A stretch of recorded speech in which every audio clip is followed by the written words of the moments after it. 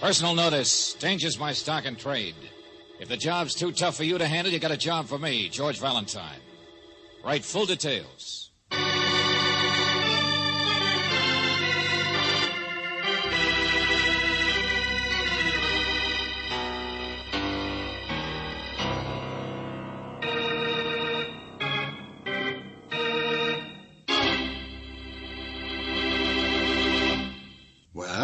See, it's time for another Let George Do It adventure.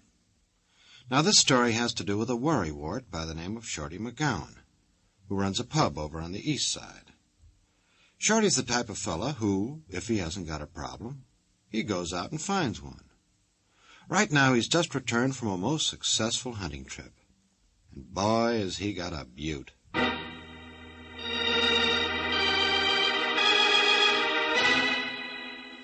Dear Mr. Valentine, what's become of Terry Cable? Terrence J. Cable, sweetest man ever blew foam across the woodwork in my place. Now, I suppose you could say it's none of my business why a good customer and friend like that should just up and disappear. But then again, what kind of a human being would that make you? Yeah, suppose he's in trouble. Suppose he needs help. Well, Mr. Valentine, I found something yesterday in a hock shop that scares the daylights out of me. Oh, Terry Cable's in trouble, all right, believe you me. So get down here, will you? Give me a hand. Everybody knows where Shorty McGowan's place is, here on East Commercial. And Shorty McGowan? Well, that's me, the guy with the towel in his hand.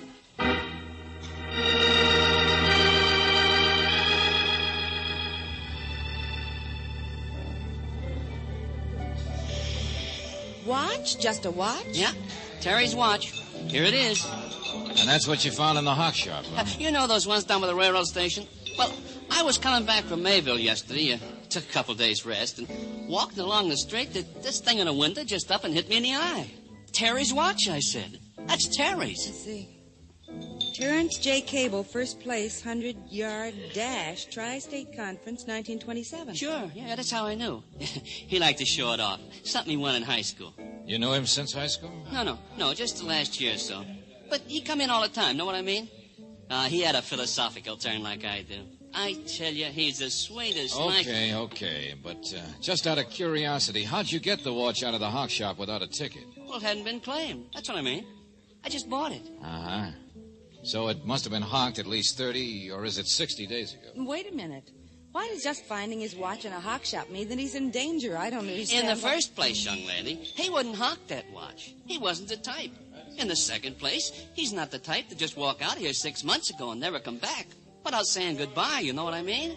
And in the third place, or fourth, whichever it is, Terry Cable was expecting a check. A big check. More. 50,000, he said. Okay, so what? Check from where? Well, how should I know? Rich Uncle Dudley, maybe? Uncle Sam? Search me.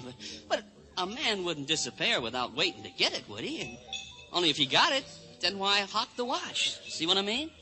Yeah, I see what you mean. Maybe see why you're so interested in finding him, too. Oh, no, you don't. Not me. No, I'm more one of them ultras, you understand? Yeah, to me, he's just a fellow human being. I'm no more interested in his money than I was in his gun. His gun? Oh, this gets better all the time. Oh, sure. He had a gun, all right. Yeah, I saw it once when he dropped something out of his pocket. Don't ask me why. A fella's got a gun, you don't ask questions. That's what I always figure. Very considerate. Shorty, tell me some more about this Cable, where he lived, his family. Now, listen. It might be something, but it might not. Don't you understand? I tried to ask him questions like that once in a while, but he'd just laugh and go on talking about the baseball games or religious aspects, things of that type. You see, I don't even know where he lived or who his other friends were. All I know is, for a while, he had a job over at Fat Williams' warehouse, a load checker. Fat Williams? And also, I know this is the kind of neighborhood when things happen, you don't meddle. Me, I'm staying out of it. Only, what's become of him? It's driving me nuts. What's become of Terry Cable?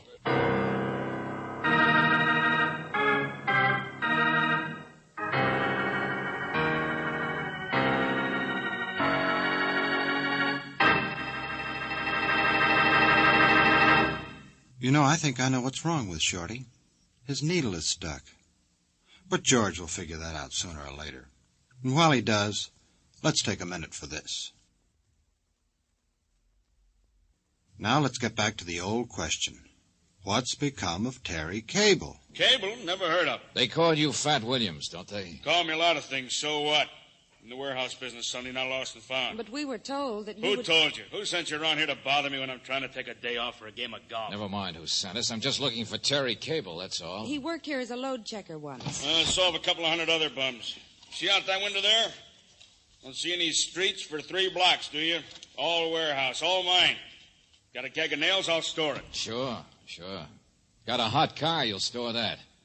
What's that? Oh, I've heard your name before, that's all. Just take it easy. Sonny, I thought you wanted help, not a button through your collarbone. Skip it, I said. Your place burned down here about a year ago, didn't it? I didn't realize you were still around, that's all. You mean you wanted me to know you were a real hep character? So any information I got, I better give you. Oh, these eager beavers. I can pester your employees to find out about Cable. But it'd be so much easier to get information by just saying please. Now there. See? Terrence J. Cable. No home address, worked here 3 months, paid $52 a week. Where did he go when he left here? Fired for spending too much time in the gambling joints. Like Lou Sprinkle's place. And that's all, huh? That's all you got to say. Well, for the love of dog food, yes. What do you think I am, Sonny, a day nursery? What do I care what happened to some jerk I never even... What's that? His watch. Why'd you say so in the first place? You want to find this guy and tell him what time it is? Oh, get out of here, will you? I got a game of golf.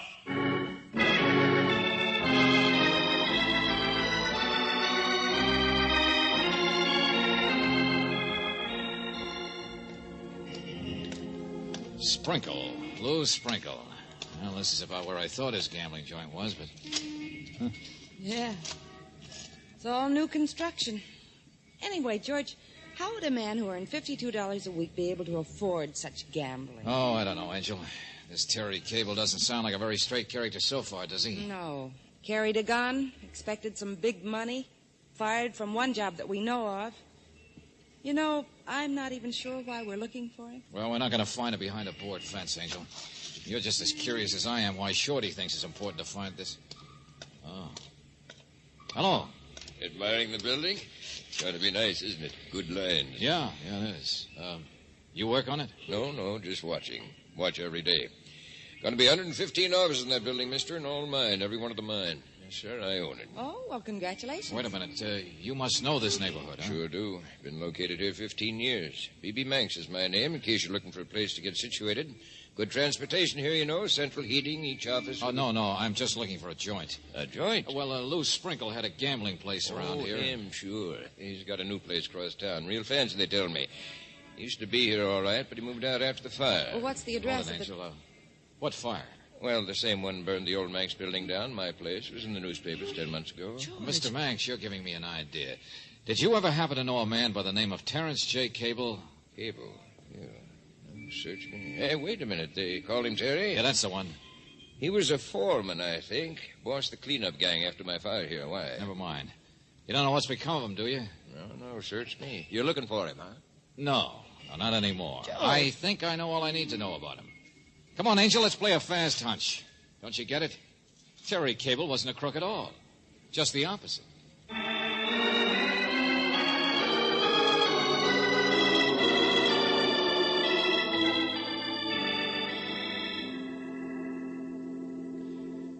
Yes, Mr. Valentine. Terrence Cable has been with us for years. Fire insurance underwriters. George, you're right. Yeah, every place I looked, I seemed to run into a fire. Any guy who once in a while carried a gun and who so gratuitously could wrangle jobs in places that had burned... He had money to spend in a third place that burned. Had to either have an angle or an expense account, Mr. Everett. What is Terry, a fire investigator? Yes, that's right. So if that answers your question... Well, it solves the riddle. Yes, Mr. Everett. But what did he find? We can't help being curious. That Fat Williams warehouse had a lot of valuable furs stored in it when it burned. And... The furs were never definitely linked with the fire. And we looked them up in the newspapers. This B.B. Manx collected quite a bit on his fire, too. And as for Lou Sprinkle, knowing the kind of guy he's supposed to be... We investigated the fires, naturally. That was Terry Cable's job. But now, if you'll excuse me, Mr. Valentine... But he didn't find anything wrong, is that it? He was just pulled off the case, and that's why he disappeared from that part of town. Yes, that's the idea. So there's really no mystery now, is there? You can go home and forget about it. Oh, wait a minute, hold on. Yes? Why don't you tell us the rest of it? Where's Terry Gable now? What's become of him? Are you asking for a client or for yourself? Well, what difference would that make? Mr. Valentine, it wouldn't make any difference one way or another. You see, Terry doesn't work for us anymore. I really haven't the slightest idea where you could find him. Oh, you mean you won't tell me? Or you don't want me to look? I mean those cases are closed. Besides, Cable doesn't have anything to do with investigations anymore, so what business is it of yours? But he disappeared so quickly, we thought... Well, I don't know what became of him. Left town, I think. Now, really, Mr. Valentine... You're lying, friend. But okay, if that's the way you want it. But I'll be back. What? You don't want me nosing around because you know what's become of Terry Cable. Well, maybe your closed case will be reopened as soon as I find out why my client was so anxious to reopen it.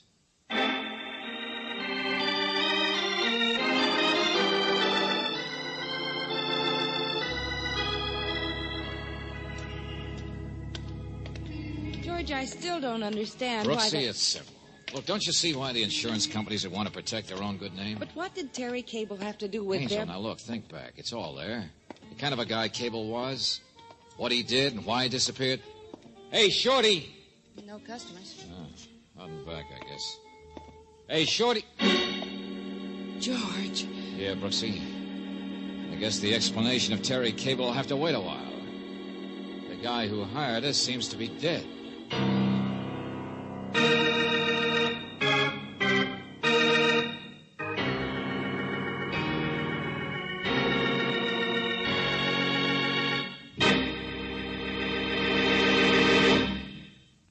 Shorty.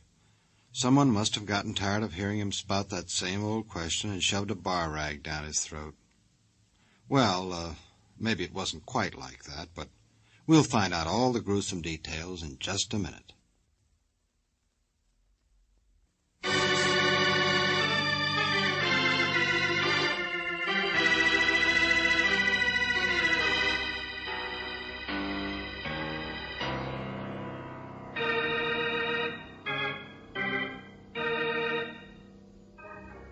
Now, back to George Valentine. The man who hired you is dead, Shorty McGowan. He's been shot. Well, if your name is George Valentine, then the mystery of what's become of Terry Cable is now more important than ever. No, Brooksy, Lieutenant Johnson said there weren't any witnesses to our friend Shorty's death. And it happened just a few minutes before we got here? Yeah, that's what the doc says. Somebody stepped in from the street and shot him, and that's it. But, George, why? He was such a friendly little man. Yeah, but it seems he's been mixed up in a few things, too. Oh, what kind of things? Oh, petty theft, hold up once. But what's important? Never arson. Arson? Yeah, come on, Angel. Where are we going? To get a new client. The insurance underwriters.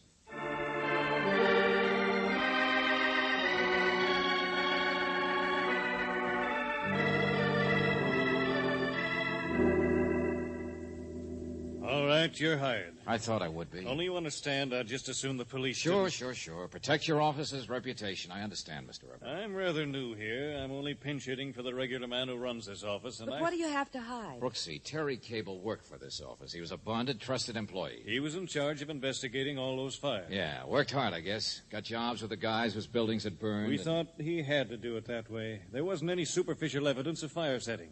The companies had to pay off, but we thought in time... You hoped he'd discover something about them anyway. Yes, he was convinced there was something phony about the fires. Each case resulted in actual profit as far as the owners were concerned. Okay, then let's lay the cards on the table, shall we, Mr. Everett? Terry Cable found some new evidence and then disappeared with it, right? Yes. He was bought off. I'm afraid so. There was plenty of proof that he left town all right, and to show that he had destroyed his own investigation records. Some of the best men in the country have worked on it without finding But him. he left of his own free will. There wasn't any force. That's right, Miss Brooks. Here, this is the only concrete thing we turned up. B.B. Manx. Huh? The day before Cable disappeared, this man Manx drew $12,500 out of the bank, in cash. Nothing we can do about it because we can't prove how he spent it. But neither can he. Cash to pay off Terry Cable. But now that there's been a murder, maybe you can legally force Mr. Manx I called him before you came back just now. Mr. Manx seems to have disappeared, too. Oh, yeah, sure. He looked like the type. Play it safe. You might try looking for him. No, skip it. I've got a different way to figure out what happened a long time ago. And maybe why Shorty was murdered today. Yeah, I'm going to throw a few dice at a gambler named Lou Sprinkle.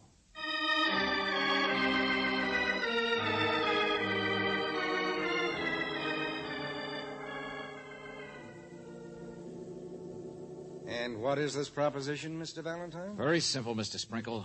I want some money. Does that make you a man from Mars? Who doesn't? No, I come from closer home. From Terry Cable. Is that so? Yeah, I think you've done business with Terry in the past. Yes, I remember. But I don't think the nature of the business would concern you. It was gambling, of course. If you say so. Maybe it was gambling on your part to think Terry wouldn't want to do some more business. Merely because I don't choose to make a definite statement doesn't mean that you can. All right, here goes. I come from Terry right now. Terry sent me. He wants some more money. I don't think I heard you correctly, Mr. Valentine. Now, if you'll excuse me, I'm a very busy And because you might not believe me, he gave me his watch to show you. Here, take a look. How much does Terry want? Oh, $10,000 to keep him quiet, I think. That's ridiculous. He said he still has testimony regarding a few fires, just in case you tried to rub any sticks together. I'd have to see this man myself or through my own representative. Do you mind? No, but you are willing to... I couldn't discuss it with you at all. I'm sorry. Here. What's this? Present for your trouble. $1,000 bill? Show it to Terry. He'll understand my good faith. So will I. Cautious, but faithful. So long, Mr. Sprinkle.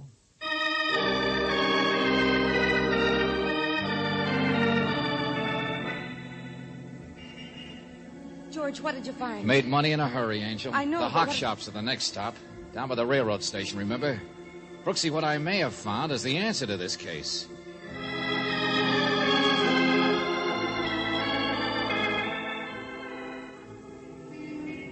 So you were going to find the answer, huh? You can't even find the hock shop. Yeah.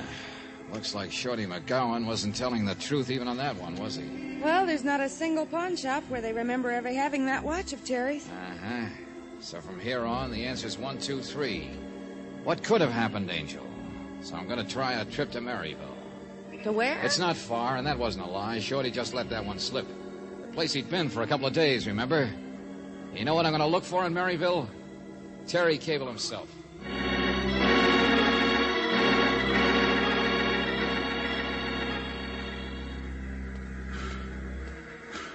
Hi there, Mr. Valentine. Yeah, right here. My name's Duncan. Chief of Police asked me to meet you. Thought you might be driving. No. The train's a couple of hours faster. Only maybe you figure in this kind of a case, speed isn't important. Well, I wouldn't say that. Of course, we do things a little differently out here. Let me have your bag there. Okay, thanks. Did you get the description? Oh, yes. We got that all right. Miss Brooks phoned it up. They sent the wire photo fingerprints and all that fancy sort of stuff, but you see, we really haven't gotten around to your case yet. Yeah, well, as soon as you do. We're a little understaffed here, and we've been pretty busy with something else. Here's the card of you. Okay. You figure this Terry Cable may be living around here, huh? Well, it's not such a long shot. A man named Shorty McGowan apparently came up here and then returned with Terry's watch. Of course, that doesn't mean Terry would still be using his same name. Yes, I understand all that. Do you? Not quite sure I do. Well, let me tell you some of our problems, and it'll take your mind off it. You see, there's a county graveyard out here. It doesn't have a caretaker. Yeah, well, look, Duncan, I'm only interested in... And a couple of days ago, there's been some digging where there shouldn't have been. What? Don't mind if we go out and take a little look, do you? That's why I couldn't get right on your case, you see. The county inspector claims there's one too many bodies out there. Since when? See, I thought you might be interested. It's nothing recent. In fact, it's since maybe 6 months ago. About the time Cable disappeared. Now, I guess you don't mind a little side trip, do you?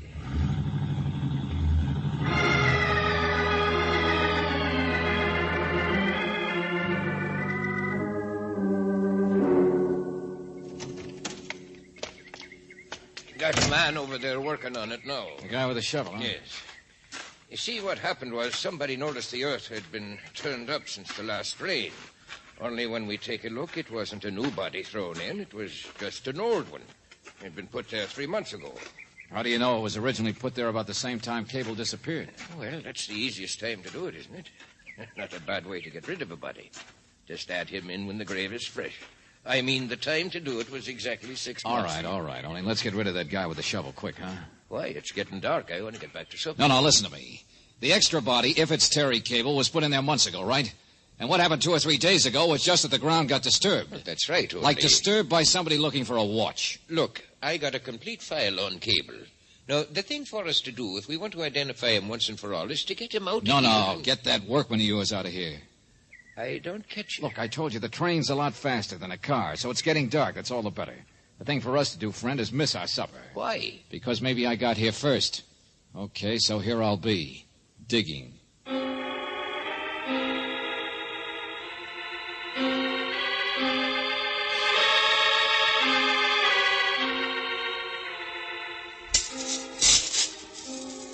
Be careful you don't strain yourself, Valentine. Quiet, will you? You're just supposed to be watching. You know, I watched a digging scene once in Hamlet. That's by Shakespeare. You don't say. The grave digger, he worked just about as slow as you do. Come across a Scarlett, I remember, just when... Hey, shh, wait a minute. Automobile. Yeah, but no headlights. You sure make a pretty target out there in the moonlight. You sure make lousy jokes sitting there in that... Oh, hold it. Automobile stopped. Yeah, somebody's getting out. Okay, stay out of sight and wish me luck, friend. All right. Back to work. Hey! Hey, you! Yeah? Come here. Who is it? Valentine, come here. Oh, you know me, huh? Been watching me all day, I guess, the way you watch Shorty. How'd you get out here? Oh, don't worry, I'm alone. I saw the body, though. Yeah, it's Terry Cable, all right. Pretty neat place to get rid of him 6 months ago. So neat you didn't even have to bother to take his watch. What Shorty did. He finally figured it out, didn't he, huh? Came up here, found Terry's body and the watch. And then hired me to put a little fear into you so he could shake you down the way you shook him. Go on, talk all you like. Only be careful coming through that fence. Yeah, sure, I'll be careful. You don't want another body out here to explain. Because that's what happened, isn't it, mister? You guys had fraudulent fires and then bought the investigator off, huh? $12,500 each. Only Cable was expecting $50,000, as I remember. So that'd probably mean 4 of you instead of 3, wouldn't it? Fat Williams, B.B. Manx, Lou Sprinkle, and who? Shorty McGowan himself? Was he the 4th? He have a fire, too? Put down the shovel and get into the car. No, wait a minute. I know who you are, all right, only... Do you? Sure. How's your game of golf? I guess the minute I left your office, you knew who'd sent me, and you headed right over to kill Shorty. To shut him up before he could go any farther. You've gone far enough, too. Fat Williams, the big shot. With a big secret, right? Something that Lou Sprinkle, for instance, didn't seem to know. That Terry Cable was really dead, that you killed him. Yeah. You're smart, too, aren't you? Well, it's fairly simple. You didn't pay Terry off, you just killed him. In 6 months' time, Shorty finally caught on to it. Yeah, Shorty was smart. He stole some furs. Did he tell you that? Furs? Oh, yeah, sure, from your warehouse. So that's what tied him in, huh? He worked with us. He was the 4th one. Look where it got him. Buster, don't try to tie the others in with you like that. Manx and Sprinkle may have been worried about their fires, but they paid off in cash. I suppose Shorty paid off, too. Only Terry was expecting a check. 1 check. He was smart. He'd want it that way. Yeah. So one of you must have collected the payoff dough from the others, one like you. Only instead of a payoff, you kept the dough yourself and killed the investigator. Yeah, that's all that happened. That's all that Shorty found out. Shut up and get in the car. By tomorrow, Sonny, nobody will even know we've been here. Hey, what? Look out, Valentine. You... That's all. Pretty fancy shooting for nighttime, wasn't it? Oh, yeah, sure. You'll get a medal. You missed him a mile. Hey, what? But thanks for spoiling his aim. I hit him with a shovel.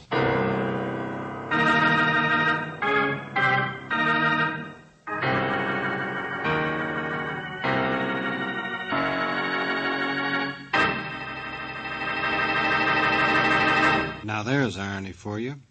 The great George Valentine saved by a spade. Get it? Spade. Sam Spade. Okay, sue me. But first give a listen to this.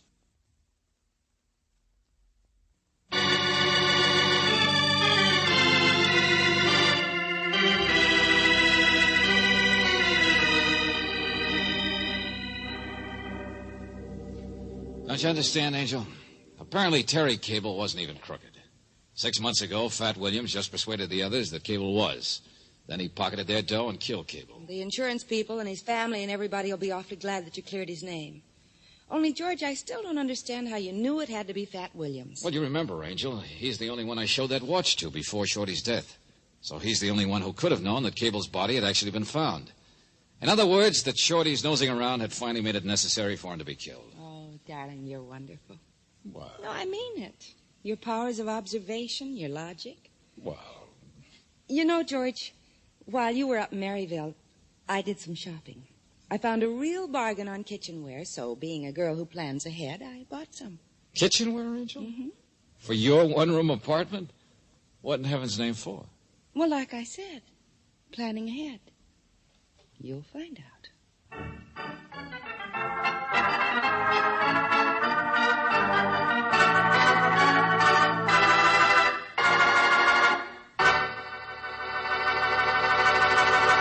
You have just heard What Became of Terry Cable, another Let George Do It adventure.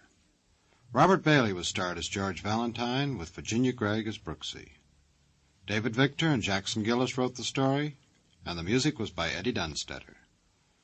Now this is yours truly inviting you to another visit with Valentine, when you will again hear what happens when you let George do it.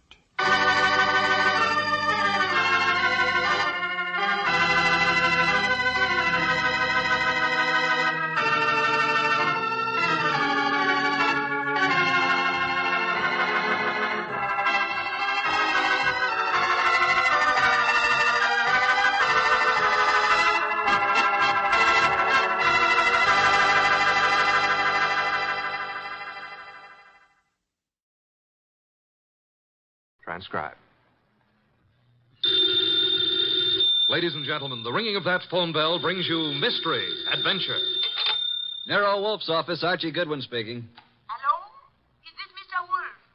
If it's for me, I'm not here. Hello? What if it's a case? If it is, tell them no. I will not. Hello? Confound you, Archie. Do as I say. Hello? Hello? Is this Mr. Wolf's residence? Yes. Is this Mr. Wolf? Yes, Mr. Wolf speaking. Oh, I am in very much trouble. Could I see you, please, immediately? Well, now, yes. What kind of trouble, miss? Give me that phone, Archie. No. Hello? Sorry, I had to turn the radio down too loud, you know. Oh, may I see you right away? Well, I pay you $1,000 as a retainer fee. Yes, indeed. I'll take the case. Come right over. The address is 601 West 35th Street. I cannot, Mr. Wolf. I just cannot come there.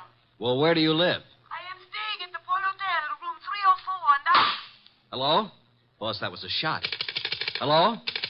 Hello?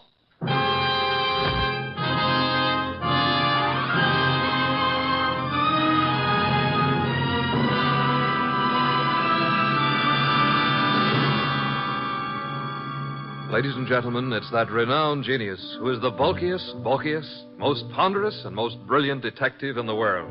Yes, none other than that chairborne mass of unpredictable intellect, Nero Wolfe, created by Rex Stout and brought to you in a new series of adventures over this NBC network in the person of Mr. Sidney Greenstreet.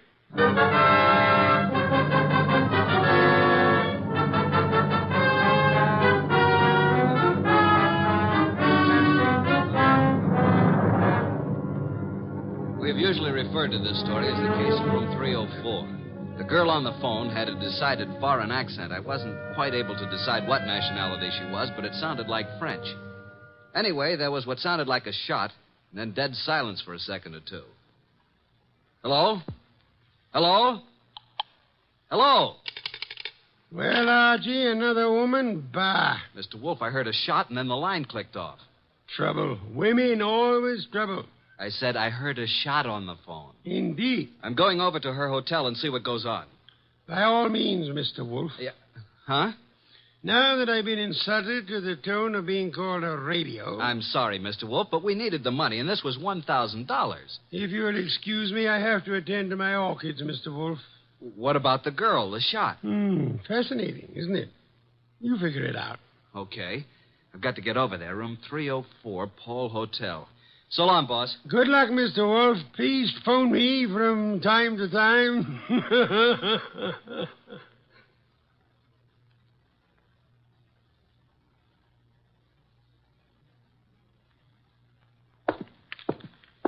301, 302, 304. What do you know? The door's open.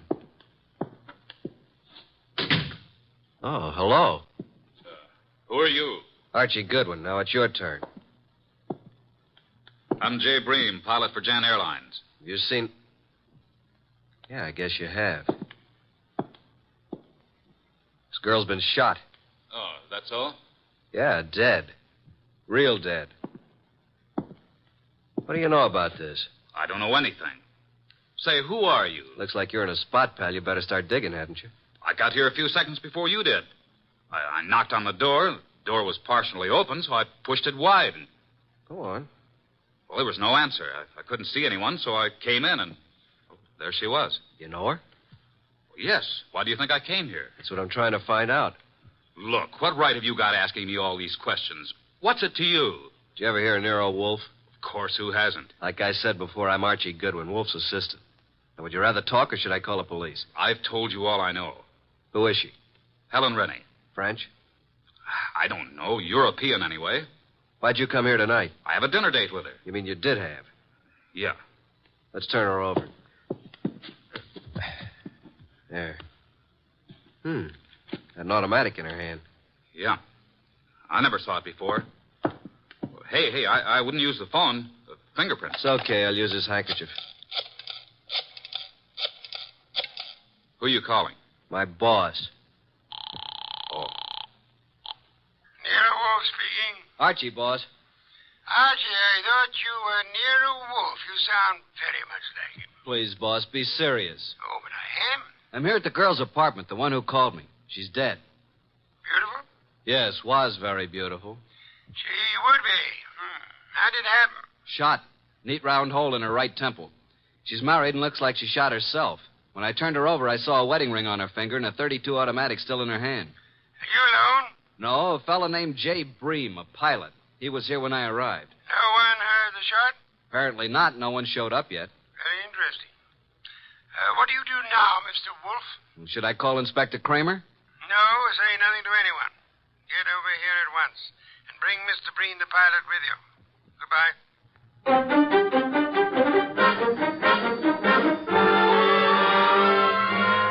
That's all you know about it, Mr. Breen? That's right, Mr. Wolf. Just like I told Mr. Goodwin here. The whole thing sounds... Hey, I just thought of something. Pray tell, Archie. It can't be suicide. Oh, and why not? How can a dead woman hang up a phone? You finally arrived at that, Archie. Amazing. Of course she couldn't. She was murdered. Murdered? Yes, Mr. Bream. But I thought she committed suicide. Please, Mr. Bream, it'll be better if you don't think. Where do you stay? 321 West 19th, apartment 5. And your job? I've 10 days vacation. Started yesterday. One thing, Mr. Bream, I suggest you don't leave town. Furthermore, talk is not advisable. I strongly recommend that you adopt precautions. Yes, sir. Show Mr. Bream to the door, Archie. Yes, sir. Right this way. Good night, Mr. Wolf. Good night. I didn't want to tell you in front of Mr. Bream, but I found this in her purse when I sent him for a sheet to cover the body. $1,000 check.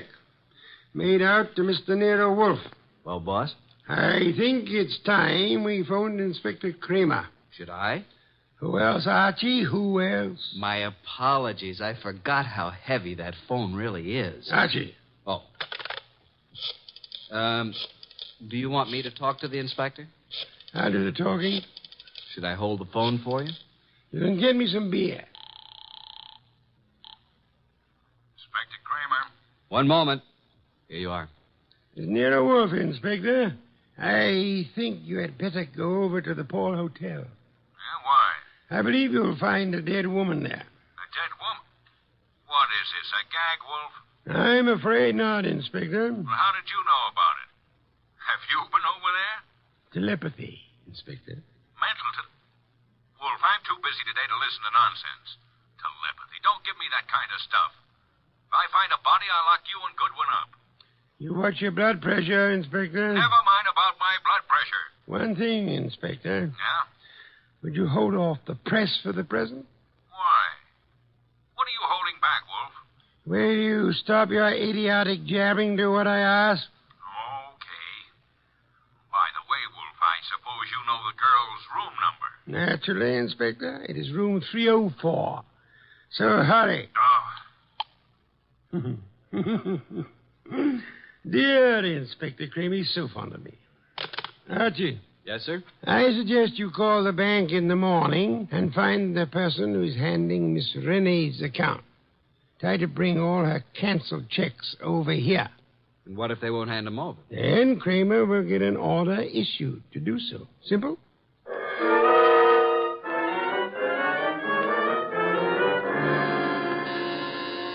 Coming. Well, where's Wolf? Where do you think he'd be? In his big chair. Good evening, Inspector. I expected you before this, Inspector. What kept you so long? If I told you I had a flat tire, would you believe me? Now start giving, Wolf. What did you know about the dead girl? Inspector Kramer, do sit down. Relax. Nervous tension is such a deadly thing. Now listen here, Wolf. Would you like some beer? Most soothing, you know. Come on, what's the dope on this case? Fill the inspector in on the details, Archie. I was here talking to the girl over the phone. There was a shot, and then I went over to her hotel and found her the same as you did, dead on the floor. And the phone was placed back on the hook. Come on, Wolf. There's more to this than that. Let's have it.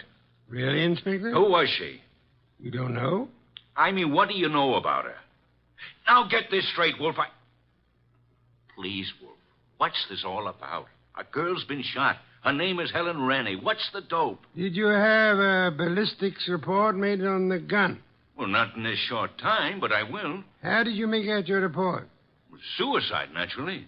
Archie was talking to the girl on the phone at the time she was shot. So she chooses to kill herself talking to your assistant. Why, you big, flat-footed... Inspector, precisely how can a dead girl hang up a phone? Why, she, You see, Inspector, quite impossible. And now I suggest you make out your report murder. Murder? Wolf, tell me, why is it you're always mixed up in these cases? That, Inspector, would be as difficult to answer as it would be to convince Archie of the danger of the female of the species. Oh, what's the use? No one ever answers my questions. I give up. Oh, Inspector, I do hope you will bring the girls' canceled checks tomorrow if they don't turn them over to us. What? The inspector is just going, Archie. Please see him to the door. I'm not helpless. Good night, Inspector. Good night.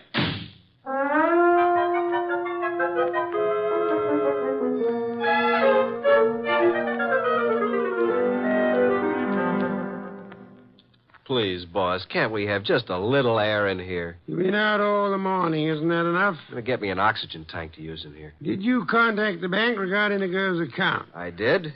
I finally talked to the head of the accounting department. He told me about our personal agent here, Mr. Renfrew. He was handling all our financial affairs. Went to see Renfrew. What did he have to say? Very little. But he seemed very upset when he learned of her death. I didn't tell him how she died. He said Helen Rennie was here buying technical equipment for her government in Europe. Technical equipment? What kind? Laboratory stuff. Did she make any definite purchases? From the Arrow Company here in town, and Mr. Paul Morio is the head man of this Arrow Company. Mr. Renfrew, her agent, gave us quite a bit of an argument about coming over here today, said it was very irregular to show bank statements. But he finally gave in. I didn't need the inspector's help. What time do we have the honor? He said he'd be here at noon. No. You know I'll be busy at that time. Well, I didn't think you'd let... Archie, you never do. Your lunch will keep just this once, Mr. Wolf. Not this once, nor any other time, Archie. You know I have lunch precisely at noon. Not after, not before. Understand? Yeah. I surmise you have the address of the Arrow Lab Supply Company? Yes, sir. You want me to go have a talk with Mr. Morio who runs the place? Sometimes, Archie. Your conclusions are fantastic. I'm leaving. One thing more. And? After you return from your visit with Mr. Morio, would you be so kind as to entertain Mr. Renfrew until after my lunch? And don't stand there with the door open. Sorry, boss. I'll go out through the coal chute. Do forgive me.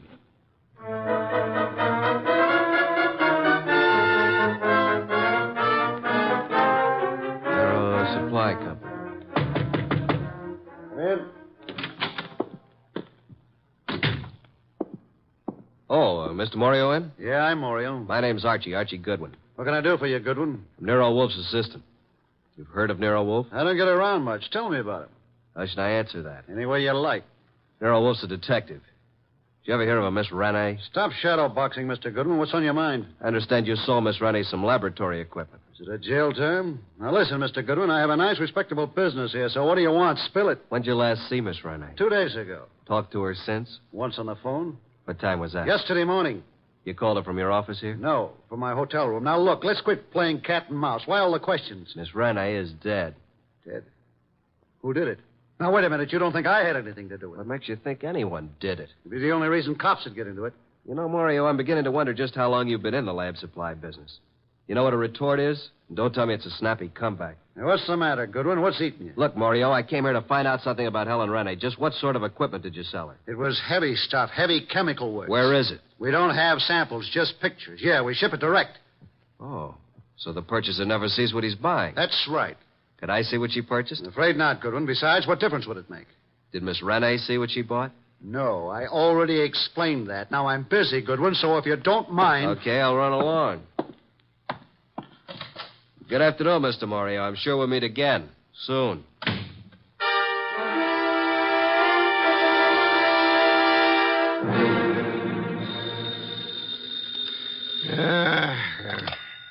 Nero Wolf speaking. Archie, boss. Yes, Archie? Just left the Arrow Lab Supply Company, and as far as I'm concerned, something's rotten in Denmark. Indeed. This guy Morio, who runs the company, doesn't sound like a legitimate lab supply man. I think he's running some kind of a racket. What makes you believe that, Archie? Just not the type to be in a legit business. Things just don't jive. And she didn't see what she bought. You believe, then, that he would have reason to want Miss Rene out of the way? Yeah. Guy made me see red. I wanted to take a poke at him. Archie, you're an idiotic hothead. He said it was all heavy lab stuff she bought, and it was too late for me to see it. Forget it now. Get over here as soon as you can. Immediately? Immediately. Have you forgotten you have an appointment with Mr. Renfrew at noon? Goodbye.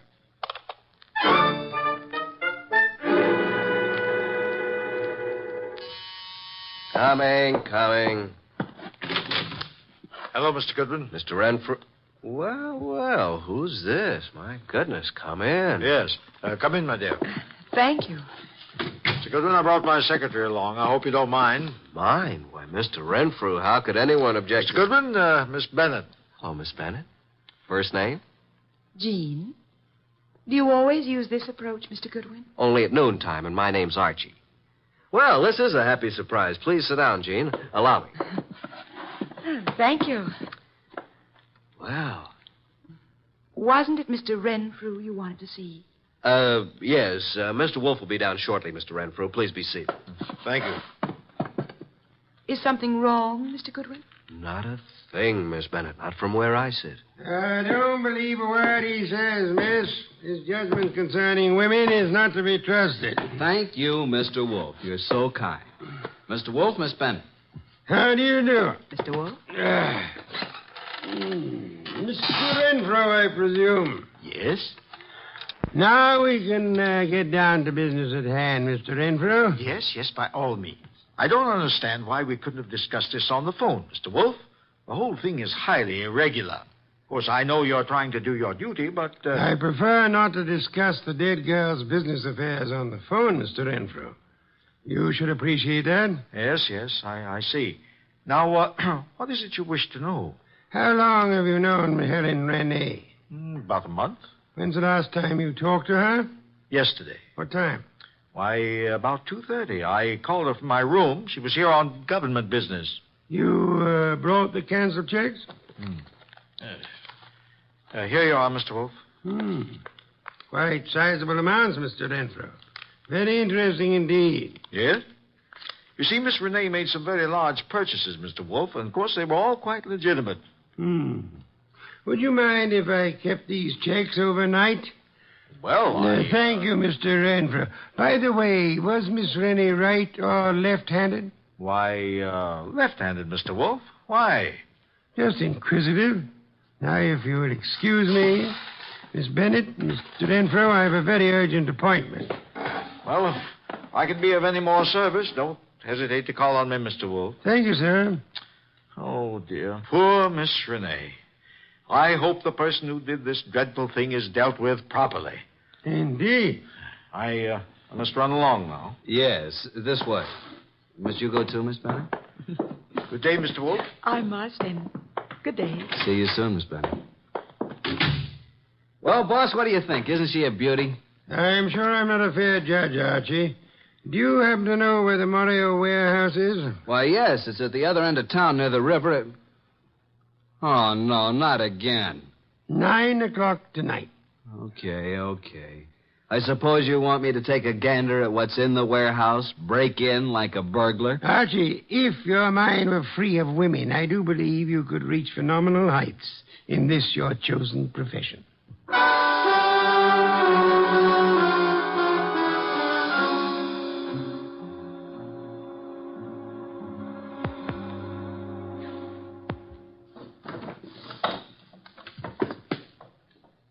Nothing around here but a bunch of old tubes and glassware. I hope Wolf knows what he's doing. I don't. All right. Stand where you are and reach. What's it? Flip the lights on, Joe. That's better. Now, sing up and tell me what you're doing here. I beg your pardon. I'm a little deaf. I couldn't hear you. I said, what are you doing here? Oh, Ellen. I was supposed to meet her here. Make sense, will you? You think I can? What's the matter, Mac? Visitors? And this bird refuses to talk. Well, then knock it out of. You two talk it over. Don't bother telling me how it comes out. Hey, wait a minute, you.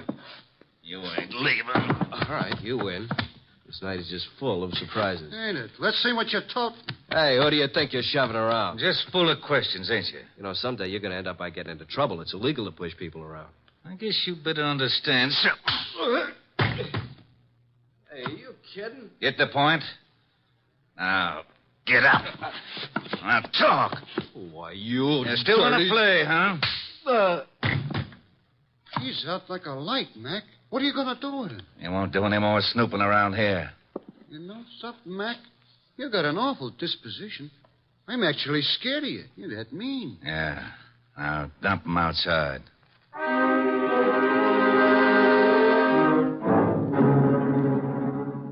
Hey, boss.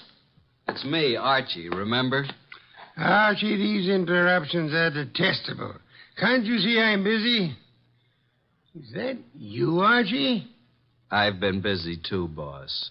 Look at my face. I had an accident. From your appearance, I'd say that someone else had been busier. All right, Mr. Goodwin, as long as you insist upon interrupting my meditation, start at the beginning. Mr. Wolf, I arrived at the warehouse. I went inside. I saw a lot of packing cases and a bunch of old glassware, worn-out junk. 2 men jumped me. I came to lying in the alley. I staggered to a cab and made it home. End of story. Archie, your repertoire of words is most astonishing. And your description of Morrill's warehouse is without doubt most enlightening. I thought you'd like it.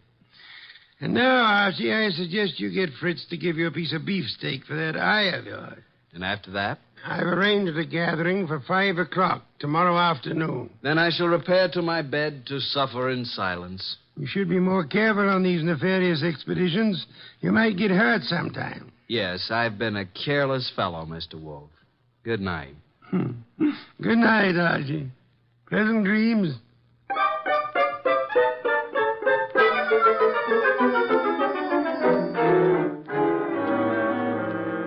Mr. Wolf, I'm glad you called me early. I was just about to leave town for a couple of days.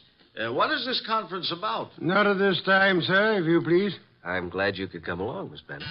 I'll be happy to assist in any way I can, Mr. Goodwin. Archie? Right. Well, good evening, Mr. Morio. I knew we'd meet again. It's no fault of mine, Goodwin. Please come in. Come in, Mr. Morio. You don't want to keep the rest of the guests waiting. What do you want with me? For Why, what? Nothing. Mr. Wolf, this is Mr. Morio. Sit down, sir. Take the red leather chair. For special guests, Mr. Morio. Yeah? Now, gentlemen, you're probably wondering why I asked you here.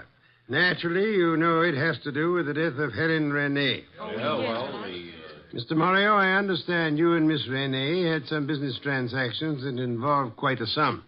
That she purchased laboratory equipment. That's right. Archie told me that your warehouse contained nothing but second-hand junk. It was a shame, Mr. Morio, that this shipment was delayed by a shipping shortage. Otherwise, you might have gotten away with it. Is this why you called me over here? It is immaterial to the case at hand. Actually, I'm only interested in Helen Renee's murder. Hey, wait a minute. You don't think I did it? Didn't you? No. Mr. Wolf, I admit everything you said about the equipment. But I've had no part in any murder. I see. Mr. Bree, you're a pilot of Wallflower. If you had shot the girl and wanted it to look like suicide, in which hand would you put the gun? Why, her right hand. Indeed. Where did you first meet Miss Renee? Boarding the plane at Orlyfield, Europe. Mm-hmm. Mr. Renfrew. Now, look here, Wolf. This has gone too far. I won't be put through any third degree. So if you'll excuse me, I have to get to the dip. Sit down, Renfrew. Well, Mr. Renfrew, I'm astonished that anyone would be as amateurish as they were in this case. I don't understand. Could it be that you killed Miss Renee and attempted to make it look like suicide because she was about to tell me that through forgeries her bank account was $50,000 short? Well, what reason would I have to kill her? You told me yourself you phoned Miss Renee from your hotel the day she died. Yet there was no outgoing calls charged to your account. Oh, this is nonsense. Ridiculous. She suddenly became suspicious of you. And you are probably the only person here who knew that she was left-handed. Well, what does that have to do with it? She was shot through the right temple, Mr. Renfrew, while talking on the telephone. With a gun in her left hand, wouldn't it be awkward for her to twist her arm around her face and shoot herself? In your excitement, you forgot you had shot her in the right temple. And what else do you know, Mr. Wolf? That you once worked in Europe where you met Miss Renee, arranged to represent her in this country.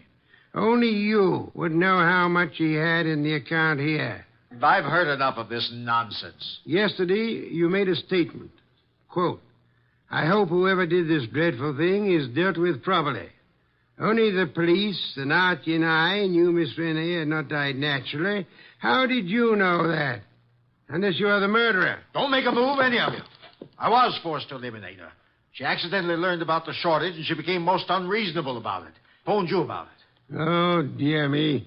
So utterly weary of these melodramatics. Put up that gun. I've spent 15 years sweating, trying to get enough money to live the way that I want. And now I have it, and neither you nor anybody is going to take it away from me. I'll kill anyone who tries to follow me out of this house. Oh, no, Mr. Wolf. Stand back. Mr. Renfrew, don't, please. I will take that gun from you and... Stop it, Renfrew. What the... Well, Inspector, you certainly arrived at the proper time, even if you are late. What do you mean, late? I've been standing out there listening to Renfrew for 5 minutes. Boy, that's too close. Glad he missed you, Inspector. Well, good night, Mr. Wolf. Not so fast, Mr. Morio. I suggest you hold Mr. Morio here for swindling Miss Rennie and her government. And, Archie. Yes, sir? Do you know how to care for a person who has fainted? I certainly do. Then look behind you. Your pretty Miss Bennett has collapsed.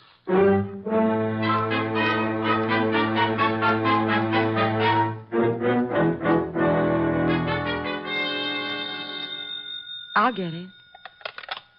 Hello? Is this Miss Jean Bennett? Yes. Is Archie Goodwin there? Well, why, yes. Just a minute. It's for you, Archie. For me? Mm-hmm. No one knows I'm here. Hello? I thought I'd find you there, Archie. How'd you know I was here? I figured that by the skill you expressed on reviving a patient from a deep faint. Archie, on the way home, I want you to stop at the delicatessen and pick up the following things. Ham, beer, cheese, olives. My boss. Now, Archie, How do you know you were here? Pure deduction. That's why he's called the world's greatest detective. Really? Come here. Yes. Archie, you shouldn't have... Oh. Archie. Archie, you listening to me? Oh, well, guess you didn't hear a word of it. Good night, Archie.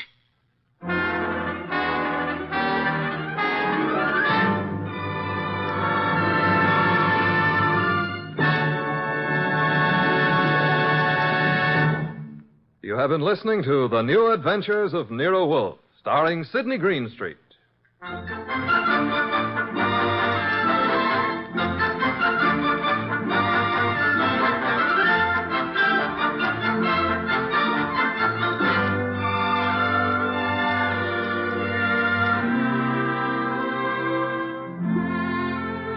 Tonight's transcribed story by Virgil Reimer was based on the characters created by Rex Stout.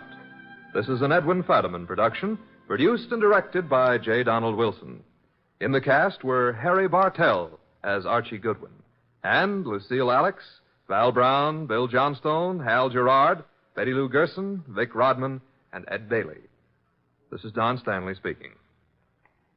3 chimes mean good times on NBC.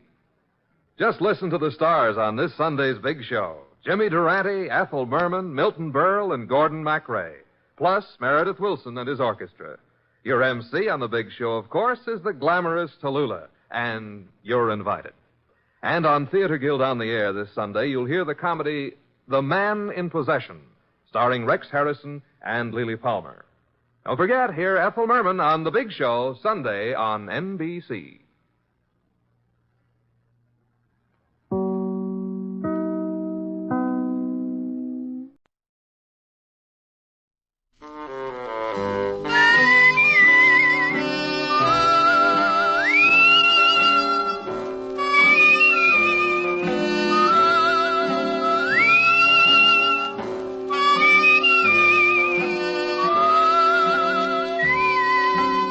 Here's Dick Powell, transcribed as Richard Diamond, private detective.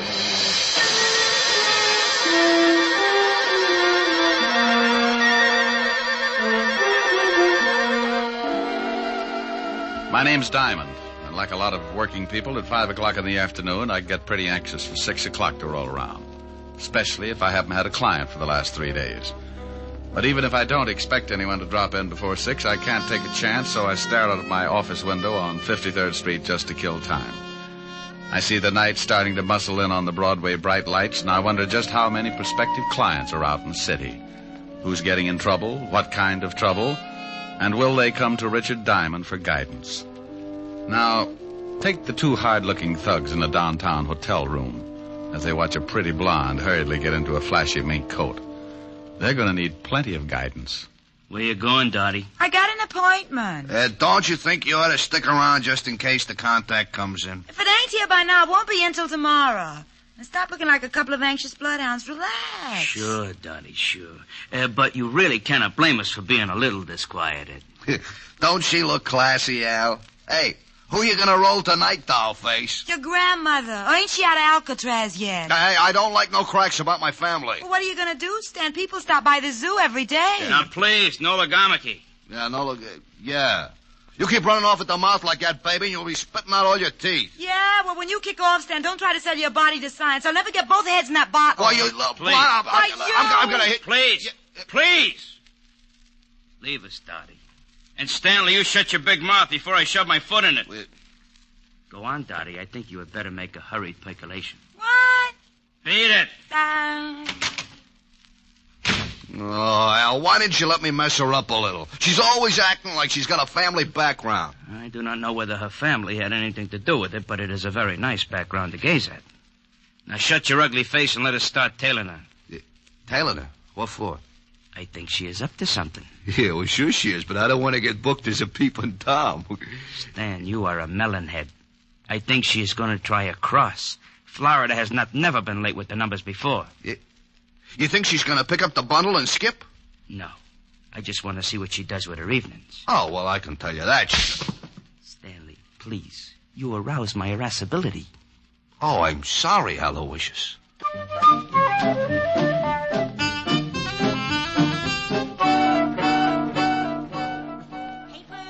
Evening paper. Paper! Evening, Glenda. Oh, hello, Horace. Times. You look tired. Hard day at the office? I stayed home. My wife's swell.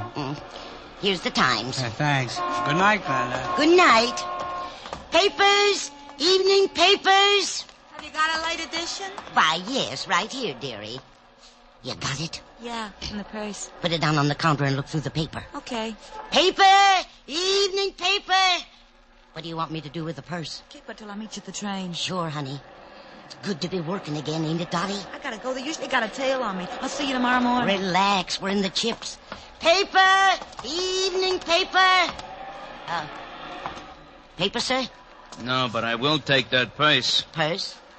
Oh, why, that nice young lady must have left it on the counter when she looked at the paper. Please, just extend your agent index and shove it over here. Why, I can't do that. It belongs to that young lady. Oh, look, it would make me very unhappy to have to shove all those nice old wrinkles around, but I am in need to possess one patent leather handbag. Now, if you will kindly move it in my approximate latitude, you old bat, we can dispense with all... Why, you poor excuse for a lowbrow gunnif. Madam. For 2 cents, I'd wrap a lead sap across your flat head. Well, hello, Glenda. Hello. How's business? Oh, Officer Quine. Aren't you on a little late? Yes, I've been changed to the 6 o'clock beat. Well, good evening, sir. Yeah, lovely. Good evening, officer. Say, haven't I seen you somewhere before? Hardly. I reside in Flatbush. Well, thank you, Mother. I do not see anything I want. There, goodbye. He doesn't see anything he wants. What does he think you're running? A drugstore there? Hey, Al, I saw a cop. I am proud of you, Stanley. Huh? Now let us hurry around this corner. What, you think Dot and the old dame are cooking up something together? Stop here so we can watch the old dame. Stanley, to put it in your words, yeah, I think they are cooking up something. Oh, you figure she slipped the old girl the numbers? Your perception astounds even my Hey, observe. Oh, yeah. Your grandma is taking off and leaving the cop behind to watch the papers. Yeah, she is going in that building. She has got the purse. Stanley, stay here and await my return. Okay, but my feet are beginning to hurt. Go in a drugstore, purchase some Blue Jays. I shall be right back with the purse.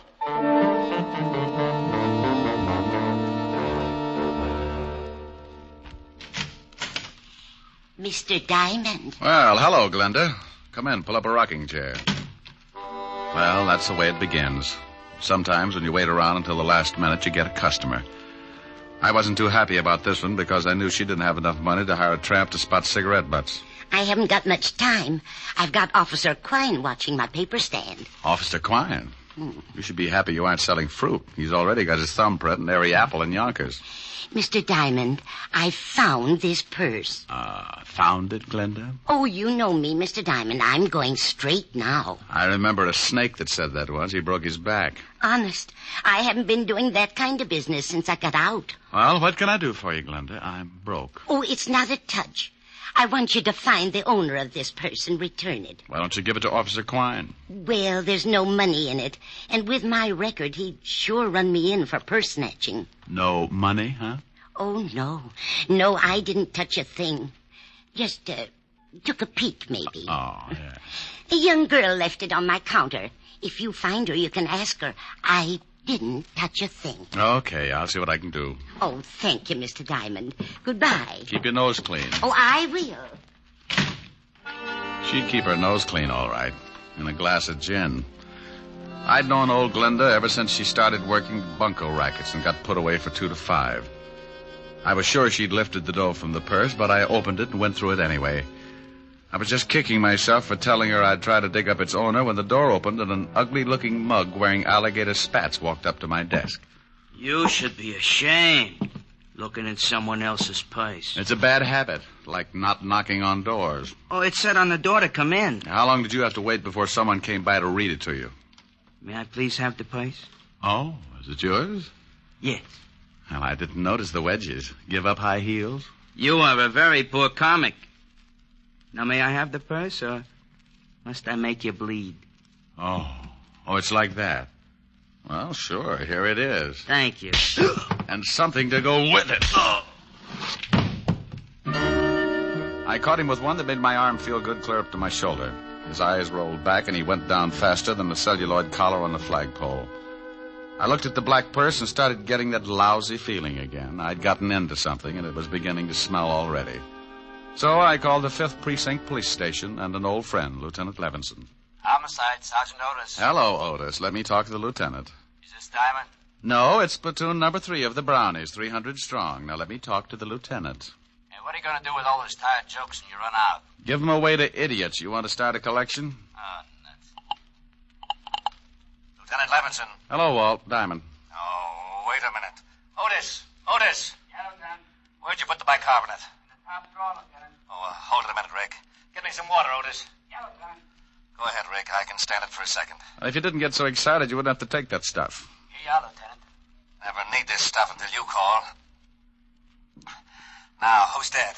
Nobody, but there's a guy in my office lying on the floor. He's dead. He's got to be. No, he isn't, Walt. I just belted him in the mouth when he tried to get rough. Wait a minute. He's trying to wake up. Groan for the nice policeman. You hear him, Walt? Okay, so some guy got tired and went to sleep on your floor. What do you want me for? Hold it a second, Walt. He's getting a little too active. What did you do? I kissed him good night. What did you do that for? Well, I've seen him somewhere. I think he's wanted. Oh, well, hang on to him. I'll send the wagon down. The door will be open. I'll fix it so he doesn't get away. Wait a minute, Rick. Where are you going? Well, about 5 minutes ago, an old dame hands me a black patent leather purse and asks me to find the owner. Right afterwards, this cultured gorilla wanders in and says the purse belongs to him. Oh, what's in it? Nothing much. A compact, book of matches, and a handkerchief. Smells nice. No money? No. Oh, I got to stop by Helen Ash's for a minute, and then I'm going to find out what makes this purse so valuable. Say hello to Helen for me. Sure thing. Bye, Walt. Be a good boy. Goodbye.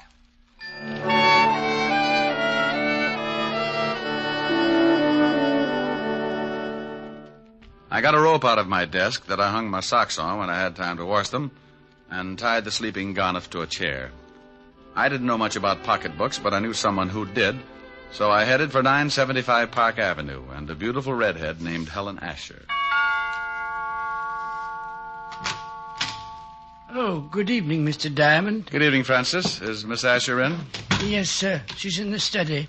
Shall I announce you? No, just dig up something that'll get me back on my feet. I'll let myself in. Yes, sir. Mr. Diamond. Yes, Francis? If you'll pardon me for saying so, sir, I just love the way you talk. Well, thank you, Francis. Eaton, 98. Majored in Sloyd.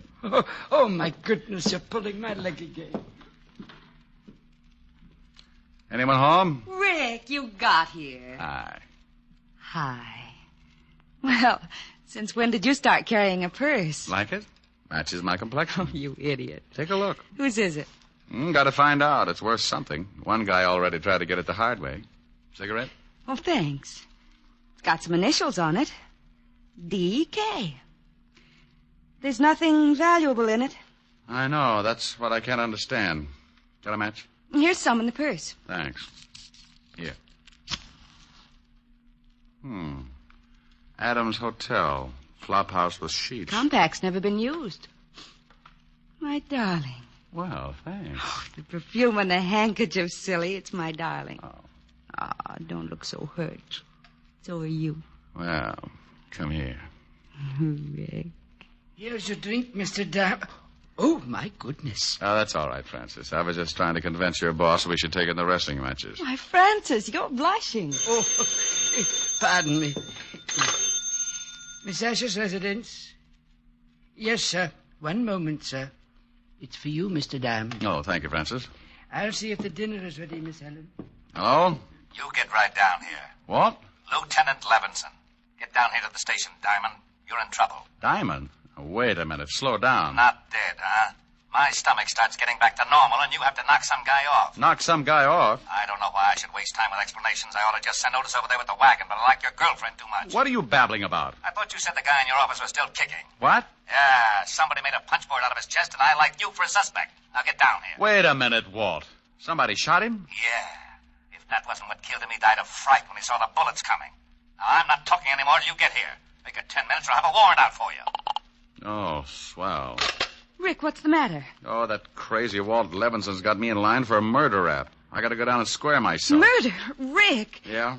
I'll see you later, baby. But, Rick... I can't wait. I'll get back as soon as I can. If we were married, this wouldn't happen. Rick, you forgot the purse. Francis? Francis! Yes, Miss Asher? Francis, Mr. Diamond forgot this purse. See if you can catch him. He's gone to Lieutenant Levinson's police station. Yes, Miss, I'll do my best. Rick just has got to stop this foolishness. Oh. How did you get in here? Who are you? I come in a back way, lady. Where's the shamus? You get out of here. No, just relax, baby. One yell out of you and you get hurt pretty bad. What? Where's the shamus? He went down to the police station. Okay. Where's the purse? I saw him bring it in. I don't know. Oh, come on, baby. Or do I shake it out of you? You stay away from me. You... Hood? Hood? Where's the purse? I told you I don't know. No, stay away. Okay, but you're making it tough on yourself. Stay away. You stay away from me.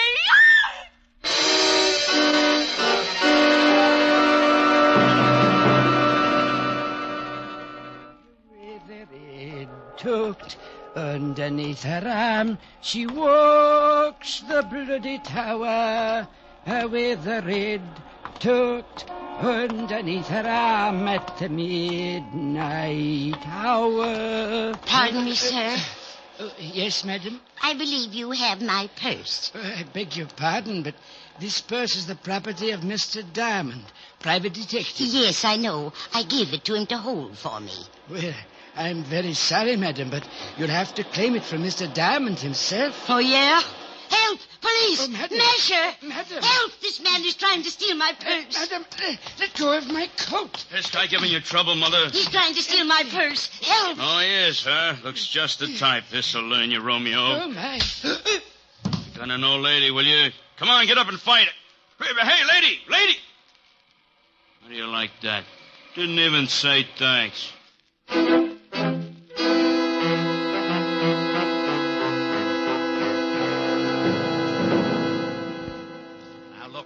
I don't care what you say. You told me you had a guy in your office. When my men got there, they found him tied in the chair with 3 bullet holes in his chest. He was making noises when I left. Some guys do that when they get shot. Oh, stop being an idiot. You know I didn't kill him. Yeah, I know it, but what do I tell the commissioner? That I let you go because you're a friend of mine? Used to be on the force? No, but you don't have to act like I rubbed out the whole West Side. Well, I'm mad. I want to retire in 5 years, and I want to do it with a healthy stomach. Yeah? Lieutenant, Murphy's got some guy out here he picked up for purse snatching. Says he's a friend of Diamond's and wants to see him. Send him in. This can't get any screwier than it is already. I got a purse snatcher who says he knows you. Purse snatcher? Francis. Yes, Mr. Diamond. I don't feel so well. That's all, Otis. Isn't he your girlfriend's butler? Yeah. What happened, Francis? Well, sir, I was bringing that purse down to you. That's right. I left it at Helen's. Yes, sir. Well, a little old lady approached me on the street and claimed it belonged to her. What did she look like?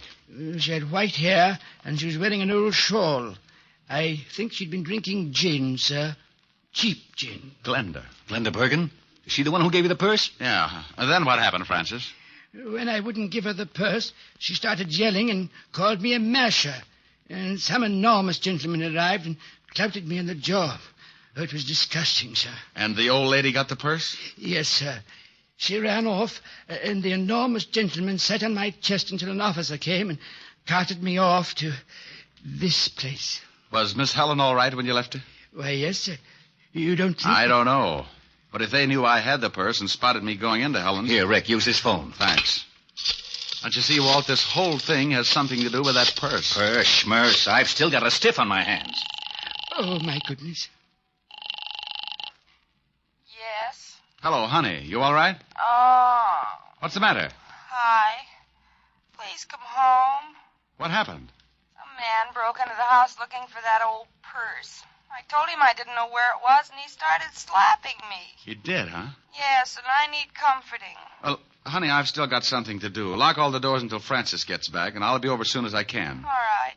Did you get the purse? Francis will tell you all about it. Bye, baby. Bye. Rick. Some louse shoved Helen around. Francis, get over there and take care of her. It's all right if he goes, isn't it, Walt? I guess so. Otis, I'm releasing the guy that was picked up for purse snatching. And don't say, yeah, Lieutenant. Okay, Rick. Oh, thank you, sir. Step on it, Francis. Miss Asher needs someone to take care of her. Yes, sir. Walt, Give me 2 hours to find out what this is all about. Are you going after Glenda? Yeah. If she's tied up with this killing, I'd better send some of the boys along. Give me 2 hours alone. I want to find the guy who shoved Helen around. Okay, Rick. 2 hours, and I put in a general alarm for you and the old dame. You know where she lives? I got a shack over near the East River. Thanks, Walt. Otis, let Diamond go and bring me a tablespoon and some water. And Otis, shut up.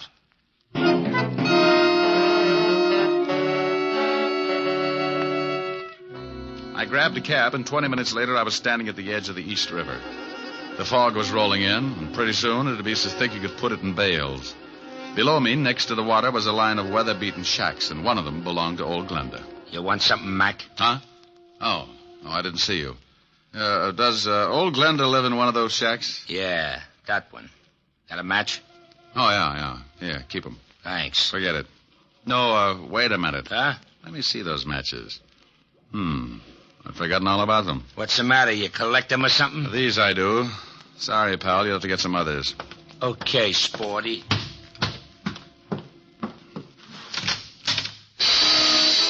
The inside of the shack looked like a hardware store after a good earthquake.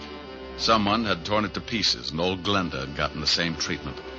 She was lying on the wooden floor staring up at me. She couldn't close her eyes because the rope around her neck was squeezing them open. Is she dead? Huh? I followed you down. Well, hooray for you. The next time you sneak up on somebody, you're liable to end up with a skull fracture. Just wanted to see what was going on. Is she dead? Unless she can breathe through her feet. She's been strangled. Gonna call the cops? No. I thought I'd rub her wrists for a while. Now, here's a buck. Call Lieutenant Levinson at the 5th Precinct and tell him what's happened. Sure. Got a nickel? Yeah, here. And tell him I've gone over to the Adams Hotel on 28th Street. My name's Diamond. Good for you. Now step on it.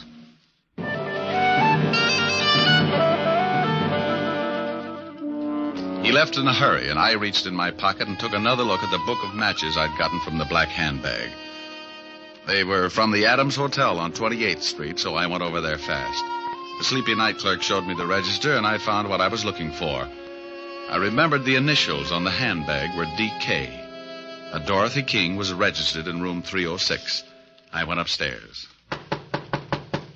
Yeah? I got a message for you. Slip it under the door. I'm not that skinny. What is it? It's from Glenda. Oh, wait a minute. All right, the door's open. All right, now shut it and come on in. Huh? Oh, what a lovely gun. Glad you like it. Now, what do you want? I just left Glenda. She's dead. What? Yeah, strangled. How'd you find me? Matches in your purse. They were from this hotel. I checked the initials on the bag with the register. D.K., Dorothy King, room 306.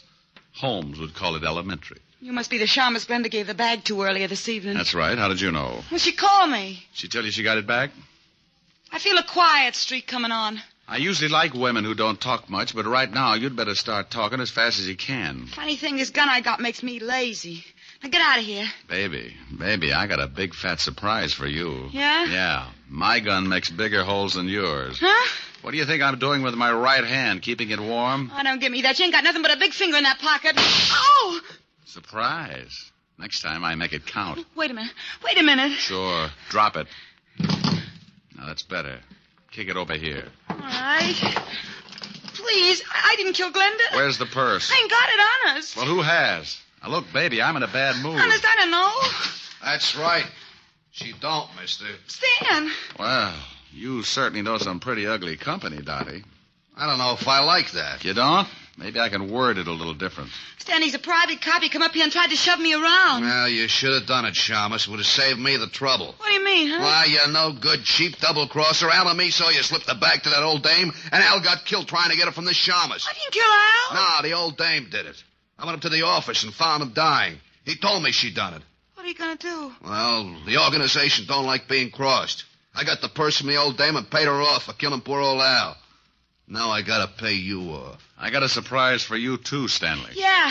You try anything, you'll have more holes on you than a fishnet. He's got a gun in his pocket. Well, look at his pocket, wise guy. Oh, gee, I wish Al was here. He'd know what to do. Go on, shoot him. Shoot him. Stan's got it coming. Looks like it's a tie. No sense in both of us getting killed. Yeah, you plug me, and I'll nail you before I go down. Don't listen to him. I think he's got a point. Well, are you going to do? That's up to him. Well, as Al would say, a hurried departure is in order. I'll take care of you later, Dot. Huh? Goodbye, all. Yeah, that's pretty good. Al would like that. Don't let him get away. Stop him. You stop him. All right, baby. Where's he going with that purse? If I tell you, will you give me a chance to get out of town? I can't do anything about that. When I leave, you're on your own. Technically, you haven't done anything the law could hold you for. I haven't? No, but that won't stop me from pushing you around. Now, let's have the story. If Stan hasn't been there already, he's headed for a locker in the subway station at 34th Street. What's in the locker?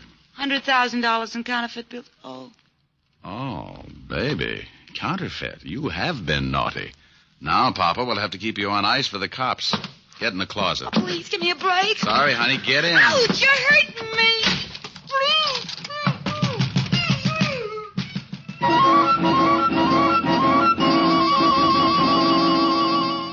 I went down to the night clerk and told him to tell Lieutenant Levinson when he got there about the blonde in the closet of room 306.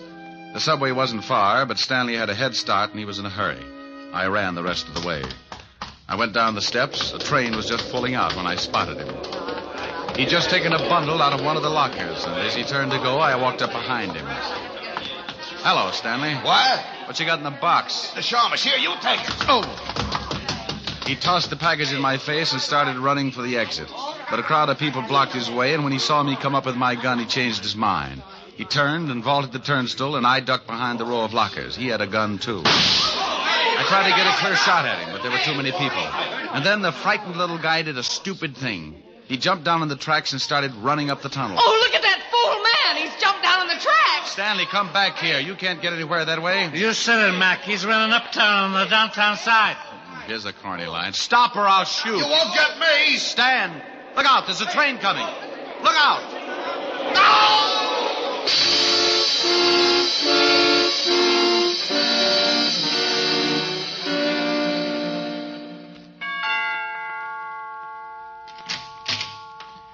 Oh, Mr. Diamond, come in. Hello, Francis. Is Miss Asher all right? She's better, sir. She's lying down in the study. How's the jaw? Oh, I feel better, sir. This ice bag is helping the swelling. I'll be in the pantry if you need me, sir. I'll try not to. Hi. Hi. Well, poor little baby. Yes. Poor little baby. You're lucky he didn't knock you out. Oh, I'll get it. Francis is nursing his face. Asher residence? Let me talk to Diamond if he's there. He is. Rick? Mm-hmm. Now, you listen to me. I've been chasing your conquests all over town. I end up down in the subway station and notice get stuck in the turnstile. Don't you think it'd be nice to let the police department in on something once in a while? Oh, sure. Right now I'm at 975 Park Avenue, nursing a beautiful redhead back to health. Oh, did you find the blonde in the closet? Yeah, I got the whole story from her. You want to hear it? I guessed most of it. She was fencing for a counterfeit ring, and she tried to cross them. The key to the locker was in that purse. Yeah, in the compact, under the pancake makeup. She and old Glenda used to do a duet together before they both got sent up. When the blonde got out, she started working for a counterfeit mob. They'd stashed the dough in different subway lockers around town and used her to make the contacts. So she figured she could use the 100,000. Well, nothing like being in business for yourself. Well, she was afraid to pick it up herself, so she slipped the purse to Glenda like she'd just forgotten it. Ricky. Yes, dear? Are you listening to me? I just stopped. Bye, Walt. What? Now, wait a minute. What is it, baby? I want some sympathy. Sure. What would you like, lover? Sing something. Oh, come on, baby. We can do without that. No, I want you to. I'm sick. An invalid should be pampered. Let me rub your head or something. Afterwards. I want you to sing. Oh, but it's late, baby. Well, then sing softly. Sing me to sleep. Oh, honey. I'll get mad and you'll have to buy me a present. Okay. Lullaby and good night with roses bedight. That's wonderful. With lilies bedecked. Hey, you in the morning utensils! Shut up, I'm trying to sleep! Well, what is that? Oh, it's that grouchy new neighbor. Oh, it is, huh? Mm-hmm. Hey, you want something, Bud? Yeah, shut your big bazoo! Oh, is that right? Powder your face with sunshine. Oh, no! Put on a great big smile. Rick. Yeah, okay. That guy gets shell-shocked if you fried potatoes. Rick. What is it, baby? Come here. Oh. You do need pampering.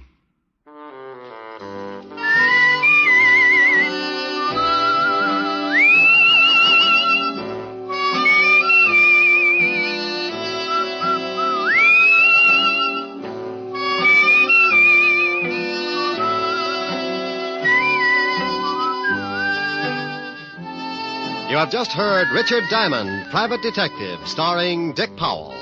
Helen was played by Virginia Gregg, Lieutenant Levinson by Ed Begley. Also in our cast were Wilms Herbert, Betty Lou Gerson, Jane Morgan, Jack Crucian, Hy Averback, Herb Butterfield, and Wally Mayer. Music was under the direction of David Baskerville. Richard Diamond is written by Blake Edwards and directed by William P. Rousseau. Now, this is Eddie King inviting you to be with us again at the same time next week, when we will again bring you Dick Powell as Richard Diamond, Private Detective. This program has come to you transcribed from Hollywood. This is NBC, the national broadcasting company.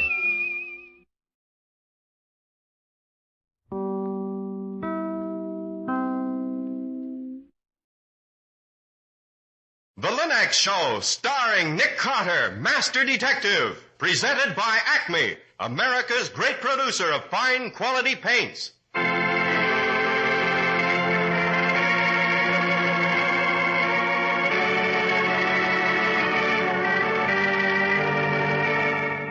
This is the story of a man known the world over as one of the most daring and resourceful characters in the history of detective fiction. A man whose name has become a symbol of the triumph of right and justice over the sinister forces of crime and lawlessness. A man recognized as one of the great masters of deduction. Nick Carter, Master Detective.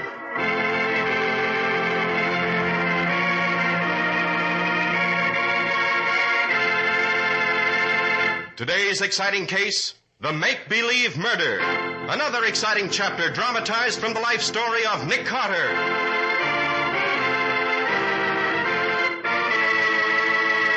In just a moment, we'll hear how Nick Carter was initiated into one of the most exclusive clubs in the world, and how his initiation turned out to be not one murder, but two.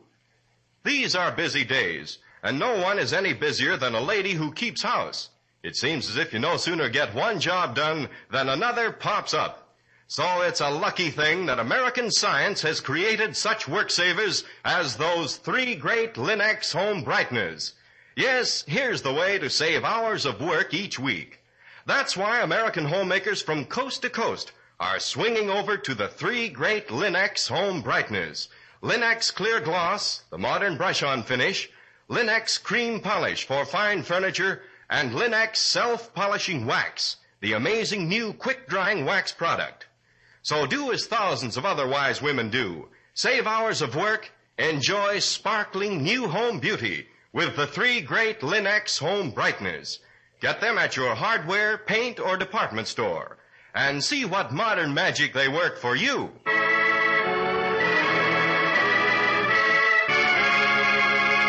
And now for today's exciting case from the life of Nick Carter.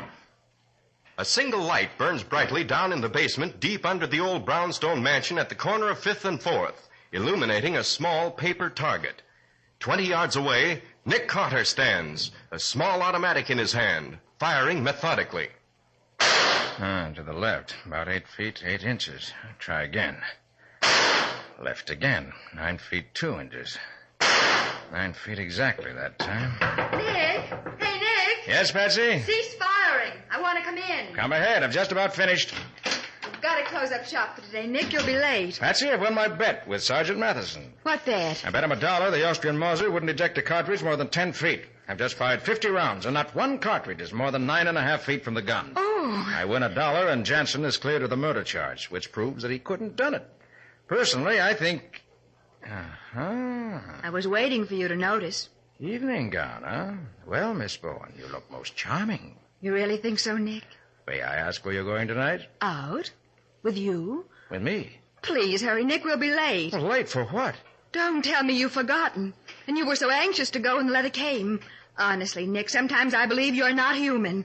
Now hurry and get into your dinner clothes. I'll explain on the way over. But, Patsy, where are we going? To a murder.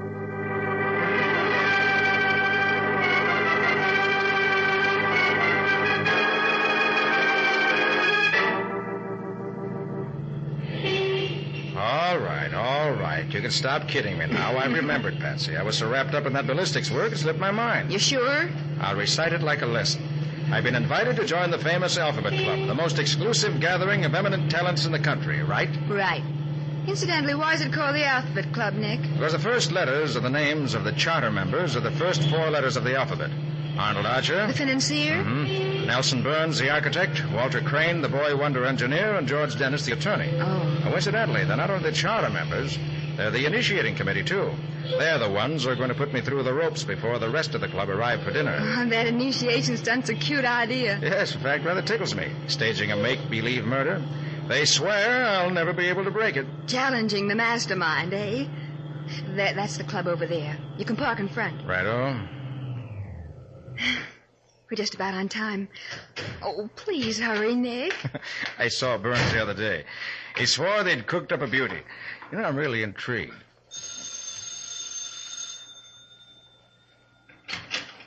Yes, please? Miss Bowen and Mr. Carter. Oh, yes. Good evening, madam. Good evening, sir. Welcome to the Alphabet Club. Thank you.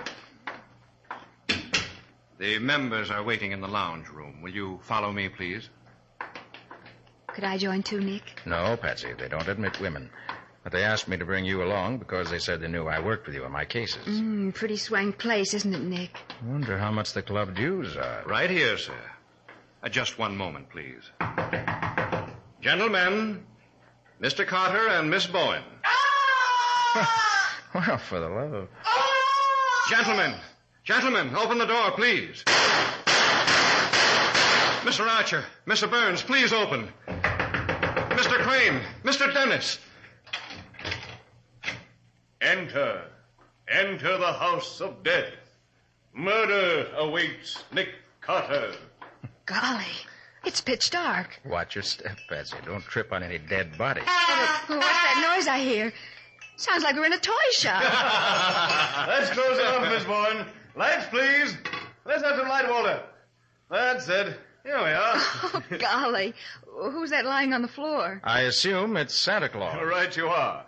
The name of this mystery is Who Killed Santa Claus? And if Mr. Carter and Miss Bowen want any dinner, they'd better find out who done it, and quick. Very well, gentlemen. I shall begin with the taking of the evidence. My name is Arnold Archer. I love Santa Claus, but today I hate him. Why? Because he brought me this cat pistol. And I really wanted a horn. My name is Nelson Burns, and this horn is a sad disappointment to me. I hate Santa Claus. I really wanted the sword he gave Walter Crane. And I wanted the cat pistol he gave Archer. Well, who's Santa Claus? Oh, that's George Dennis. He'll say hello after Mr. Carter finds out who done it. Well, gentlemen, I see you all have a good and sufficient motive for killing Santa Claus. I must now examine our make-believe corpse to discover the method of this brutal, foul, and illegal make-believe murder. In my opinion... Patsy, Nick, what is it? get on the phone. Call Matty. Get the homicide squad up here fast. Mr. Carter... I'm not joking, Mr. Archer. You'd better call the other members and cancel the dinner. Your make-believe murder has turned real. Dennis has been shot to death. All right.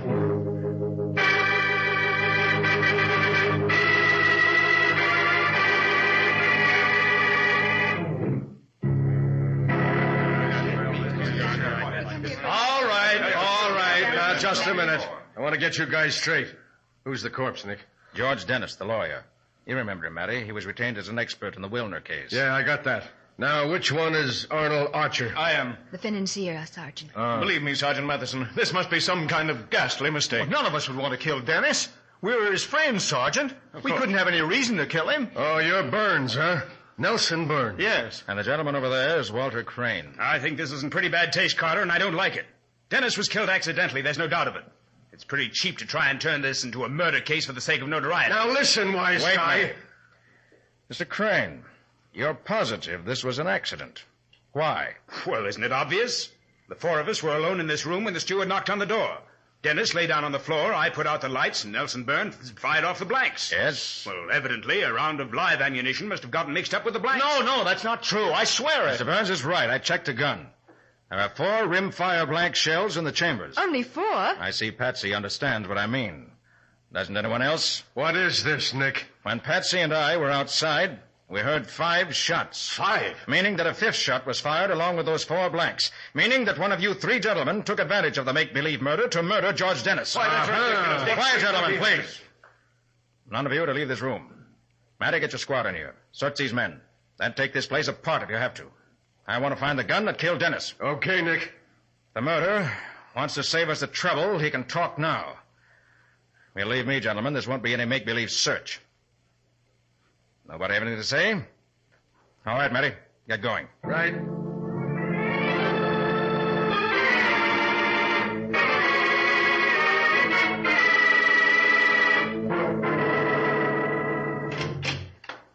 We're over here, Matty. Comparing notes. Got anything to offer, Sergeant? Well, let's hear what you've got first. Well, Archer's the famous financier. Worth over $1 million. Wouldn't kill for money. Nelson Burns, same status. Plenty of money. Ditto for Walter Crane. All 4 men were pretty close friends at college. Known each other for years. Apparently, they're still friends. Now, that might not be true. People grow apart sometimes. On the other hand, all 3 are pretty ruthless kind of men. I imagine you have to be tough to make the success they have. And you have to have a certain amount of cold courage to pull off a murder the way this one's been handled. Now, how about the gun? There ain't no gun. What? You heard me, Patsy. There ain't no gun. Nick, we took them guys apart and put them together again. We took the room apart. There ain't but one gun in the place. The one that fired the blanks. But that's impossible. You're telling me? Nick, we opened every book. We even took the toys apart. No soap. And the gun couldn't have been thrown out the window because there ain't no window. Look, it's getting pretty late, Nick, and they're getting kind of sore in there. Do you want me to hold them? I'll tell you what, Matty. There are bedrooms upstairs. They can all go upstairs if they want and try and get some sleep, but they're not to leave the club. Right. And I want a ballistics report on the bullet that killed Dennis as soon as possible. Right. If you want me, I'll be in the kitchen. Yeah, what doing? Getting something to eat and pumping the steward. I'm hungry for food and facts.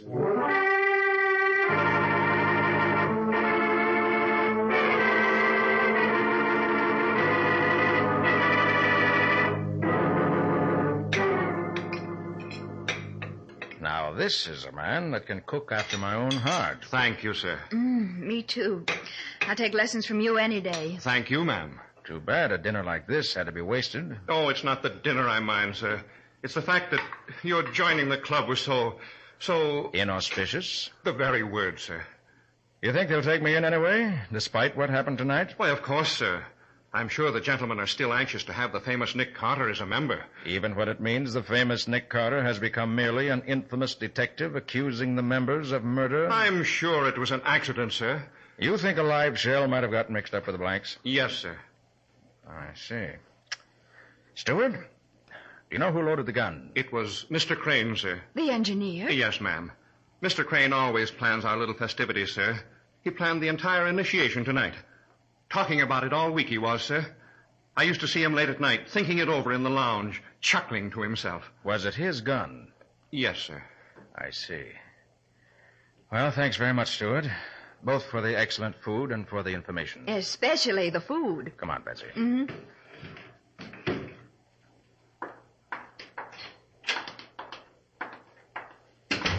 I think I'd like to go upstairs and have a few words with Crane. Nick, do you think Crane... Don't know, Betsy.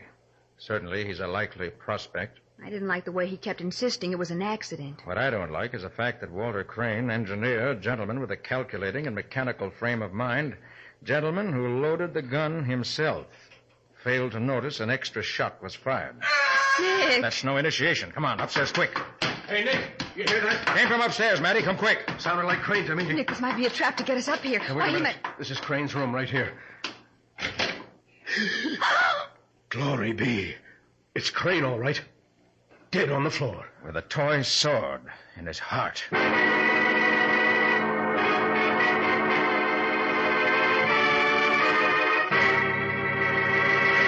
Who's the man who turned make-believe murder into reality and then covered it up by a second murder with a make-believe sword? How will Nick break this strange case? We'll see in just a moment. Most folks remember what a long, tiresome job it used to be to keep floors and linoleum spick and span. But now, Linex self-polishing wax, the modern shortcut to beautiful floors, has cut that job to a minimum. For Linex self-polishing wax, made from a new formula developed by leading chemists to give you the finest, is designed to save you work, to give your floors and linoleum amazing new beauty, new protection, new skid resistance. For one thing, Linex self-polishing wax takes only a jiffy to wipe on and dries without tiresome rubbing to a handsome satiny luster. For another, because Linex self-polishing wax contains the greatest possible amount of genuine carnauba wax, the finish lasts longer. What's more, the underwriters' laboratories have proved by actual test that any hardwood, linoleum, or rubber tile floor is less slippery after Linex self-polishing wax has been applied. No wonder it's called the anti-skid floor finish, and it always gives that satiny look that only real wax can give. So it's just common sense to depend on Linex self-polishing wax, the new way to perfect floor care. Enjoy greater leisure, greater convenience, greater beauty in your home with Linex self-polishing wax, available at your hardware, paint, or department store. Ask your dealer now for all three great Linex home brighteners, the easy way to more attractive living.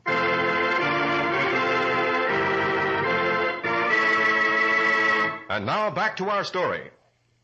The make-believe murder of George Dennis, which was staged as Nick's initiation to the Alphabet Club, suddenly turned real. Nick could find no motive for the murder, and Sergeant Matheson was unable to locate the gun that fired the death shot. While Nick and Patsy were collating evidence in the club, they heard a scream and rushed upstairs to find Walter Crane stabbed to death, a toy sword in his heart. Now, with Sergeant Matheson and Patsy, Nick examines the dead man as the other club members, Burns and Archer, rush into the room. For heaven's sakes, Carter, what is it? Who screamed? All right. Don't park here. This ain't no Coney Island peep show. But Arnold, it's Crane. What do you guys think this is, a reunion? Go on, get out of here. Go on back to your Just a rooms. minute, Matty. I want to ask a couple of questions. Okay. Mr. Archer, where were you when you heard Crane scream? Well, I just finished bathing. I was in the shower room. I see. It's why you're still carrying a bath towel. Yes. And you, Mr. Burns? Well, I was in my room waiting for Archer to finish. I was smoking a cigar at my window. Where's the cigar? I don't know. I think I dropped it out the window when I heard Crane yell. Matty, get one of your men to check that. Right. Be back in a flash. Now, let's have a look at that sword. May I borrow your towel a moment, Archer? Certainly. I don't want to smudge any prints that might be on it. You are? Thanks. Just wrap this towel around it. Mr. Carter, surely you don't think I... You what, Mr. Burns? Well, merely because I said in jest that I wanted Crane's toy sword during the make-believe murder. You don't think that I killed Crane with it? Deductive reasoning isn't that obvious, Mr. Burns. You have nothing to worry about on that count. Thank you. But both of you have plenty to worry about on other counts. No, Mr. Carter. Look here, surely gentlemen. you can... I don't think either of you understand. 2 murders have been committed in this club. Someone's guilty. That leaves 3 suspects. You, Mr. Archer. What? You, Mr. Burns. But And the steward. They execute men for murder, gentlemen. Try to understand that. Well, I found the cigar all right, Nick. All right, Matty, thanks. These gentlemen may return to their rooms. All right, gents. Well, Nick, what about Crane? Killed almost instantly, just time enough to scream. Uh-huh. Whoever killed him used plenty of power to thrust this dull blade deep enough to penetrate the heart. Any prints on the blade, Nick? I'll take the towel off and look. No. Blade's dry and clean as a mirror. You look at it by reflected light. Not a latent print on it, not even a smudge. That doesn't help much. Well, I got news. It ain't going to help much more. Yes? They took this slug out of Dennis. Here, look at it. Thanks. 22, I see. Wait. Hello. You see, huh? Nick, what is it? No rifling marks on this bullet, Patsy. No rifling marks? No lands or grooves on the slug at all. Now, what's that supposed to mean? The killer threw it at Dennis? That's impossible. We heard the extra shot. Matty's just being difficult, Patsy. I think Matty's bad news is the best I've had on this case. Well, now, what's that supposed to mean? It means I think I know where to find the gun that killed Dennis. Come on, Patsy. We're going to have a look at Dennis's house. Well, how in blazes did the gun get there? I didn't say the gun was there. The gun's in this house. Then why do you go into Dennis's place? To find out why it was fired.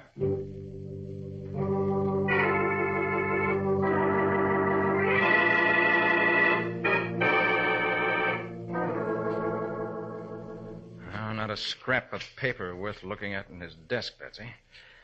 Looks like we'll have to open that safe. Too bad Dennis was a bachelor.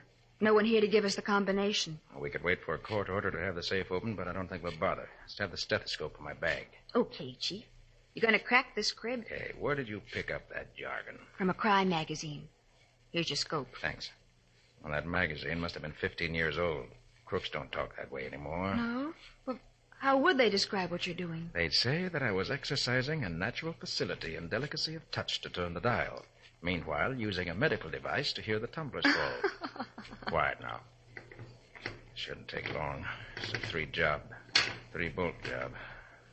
What made you go straight, Nick? That, Patsy, is a base insinuation. My criminal facility was acquired during a long career of fighting crooks. There we are. All right, let's go through this stuff quickly. Here's Dennis's insurance. $100,000. Bar Association's beneficiary. Packages of old letters. Skip 'em. Oh, here's a note from Archer. Offers Dennis $150,000 for the shares of stock Dennis holds in Archer's company. Nice sum. Wait a minute. Here's a will. Oh, let's see. Now, this is very interesting. Mr. Dennis leaves all cash and stock holdings to his old ex-college roommate, John Wendell. Who's John Wendell? John Wendell happens to be the steward of the Alphabet Club. Well. Old college friend, eh? Maybe that won't interest Mattie. Nick, do you think it was Wendell, the steward? He killed Dennis for the stock? Here, wait, let's have a look at that envelope here. Looks like it contains stock shares. It does. Nick, there's only one share of stock in here. One single share. Par value $500. Someone's taken the rest. Just one share, huh? Patsy, where's that note from Archer you just read me? Here, Nick. Why? Let's see. For you, $150,000 for... Uh-huh. Patsy, you didn't read this correctly. It says that Archer offers Dennis $150,000 for his share of stock. Dennis only owned the one share. Then why should Archer offer him $150,000 for a share of stock worth only $500? You'll find out shortly. Let me have that phone. Oh, why do you always have to be so mysterious, Nick? I don't like making statements until I'm positive. Alphabet Club. Sergeant Matheson speaking. Mattie, this is Nick. Oh, what'd you find, Nick? I think I found all the answers. Well, Nick, leave me here. Not on the phone. I'm going to demonstrate. Now listen. I'm listening. Get the surviving members out of bed. Yeah? Tell them I've broken the case. Tell them I'm going to reenact the crime for them. Yeah, how? When Patsy and I come to the door, I want the steward to meet us. Then we'll play the make-believe murder all over again, just as it happened. You can take Crane's part. Reenact the make-believe murder? Right. I think you're crazy, Nick. Maybe. But this time, the make-believe murder is going to lead to an honest-to-goodness solution.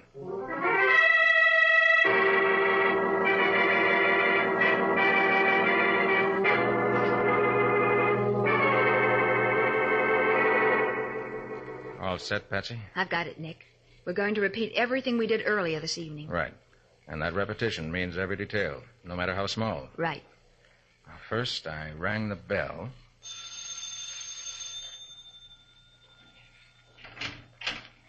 Yes, sir? Miss Bowen and Mr. Carter. Good evening, madam. Good evening, sir. Welcome to the Alphabet Club. I think I asked you to follow me, Mr. Carter. Right. Go ahead. All set in there, Mattie? Lights out and ready to go. Gentlemen, Mr. Carter and Miss Bowen. Make like I'm screaming, Nick. That was Crane's job. Go on, Stuart. Knock again. Then I said, gentlemen, please open the door. Right. And then? Only 4 shots that time. That was Burns opening the door. Then what? I said something about entering the house of death. We came in. And heard toy sounds. Then I told Crane to put on the lights. I'll take care of that. Thanks. I asked who was lying on the floor. And I assumed it was Santa Claus. Then you started explaining, Archer. So explain. The name of this mystery is Who Killed Santa Claus? If Mr. Carter wants any dinner, he'd better solve it. Gentlemen, I shall begin with the taking of the evidence. Oh, this is screwy. My name is Arnold Archer. Today I hate Santa Claus. Why? Because he brought me this cap pistol. I wanted a horn. My name is Nelson Burns. And this horn... 1 minute, Mr. Burns. Yes? We left out a detail.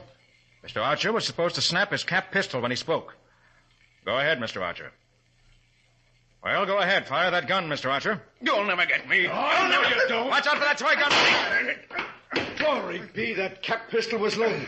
It fired a real bullet. And that lie still, Archer. You'll never break away. That, Mary, is a solution of our missing gun. But, Nick, why? The single share of stock Dennis held was the answer. He never owned more than one share of stock, and yet Archer wanted to buy it back for $150,000. $150,000? What for? I'm afraid Mr. Dennis was guilty of an old legal racket. As a stockholder in Archer's firm, he had the right of access to the company's books. You seem to have all the answers, Carter. Yes, he sits through those books until he dug out enough of the evidence of illegal market operations to ruin us. And then offered to sell his share of stock and stockholders' right to bring action back to you for an exorbitant sum. Aha, blackmail. Legal blackmail. Mr. Archer, you were afraid Dennis was going to blackmail you for the rest of his life. So you killed him, which is the final irony of the case, that the make-believe murder was committed with a make-believe gun.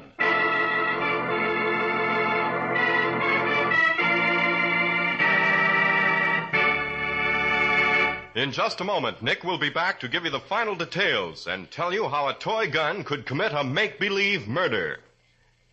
Here's a special message for the man of the house. If you're a golfer with pet clubs that must last for the duration, or if it's your special job to keep the household woodwork in shape, Linex Clear Gloss is good news for you. For Linex Clear Gloss gives a good-looking yet tough protective finish to any surface. When you use it on your treasured golf clubs, they'll look like new. And when you put Linex Clear Gloss on closet doors, window frames, and stairway banisters, what a help that is.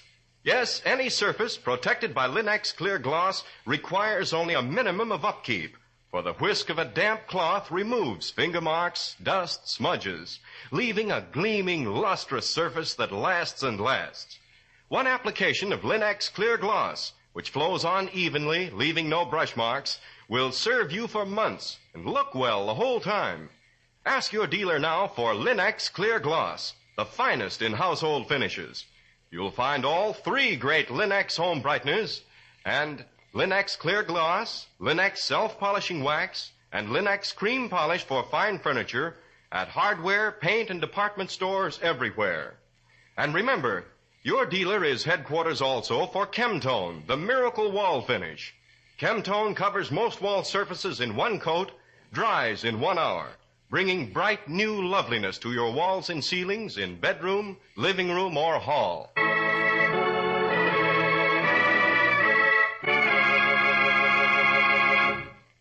And now let's hear from Nick Carter himself. Nick, I thought Sergeant Matheson checked the toy gun when he searched the room and found nothing wrong with it. That's right, Ken.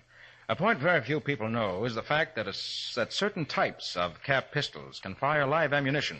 The bullet is wedged into the barrel through a small hole in the plate that should support the cap. Then the hammer is snapped and discharges the bullet, accurately enough to kill at short range. So Archer killed Dennis with the gun and then pretended it was a toy. Right. He disposed of the cartridge by the simple means of swallowing it. I guessed that, and he admitted it. Well, why'd he kill Crane? Because Crane's methodical memory couldn't be fooled. He finally recalled where the extra shot came from. When he called Archer into his room and confronted him, Archer killed him. Said he just grabbed up the toy sword and stabbed. Did you know that before? Well, I had a pretty good idea. On the pretext of protecting fingerprints on the sword, I borrowed Archer's towel. He claimed he'd been bathing, but his towel was quite dry. Didn't even dampen the metal blade. That's right. I remember you mentioned it. I staged the repeat performance to frighten Archer and save us the trouble of a long cross-examination. I knew that Archer, in self-defense, would probably load his toy gun again, hoping to use it to effect an escape. That was what I was playing the scene for. Golly. Pretty clever. Well, what story have you got in mind for us next week, Nick? Well, Ken, next week, Patsy and I are going to meet a corpse that has been shot to death by a person or persons unknown. The only clue to the mystery is a letter in the pocket of the dead man. But the odd thing is the fact that there wasn't any stamp or address on the envelope, And there wasn't anything on the paper inside. A letter without anything on it? What do you call this story, Nick? The case of the unwritten letter.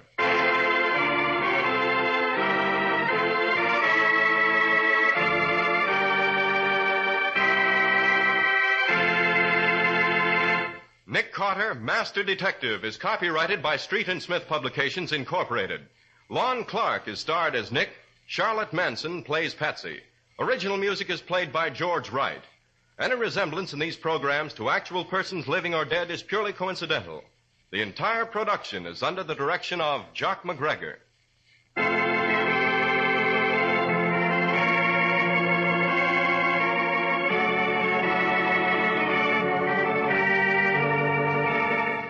Nick Carter, Master Detective, is presented at this time and over these same stations each week by the three great Linex home brighteners: Linex self-polishing wax, Linex cream polish, and Linex clear gloss, created by Acme, America's great producer of Acme fine quality paints.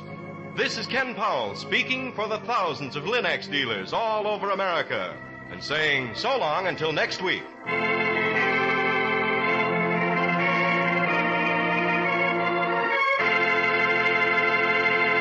This is the Mutual Broadcasting System.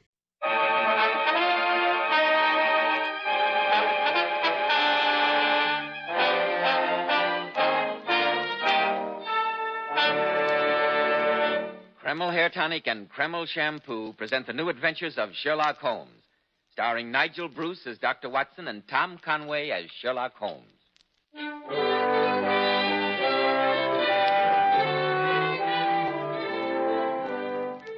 Here we are once more in Dr. Watson's firelit study. The wind is howling outside, but inside the heavy red curtains have been drawn across the windows, and the only sound we can hear is the cheerful crackling of the logs in the fireplace. Good evening, Dr. Watson. Good evening, Mr. Bell. You don't know how lucky you are that you don't have to go out on a night like this. Yes, it's one of the advantages of having retired from active medical practice. You know the old adage, man works from sun to sun, but woman's work's never done. It's a base libel as far as doctors are concerned. You never know when Mr. Smith is going to acquire a black eye, or Mrs. McTavish may decide to present her an addition to the clan. Never a dull moment, eh, Dr. Watson? Oh, dear me, no. That's one thing I've never complained of. If it wasn't a patient who disturbed what little routine I had, it was Sherlock Holmes. I remember one bitter February evening. It was the second winter after my marriage. I just settled down to my after-dinner pipe when the doorbell rang. It was a note from Holmes. It said, "Come at once if convenient. If inconvenient, come all the same." And you went, of course. Now, Mr. Bell, you'll hear all about that in good time, but haven't you something to tell our listeners? Yes, Dr. Watson, I have. Men, attractive, well-groomed hair does a great deal to give a man self-assurance, to say nothing of helping his appearance. And I'm sure you'll be interested in hearing more about this modern trend in hair grooming, which has become such a nationwide favorite among America's most successful men. It's called Kreml Hair Tonic. This highly specialized hair tonic contains a combination of hair grooming ingredients which has never been duplicated in any other hair tonic. Yes, that's exactly why Kreml gives a man's hair such a natural, well-groomed look and keeps it in place longer. Keeps every hair in perfect order from morning till night. Yet Kreml never gives hair that greasy, patent leather look. Kreml keeps hair looking mighty handsome with a rich, healthy-looking luster. Yet it always feels and looks clean on your hair and scalp. No other hair tonic keeps hair more handsomely groomed, yet it never looks greasy. So, men, for better groomed hair, change to Kreml. K-R-E-M-L. Kreml Hair Tonic. Now, Dr. Watson, when you received the mysterious message from Sherlock Holmes, you at once went round to Baker Street, I suppose. Yes, curiosity has always been my Achilles' heel. Well, when I arrived at Baker Street, I found Holmes huddled in his armchair, his knees drawn up and his pipe in his mouth. He was sunk in a profound reverie, and I'd been in the room several moments before he became aware of my existence. Oh, so there you are, Watson, there you are. Obviously. I've been here for 7 minutes, as a matter of fact. Unimportant, completely unimportant and uninteresting. Watson, have you ever speculated on the importance of a knowledge of dogs in detective work? Dogs? Well, naturally. Bloodhounds, sleuth hounds... No, I'm not interested in that phase of the subject. It's too obvious. There is another side, far more subtle. I suppose there is, but I'm dashed if I know. You recollect in the case you so sensationally wrote up as The Adventure of the Copper Beeches? Yes, but the case was sensational. In that instance, it wasn't the dog. It was the fact that the master of the house was willing to pay a sizable sum to... Don't prattle, Watson, don't prattle. Prattle? I was about to point a moral. In the case of the Copper Beeches, I was able, by noting the actions of a rather vicious child, to draw some startling deductions as to the criminal instincts of its father, who was considered a thoroughly respectable citizen. Oh, of course, yes, I remember, but what's that got to do with... My line of thought about dogs is analogous. Whoever saw a frisky dog in a gloomy family, or a sad dog in a happy one? Snarling people have snarling dogs. Dangerous people have dangerous dogs. Surely, Holmes, you didn't rout me out on a night like this to discuss the temperaments of dogs? Not in general, no. What interests me is why Professor Presbury's faithful wolfhound Roy endeavors to bite him. You mean Professor Presbury, the famous Camford physiologist? Quite. The dog, until recently a most devoted animal, has attacked his master twice. Huh? What do you make of it? The dog is ill. Possibly. But he attacks no one else. Nor does he molest his master save on very special occasions. Curious, Watson, very curious. Ah, that must be Mr. Bennett, Professor Presbury's assistant. He is before his time. His appointment was 8:30. Come in, come in. Ah, good evening, Mr. Bennett. Good evening. This is my friend and colleague, Dr. Watson. I couldn't consider undertaking a case or solving an enigma without his invaluable aid. Oh, Holmes, brother, pay no attention to Mr. Bennett. He's pulling my leg again. Delighted to meet you, sir. I hope you'll forgive me arriving so early, Mr. Holmes, but Edith is so worried about her father, and naturally Quite so. Edith, my dear Watson, is Professor Presbury's daughter, to whom Mr. Bennett is engaged to be married. Am I right?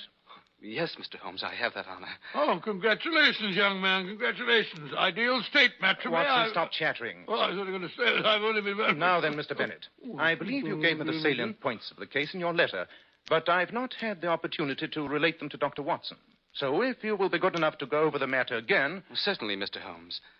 The professor, as you may know, Dr. Watson, is a man of splendid reputation. Yes, indeed he is. A trifle positive, I might even say combative, but there has never been a breath of scandal, at least until a month ago. Dear me, don't tell me that old Presbury has started to sow his wild oats at his age. I always considered him the soul of respectability.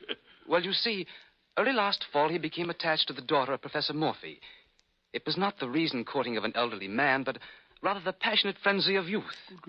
In short, his family considered the infatuation rather excessive? Exactly. And so I gathered did the young lady, although her father, Professor Morphy, favored the match. Yes. Presbury is fairly well-to-do, I understand. Yes. About a month ago, Professor Presbury did something he's never done before. He left home without telling anyone he was going. A fortnight later, he returned rather travel-worn. Oh, where'd he been? Well, he refused to say. By chance, however, I received a letter from a friend of mine in Prague, saying he'd seen the professor at a distance. And now comes the remarkable part of the story. Oh? Yes, Dr. Watson. From that time on, a curious change came over the professor. Those around him had the inexplicable feeling that he was under some influence that darkened his better nature. You don't think that he was hypnotized, possibly, or mentally unbalanced in some way? No, on the contrary. His lectures were more brilliant than ever. His mind was singularly alert. But there was something new about him, something sinister. His daughter tried again and again to penetrate the mask he had put on, but in vain. Extraordinary. He behaved to her almost as though she were a stranger. In fact, all of his friends and co-workers noticed a rather singular change of personality. And the incident of the letters, Mr. Bennett. Don't forget that. I was just coming to that. You see, Dr. Watson, the professor has never had any secrets from me. I handled every paper which came in to him and opened all his letters. Yes, of course. Shortly after his return, all of this was changed. Certain letters began to arrive, marked with an X under the stamp. These I was in no account to touch. What was the handwriting like? Decidedly illiterate.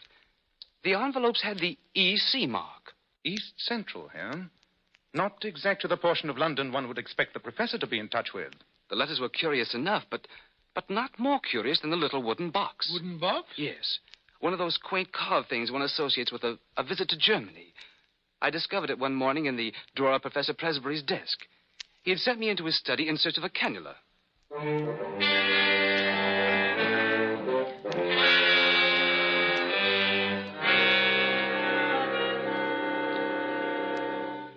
put it on my desk, Bennett, in front of the inkwell. It's not here, Professor Presbury. I'll try the drawers. It's usually in the upper right. No, not here. Perhaps the left one. No. I say, Professor, what a curious box. I've never seen that in here before. What box? This one with the carving. You must have got it on your trip to Germany. What trip to Germany? Who said I was in Germany? Professor Presbury, I didn't mean to... You sniveling little cad. You contemptible snooper. I didn't... What do you mean by poking about among my things? Put that box down. Let me explain. Put that box down, I say. Go. Now get out of here. Get out before I break every bone in your body.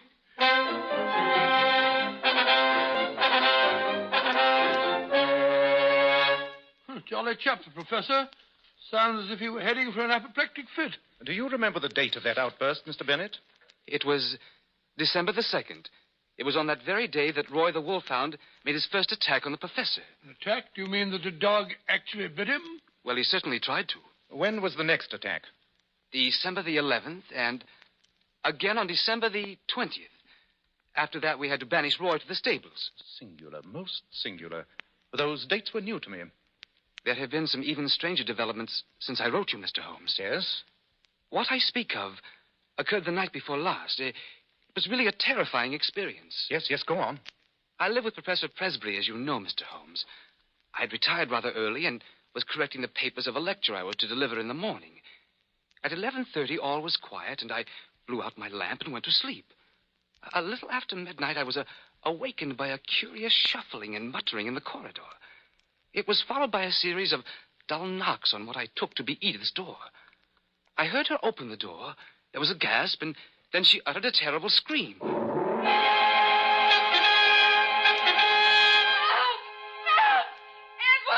help! It's all right, darling. I'm coming. What's the matter? Don't look so terrified. Oh, Edward. Edward, it was horrible. Like a nightmare. What was? Oh, darling, don't tremble so. I'm here now. Tell me what frightened you. I thought I heard someone knocking at my door. I heard it, too. I got up and opened the door, and there it was, leering up at me. It? What do you mean? Was it a man? I don't know. I only know it was something dark and crouching. I screamed, and it hurried down the hall, not quite on its hands and knees, with its face sunk between its shoulders. How awful. You lock yourself in, and I'll have a look. No, don't leave. But, darling, Shh. Do you hear anything? No. Nothing that... There it is again. In the ivy outside the window. As though someone were climbing up the wall. But that's impossible. The window's a good 20 feet from the ground. Nobody would dare. Look. On the windowsill. A hand. It's drawing itself up. Here comes the head. Good heavens, what a horrible face. The eyes that leer. Oh, Edward! Edward! It's Father!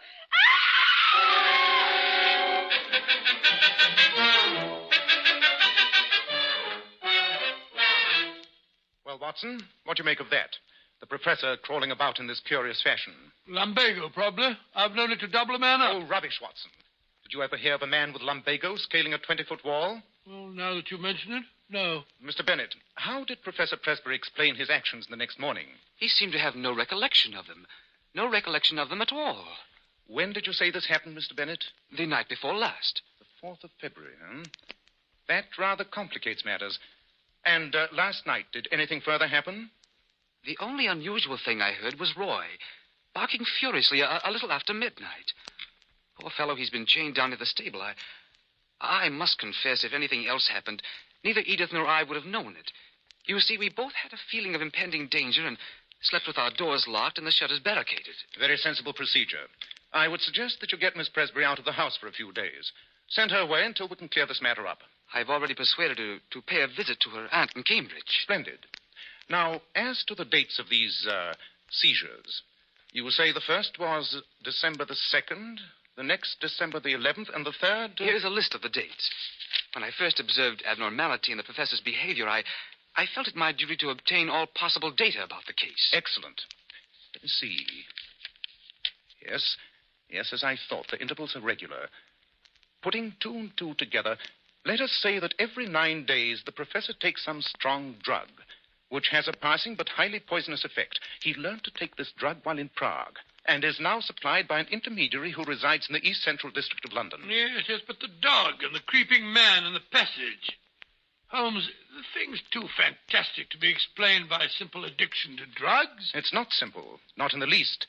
But patience, Watson, patience. We've at least made a beginning. Our next step is to obtain an interview with the professor himself. What is the best time to catch him in, Mr. Bennett? When would he be free to see us? About 11 in the morning, Mr. Holmes. Good. You may expect us at that time tomorrow.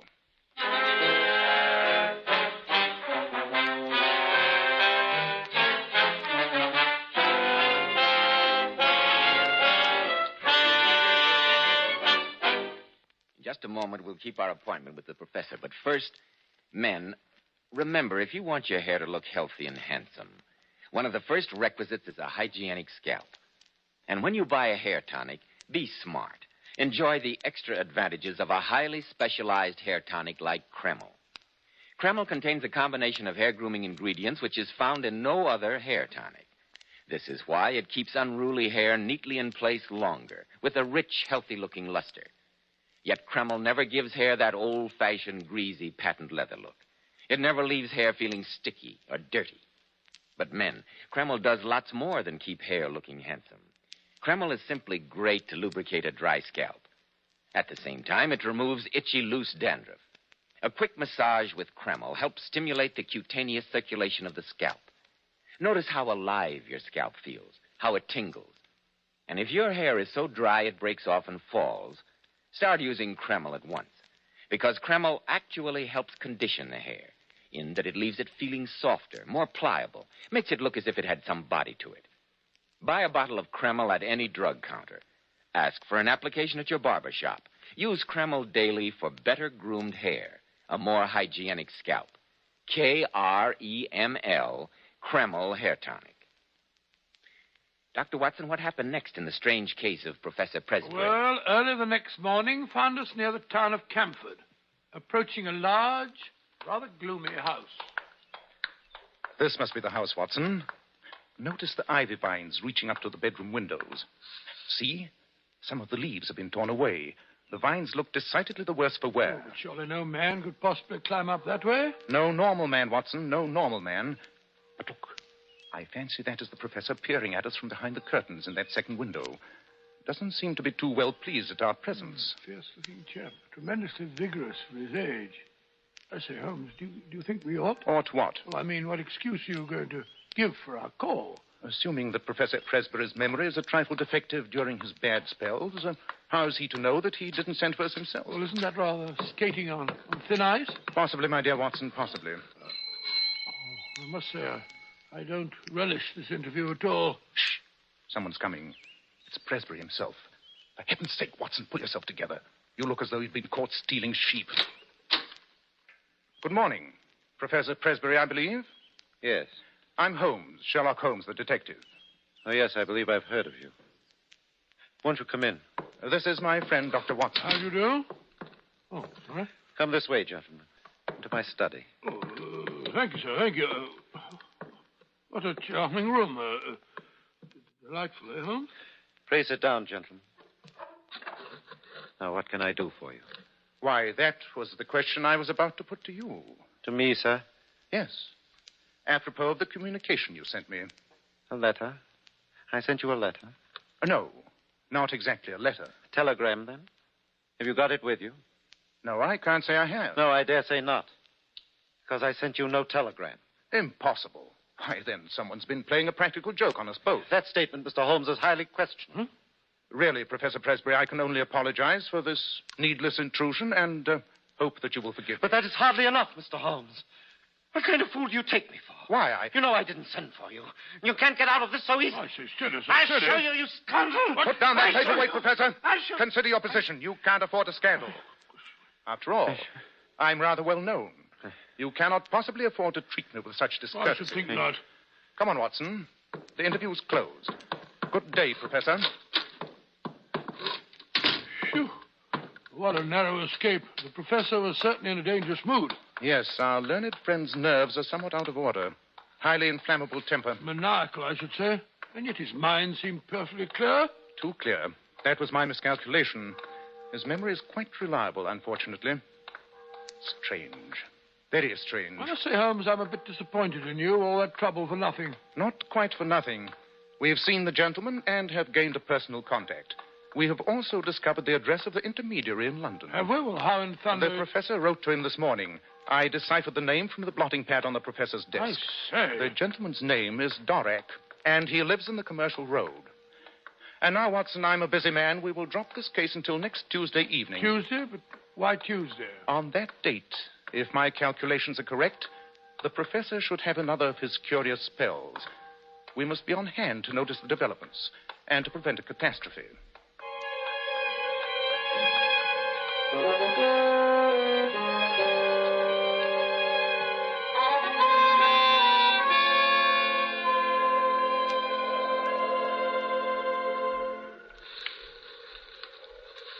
Mr. Holmes, this isn't my idea of the way to spend a pleasant evening. Look at those clouds cutting across the moon. Yes. I told you to bring your greatcoat. I suspected it might be a trifle drafty. Drafty? My legs are quite numb from crouching behind this gooseberry bush. Why did you have to pick this particular night? If the cycle of 9 days holds good, we shall have the professor at his worst tonight. Moreover, I ascertained that he received a packet from the man Dorak this morning. Yes, we shall see. We shall see. Look. Someone has lit a light in the corner bedroom. That must be the professor. So I was right in my calculations. Things are beginning to happen. I warned Bennett not to try to interfere with him, but to follow him at a safe distance. Safe? You don't think that he's as dangerous as that, do you? I don't think so. I know it. What? Have you your revolver handy? Well, yes, but you don't think I should be obliged to use it? Huh? Oh, control your nerves, Watson. I can hear your teeth chattering. It's not nerves. It's a cold. The professor's symptoms are particularly interesting. Apart from these fits, he has more energy and vitality than ever. And then his knuckles. Did you notice his knuckles? No, I can't say that I did. Thick and horny. Quite unusual for a man. Very curious knuckles that can only be explained by the mode of progression observed in... The knuckles. But, of course. And the dog. And the ivy. Why didn't I think of that before? Holmes. Look. He's opened the side door. There he is. Standing in the doorway, leaning forward with his arms dangling. Of course. Now he's coming down the drive. Wait, he's not walking, he's crouching. Running and skipping along on his hands and feet. Holmes, it's uncanny. It's almost as if he were possessed by some strange, unnatural force. There he goes, round the corner of the house. Quick, Watson, we must follow him. Here comes Bennett. Oh, Mr. Holmes, have you seen him? Yes, he went this way. Come along. He's worse than usual tonight. I could hear him through my door, chattering and jabbering to himself. There he is. He's crouching at the foot of the ivy. Now he's climbing. Actually springing from vine to vine. His dressing gown flapping in the wind. How horrible. He looks like some huge bat glued against the side of the house. It's uncanny. Now he's swinging himself over to that tree. He's coming down again. He's heading for the stables. Come along. We mustn't lose sight of him. We can't let him get away from us. The dog has caught sight of him. Oh, you'll kill him if you can get at him. No, the professor's staying out of reach. Look at him crouched on the ground like that. He's teasing the dog. He's throwing stones at it. Oh, this isn't human. Quite, Watson, quite. Professor Presbury isn't human. Great heavens, Holmes, what do you mean? Look out. Roy's leash is broken. He's after the professor. He'll kill him. Come on. He's got him by the throat. Drag them apart. Come on, drag them apart. Down, I said. I've got him by the collar. Watson, help me carry the professor into the house. His throat is badly mangled.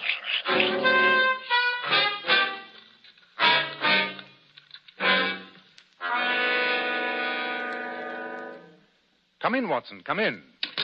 I've been looking over the professor's laboratory while you were treating his injuries.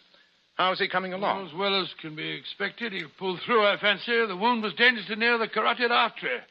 The hemorrhage was rather serious, but, I say, what's that you got in your hand? The professor's little German box.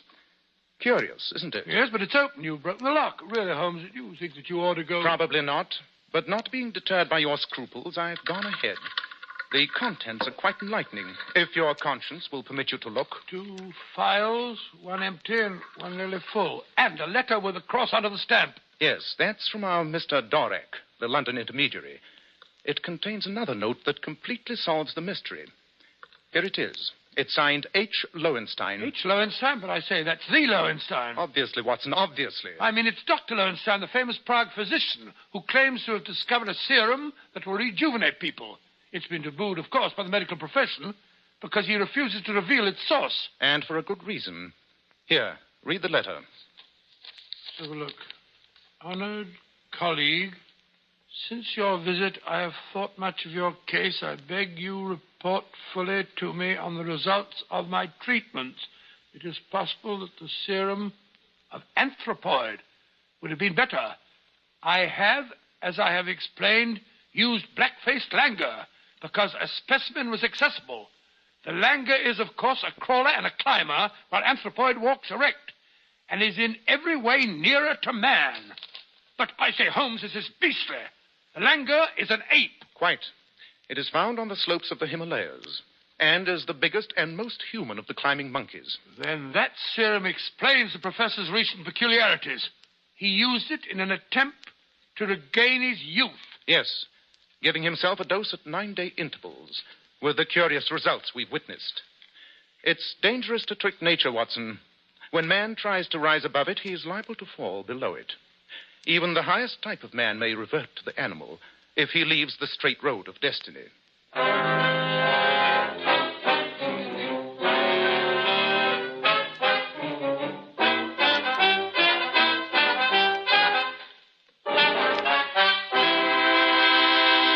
What a curious story, Dr. Watson.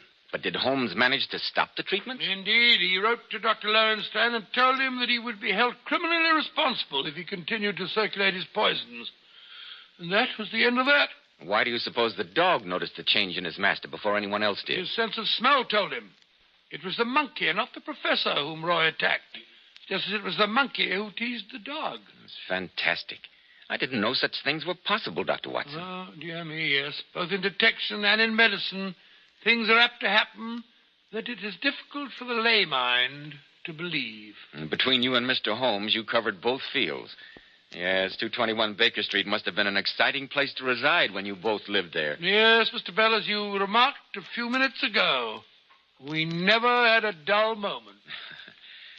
Dr. Watson will be back in just a moment to tell you about next week's story. Here's some sensational information for our lady listeners. I'm sure we all know or have heard how divinely beautiful Powers models are. But did you know these famous beauties make up to $35,000 a year? Which shows they have brains as well as beauty. But seriously, Joe, what impresses me most is that Powers models can afford to spend a fortune on their hair. Yet when they wash it, they rely on inexpensive Kreml shampoo. Which proves how wonderful Kreml shampoo really is. Powers models were among the first to discover that no other shampoo leaves hair more shining bright with natural gloss and luster. But under no circumstances does Kreml shampoo ever dry the hair. Kreml shampoo is not a drying detergent. Kreml shampoo is entirely different. And you know, after a Kreml shampoo, the hair actually radiates natural, brilliant highlights. And Kreml shampoo has a built-in oil base, which helps hair from becoming dry or brittle. It rinses out so easily and positively never leaves any dull, soapy film. So, ladies, always wash your hair with Kreml shampoo. It leaves hair a vision of shining, sparkling beauty, yet in no way hurts its texture. Kreml, Kreml shampoo. Now, Dr. Watson, what about next week? Well, now, let me see. Next week. Next week, I think I'll tell you a story about international intrigue in Paris and how, in a vile apache den, I met a beautiful, glamorous spy and almost... Almost what, Dr. Watson? Well, now, Mr. Bell, you'll have to wait next week to find out. I call this story The Adventure of the Scarlett Worm.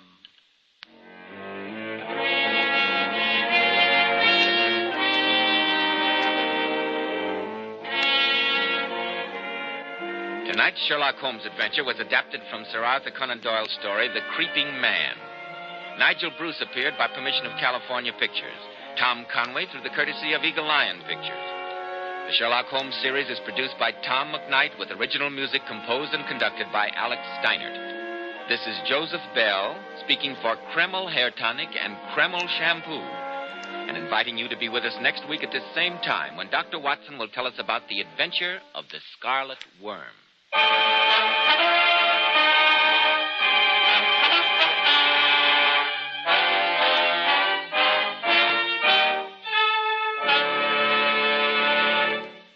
There are 80,000 patients in our veterans' hospitals. Your Red Cross contribution helps place the volunteer efforts of the community at their service. This is just one part of the Red Cross story. Give generously to the Red Cross. This is ABC, the American Broadcasting Company.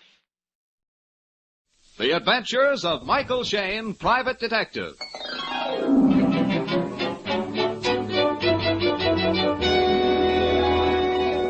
The people who make 76 gasoline and Triton Motor Oil, Union Oil Company, present The Adventures of Michael Shayne, Private Detective, starring Wally Mayer and Kathy Lewis.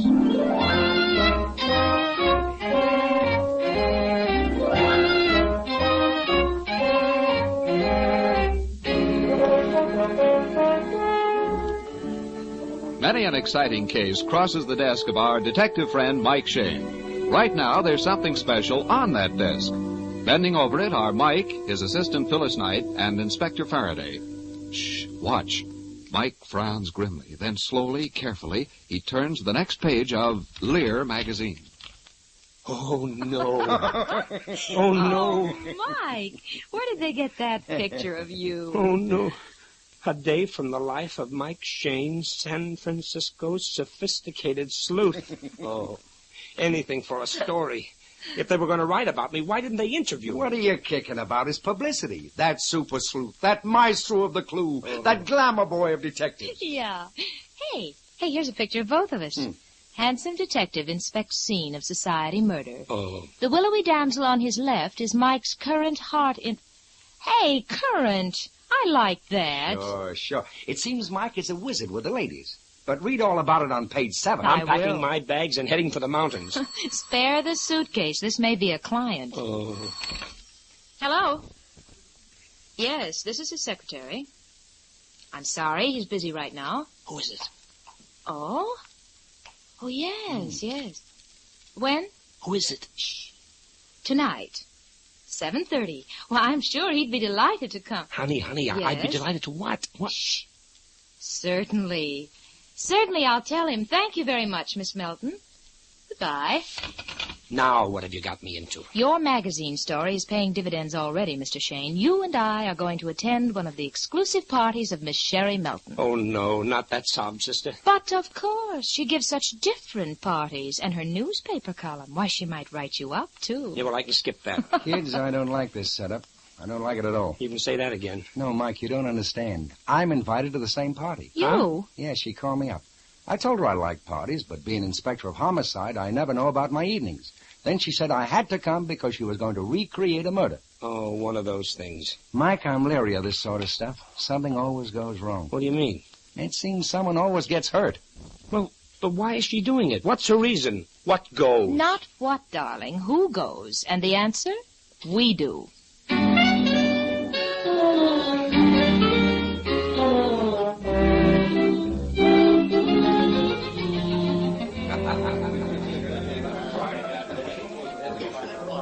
You know something? This is a real party, and in such an attractive house. Don't you think so, huh, Mike? My collar's too tight. I told you I can't wear a tuxedo. I feel like a pallbearer. You don't look like Mr. Shayne. Why, you're much handsomer than in that magazine. You should wear a tuxedo on every case. Miss Melton, this is my... well, this is Miss Phyllis Knight. How do you do, Miss Melton? Oh, yes, yes. Well, come on into the lounge. I want you to meet everybody. You know, the party tonight is just a mad inspiration. The other day I was having lunch with Freddie. Oh, you know Freddie, the senator from Kansas or Florida or someplace. And I said, darling, I'm going to give a party and... Oh, wait, here's a man I want you to meet. Sherwood. Yes, my little butterball. Miss Knight, this is Sherwood Armstrong. Oh, the mystery story writer. How do you do? Rather bored up to this moment, but now I see possibility.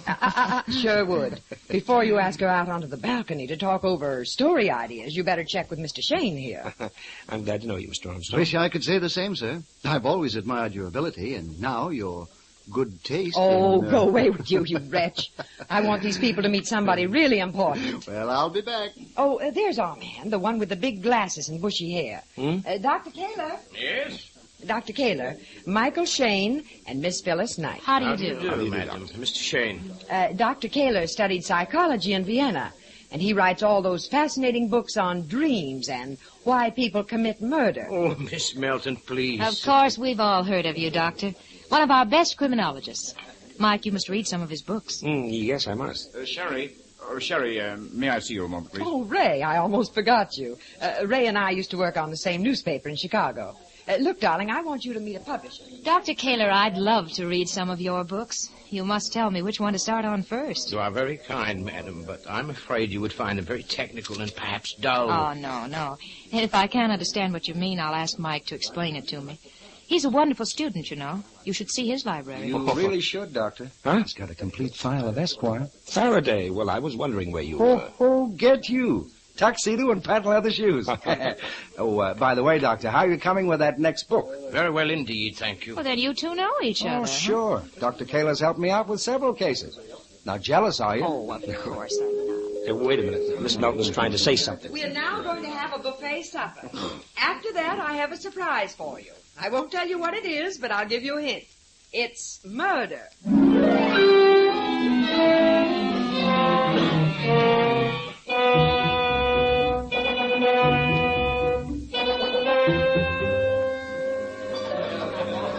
So much to eat. Quiet, everybody. Quiet, please. I've brought all of you upstairs to this bedroom because we're going to play a game. Oh, I don't care what Faraday says, Mike. This is going to be fun, huh? Now, I want 4 of my guests to pay particular attention. Inspector Faraday. Yes? Mr. Shane. Yes? Dr. Kaler. I'm ready. And Sherwood Armstrong. Sherwood, will you look around this room and tell us what you see? Besides people. Well, let's see. A double bed. Right. Nightstand. Telephone. 2 chairs and a bureau. Yes. Wow. Does anything about it look familiar to you? No. How about you, Dr. Kaler? It's a complete mystery. Inspector Faraday? Well, the arrangement and spacing of furniture does look familiar to me. Reminds me of the bedroom of a man who was recently murdered. You're right, Inspector. The bedroom of John Himes. Oh, yes. I've arranged everything to duplicate his bedroom. And tonight, we're going to reenact the murder. Mike, that killing's never been solved. As you all know, I like to give unique parties. So I've invited 4 famous crime experts here tonight to give us their own solutions of this unsolved mystery. Mr. Shane, do you know the details of the case? Well, fairly well. It happened about 2 months ago. John Himes was a rich old miser. He was found shot to death in his bedroom with the doors and windows locked from the inside. The only suspect was his secretary, and he had a watertight alibi. Is that right, Inspector? It is. All right. Now, you, Dr. Kaler, will be John Himes. Lie down on the bed, please. Now, hurry up. Don't be so shy, Doctor. All right. And you, Sherwood, you will be the killer. Stand outside the door till we call you. This is very exciting. Yes. Now, as Inspector Faraday tells us what happened that night, Dr. Kaler and Sherwood will act it out for us. Now, if you please, Inspector. Well, it's about midnight. John Himes is in bed, probably asleep. Doors and windows are locked. Somebody comes to his hall door. All right, Sherwood. Himes thinks it's his secretary. He gets out of bed, goes to the door, he unlocks and opens it. The killer enters. At first, there's no struggle, no outcry. Oh, careful, Dr. Kaler. Put on your glasses. You can't see where you're going. Of course not, madam. Neither could Mr. Himes. If he had worn his glasses, he would have seen it was not his secretary. Correct, Doctor. The killer advances into the room, demands the old man hand over the cash he has hidden in the house. The old fellow refuses. The killer insists. He raises his gun and then... What the... Mike!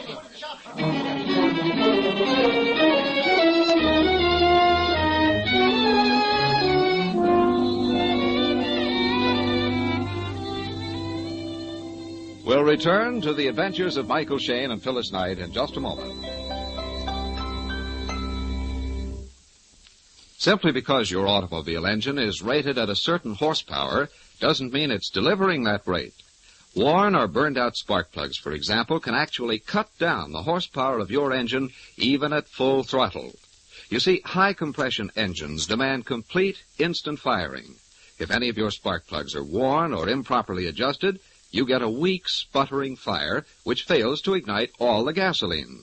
So serious is this loss that engineering tests prove faulty spark plugs can waste 1 tankful of gasoline out of every 10. So, friends, if you're not absolutely certain your spark plugs are firing properly, why not play safe and have your Union Oil Minuteman check them? The performance of each separate plug is accurately measured on a scientific tester, and you can see the results for yourself. If your plugs are dirty, the Minuteman will clean and adjust them to the proper setting. If they're burned or worn out, he can furnish you with a new set. Union Oil spark plug service takes but a few minutes and costs but a few cents, a cost you'll soon save in extra mileage. You'll find Union Oil Minutemen ready to serve you wherever you see the sign of the big orange and blue 76. And remember, next Monday night, Michael Shayne comes to you 1/2 hour earlier, 8 o'clock instead of 8:30. An unsolved murder is being reenacted at Sherry Melton's society party. Suddenly, at the very climax of the scene... Mike! Everybody stay where you are. Who fired that shot? Armstrong did. He had the gun. I saw him. Don't be ridiculous, Ray. I was just faking a gun with my pipe. Please, is anyone hurt? Oh, no, only your dignities. 4 famous crime experts, and they don't know a fake gunshot from the real thing. What? You mean it was a phony? Of course. I slapped this yardstick here on the bed pillow. Oh, for heaven's sake. Very amusing. A perfect example of mass psychology and suggestion. Now let's get on with the crime. You've been shot, Dr. Kaler, so stretch out on the floor. Yes, perhaps like this beside the bed. Oh, that's perfect. You make a very convincing corpse, Doctor. And now, Inspector, if you'll just go on. Well, there's nothing more to tell. The killer didn't find the money he was after, so he slipped out of the house again. Perfect crime, eh? Well, if the police couldn't solve it, I can. Right. Or at least I will in my next book. Oh. That's where a writer has it all over. The police. Oh, we'll solve it, Mr. Armstrong. In fact, just this evening, I got a fresh angle on the case, which I can't tell anyone yet. Wow. That means a neat headline. Sherry Melton's party gives police answer to a puzzling murder. Oh, always the news hawk, Ray. But meanwhile, let's play my game. You 4 masterminds have 30 minutes to solve the mystery. You're each to go to a different room so you can't compare notes. In 30 minutes, we'll vote who has the most exciting solution. And the prize, champagne, of course.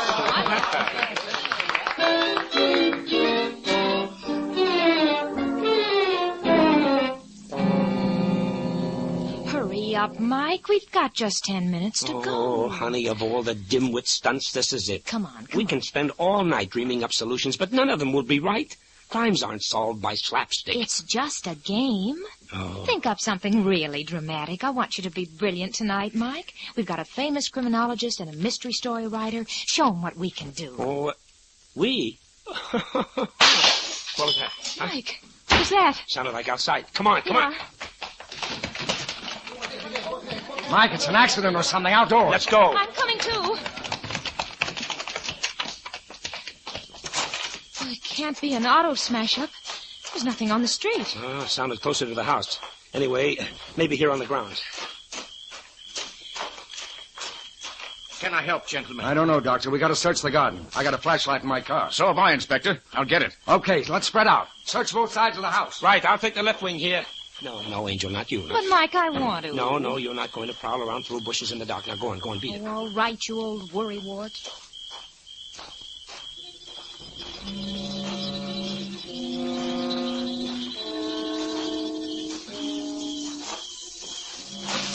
Who's that? Answer me. Who is it? An elk looking for his lodge. Oh, Faraday.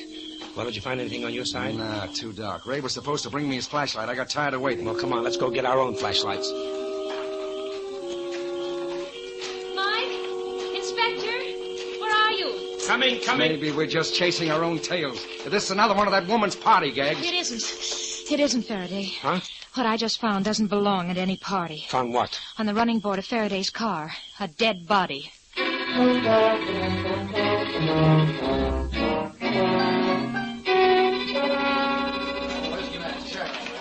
Stand back, everybody. We can't see what we're doing.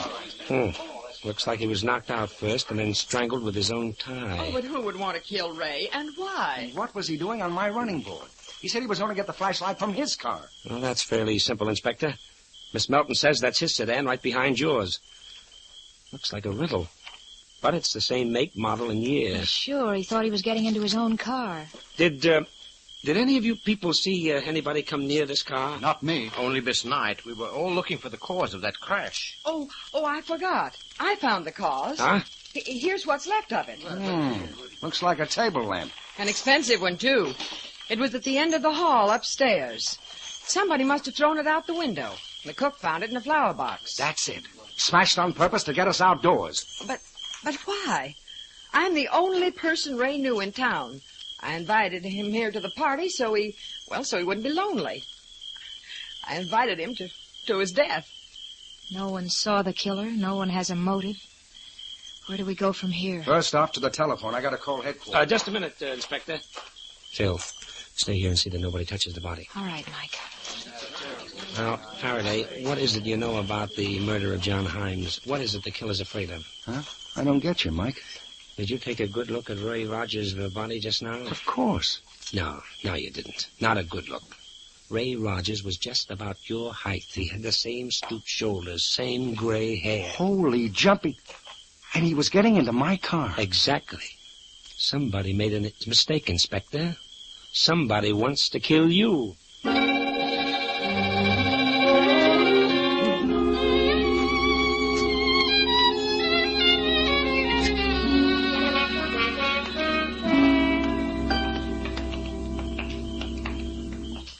This is the window right here, Mr. Shane.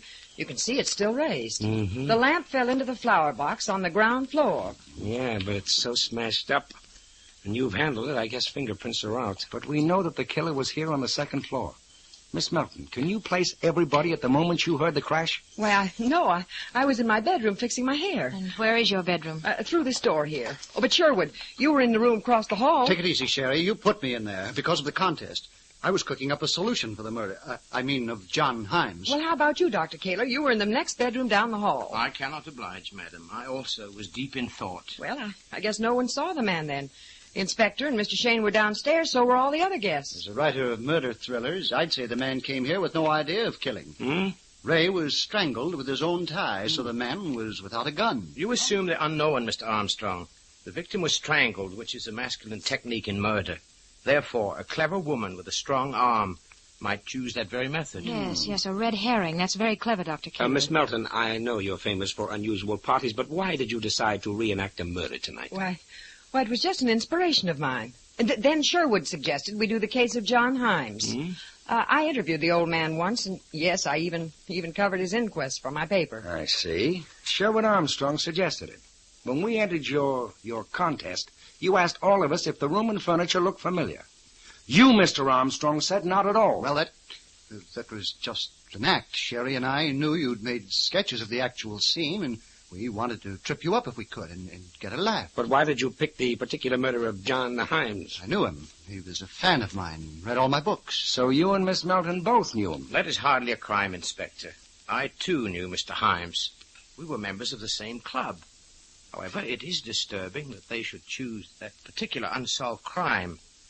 As a psychologist, I know the subconscious desire of every killer to confess his murder. Some return to the scene. Some even talk about it to strangers.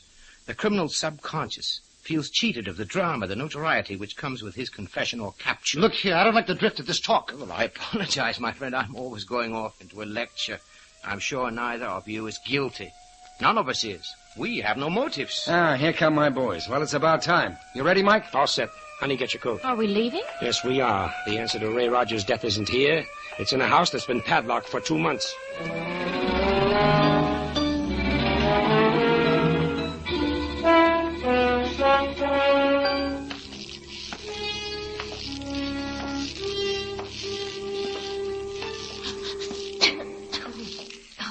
Place is dusty. Did you expect John Himes' ghost to meet us with a vacuum cleaner? If I remember right, this is the bedroom. Yeah, it is.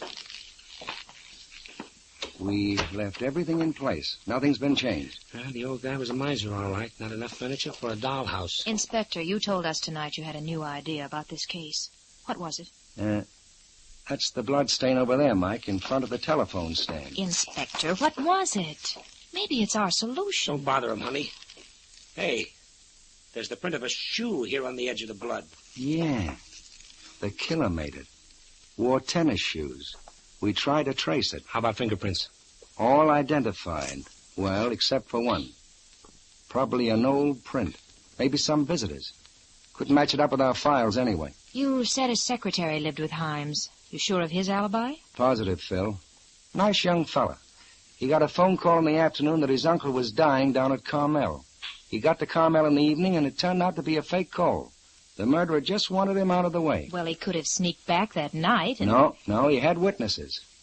In fact, he telephoned long distance about midnight to tell Himes he'd be back in the morning. Yeah, I remember it now. The operator said somebody answered the phone but didn't say a word. Just hung up. Yeah. We figured the murderer picked up the receiver to hear who was calling. He cleaned the receiver afterwards and put it back. That's when he stepped in the blood. It doesn't add up, though, Inspector. There's only one shoe print. Now, he couldn't possibly stand here and reach over to the phone on that table. It's too far. Well, does it matter? Wait a minute. Let me try something. If I put one foot on the blood stain here and then my knee on this chair, I can... Yeah. Now I can reach it. Say, come to think of it, that's where we found the stray fingerprints. Right where you got your hands right now. On the back of that chair. Okay, now we're clipping coupons. That fingerprint belongs to the killer of John Himes and Ray Rogers. All right, but whose print is it? The inspector doesn't know. Well, we'd better know, and in a hurry. The murderer tried to get Faraday once tonight. He'll try again, and the next time, who knows?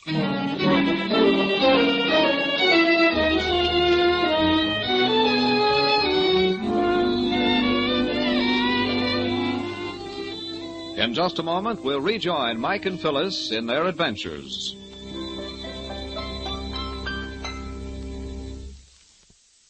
A few minutes ago, we mentioned some of the advantages of Union Oil's spark plug service.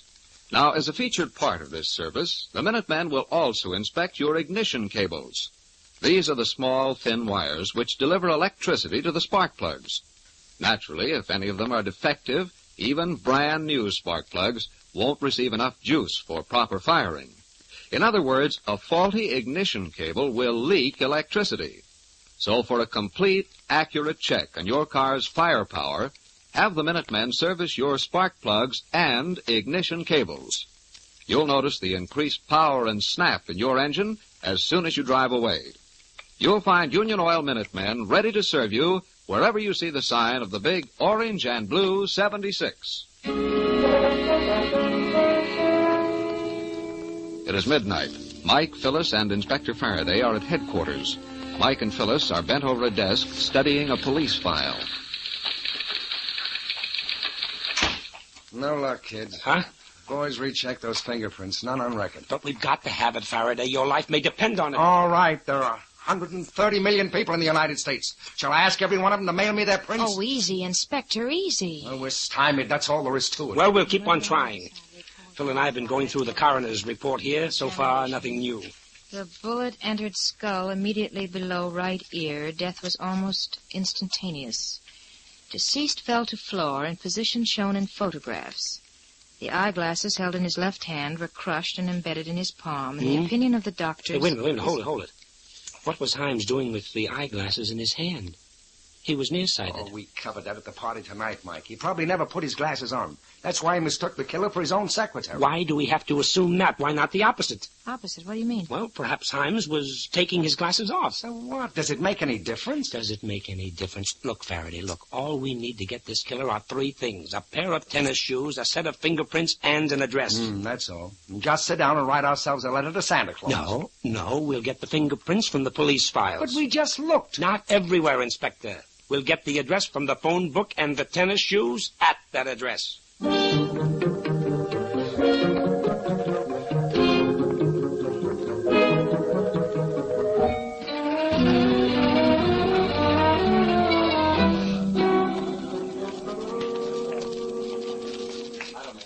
Well, party doesn't sound quite as lively as it did a few hours ago. Mike, that paper sack, everybody will know their shoes. Carry it like a bottle of champagne. Quiet. Here comes our hostess. Well, at last. We thought you'd never get back. My guests want to go home. Oh, they can shortly. Where are they? In the bar, most of them. Sheer escapism, gentlemen.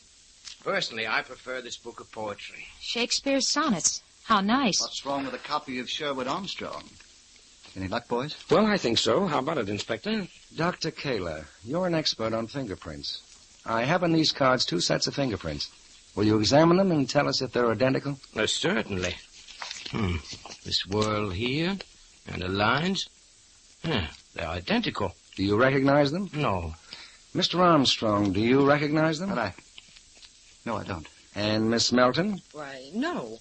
But I'm not an expert. May I ask where you got these prints? From the back of a chair in the bedroom of John Himes. Oh. The second card is from the file of honorary members of the police force. Oh, I mean, isn't that strange? You were about to say, Miss Melton, that you, too, have been an honorary policeman for the past 3 years? Yes. Oh, but surely you don't think that I never did like the idea of your parlor entertainment, Miss Melton. When I came here tonight, I expected that something might go wrong. Or at least that the murder of John Himes might be present. Now, just a minute, Inspector. I think you're going... I told you people I had a new angle on the murder. Actually, I didn't know a thing. It's an old trick making the murderer think you have the answer. He'll stampede and give himself away. Which is exactly what happened. The killer tried to remove the inspector, but he made a mistake out there in the dark. He got the wrong man. Now, I have here in this paper bag a pair of tennis shoes worn by the murderer. May I ask you, gentlemen, what size shoes you wear? A number 9. Also a 9. I see. But the night you killed John Himes, you wore an 8.5, Dr. Kaler. The night I... Sir, this is a joke. Is anyone laughing? The sole of this left shoe shows traces of blood. The blood of John Himes, the blood you stepped in when you answered the phone in that bedroom. But no, they are not my shoes. I do not play tennis. You bought them because they were noiseless, Doctor. We found them in the closet in your room at your club. And the fingerprints are from your honorary police card. You convicted yourself, Doctor. When you reenacted the crime, you pointed out to us that Himes mistook the visitor for his own secretary because he hadn't put on his glasses.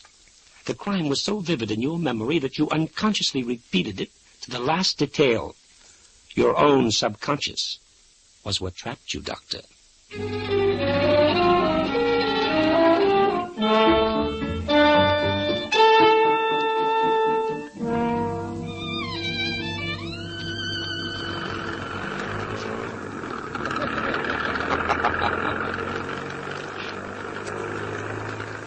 Golly, Mike, I wish that magazine had waited a few days. Well, they really have something to write about.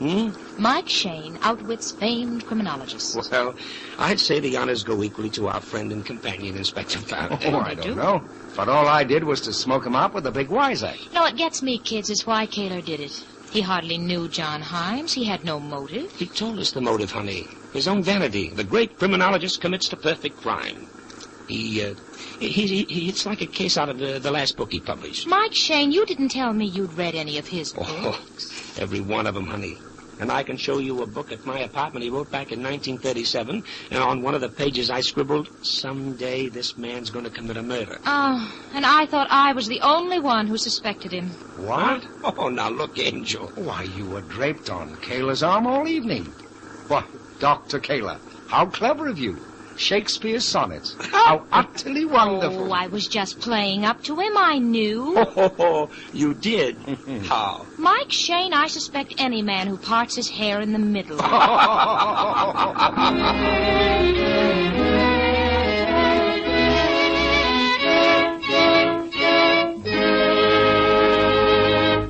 This is Mike Shane again. And this is Phyllis. Both reminding you that next Monday evening we'll be on the air 1/2 hour earlier. Same night, same station. Remember, won't you? Mike and Phyllis at 8 o'clock next Monday. Good night, all.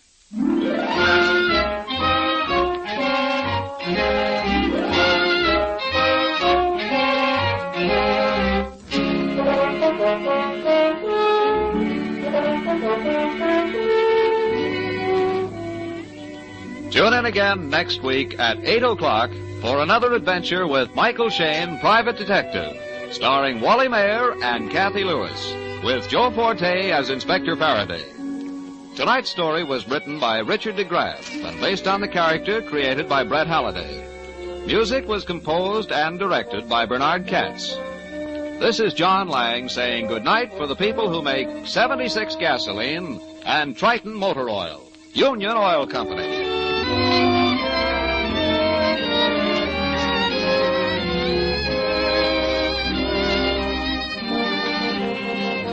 This is the Mutual Don Lee Broadcasting System.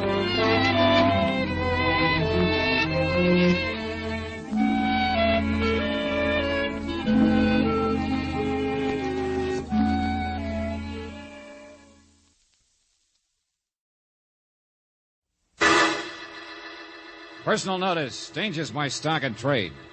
If the job's too tough for you to handle, you got a job for me, George Valentine. Write full details.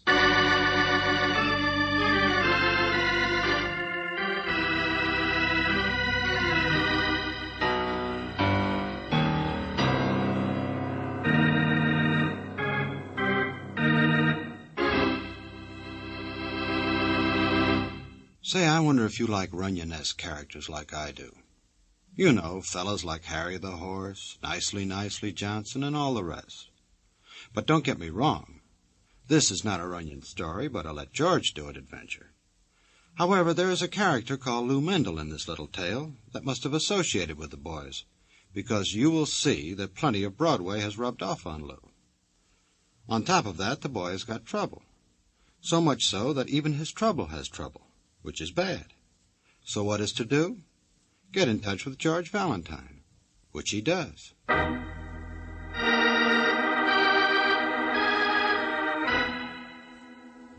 My dear Mr. Valentine, my name is Lou Mendel. I own a nightclub, the Club Top Hat, which I'm sure if you've ever been there, you'll admit is a very high-class place. It's not the type place where we have any trouble, and everything is strictly above the board, which is where you fit into the picture puzzle, Mr. Valentine. There is this girl whose name is Dove. She's a new dancer on account of she can't dance, but I like to be big-hearted. But as of to date, my big heart has got me nothing but a blow on the head. This is the essence of the puzzle. Who hit me? Even more important is, what about Dove? She is somehow in the middle of the trouble. And for such a nice girl, I don't like it. Oh, yes. This is a lot more than just what you may be thinking. Because poor little Dove, you understand, looks upon me as her big brother.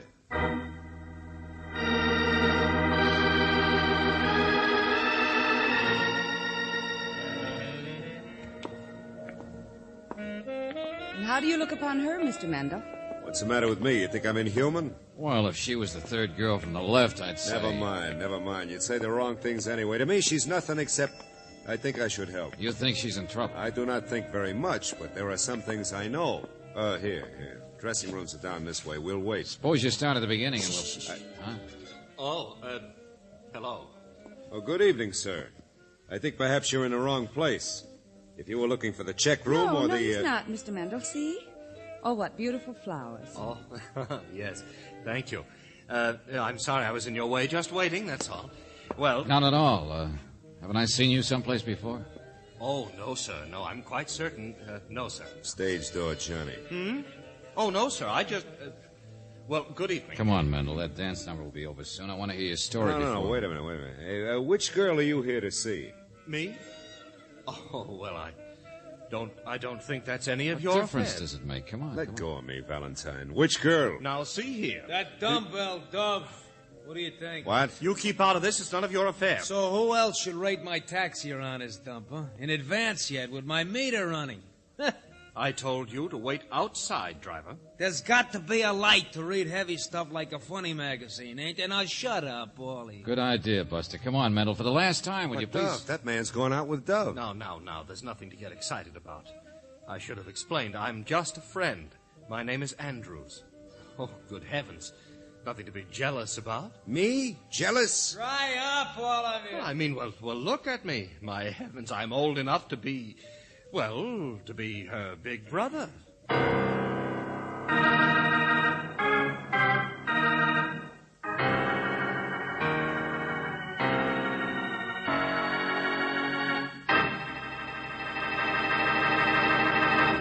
You know, this Dove gal must be a real doll. Mendel says she has no talent when it comes to hoofing, so I wonder what the gal has got. Maybe it's those black net stockings. Or maybe she was smart and listened to this.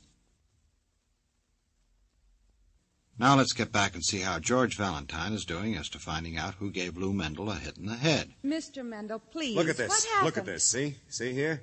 Just where my hair is thinning? Oh. Yeah, you got hit all right. Must have felt nice, but when and where? Last night, here, by the door to her dressing room. There wasn't a convention here then, huh? Well, after closing, I noticed a light. I'd heard a door shut, and I came to see what it was. It was a door to the street. Only then all the lights went out. I was hit. Uh-huh. Well, go on. Where does she fit in? Well, I'd stooped to look at an envelope lying under the door.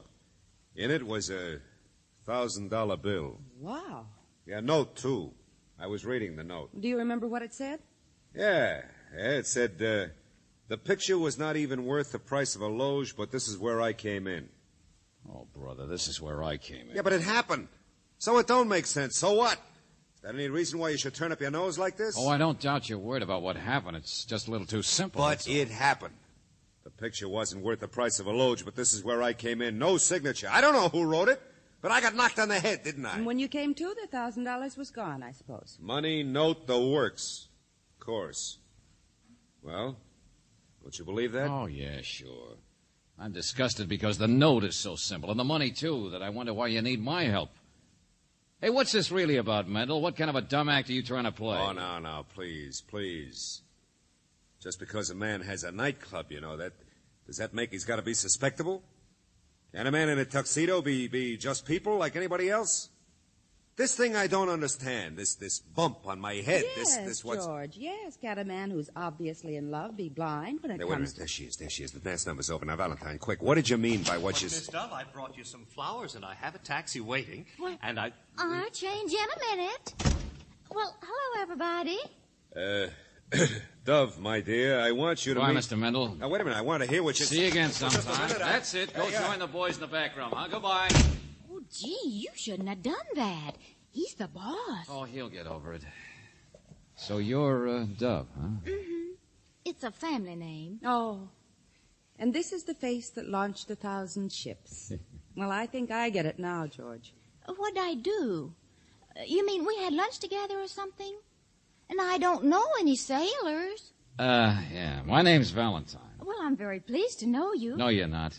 I want to know about the $1,000 you charged somebody for a picture. What? Picture of what? Oh, now, don't be so innocent. That's your line, isn't it? Shakedown? Oh, well, I'm pretty new to dancing. I guess I never heard of that routine. You never Let heard... me, George. Darling, we're talking about blackmail. You don't mind, do you? No, not at all. What is it? Oh, now, look, sister. Oh, I mean, that thing they always do on the radio. Sure, on mystery shows. Only, gee, you're not one of those private eyes, are you? Well, sit down, won't you? I mean, I'd sure like to hear about your work and everything. Oh, for the love of Pete. Now, what'd I do wrong? I didn't mean to hurt anybody's feelings. You know, I'm always saying things Well, it isn't what you say, dear. It's what you do. But I don't have anything to do with blackmail. I don't even know Dove, I don't believe you. Lay off. Will you pick on somebody your own size? Huh? What? Oh, Max, it's all right. They just don't understand. What's your big idea anyway? You work for that jerk boss of hers? Now, just take it easy, Buster. Nobody's gonna push Dove around. I while thought the other guy had a date with her, not you. You're just a taxi jockey. I got just as much right to interfere as you got. Ain't that so, Dove? She looks on me like a big brother, see? Oh, no, not you, too. Oh, yes. Max here's been very kind to me. Whatever it is, she got nothing to do with it, see? That's all I'm telling you. This baby is nice. But she's just plain dumb, do you get me? Buster, nobody could be as dumb as she's been pretending to be. Yes, that's true, I'm afraid. I mean, I could. I can't help it. It's just the way I was born, I guess. But at school, they always told me never mind. It didn't make any difference. I had other attractions. I mean, that's what I mean. There. You need further proof? Or do I have to knock your block off? Hey, Buster, you want to take a trip out to the alley? George. Huh? Oh, no. Come on, you asked for it.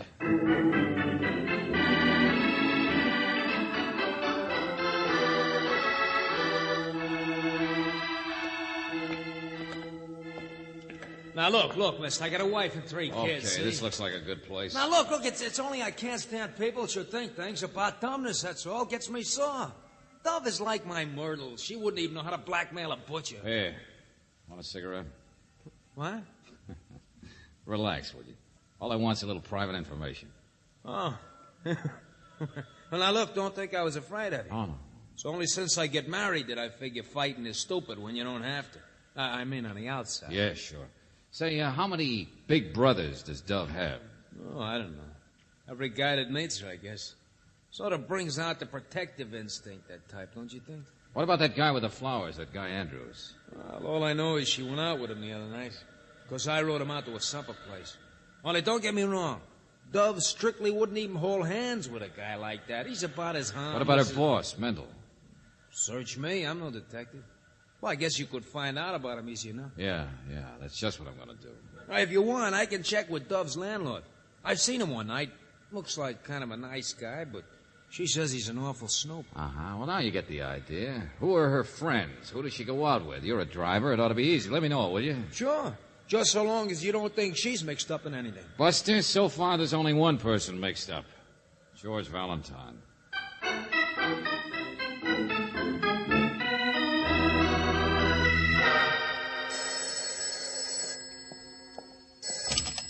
Yes? Oh, yes, he came back here to the office. Here, let me have it, Angel. Hello? That's me, Mr. Valentine. I thought you'd be with that Mendel. Oh, Max. No, I left him an hour ago. He's even harder to dig information out of than you are. But did you get anything on him? I mean, did you check his record? Hey, hold on a minute. Why do you want to know? Well, I'm at Dove's apartment, see?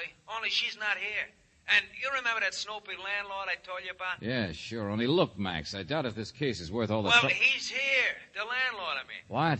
I guess he could give you information, all right, only he's dead. Hey, you hear me? Dead, I said, from bullets. I mean, it's a case, all right. Get here fast, will you? I got a wife and 3 kids. I'm bowing out. From now on, what Dove needs is a big brother like you.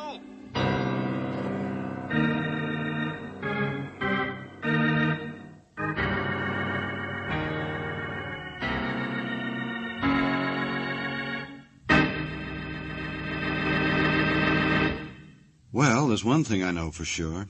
This Dove gal is certainly no dove of peace. Of course, I can't feel too sorry for that landlord since I never got to meet him. But I will feel real sorry if you don't lend an attentive ear to this.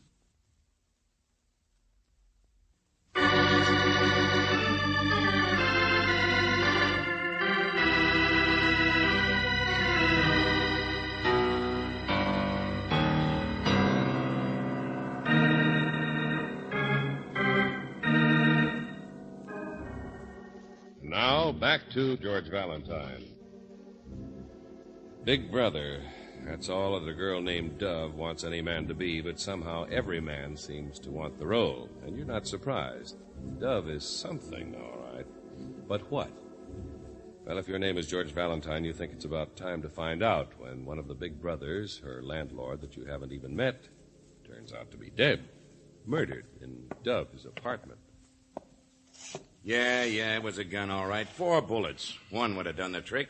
His pockets are practically empty, huh, Lieutenant? Sure. What do you expect? Free cigars? Okay. Somebody after something he had, huh? Only what was the landlord doing in Dove's apartment? That's what I want to know. Max out there said he didn't touch him. He was lying in front of the desk here. Yes, and one of the drawers has been opened. Sure. The paper's all messed up. Aren't there any fingerprints? Fingerprints? My friend, there's not a single one in this entire apartment anywhere. Oh.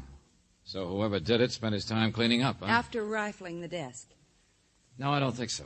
What? Oh, you don't? Mice did it. The landlord did it. Yeah. Huh? Well, look around. Isn't that what happened? The landlord was rifling the desk here when somebody came in and killed him. Looks like he even put up a little fight first.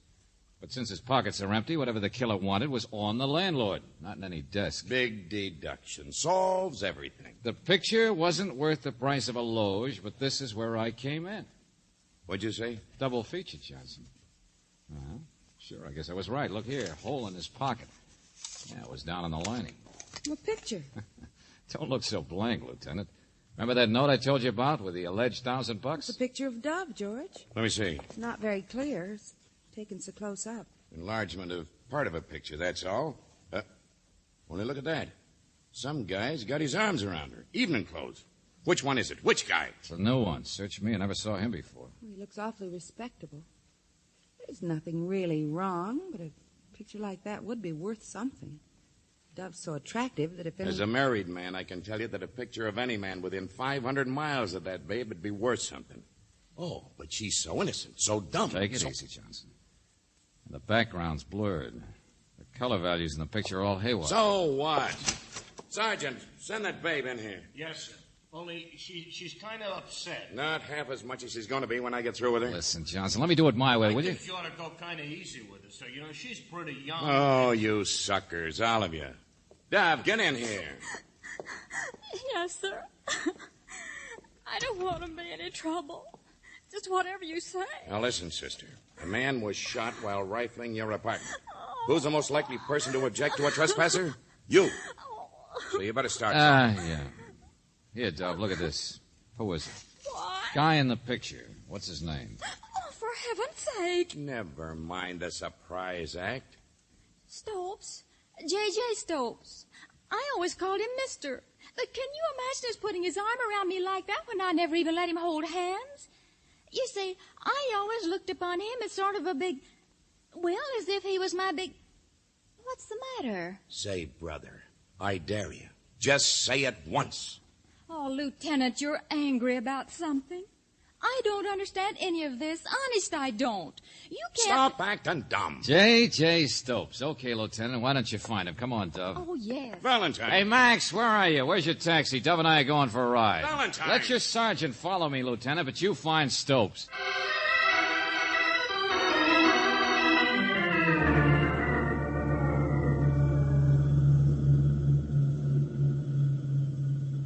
Did you try looking in a book, Mr. Valentine? Yeah, there were 17 Andrews. As you said you took him home the other night. It's around here someplace. Don't worry, I'll find it. But I didn't go out with Mr. Andrews tonight. I changed my mind. I mean, Mr. Mendel got all upset, and that made me upset. So I went to a late movie. I mean, after you left. Look, would you not talk except when I ask you to? I get mixed up every time I look at you. It's very sweet of you to say so. Yeah, well, that wasn't exactly... Hey, take it easy, Max. Just remember, that's all Andrew's place. I'm on the wrong street. So am I. What? Hey, Dove, tell me about that landlord. He was a snoop, is that right? Curious about you, watching to see who you went out with and so on, is that right? Shall I answer you? Oh, now look, Dove. Well, I mean, you mixed me up too, you know. Well, I mean, yes, sure he was. That's all I know about him. I mean, I don't go out with so many fellas, only there's no reason I shouldn't, is there, if they're nice and they ask me. And they usually do, you know. Max up there, he says I'm one of the forces of nature. Of course he exaggerates. Only I can't help it, can I? Well, here we are, Chief. Well, what are you waiting for? Turn her over to the sergeant back there, will you, Max? Oh, Mr. Valentine. So long, baby. I got another date for tonight.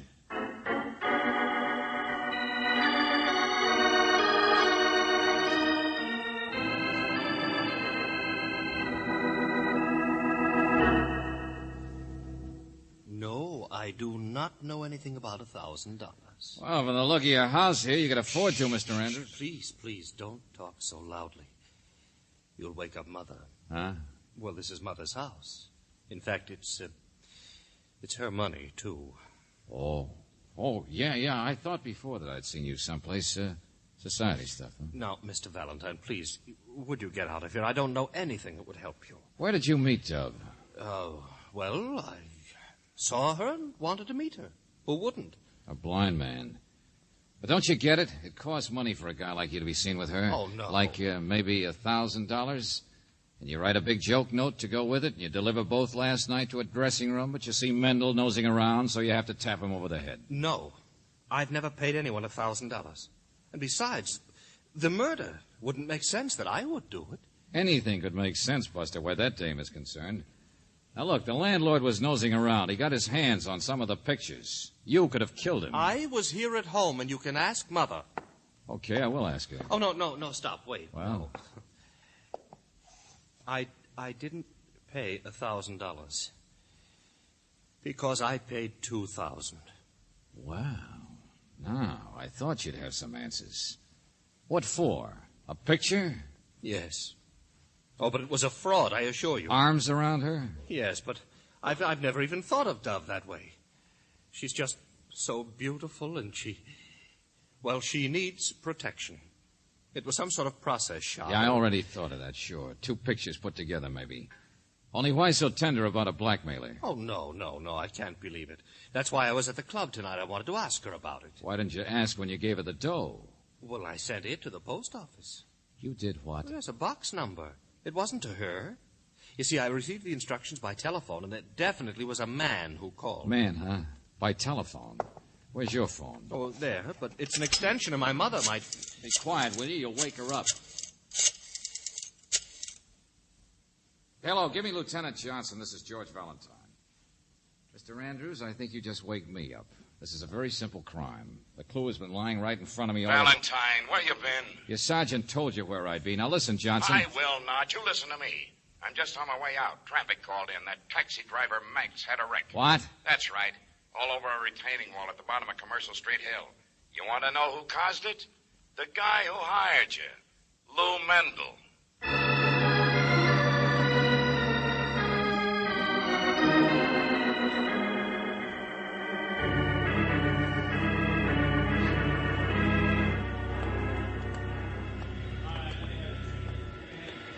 Now let go of me. I didn't do nothing, see? Motorcycle cop picked you up in your car, didn't he? Yeah, well, sure, but Johnson, Max says that Mendel here's sideswiped. Well, he's not saying much of anything the way he's banged up over there. But yeah, Mendel followed him, then passed him on the right, so he'd have to swing out into a truck. Well, Mendel? No, I Max didn't. gunned the cab instead and couldn't make the turn at the bottom of the hill, that's all. It's not true. Not a word of it.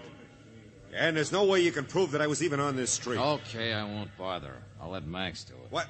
Now, listen, wait a minute. I'm hiring you because a girl's in trouble, see? Now you got me in it. Now you say she's a blackmailer. Now you say... Hey, Johnson, did you find the guy in the picture, Stopes? Yeah. He was the one who wrote the note and sent the $1,000, all right. But he hasn't got anything to do with the murder. Neither is Andrews. Suckers who've already paid up don't kill people. Only who asked Stopes to pay? Well, that's a haywire part. Stopes sent the money to Dove because he just assumed she was the one behind it. A man's voice on the phone said send it to a post office box. What is all this? Hey, see, Mendel? We're getting the girl out of trouble, all right? Yes, but He's smart. Most people you get out of trouble, the fewer there are to be in it. It's who's behind the girl. Wait a minute. Hello, Max. How do you feel? Oh, lousy. No bones broken, but we'll take him down to the hospital as soon as you get A little through. messed up, though, huh? Yeah. And, Mendel here did it? I don't know. Looked like his car, but I don't know how I could prove it. Yeah, I understand. Messed up your cab pretty bad, too, didn't it? Yeah, burned. I just got out in time. Uh-huh. This time of night, nobody around to help you. Or see, either. Yeah, that's right. Now, will you listen to me? I tell you, I'm driving my car. Stop shaking, Mendel. Look at Max here. He scratched himself all up and wrecked this cab, too, and he's not nervous. Just scared to death, that's all. What? Valentine, what are you talking about? Johnson, you know a man's pretty desperate when he's committed murder. What did you do with the meter in your taxi, Max? Me? What in the That's name... why you wrecked the cab, isn't it? Because you knew I'd catch on in about 1 minute flat. Got rid of the meter and then wrecked the cab and burned it fast before I could tear it apart. You're crazy. There's not enough dough in 5 weeks in that There's meter a camera in it, though, isn't there? Camera? Hey, Valentine. Yeah, that's right. Come to the party. Pictures were fuzzy, taken too close, color values haywire, infrared, I suppose. You can't prove nothing about nothing. I'm hurt, see? I'm going to the hospital. Oh, I can prove everything. For instance, trying to point a desperate finger at Mendel here. What did you do? Wait till you spotted him driving home, or was that just luck? That's a detective for you. His best friend he'd frame in or something. His own grandmother, probably. Valentine, with my own bare hands, I ought to throttle you. Oh, Buster, you just said it yourself. With your own bare hands. What? Yeah, that's how you trapped yourself. You know what I'm talking about. No fingerprints. Not a single fingerprint in that entire apartment where the landlord was killed. Not anywhere. So it's my fault, I suppose. You were too careful, Max. Because you reported the crime to me from that same apartment. Well, Buster, why didn't they find your fingerprints on that telephone? I got him. Get your hand. Valentine, wait. Hold him, Sergeant. Hold him. Where you going? It's all over. Oh, no, it's not, Johnson. You're going to look for that taxi meter, aren't you? Why, sure. Okay, then. Before you find it, I got about 2 seconds to find Brooksy. My explanation hasn't even started yet.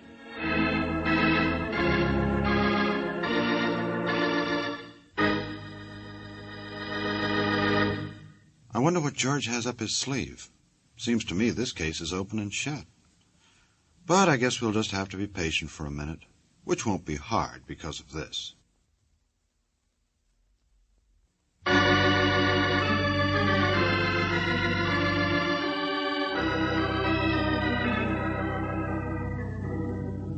George, I understand all that.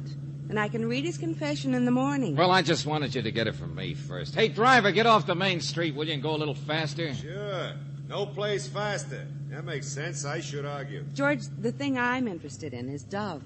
Well, me too. What man wouldn't be? But she was responsible for all this. Max couldn't have done it without her cooperation, so... No, Angel. I think she told the truth. I think she's just dumb. You too, huh? Not that she isn't dumb, but... See, I wanted to demonstrate something to you. That's why we're in this cab. You see, I was in Max's cab with Dove earlier, like the other guys had been. And I saw how it could have worked.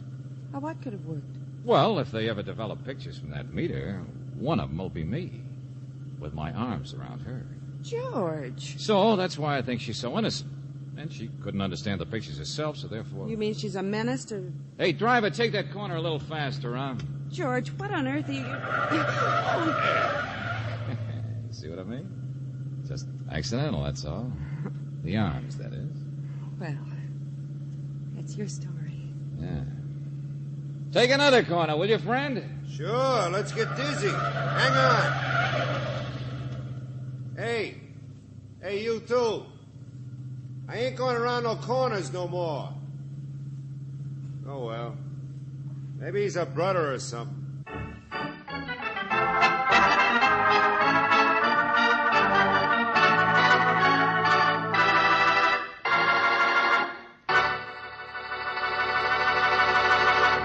You have just heard Big Brother, another Let George Do It adventure. Robert Bailey was starred as George Valentine with Virginia Gregg as Brooksy. The story was by David Victor and Jackson Gillis, with music by Eddie Dunstetter. Now, this is yours truly inviting you to another visit with Valentine, when you will again hear what happens when you let George do it.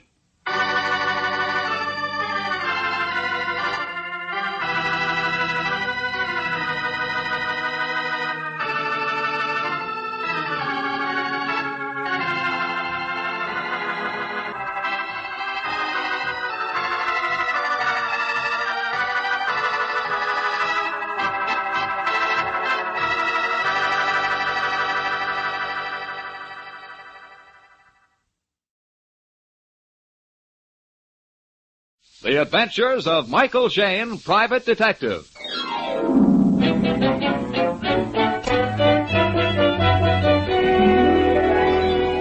The people who make 76 gasoline and Triton Motor Oil, Union Oil Company, present The Adventures of Michael Shayne, Private Detective, starring Wally Mayer and Kathy Lewis.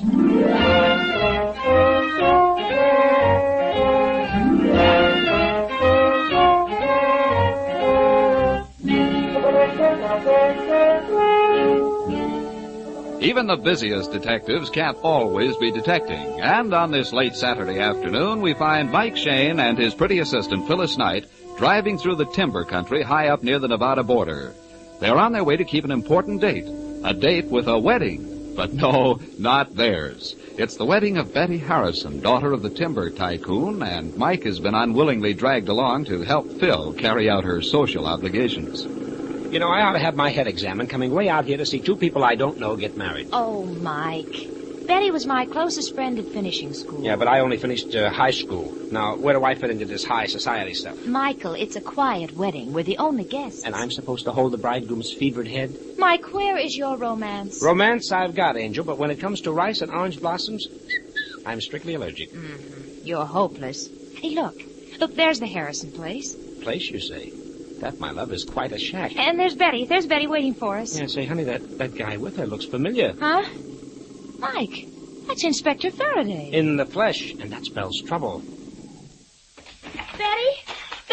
Phyllis! Phyllis, I'm so glad you've come. Oh, you look wonderful. Me too. Betty, this is Mike Shane. Hello. I'm pleased to meet you. Well, I'll be. Mike and Phyllis. Say, Inspector, aren't you early with your vacation? No, I'm here on business, Mike. Mr. Harrison phoned me. Said he was leaving on the second section of 98.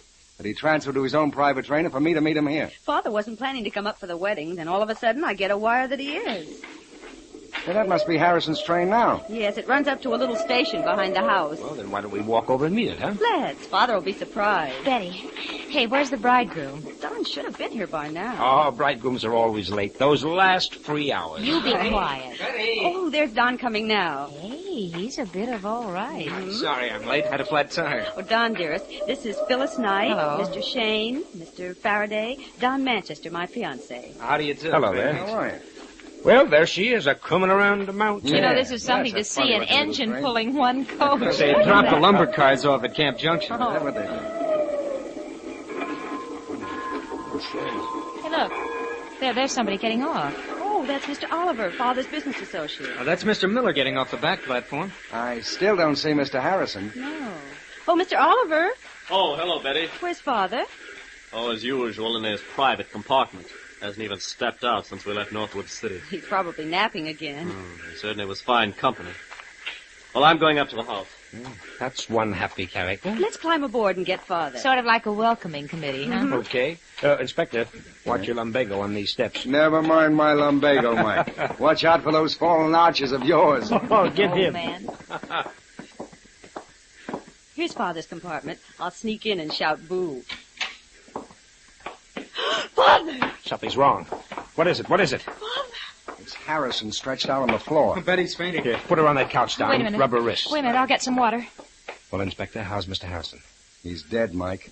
Looks like a heart attack. Uh-huh. Maybe so, Inspector, but this heart attack has had a little help. What are you talking about? About murder, Inspector. Froth on the lips and dilated eyes don't spell a heart attack. Somebody slipped Mr. Harrison a nice big slug of poison.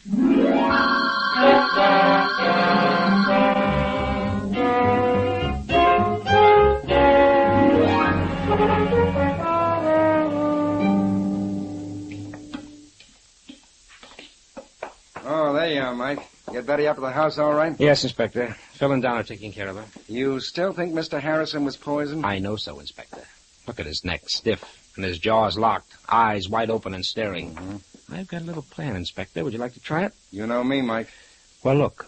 No one knows we suspect murder, and whoever pulled this job figured on a local doc calling it a heart attack. So? Now, you take Harrison's body into Northwood City along with that thermos of coffee we found by him. While you're checking for poison, Uncle Shane here will keep his big ears open here.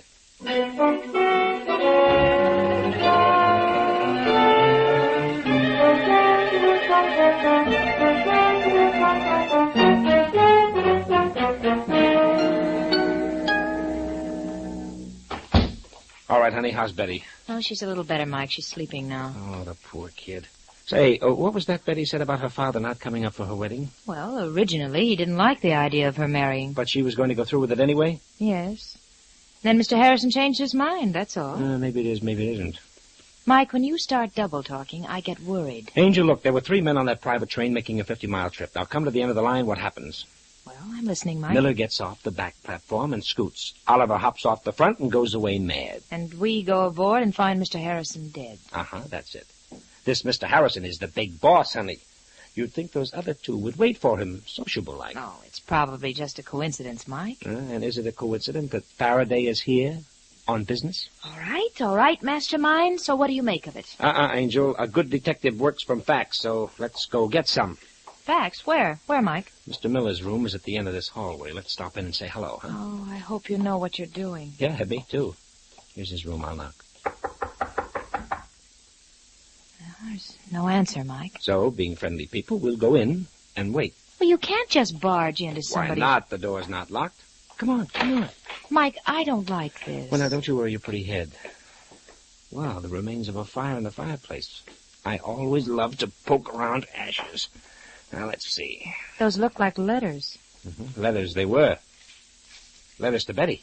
Well, she's asleep in her room. While someone conveniently burns her mail. Mike, let's get out of here. What's the matter, Angel? There's just us two. That's where you're wrong. Mike. Huh? Well, Mr. Miller. And with a nice shiny gun. We don't like snoopers around here.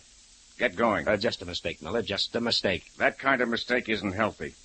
Get out while you're still lucky. Sure. By coincidence, we were just leaving. Come on, Angel. Right away. The gentleman doesn't like our type. And I'm afraid the feeling is very mutual.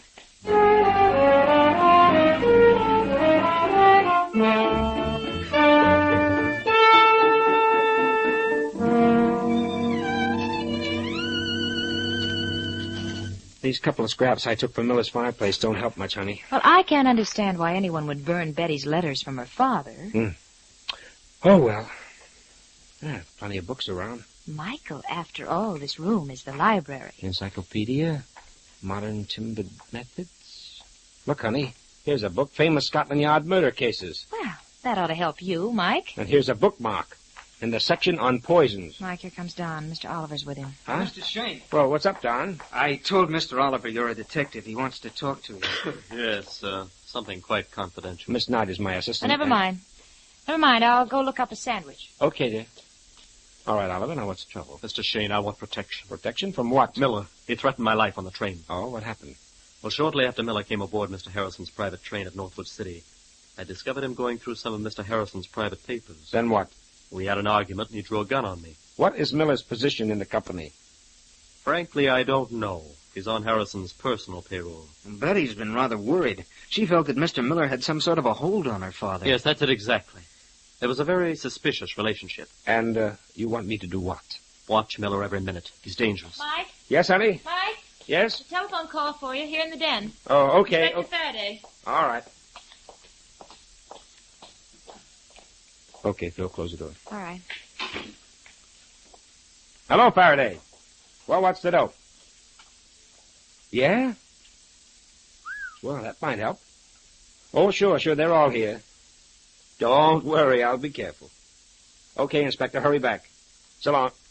What'd he say, Mike? I was right, honey, 100% right. Harrison was loaded with strychnine. Well, then it was murder. And that's not all. I heard the click of an extension phone. There are extensions all over the house, Mike. Someone listened. We're keeping company with a murderer, honey. And the trouble is, we don't know who he is. But he knows we're looking for him.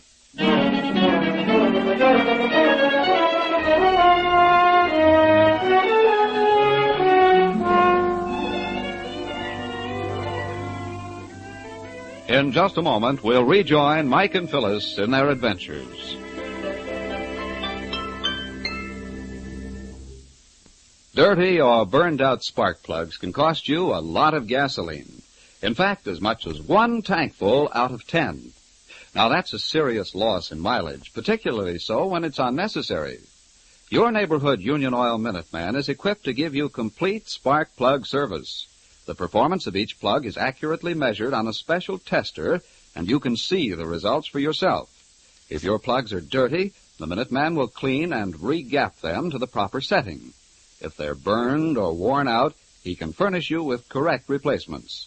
Then you'll not only save gasoline, but your engine will run smoother. Union Oil spark plug service takes but a few minutes and costs but a few cents, a cost you'll soon save in extra mileage. So, friends, if it's been 3,000 miles or more since your spark plugs were checked, or if your engines seem to be rough and listless, drive in wherever you see the sign of the big orange and blue 76 and ask for Union Oil spark plug service. It will make driving easier. Gas coupons go farther.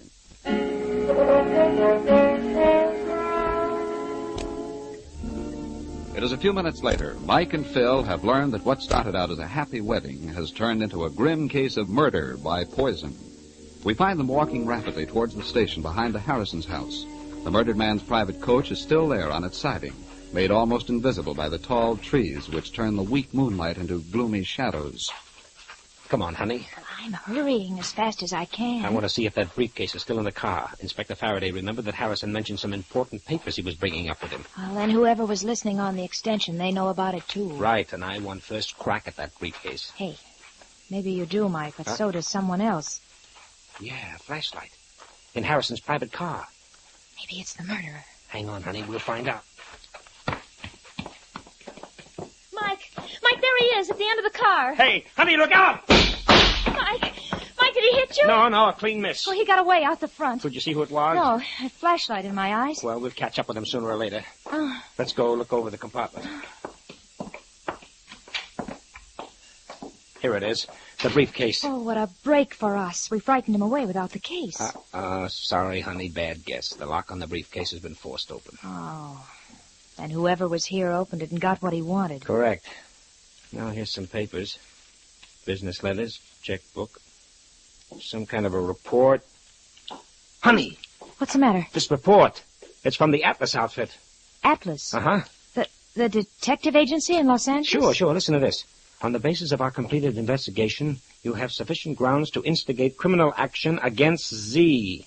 Z? Evidently, Harrison didn't want the name mentioned. Well, Mr. Harrison was certainly checking up on somebody. And getting ready for the kill. I'll bet that's why Inspector Faraday's here. Mike, this is the motive for the murder. All we have to do is find out if Miller or Oliver is the Z in that report, and we've got the murderer. Partly right, Angel, partly. But I'd say it was better this way. Find out which one of them is Z, and the other guy is the killer. Huh? I don't get it, Mike. Look, Angel, look. The murderer listened in on my telephone conversation with Faraday. He Yeah. heard the inspector tell me about this briefcase, and he knew it held evidence that could hang him. Well, of course. That's why he dashed down here. Right, Angel. He beat us to the briefcase, and yet this report is here for us to find. Oh. You see? Mm-hmm. He wanted us to find this report, and that means the killer isn't Mr. Z.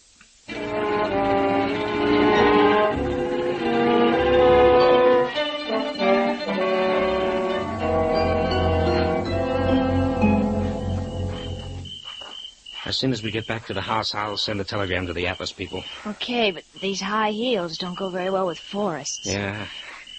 Mike. Yeah, I heard. There's someone on that other path. He's behind this tree. Right.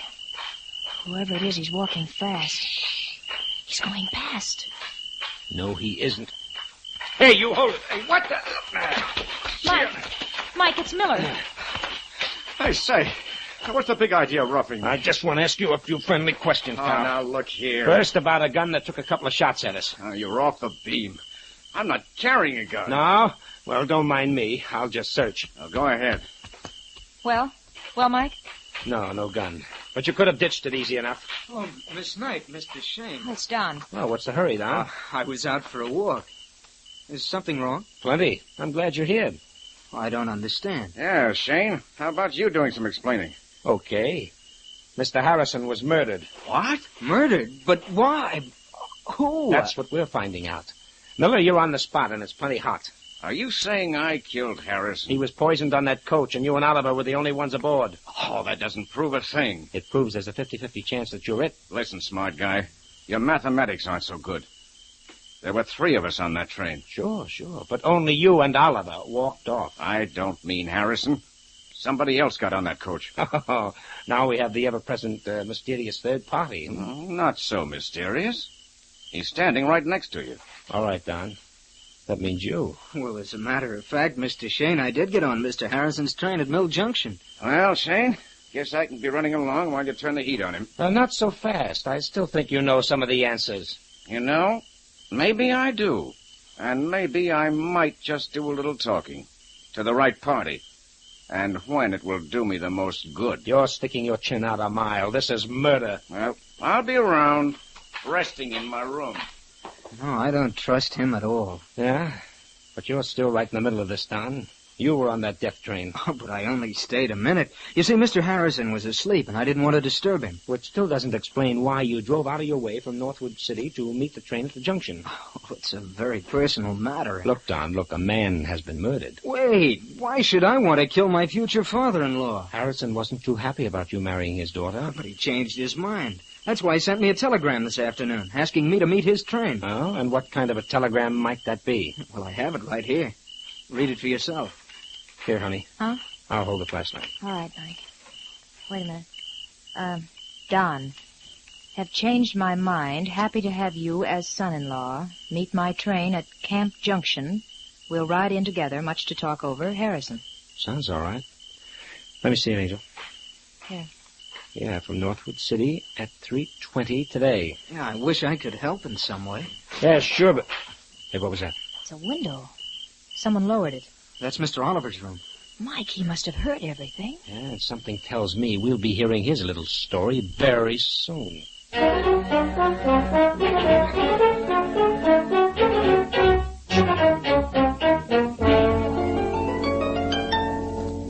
That's right. The telegram is to the Atlas Detective Agency, Los Angeles. This is it. Please advise immediately.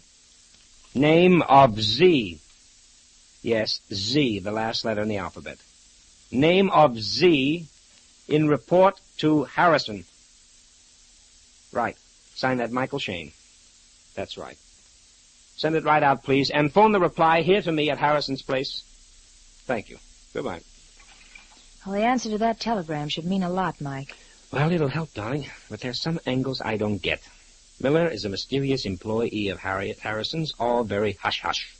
Oliver's scared stiff of Miller, and Don goes walking around in the moonlight right after somebody takes a shot at us. Oh, you can't blame him for that, Mike. Here the night before his wedding and his future father-in-law is poisoned. Yeah, sure, but there's one thing we do know. There's a killer here. Well, there's a car outside. That must be Inspector Faraday, and in a big hurry. It's too bad you haven't the murderer all signed, sealed, and ready to deliver. Now, Angel, now sarcasm doesn't become you. Well, Mike, Phil, how goes the home front? Oh, quite a few interesting details for you, Inspector. Whatever you're figuring, Mike, forget it. Oh, that means the inspector knows something. Plenty. While you two were taking it easy, I cracked this case wide open. Yeah? Well, give. Who's the murderer? Miller. Miller? Sure. I thought his face had a familiar profile, so I checked on him with headquarters. And found what? He's got a record a mile long. Mm-hmm. Well, I'll be willing to wager it's for blackmail. That's right. But how did you know? Inspector, are you forgetting? Mike is smart. All right. I hope Miller's still around. He said he'd be in his room. Good. Let's go pick him up. Okay, let's go. Well, Mr. Shane, it looks like Faraday beat us to it this time. Oh, he's just a good man, honey. Yeah. Tell me, what's the line on Miller? All the usual stuff. Hires out as a private investigator and then turns the information he picks up into blackmail. Wow, cute boy.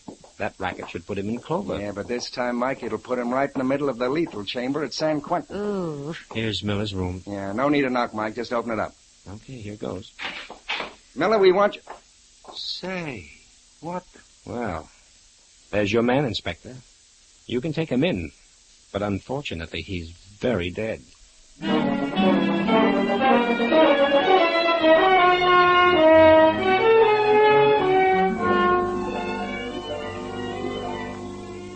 We'll return to Mike Shane and his adventures in just a moment.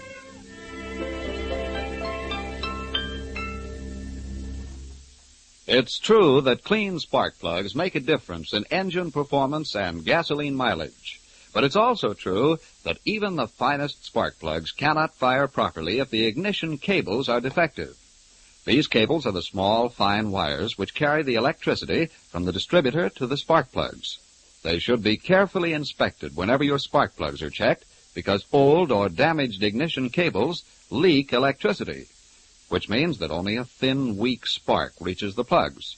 So to get new performance out of old engines, ask the Union Oil Minuteman to check both spark plugs and ignition cables. Then you'll be sure of more power and better mileage. Just drive in wherever you see the sign of the big orange and blue 76 and ask for Union Oil Ignition Service. Thank you.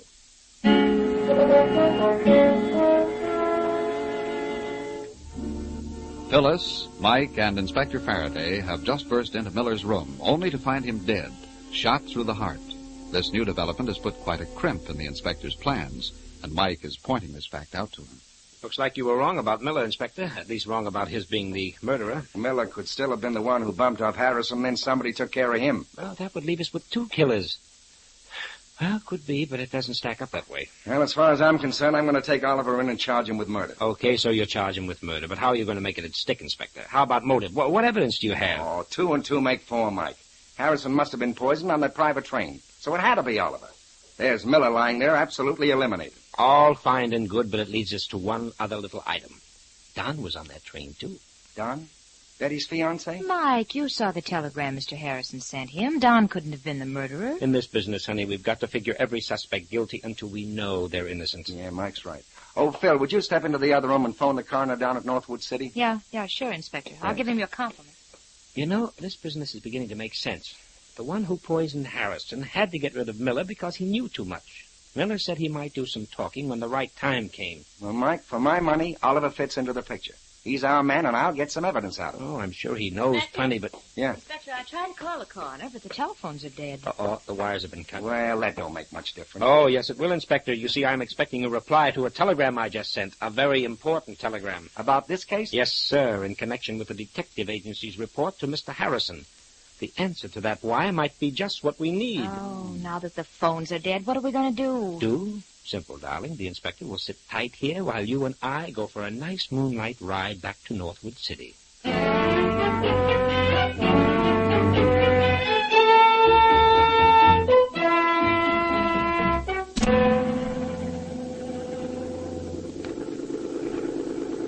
it is. There's the telegraph office just on the other side of the tracks. Okay, I'll park the bus here. Now, watch it.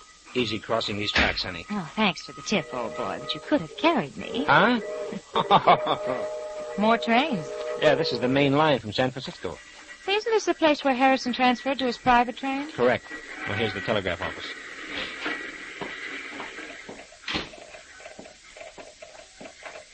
Hey, Mr. Folks, can I help you? Yes, I'm Mike Shane. I'm expecting a wire from Los Angeles. Shane. Let me see. Yeah, your telegram's coming in now. I'll have it for you in just a minute. Okay. Look, Mike. Hmm? There's another. The train just pulled in. Now, that's 8:20, miss. Only stops for a few minutes. 8:20? Well, it's late. It's 8:35 now. Nope, train's on time. That there's the second section of the 8:20. Oh, so many people traveling, huh? Yep, too many. That's why they run two sections. Like this afternoon, the second section of 98 came in at 3:40 with a whole passel of folks. Is that right? You know, honey, that's interesting. Very interesting. Yeah, of course it is, isn't it? What are you staring at me that way for? Well, here's the telegram, mister. Oh, swell. Come on. Who was Mr. Z in that report? Well, this does it, honey. This does it. That Z is nobody else but Oliver. Oliver? Then Faraday's right. No, Angel. Faraday isn't right. Oliver wasn't Harrison's murderer. But come on back to Harrison's place for a little meeting of the minds with Inspector Faraday.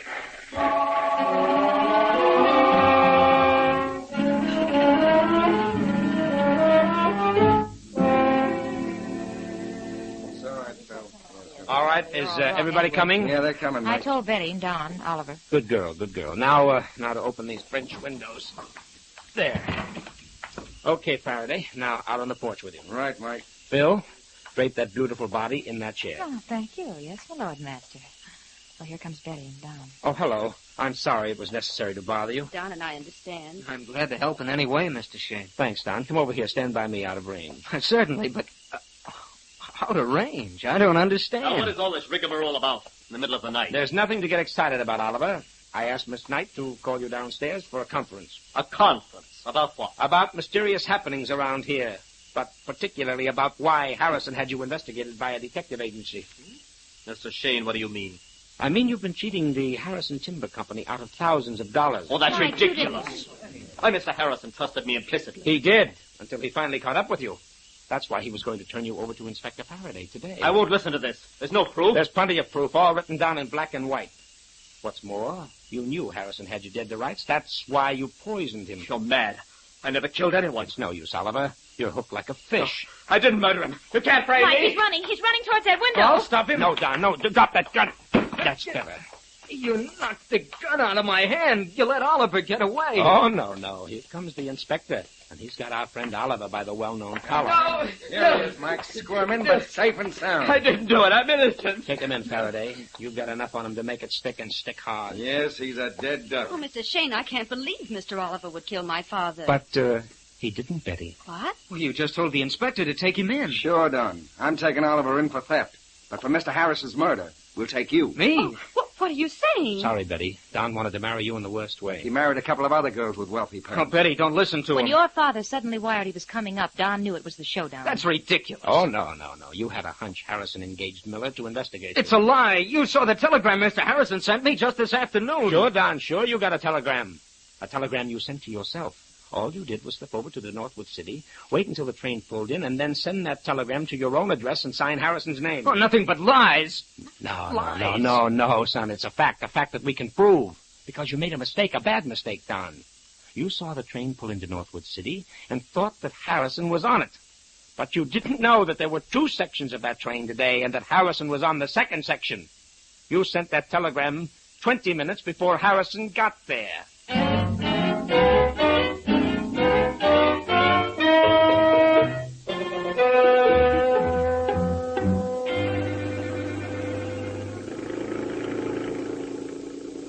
Mike, you know it's wonderful to be getting back home, here by the Golden Gate. Oh, I like it.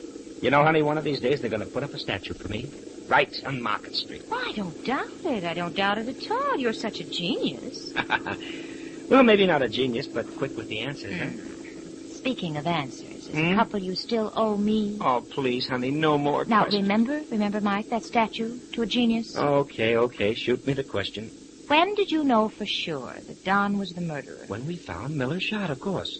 Why then? Don't you remember, honey, when we caught up with Miller sneaking back to the house from Harrison's private train, he said he would talk to the right person when it would do him the most good? Yeah, I thought he meant Faraday. Oh, no. Our blackmailing friend was talking right through us to the only other party there, which meant Don. He was throwing out a hint for a payoff. Well, of course I know, but how about... That's all, honey, please. That's all. Positively all. And hold on to your hat because I'm turning. Just a minute. This isn't the way to the office. You're turning into Golden Gate Park. Ha-ha! Is that bad?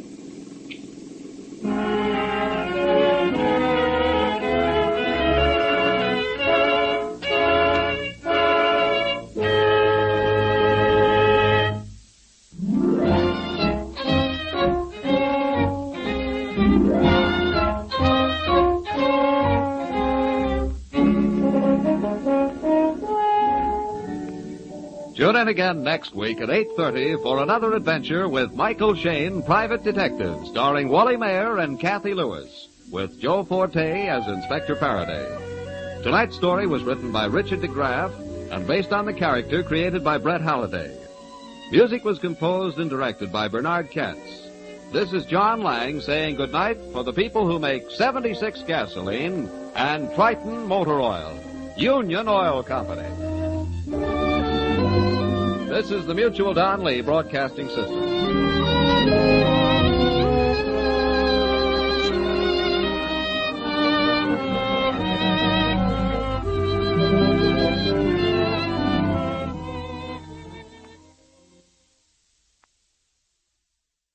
The Linux Show, starring Nick Carter, Master Detective. Presented by Acme, America's great producer of fine quality paints.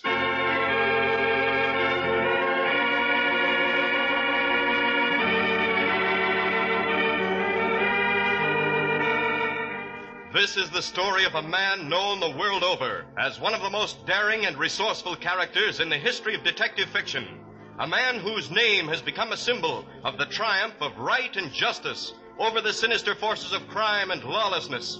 A man recognized as one of the great masters of deduction. Nick Carter, Master Detective.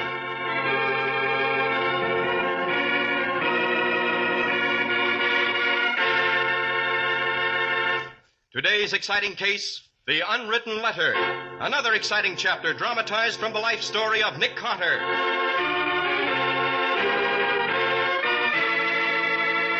In just a moment, we'll hear how Nick Carter investigated the strange murder of a man who died with a blank letter in his hand and captured a killer through an interview with a corpse. All work and no play makes Jill a tired housekeeper, but any homemaker can have enjoyable leisure time to spend as she likes when she depends on the 3 great Linux home brighteners, those efficient new shortcuts to the care of woodwork, furniture, and floors. Linux Clear Gloss, the modern brush-on finish, Linux Cream Polish for fine furniture, and Linux Self-Polishing Wax, the amazing new quick-drying wax product. Yes, the 3 great Linux home brighteners are the modern way to save household drudgery. They'll do your work in record time and do it with spick and span thoroughness. So start now to enjoy new leisure. Ask your hardware, paint, or department store for the 3 great Linux home brighteners, the efficient shortcuts to new home beauty.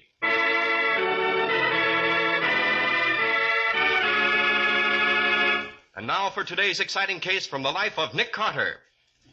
Breakfast is over in the old brownstone mansion at the corner of 5th and 4th, and Patsy and Nick are on their way into the master detective's study to begin the morning's work, when suddenly...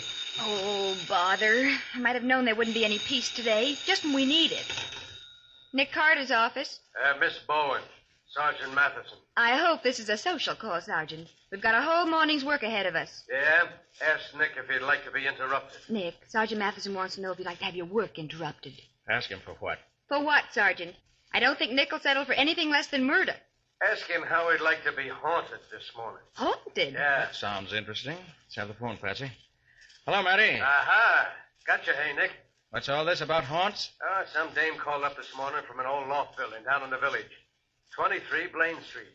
She claims she's being haunted. Not at night, mind you, but during the day. Daytime ghosts. That's a new one. Yeah, she claims they rumble at her all day long. I'm just on my way down there. You want to come along? For spooks that rumble by day, you bet. Meet you in front of the building in 20 minutes. Right. Bye. Get your hat, Patsy, and put in a call for the car. You and I have a date with a ghost.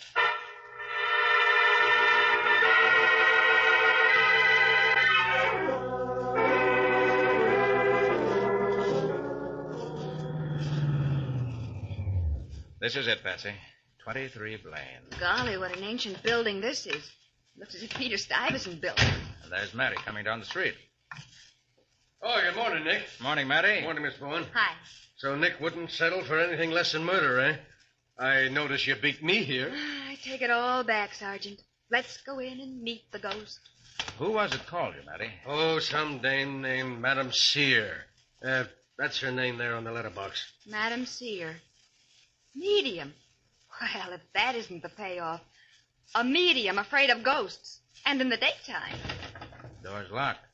Must be a bell button under Madame Sear's nameplate. Ring it, Patsy. Okay, I will. Oh, Nick! It's a little upper Pete. Better get in there fast, Matty. Get your shoulder against the door. Ghosts shooting guns are together, Nick. All right, again. What's more should do? Careful. Watch out for the debris, Patsy. Right. Come on, Matty. This isn't turning out to be the Scarlett. What is it, Nick? Hold it. Said I wouldn't settle for anything less than a murder, Patsy, huh? Well, you were right. There's a man on these steps, and he's been shot to death.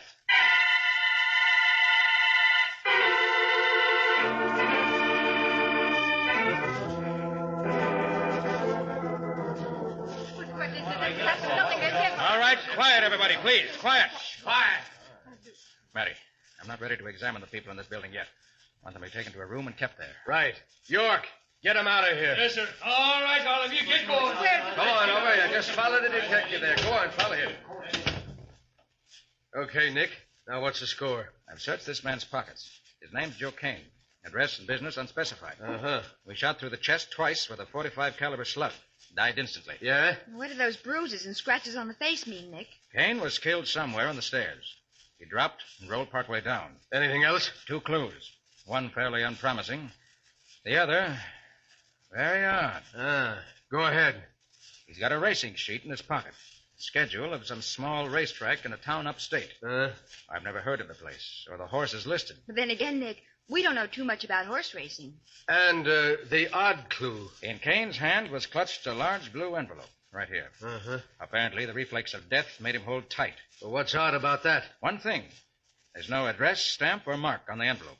There's a sheet of paper inside, with nothing written on it. Well, for the love of Pete. Envelope without an address. A letter with nothing written on it. But what does that mean? I wish I knew. But I've got a hunch if we could answer that question, we'd know who killed Joe Kane and why. Well, we know one thing, Nick. It's got to be one of the people in this building. We covered the front door. No one came out while we were going in. That's right. We've already checked the roof. It's sealed shut. No one went out that way. And the back door is bolted on the inside. The windows? All barred with heavy grates. The killer's got to be one of the people inside. Good work, Matty. Now, what about him? Well, there are 3 floors in this building. Each one is occupied. The first floor, Madame Sear, the ghost fearing medium. The one who called you. Yeah. The second floor, a guy named Charles Dower. Business as yet unspecified.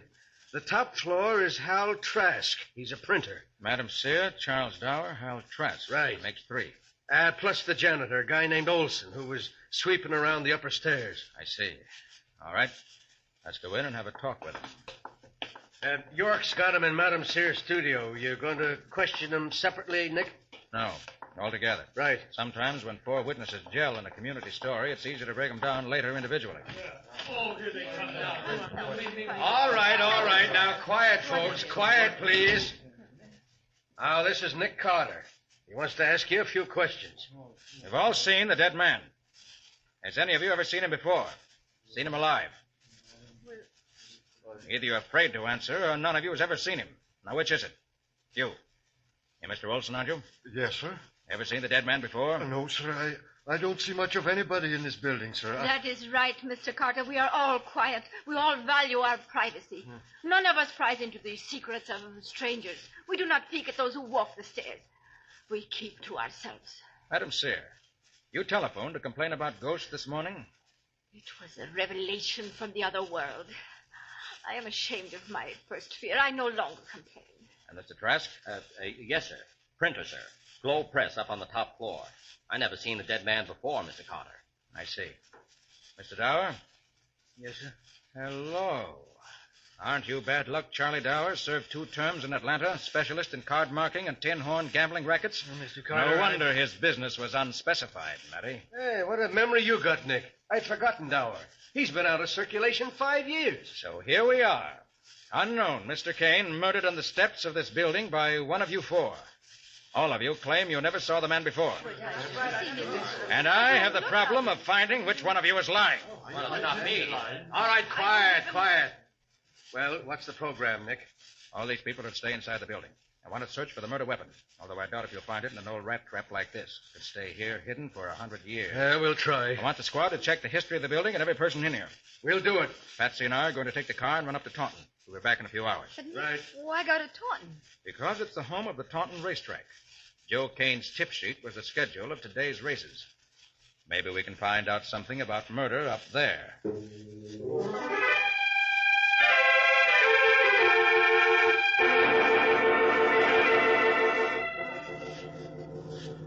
Just another few minutes, Nick. That sign said Taunton 1/2 mile. Right. Why have you been so glum all the way up here, Nick? I've been mulling over the case, Patsy. I don't like it. What don't you like about it? The whole thing is a phony ring about it. 3 crooks, or semi-crooks, all operating in that building. All probably lying as hard as they can. Yes? How did Kane get into the building? The door was locked when we tried it. Either he rang one of the bells, which means the tenants were lying, or he had a key, which means Olson, the janitor, was lying. Well, that's true. In the second place, what about that blue envelope containing an unwritten letter? Why was Kane carrying it? But invisible ink, maybe. Secret message? Carried so that we jump to that obvious conclusion? No. I doubt it, Patsy. Oh, slow down. Here's Taunton. We'll go through it before we see it. Seems pretty quiet for a racetrack town. Uh-huh. I haven't seen anything faintly resembling a track. We better ask that youngster over there. Hi, Sonny. Oh, hi there. Yes, you, son. Come over here a minute, will you? Oh, yes, sir, mister. What's on your mind? Which way to the racetrack? The which? The racetrack. The Taunton racetrack. I don't know what you're talking about, lady. You live here long? All my life. Here. Take a look at this. Taunton racetrack. Handicap race. Hey, mister, this is some kind of a gag. There ain't no track in Taunton. We ain't never had a race in this town. You're being taken for an awful ride by someone. You're telling us. Nick, this is weird. Thanks, son. Let's get back to the city, Patsy. True enough, we've been taken for a ride. And believe me, it's carried us miles closer to the solution of this case.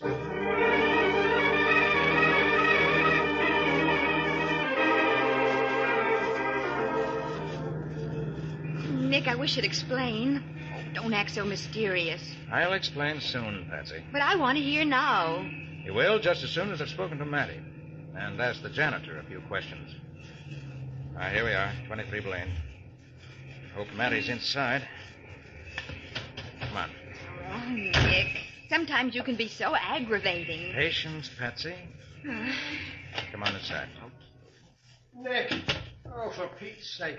Am I glad you're back? You got a fresh lead, Matty? Fresh lead, fresh trouble, that's what I got. Well, I'll iron it out as soon as I've spoken to Olson, the janitor. Olson's my trouble, Nick. He's just committed suicide.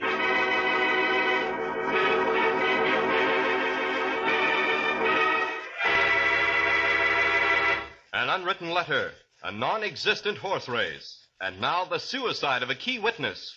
How will Nick straighten out this tangle of events? We'll see in just a moment. The up-to-date way of doing a thing is usually the best way, and you certainly find that's the case when you beautify your floors and linoleum with Linex self-polishing wax, the modern way to perfect floor care. One practical test is all you need to know that here is a quick-drying wax which is really different. Linex self-polishing wax, made from a new formula, was developed by leading research chemists to give new beauty, new protection, new skid resistance to all your floors. And Linex self-polishing wax contains the greatest possible amount of real carnauba wax for that handsome, satiny finish only real wax can give. What's more, the underwriters' laboratories have proved by test that any linoleum, hardwood, or rubber tile floor is actually less slippery after Linex self-polishing wax has been applied. Best of all, Linex self-polishing wax takes only a jiffy to use, for you simply wipe it on without tiresome rubbing, and it dries quickly to a beautiful luster that's a joy to behold. So choose genuine Linex self-polishing wax, one of the finest products of its kind. Ask your dealer now for all 3 great Linex home brighteners to give your home new beauty the easy Linex way.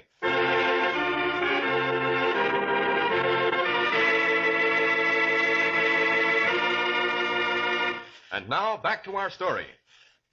A complaint about a haunted loft building brought Nick Carter, Patsy, and Sergeant Matheson down to an ancient office building in time to hear, but not witness, the murder of Joe Kane. Curious clue to the murder was an unwritten letter in the dead man's hand and a racetrack program for a non-existent race. Then the janitor of the building, Sergeant Matheson announces, suddenly has committed suicide. Now Nick, Patsy, and the sergeant examine the dead body. It's pretty careless of you, Matty. Oh, honest, Nick, how was I to know? I was down in the cellar with a squad looking for the murder gun, when all of a sudden we hear the shot. We never thought that You'll Olson find would... the weapon in Olson's hand. Yes, I understand. Well, 5 will get you 10. This is the gun that killed Kane. But why should Olson kill himself? Yeah, probably thought we were hot on his trail. Maybe, but I'm not so sure Olson did kill himself. What? Why not? Too pat, too convenient. I've worked on thousands of cases, Matty. I never yet had a killer give up so easily. But it looks legit, Nick. Bullet wound in the right temple, gun in the right hand. I happen to know Olson was right-handed because I saw him sweeping. There are powder burns around the wound. The gun was fired at close range. Why, the body looks as though it had fallen naturally. Maybe, but I doubt it. I'm going to take the gun back to my lab for a quick check. Have a man send over the fingerprints for the entire crowd here, Matty. Right. Oh, any of those reports come in yet about the building and the people? I expect them any minute now. Wait here for me when you get them. Patsy and I'll be back in half an hour. All right. Oh, and by the way, Matty. Yes, Nick. How much would you like to bet that Olson never was janitor of this building? All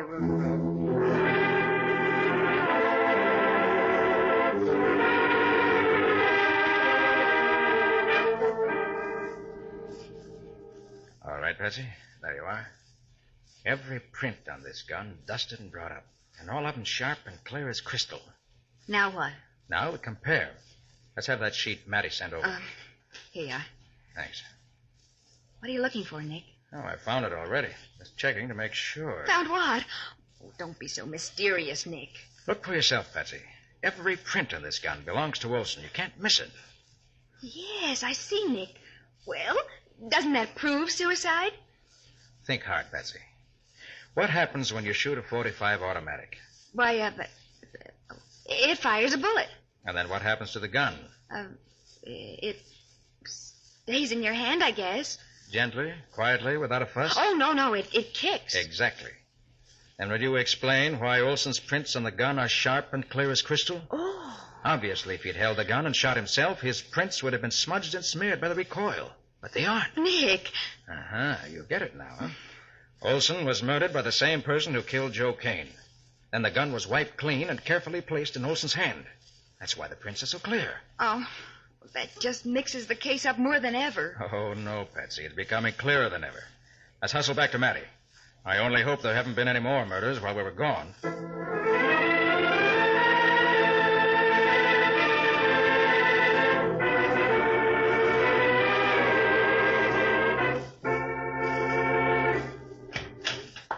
right, Matty, we're back. Oh, Nick. Hey, Nick, you're fantastic. How did you know, man? How did you know? About the murder? No, about Olson. The reports just come in. You were right. He was lying. He wasn't the janitor of this building. Golly. The janitor of this place is a guy up on the corner. He takes care of this whole row of buildings. And everybody in here was lying when they accepted him as the janitor. I don't think so. This is a dark little place, and the real janitor probably doesn't spend more than a few minutes a week here. Yeah, just about. They're all pretty careless. The few times he was seen wasn't enough to make an impression. So when Olson said he was a janitor, he was accepted. But the killer? The killer was lying, naturally. Hey, wait a minute, Nick. How did Olson get in here? Oh, Joe Kane let him in. Joe Kane? The dead man? Yes. When? Probably a few seconds before we arrived. Olson followed Kane into the building. Uh-huh. How did Kane get in? Pretty sure Kane let himself in. How? With a key. Nick, you sound as though you got the whole business washed up and finished. Think I'm pretty close to it. You know why Kane carried that blank letter? I do. And about the non-existent horse race? Yes. And why Olson killed himself? He was murdered, and I think I know why. Well, then would you please talk? One more little test, Matty, and the murderer will talk in person. What's the test? We've got 3 people left. Madam Sear, Trask the printer, and Dower the gambler. Yeah. All of them claim they don't know Joe Kane. Well, one of them's lying, and I want to find out which. How? I'm going to make some arrangements with Patsy. And then we're going to meet around Madam Sear's crystal globe, all of us. Holy smoke. More ghost stuff? So to speak. The body of Joe Kane is going to walk into the room, and we'll see who recognizes it. Oh, but that's silly, Nick. They all saw Kane's body. There's a tremendous difference between recognizing a living man and a dead body, Patsy. Totally dissimilar people look identical when they're dead. We've had hundreds of cases of husbands identifying dead strangers as their wives in the morgue. Mm-hmm. And vice versa. It's true, Patsy. I see Nick's point. Those suspects who really don't know Kane will not recognize a living imitation after having seen the body only once. But those who knew him... I get it. Then let's get moving. We'll meet the dead body at 7 tonight.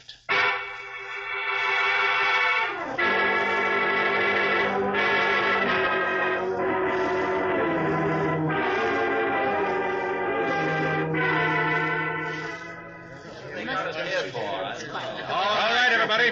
All right. We've gathered together in Madam Sear's studio for a last attempt to solve this murder. You do well to trust the world of the medium, Mr. Carter. It is capable of miracles far beyond your mere earthly efforts. Quite. I've requested Sergeant Matheson to have present the only surviving occupants of this building. Mr. Trask, Mr. Dower, and Madam Sear, of course. Miss Bowen, my secretary, will act as witness. Sergeant Matheson will preside. And I'll ask the question. Will you all be seated, please? Everybody down, folks. Come on. I presume you work best with the crystal in the dark, Madam Sear. Oh, that is correct. Lights out, please, Matty. Right. Thank you. And now, Madam Sear, with your help, we will try to recreate the murder scene in the magic crystal. First, there must be silence. And silence you shall have. The crystal is cloudy tonight. There is much antagonism in this room. The veil can be parted only with difficulty. Now the clouds begin to vanish from the glass. I see faint lights, faint forms swirling in the blackness. I see a figure. It is a man. It is the dead one. He walks through night followed by shadows. There is one shadow I see with a gun. Sergeant Matheson, I hear it again. The spirit's talking. Oh, for the love of Pete. Do you hear it? All right, the groaning and the rumbling of the dead. And this is what made you telephone this morning? In heaven's name, protect me. You hear it, don't you? You hear it? Wait, listen. Someone's coming to the door. It is the other world coming to us. In the name of heaven, do not let that thing in here. It's Joe Kane. The dead man. Yes, Joe Kane, all right. I thought he was killed. And that, ladies and gentlemen, winds up the seance in our case. Lights, please, Matty. Oh, but... No excitement, please. Quiet. The show's over. But Mr. Dower, Madam Sear, please be calm. It's not Joe Kane. Merely an actor appropriately costumed and made up. Nick, they both recognized him. They were both lying. Madam Sear and Mr. Dower. Trask never batted an eyelash. He told the truth. Yes, Patsy. And I might add, it's because Mr. Hal Trask told the truth about not knowing Joe Kane that he'll be executed for his murder. You'll never prove anything. Oh, no, you don't, brother. A very clever crime, Mr. Trask, and for an unusual racket. Yes, Patsy, you were right. Trask told the truth. He did not know Crane. Dower and Madam Sear lied. They knew him. They'd seen him in the building frequently, but they didn't know he ran the Globe print shop upstairs. We figured it'd be better to say we never saw him before. Naturally. Both of you are afraid of the police. Try to keep clear of murder by lying. You didn't know that Joe Kane's racket was printing phony programs of non-existent horse races, and that he used these to induce innocent victims to book bets with him, bets which he pocketed and disappeared with. You're right, Cotter. Kane had a hot racket. We heard about the dough he was making. It was a good thing. So good that you and Olson decided to come up and acquire a piece of his money. A big piece. Only Olson acquired nothing but death. And you've acquired a one-way trip to the chair.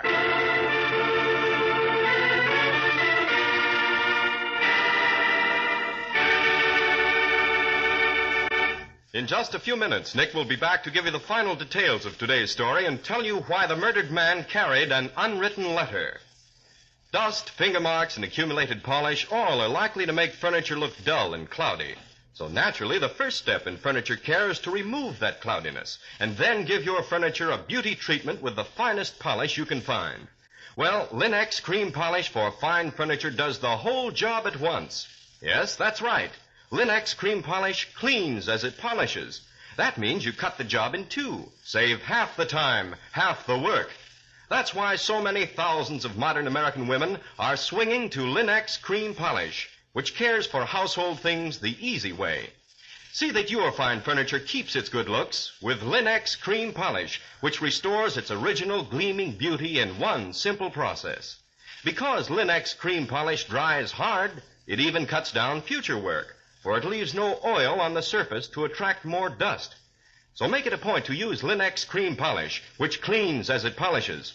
You'll find all three great Linex home brighteners, Linex Cream Polish, Linex Self-Polishing Wax, and Linex Clear Gloss, the longer-lasting brush-on finish, at hardware, paint, and department stores everywhere. And remember that your dealer is headquarters also for Chemtone, the miracle wall finish that brings quick new sparkle to walls and ceilings. Chemtone covers in one coat, dries in 1 hour.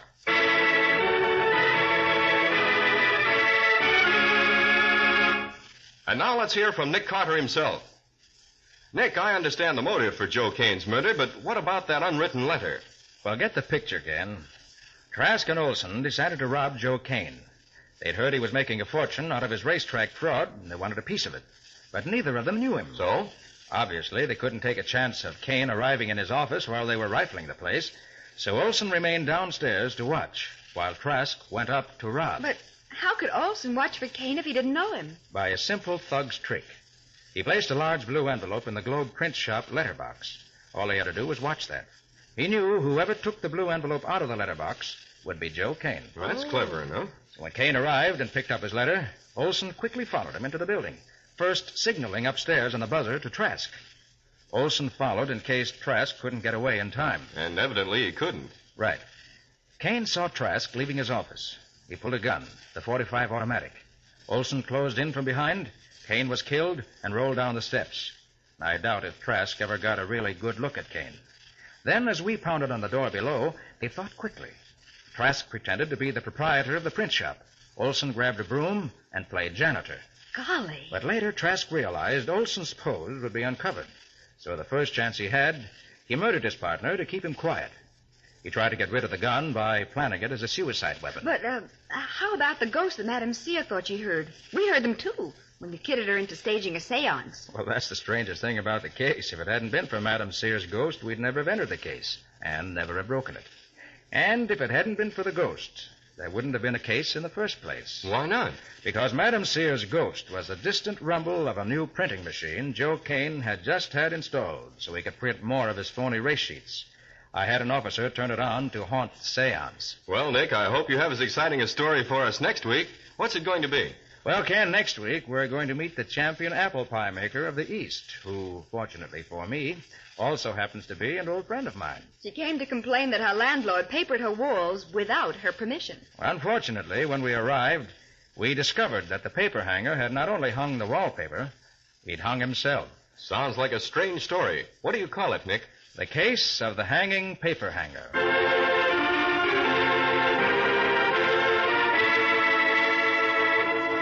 And now an important message from Nick Carter. Remember what happened after World War I? Inflation and the boom period, then the crash, and the worst depression America has ever known. Now, let's not permit that to happen again. Let's resolve to buy only what we need, paying ration points in full, paying no more than ceiling price. Let's resolve not to profiteer on our own services or produce. And let's buy and keep war bonds to protect America's future and our own. Nick Carter, Master Detective, is copyrighted by Street & Smith Publications, Incorporated. Lon Clark is starred as Nick. Charlotte Manson plays Patsy. Original music is played by George Wright. Any resemblance in these programs to actual persons living or dead is purely coincidental. The entire production is under the direction of Jock McGregor.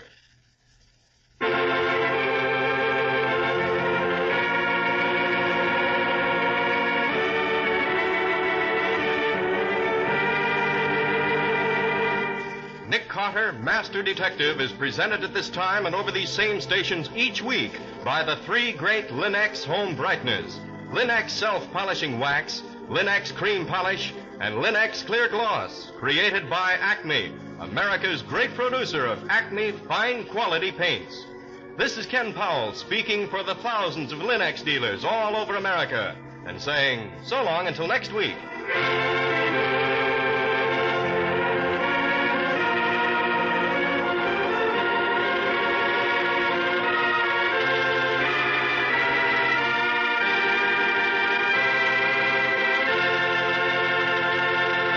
This is the Mutual Broadcasting System.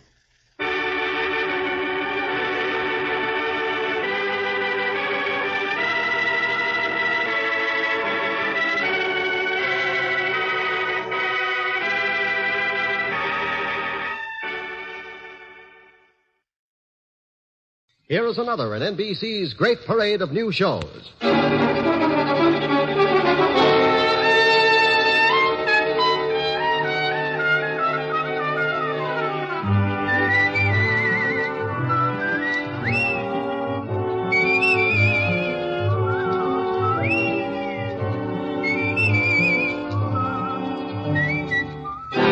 Now, Dick Powell as Richard Diamond, private detective.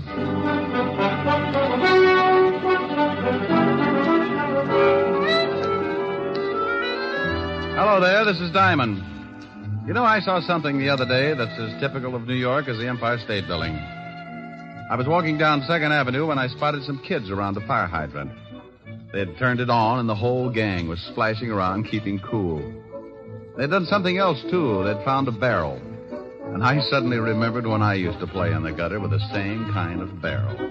It's open at both ends, and when it's held over the gushing hydrant, it acts like a big hose, and a lot of passing New Yorkers can end up pretty wet. I stopped and watched, and just like always, one of New York's finest showed up and the kids scattered. He turned off the water and the fun was over. Oh, but not for long. Somebody was sure to give the kids a monkey wrench, and 10 minutes after the cop had disappeared, the street would be flooded again. Yeah, a kid can have a lot of fun, even in a big city. But it's unfortunate that every once in a while there's a boy who forgets to have fun and heads for trouble. Like a case I got mixed up in not long ago. It all started in a candy store under the L on 9th Avenue.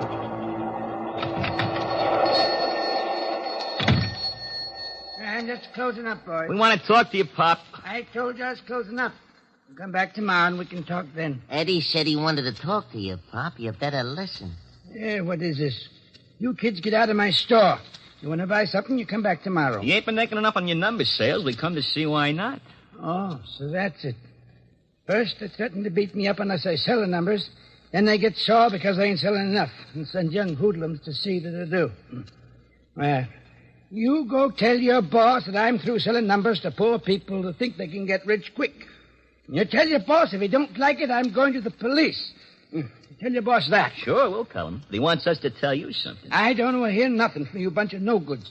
Now, you get out of here. Oh, no, that ain't nice. There's a chimp. No, that ain't nice at all. I told you to get out. If you don't, I'll call a cop. You ain't calling anybody, Pop. Here, what are you doing now? You get away. Help, please. No, please, help. Shut up. Okay, Jim, make him shut up. Please, I'm an old man. Yeah, sure you are, Pop. But old guys like you need exercise. Think he's had enough? Eh? Yeah, grab some of them cigarettes and cigars off the counter. Yeah, sure. Hey, we better get out of here. Maybe somebody heard him yelling. Okay, grab me a box of candy, too. I got a date with Nancy tonight. I'll grab a couple. I got a date, too. Let's go.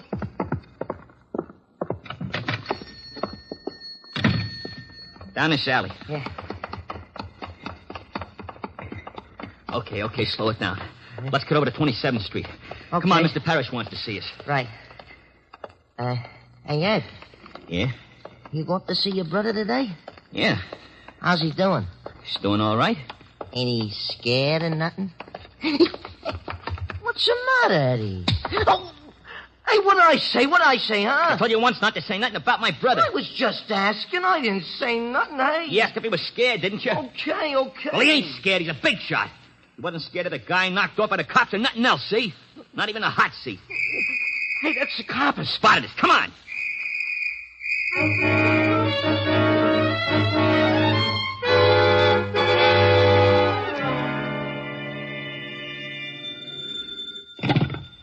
Diamond Detective Agency. We filtered the choke on the way to your throat. Oh, for Pete's sake, Diamond, aren't you ever serious? Well, Lieutenant Levinson, what's the matter with you? Did someone swipe one of your ulcers? Now, stop that. I wouldn't call you unless it was something important. I know. You're losing Sergeant Otis to Barnum and Bailey. You stop that. Ringling Brothers? Don't be ridiculous. I'm not. What other sideshow could boast a pointed head with a gray suede face? Diamond, I have an important message for you, so for the sake of my sour stomach, act like a normal human being for 5 minutes. It's sure to be a strain, but go ahead. Bill Garrett wants to see you. Bill Garrett? Yes. Goes to the electric chair tonight at 8 o'clock, and he wants to see you. Well, he can't sit in my lap. Now, look, I don't like the type any more than you do. He's going to die, so why the cracks? The guy he shot had a wife and 2 kids. Maybe you want me to make cracks about them? All right, but will you see him? It's his last request. All right, sure. I'll call the warden and tell him you'll be up. You be sure and put in the call.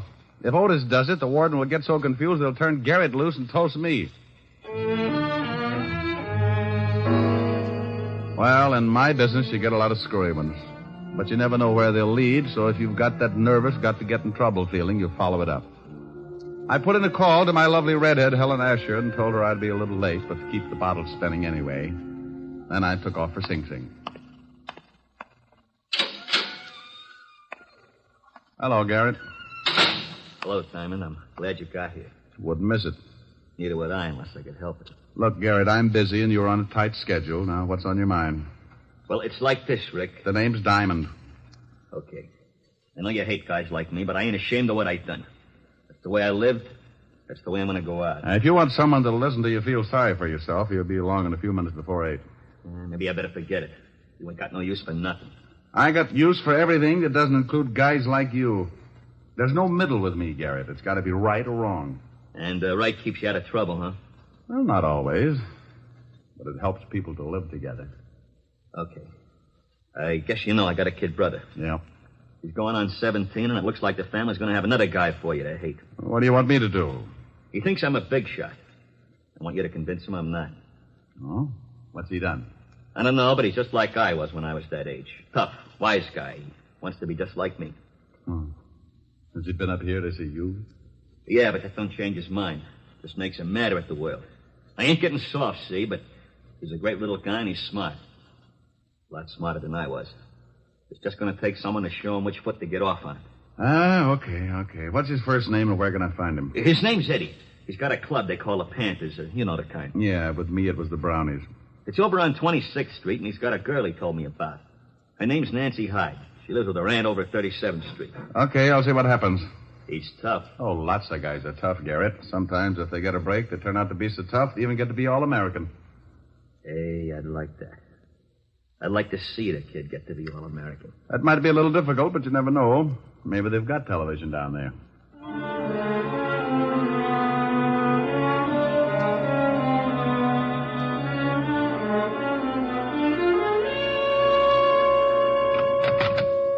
The kid's around here, boss. Okay, tell him to come in. Okay, Eddie, go on in. Thanks, muscle man. Hiya, Mr. Parrish. Hello, Eddie. We took care of old man Thompson like you said. Good. You, beat him up bad? Bad enough. Yeah, we really waked him over. We got Shut some up, stuff... I'll do the talking. What do you think's running this mob anyway? Okay. Get a load of that, Bart. We got a big shot. Yeah. You run your bunch pretty good, don't you, Eddie? I run the whole club. The Panthers got 23 members now. You hear that, Bart? 23 members, and Eddie's the big boss. I like that. I like you, Eddie. You and me and the 23 Panthers is gonna go a long way. Well, that's something I wanted to talk to you about, Mr. Parrish. We're getting awful tired of just beating up guys. We want to start doing something big, like knocking over gas stations or something. So you want to start doing something big, huh? Like knocking over gas stations, huh? Yeah. Well, you got a lot to learn, Eddie. Well, I've been doing all right, ain't I? Well, you're gonna do a lot better. How would you and the Panthers like to start making some really big cash? Hey, we'd like that. Shut up. Well, what does the boss say? The boss says great. What do we do? It's a cinch. Bart, go out in front and see that we ain't disturbed. Yeah, sure thing, boss. Bart carries a gun, don't he, Mr. Parrish? Yeah, Eddie. He carries a big one. I'm going to carry one someday. Sure you are. You're going to be a big shot. But you got to learn first. You got to start from the bottom to be a big shot. Now, here's the pitch. You get your gang together and explain that...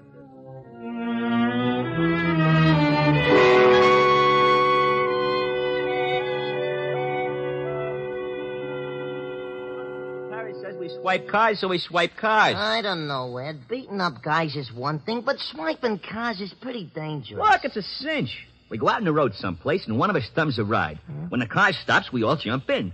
Later on, we knock the guy over the skull and take the car. Oh, stealing cars is a tough rap. If you get caught, but we don't get caught, see? If we catch a stoop out on the road someplace, it'll take him a long time to get to a phone. We drive the car to Mr. Parrish's warehouse and collect $50. Easy. I don't know. You better know. You're in the gang, and that means you're in on it whether you like it or not. Okay, Ed. You're the boss. Okay. We pull the first job tonight. I thought you had a date with Nancy. So I got a date. I can break it. She does what I tell her. Yeah, but... Hey, what do you want? Yeah. This is a private club. I'm, looking for Eddie Garrett. Who wants him? Nobody for a present, but I'm still looking for him. Well, beat it. You smell like a cop. You got a good nose. That's pretty close. Hey, just some... Shut up. We ain't seen Eddie. Yeah, that's right. We ain't seen him. Okay, but if you do, tell him I got a message from his brother. From his brother? Yeah. Tell him that if you see him. Oh, wait a minute. I'm Eddie Garrett. Good for you. Proud of it? Oh, you're a wise guy, ain't you? I'll tell you later. Your brother says he thinks you're in trouble, are you? Trouble? That's a hot one. What made him think that? He runs around with it. He says you think you're a big shot. Maybe I do. Then you're in trouble, Sonny. Oh, what are you talking to this guy for, Eddie? He talks crazy. Why don't we throw the bum out? How are you going to do it? Grow 12 feet? Oh, you're a pretty wise guy, you are. You wouldn't act so wise on the other end of a shiv. Shut up, Jim. Come on, get out of here. What about this wise guy, Ed? You want to be left alone with him? Yeah. Okay, but I'd still like to work this wise guy over. Hey, what's the idea? You tripped me. Ed, you see that? That wise guy tripped me. You're pretty clumsy, Sonny. Now beat it. No, why you hate him? Beat it. You're lucky you didn't pull that knife, Jim. You'd look pretty silly with a broken arm. Yeah? Okay, wise guy. I'll see you again. Now tell me what you want, and then you get out of here, too. Nice clubhouse you got. It's all right. It's 6 o'clock. So it's 6 o'clock. Doesn't it bother you? 2 more hours and your brother dies. So what? So he doesn't want you to end up the same way.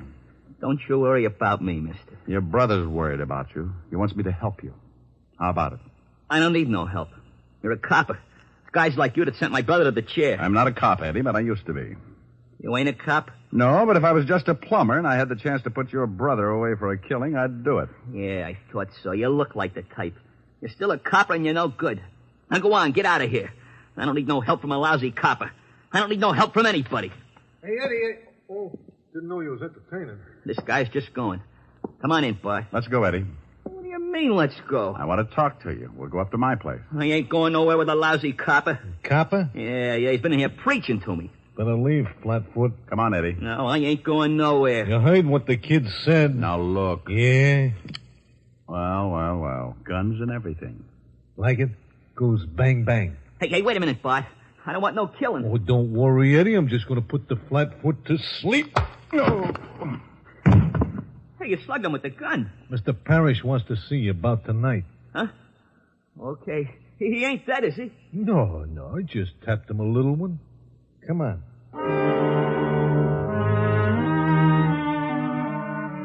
Tap me a little one. That was the biggest understatement of the year. He tapped me so little my head felt like it was in sections. I lay there for a while trying to find the piece that did my thinking, and when I started coming out of it, it was like trying to open a beach umbrella in a 90-mile wind. I didn't know how long I'd been lying there, but when I finally opened my eyes, I saw something that made the beating a welcome relief. Hey, look, Lieutenant. He's with us again. Oh, no. Shut up, Otis. Rick, how do you feel? I wish I was dead. Oh, now it can't be that bad. No? Well, you lie down here and look up at Otis. Makes you want to slash your wrist. Hey, he's riding me again. You're all right. Here, try to sit up. Without my head? Oh. Now, who beans you? A guy named Bart Lippert. He didn't know me, but I recognized him. Small-time muscle man, works for Sam Parrish. A lovely group. Say, how the devil did you find me? Well, we certainly weren't looking for you. We came down to pick up Bill Garrett's kid brother. Pick him up? What for? Your job's homicide. Yeah, he and another kid beat up an old storekeeper last night. The guy's in pretty serious condition. Oh, no. How serious, Walt? Well, the doctors say critical, but he does stand a chance. Hey, now, wait a minute. Where are you going? What time is it? 7:00. Why? I got an hour to keep a promise. I hope that storekeeper doesn't die. If he does, Sing Sing will be building their electric chairs in tandem.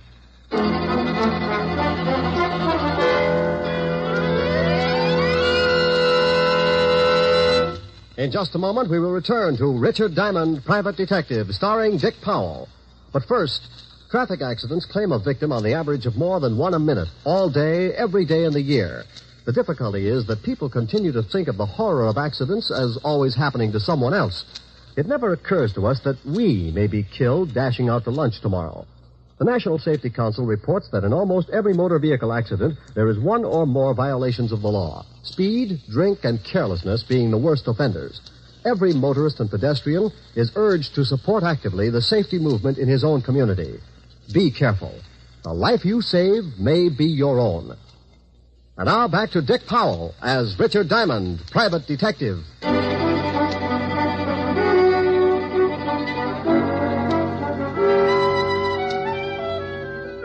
Well, the law was after Eddie Garrett, and I'd promised his brother that I'd keep him out of trouble.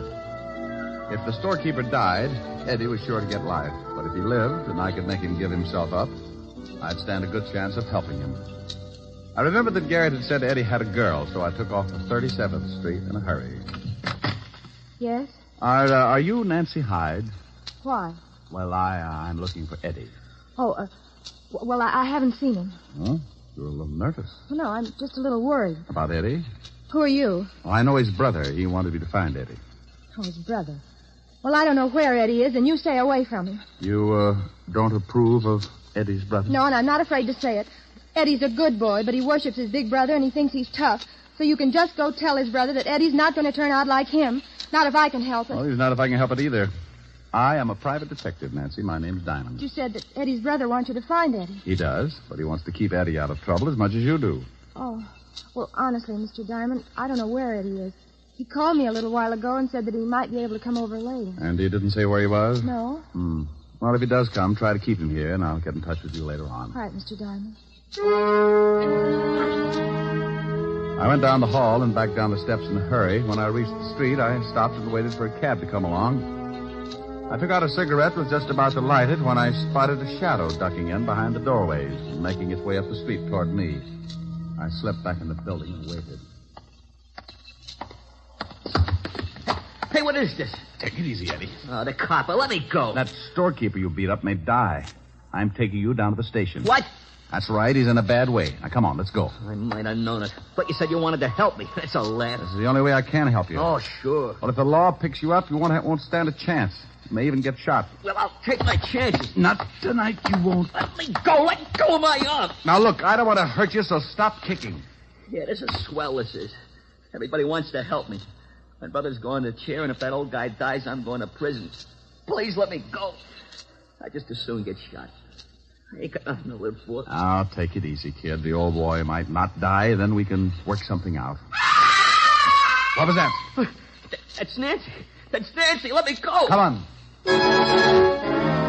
I turned him loose, and we both went up the stairs 3 at a time. We reached the door, and I got that lousy feeling. The screams had stopped, and from the way she was yelling, it would take a lot to shut her up. Like dying. It's locked. Nancy. Nancy. She don't answer. Look out.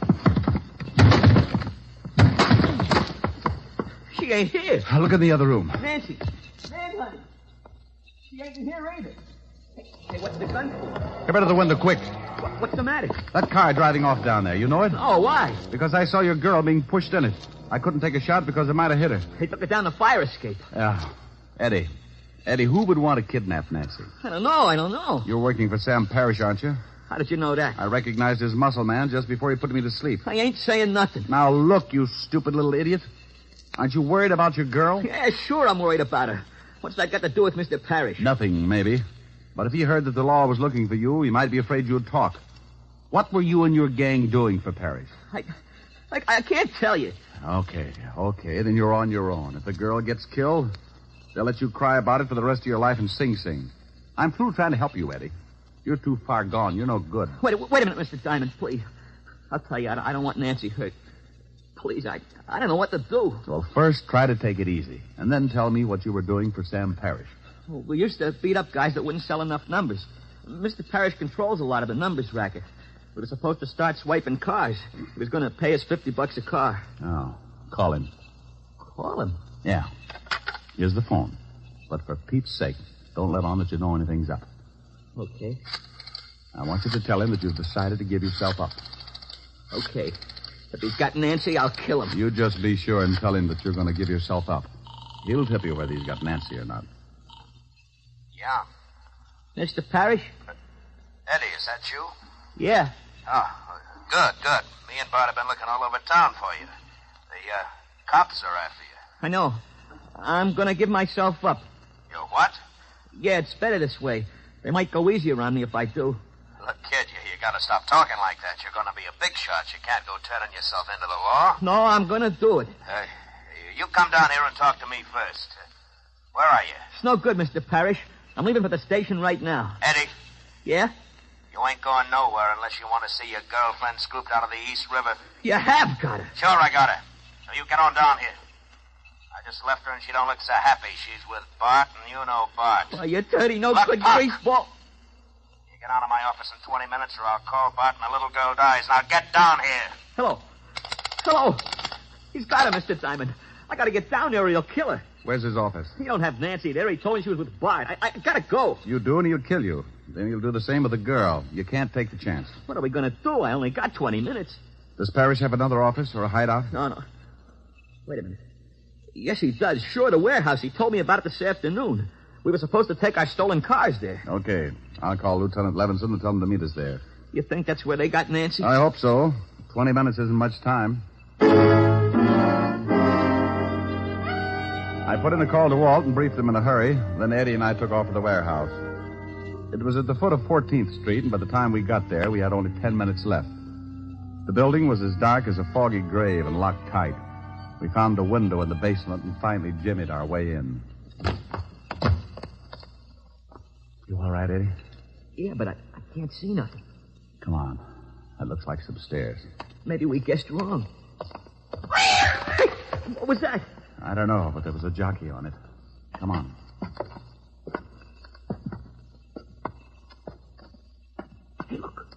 There's a light. Yeah, a little office in the back. Now, you stay here. There might be some shooting. If Bart's in there with Nancy, I want in on it. This is no time to argue. Now, back over against the wall. Gosh, I bumped into some boxes or something. Oh, shut up. Look, it's Bart. Hold still.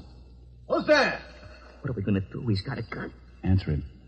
Answer him? Yeah, quick. Come on. Who's out there? It's me, Bart, Eddie. Huh? What are you doing here? We've been looking all over for you. I'm on the lam. The cops are after me, so I remembered this place. Well, ain't that nice? The boss been worrying about you. Come on back, Eddie. Got a friend of yours here. Go on. I'm going to circle him. Sure, Bart. I'm coming. Come on over here where I can see you. Yeah. That's it. Okay, kid. Now hold it right there. Hey, what's the idea? Well, the boss is afraid you'll do some talking if the cops pick you up, so I got orders to knock you off. Sorry, kid. You know how it is. Drop it, Bart. Hey, he said drop it! Oh, you lousy... Duck, Eddie! You got him. Yeah, thanks for the assist. Let's see if the girl's in the office. Yeah, they got a gag in her mouth. Nancy. Oh, she's okay. There. Oh, Nancy, honey. Oh. Here, I'll get those ropes off you. Man, I'm in some pretty bad trouble, but I swear if I get out of it, I'll go straight. Oh, you'll be all right, Eddie. I know you will. Oh, ain't that cozy. Look out, Eddie. Hold it right where you are. Well, things are really getting crowded. That's Parrish, Mr. Diamond. I guessed. You shoot pretty good, Diamond. I saw you get Bart. I guess I'm going to have to pay you back for that. The law's on its way. So they find a morgue. Eddie. Oh, shoot Nancy, please. Shoot me, but don't shoot Nancy. Here they come, Parrish. You seem pretty anxious, mister, so I'll let you have it first. No, you can't. Look out, Eddie. Oh, Eddie. You slob, Parrish. Oh, Eddie. Eddie, he's hurt, Mr. Diamond. So's Parrish, but his is permanent. Eddie, where you hit? I think in the stomach. We'll get you to a hospital quick. You saved my scalp when you jumped in front of me. Thanks. How about Parrish? I paid him in full. What time is it? 8:35, Eddie. Oh. Funny, I don't feel so bad about my brother now that it's over. He'd probably be sore about me helping a cop. But, you know, I don't mind. Especially when it's a nice guy like you.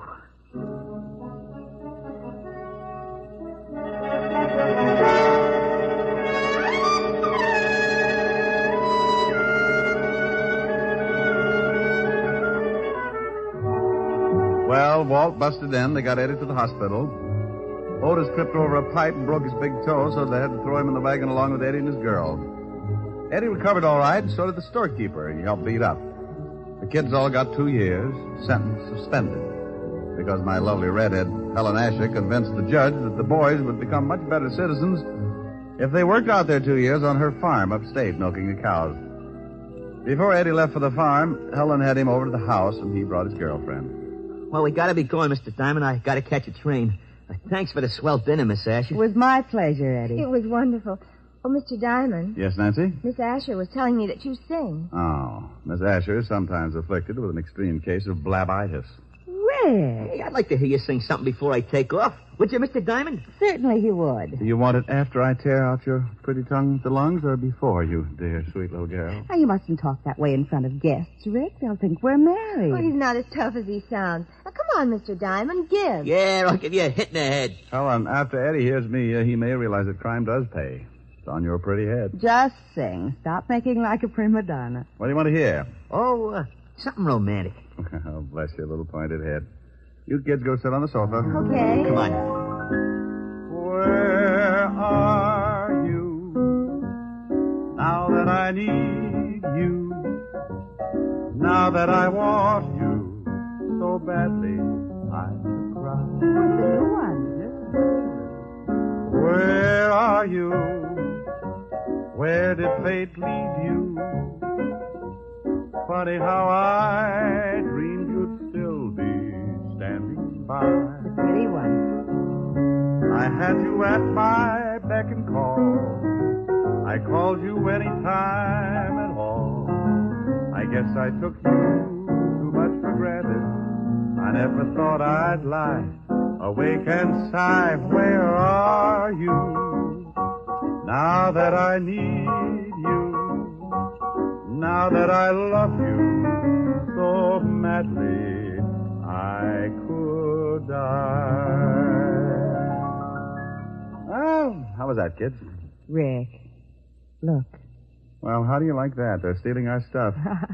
Come on, Eddie, break it up now. You got to catch a train. Eddie. Nancy. Oh, my goodness.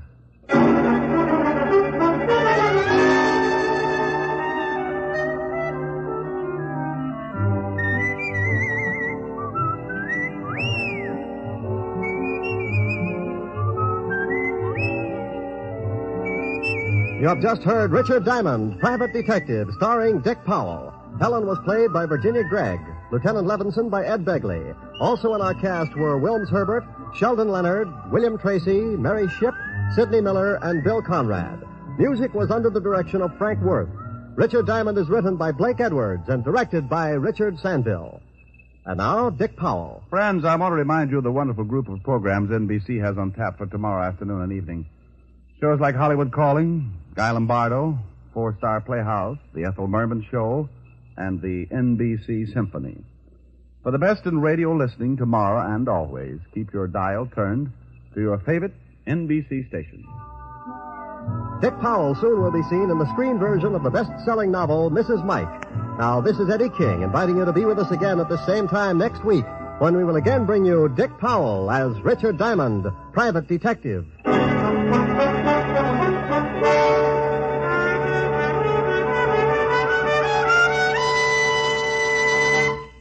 This program has come to you from Hollywood. This is NBC, the national broadcasting company.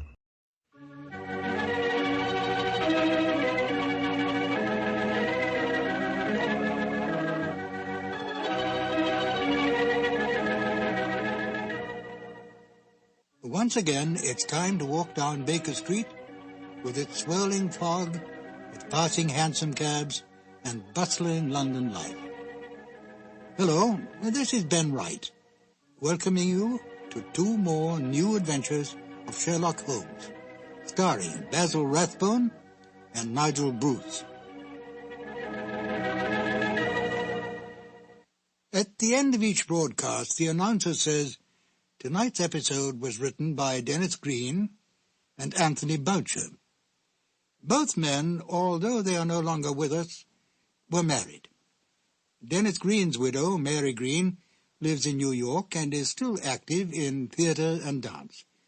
And Phyllis White, Anthony Boucher's widow, lives in San Francisco and makes numerous guest appearances at Mystery Club gatherings and at the meetings of the Baker Street Irregulars.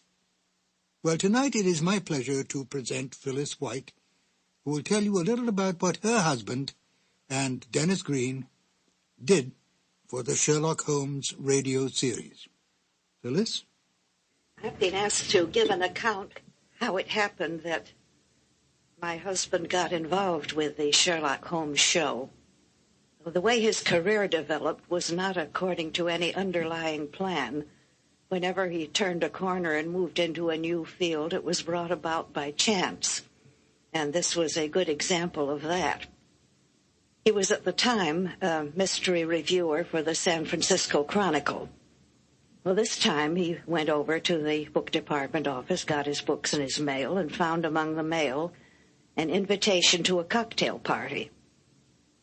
It was in honor of Basil Rathbone and Nigel Bruce, who had come to San Francisco to do a war bond promotion. The party was going on right then, so he could quite easily have learned about it too late.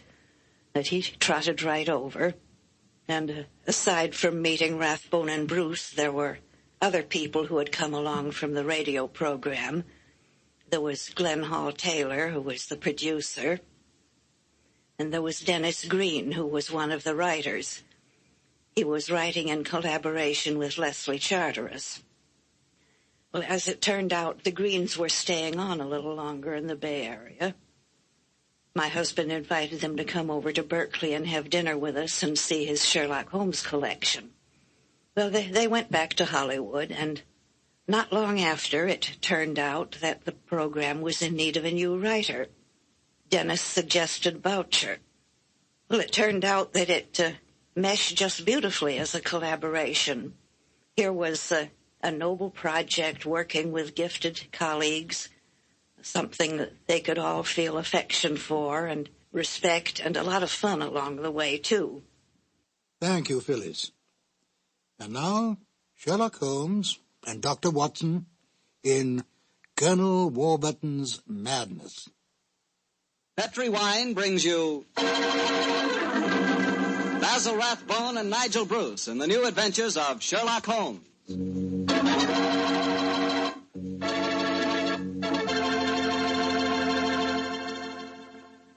The Petri family, the family that took time to bring you good wine, invites you to listen to Dr. Watson as he tells us about another exciting adventure he shared with his old friend, that master detective, Sherlock Holmes. And you know what I wish I could share with you sometime? A bottle of Petri California sherry. Have you ever tasted Petri sherry? It's just perfect before dinner. Why, that Petri sherry can change the usual before-dinner lull into a special event, and that's a fact. Just look at the clear color of Petri sherry. It's a deep, rich amber, clear and cheerful-looking. And wait till you taste it. That's when you find out for sure just how good a wine can be. That's when you find out just what I mean when I say that the flavor of Petri sherry comes right from the heart of the grape. Try Petri sherry by itself, or with hors d'oeuvres or canopies or whatever you call those little cocktail sandwiches, and say, if you like your sherry dry, well then Petri California Pale Dry Sherry is the sherry for you. Just be sure the label says Petri, the proudest name in the history of American wines.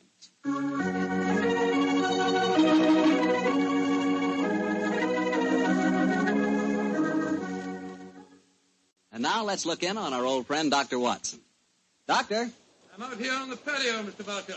Come out and join me. Quiet, Winnie. Quiet. Down, Monty. I see the welcoming committee's here. Yes, little scoundrels.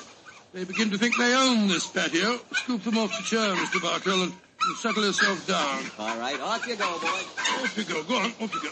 That's it, my boy. As a matter of fact, it's rather appropriate that the puppies should be here tonight. As in the story that I'm going to tell you, a dog played a most prominent part. A dog? What kind of a dog, Doctor? No, my boy, don't get me anticipating my story. For once, I'm going to start at the beginning. Which was? On a summer morning in 1890, not long after my marriage. I'd gone back to my private practice, you know, and Sherlock Holmes was living alone in our old Baker Street rooms. You still saw him, I suppose. Indeed I did, Mr. Bartell. In fact, occasionally I even persuaded him to forego his bohemian habits so far as to visit my wife and me. But to get back to my story, I'd been exceptionally busy that summer. In consequence, was feeling rather, shall we say, nervy and run down. So much so that Mary, Mrs. Watson, persuaded me to take a fortnight's holiday. We went down to the charming little village of Taplow on the lower reaches of the River Thames. But, as so often happens, the best-laid schemes of mice and men gang after glade. I guess the holiday backfired on you, Doctor, and you found yourself involved in a mystery? Maybe a mystery calling for the aid of your old friend Sherlock Holmes? Quite correct, Mr. Bartell. We'd only been down there a couple of days when the trouble began. In fact, the whole thing became so involved that I thought the best thing to do was to put the whole strange story in a letter to Sherlock Holmes. This I did. And I can imagine how he chuckled when he read my... Dear old Watson. Seems to be a little out of his depth. My dear Holmes, I need your help. Or at least your advice. 2 days down here, and I've become involved in a most unusual problem. It began this morning when Mary and I were out for an after-breakfast stroll. The sun was shining, the birds were singing, and there seemed every indication of it being a happy and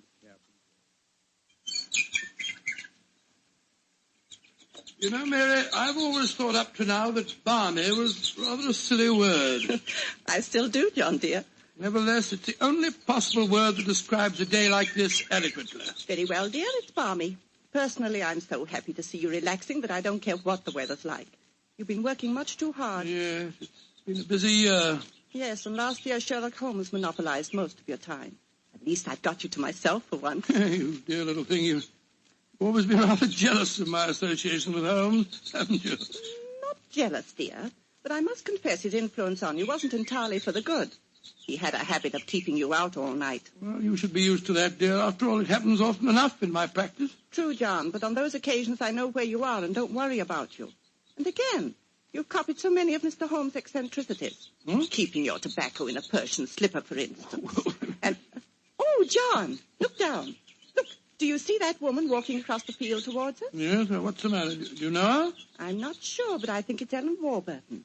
I believe she does live somewhere near here. And who is Ellen Warburton? An old friend of mine. She's frightfully clever and advanced. She's interested in women's suffrage and all sorts of things. Oh, sounds dreadful. Imagine giving women the right to vote. Their place is in the home. It is Ellen. Ellen Warburton. Oh, how are you? Mary Watson. How very nice to see you again. I'm Mary Watson now. This is my husband. How do you do, Miss Warburton? How do you? How do you do? Mary, I'd heard that you'd married. Aren't you a medical detective or something, Mr. Watson? Not quite, dear. I hold the degree of Doctor of Medicine from the University of London, madam. But he's helped the great Sherlock Holmes on many of his cases. That's how I've heard of him, then. Do you mind if I walk with you a little way? Of course not, Ellen. Come along. Do you live near here, Miss Warburton? About 4 miles away, Doctor, at Chevy Grange. I'm a glorified housekeeper for my uncle, Colonel Warburton. Oh, dear, that sounds rather dull for you. As a matter of fact, the state of my uncle's health at the present moment makes it anything but dull for me. That's why I asked if I might walk with you for a way. Well, what's the matter with him, Ellen? He's going mad. Before my eyes. And I can do nothing to help him. Mad? Oh, come now, Miss Warburton, surely you... Doctor, I'm not an hysterical girl. In fact, I regard myself as something of a scientist. I studied physics for a number of years at Bristol University. And I tell you that my uncle is going insane. What are the symptoms? Most of the time, he's perfectly normal. But when these attacks are on him, he gets in the most frightful rages and says the strangest things.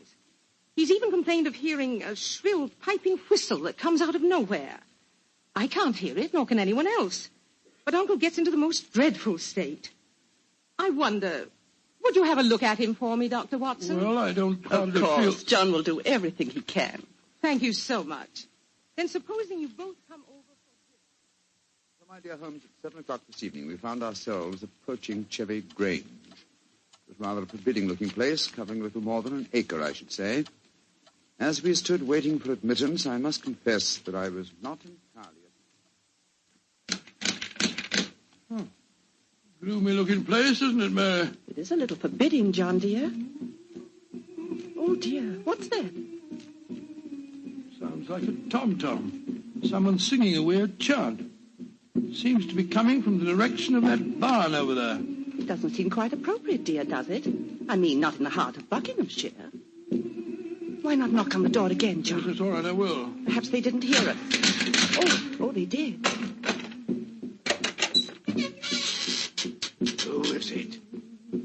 Oh, it's guests. It's Dr. and Mrs. Watson, my good man. Acker's the name, sir. Come in, please. The Colonel's expecting you, sir. He's in the study. This way, sir. By the way, Hacker, as we were waiting outside the front door, we heard a strange chant, and it sounded as if someone was beating a tom-tom. Oh, that was Miss Narda. You'll be hearing more of her. Promising beginning. Let's see what happened next. This very unpleasant fellow Hacker showed us into the study where we met Colonel Warburton. First, it was hard to believe that he was a sick man. He looked well enough, and his conversation was sprightly. Spent most of his army life in Africa as military governor in a Zulu district. And the African spears and other trophies that lined his study walls bore mute evidence to his past life. He encouraged me to tell him some of my own army experiences. Oh, dear, poor fellow. It was really rather flattering. There I was, Colonel Warburton, on the howdah of this wretched elephant. The river was a raging torrent, and I couldn't get the confounded animal to budge. Well, I'm a pretty strong swimmer, you know. Won several cups of swimming, as a matter of fact. Of course, I was a much younger man then. And John, dear. Yes, ma'am? You interrupted Colonel Warburton's story, Oh, dear. sorry. I thought this little incident would be interesting to him. Do go on, Colonel. Your story was so interesting. You were telling us that you were intercepted by an African drum code message. Oh, yes. Well, I don't want to sound conceited, but I doubt if there was another Englishman in the world who could have told you what those particular drum beats meant. Oh, I don't doubt that, Colonel Warburton. Well, I'd spent a good number of years studying the native customs. I spotted the code right away. It meant that an uprising was planned to start throughout the whole province at noon the next day.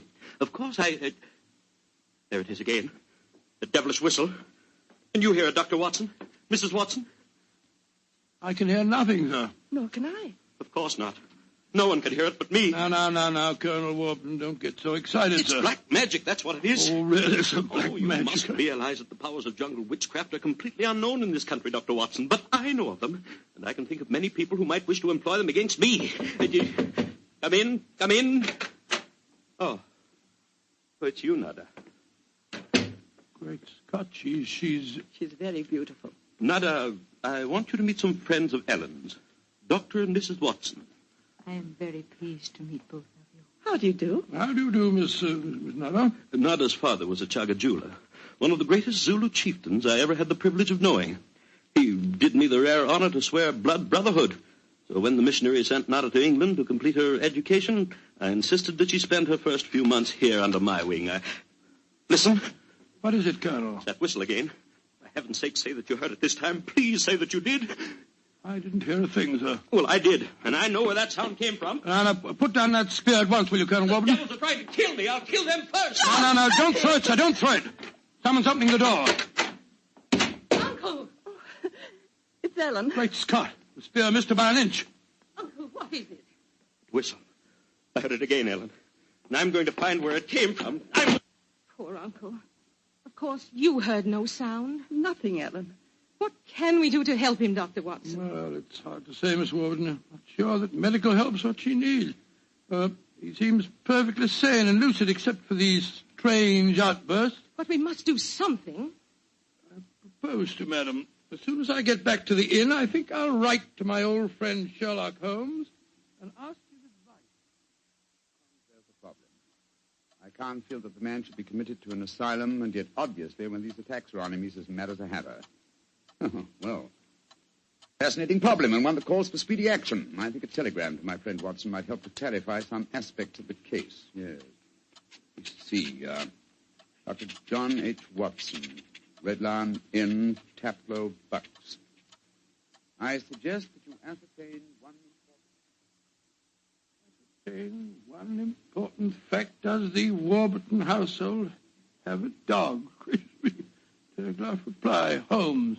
Upon my soul, Mary, that's a cryptic answer to my letter. Yes, dear, it is. I'm afraid Ellen will be disappointed. She's coming over to join us for lunch to see if you have any news. What on earth can dogs have to do with the case? I can't possibly... Here's Helen now. Good morning, Ellen. Hello, Mary. Good morning, Doctor. Good morning. I suppose it's too early to have received any reply from Mr. Holmes. Well, as a matter of fact, I just got this telegram from him. You can read it if you like. I can't see it makes much sense, so. But that's extraordinary. I did have a little dog. He was killed a week ago. But it didn't occur to me to tell you about it yesterday. Oh, that's amazing. How could Mr. Holmes have known about it? It's very little that Holmes doesn't know, my dear. How was your dog killed, Miss Warburton? I found him in the grounds with his head smashed in by a stone. Oh, how dreadful. Who do you think did it? It might have been a poacher. And then again, it might have been... Your uncle? It's possible. When he's in those rages, I don't think he knows what he's doing. That's very important. I think I shall go and send Holmes a telegram at once. Don't wait lunch for me.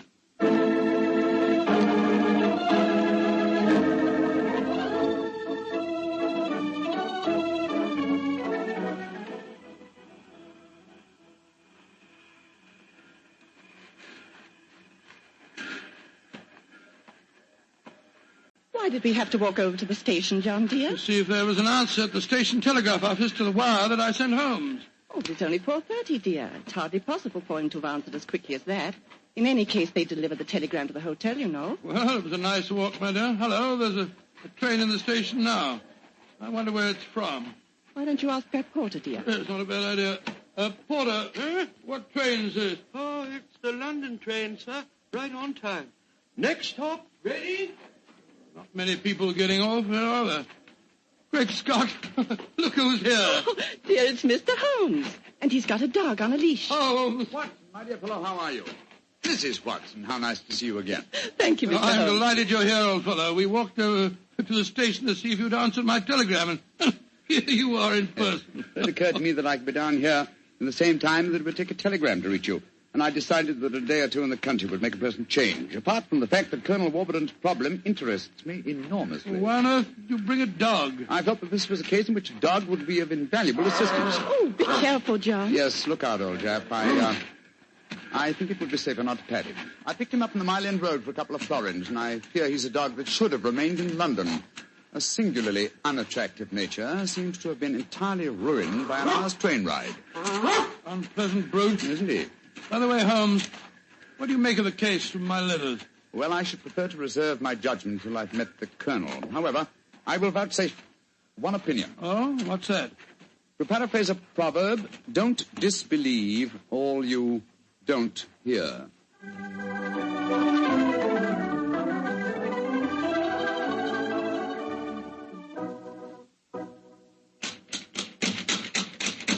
I can't think why someone doesn't answer. They can't all be out.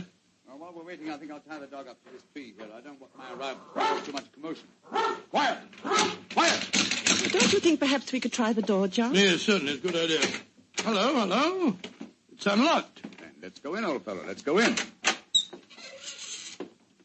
Colonel Warburton? Colonel Warburton? Ellen? Ellen? What was the name of that butler fella? Hacker. Yes, of course, that's it, Hacker. Hacker! Hacker! We appear to be in an empty house. The dog! Oh, fool that I am, I shouldn't have left him here. Come on!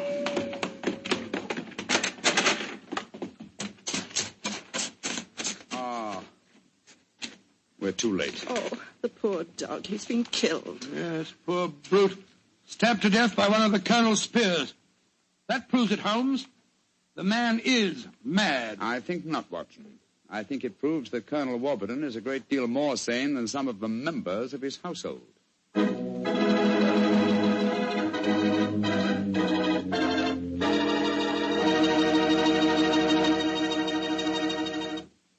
You'll hear the rest of Dr. Watson's story in just a few seconds. Time for me to remind you that there's one secret every smart woman knows. Simply, good wine makes good food taste better. And by good wine, naturally, I mean Petri wine. Try a Petri wine with your dinner. If you want a wonderful red wine, try Petri California Burgundy. If you want a perfect white wine, try Petri California Sauterne. In fact, try them both. You'll agree, I'm sure, that next to your good cooking, nothing can do more for a meal than a glass of good wine. A glass of Petri wine.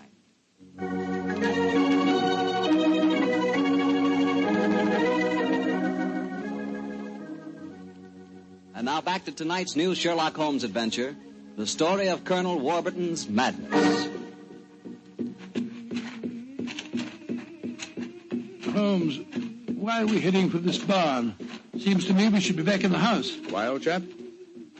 Found the house empty. Besides, I thought I heard. Shh. What is it? Listen. It's the same sound that Mary and I heard yesterday. Oh, once more, it's coming from the barn. Come on, Watson, but quietly.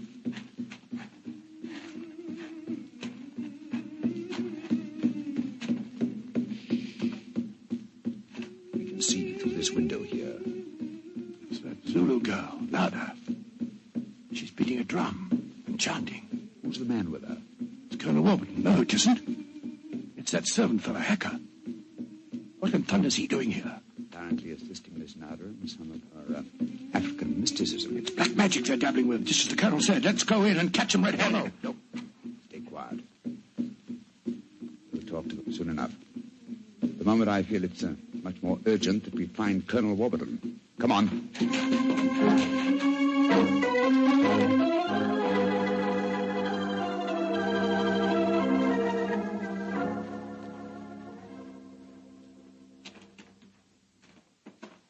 There's the Colonel, pacing up and down in front of the house with Mary and his niece, Miss Warburton. We shouldn't have left the women alone with him, you know. The man's dangerous. I don't think the women have been in any danger, Watson. John, dear, where have you been? Oh, well, Holmes and I decided we'd take a little walk. It proved very interesting. Miss Warburton, this is Mr. Sherlock Holmes. How do you do, Mr. Holmes? I'm so glad you're here. How do you do, Miss Warburton? And this is Colonel Warburton, Mr. Sherlock Holmes. Holmes, eh? I suppose you think I killed your wretched dog. Well, I might have done it. When I hear that whistle, something seems to snap in my brain. I might have killed it. Why doesn't your doctor friend certify me as insane? Send me where I belong before I do any worse, damn it. Poor man. Isn't there anything you can do for him, Mr. Holmes? I most certainly will try to, Miss Warburton. Watson, old fellow, I wonder if you'll follow the colonel and give him a sedative. I'm afraid he has quite an ordeal before him. Of course I will, Holmes. Miss Warburton, where were you when my dog was killed? Down in the greenhouse. As soon as I heard the poor animal yelping, I ran up to the house. I see. Mr. Holmes, you are going to be able to help the Colonel, aren't you? I'm convinced of it, Mrs. Watson. That is why I brought a dog with me from London. But now that he's dead, I must obtain another one before I can proceed further with the case. Now, I wonder where on earth I can find a dog. Look. Huh? Down by the gate. There's a little girl walking with the dog. That's Sarah Entwistle, the daughter of our neighbors. Sarah, eh? Oh, excuse me, will you? Just a moment. Sarah! Sarah! Yes? Sarah. Sarah, my dear, what a pretty dog you have there. What's his name? It's a her. Her name's Boojum. What's your name? Holmes. Sherlock Holmes. Sherlock? That's a funny name. Yes, it is, isn't it? Look here, Sarah. Here's a nice, shiny half-crown for you. Why are you giving me money? Well, because I love dogs, and I want to borrow, what did you call him? Boojum. Boojum, oh, yes. I want to borrow Boojum for half an hour. Why? Well, I want to play with her, Sarah. You can play with her here. She's awfully friendly. Well, you see, I really want to take her for a nice walk.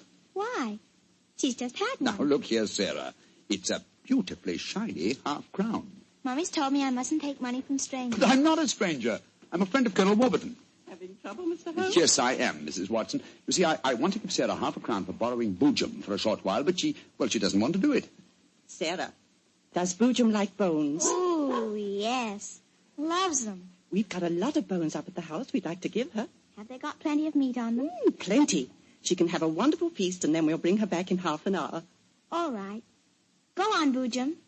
Now, promise you'll bring her back in half an hour. We promise. Yes, Sarah. And Sarah, what about the half crown? Well, I'll take it home and ask Mummy if I may keep it. Good. Goodbye. Goodbye. And take care of Boojum. Oh, she's a sweet little girl. Mr. Holmes, you're not going to expose Boojum to any danger, are you? None, Mrs. Watson. Otherwise, I shouldn't have borrowed her. I'm convinced that Boojum will give us the clue to what appears to be Colonel Warburton's madness.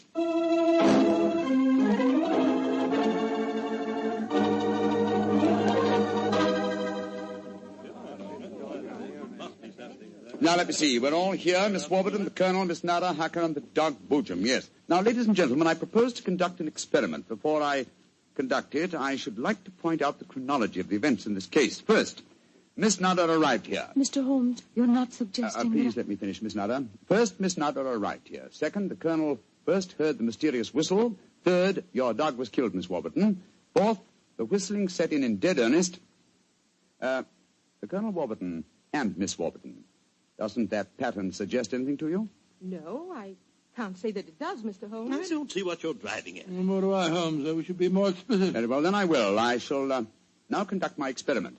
I want you all to watch Colonel Warburton and the dog Boojum. Excuse me while I turn my back. Now. There it is again. That whistle. The dog heard it, too. Great Scott, Holmes. What does it mean? It means that this wooden whistle in my hand is the answer to the mystery. The sound made by this cunningly designed instrument is above the normal range of pitch. You see, the Colonel has hypersensitive ears. But the dog heard it. Perhaps I should have said the normal human range of pitch. Didn't you suppose someone has deliberately been trying to drive the Colonel mad? Of course, Mary. That's why the dogs were murdered. Whoever it was knew that a dog would give the game away. And it's not hard to guess who that someone is. Nada, this started when you came here. Is this your gratitude for the Colonel's kindness to you? Endangering his sanity with your evil black magic? That is not true. One moment, please, Miss Warburton. Miss Nada. Yes, Mr. Holmes. Dr. Watson and I watched you in the barn some 3/4 of an hour ago with Hacker. Were you engaged in practicing any form of black magic? No. I was praying to my old gods to save the Colonel's sanity. What were you doing there, Hacker? Don't tell me you were praying to old gods, too. Well, I used to be a chapel-going man, sir, but I don't know. No harm in trying something new, I always say. In any case, why should Miss Nada wish to persecute the Colonel? It might be for some tribal revenge. Oh, but that's ridiculous, Ellen. Her father and I were sworn blood brothers. Exactly, sir. No, it should be obvious. Who had a motive for making the Colonel appear mad? His niece and heiress. What do you mean? She has studied physics, you will remember, and so could know about supersonic research. Possibly she was afraid the Colonel might leave his estate to Miss Nada, and so wished him to appear insane and thereby invalidate a new will. What? In any case, I found this whistle in a drawer in your room, Miss Warburton. Ellen, how could you? I did it for your sake, to save you from Nada. She's just an adventuress, only you won't see it. Colonel Warburton, what action do you wish me to take regarding your niece, Miss Warburton? My niece? I have no niece, Mr. Holmes. Come, Nada, my dear.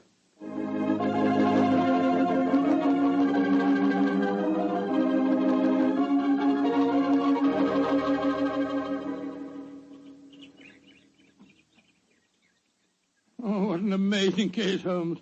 Mary, wasn't it clever the way Holmes solved it? It was very interesting, dear. I was quite enthralled. Oh, now I think I shall return to London and let you two finish your holiday in peace. Before you do that, Mr. Holmes, there's one thing we should do. What, Mary? Boojum. We promised, you know. Oh, yes, of course. I think the three of us might walk her home. But before we do that, I suggest we rummage through the kitchen. The kitchen? What on earth for? Bones, dear. Exactly. And bones with plenty of meat on them.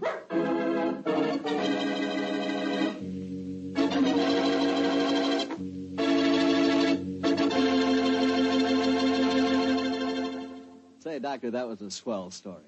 And look, you mean there really is a whistle that only dogs can hear? I thought you'd ask me that question, so I've got one of those whistles to show you. There. Well, there's nothing unusual about it. Blow it, Doctor. Well, listen, Mr. Bartell, if I want you to come quickly, I don't just have to whistle. All I have to say is, would anybody like a glass of Petri wine? And hey, presto, there you are. Well, can you blame me? I know a good wine when I hear it. And Petri wine sure is good wine. It ought to be. The Petri family's been making wine for generations. As you know, ever since they started the Petri business way back in the 1800s, that business has always been family-owned and operated. So just think of all the experience the Petri family's gained. They've been able to hand on down from father to son, all they've ever learned about the art of turning luscious California grapes into fragrant, delicious wine. So whenever you're choosing a wine to serve before dinner, with dinner, or at any time, you can't go wrong with a Petri wine.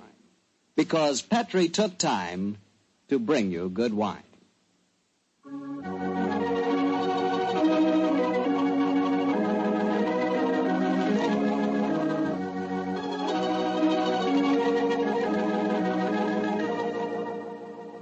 Tonight's Sherlock Holmes adventure is written by Dennis Green and Anthony Boucher and is based on an incident in the Sir Arthur Conan Doyle story, The Engineer's Thumb.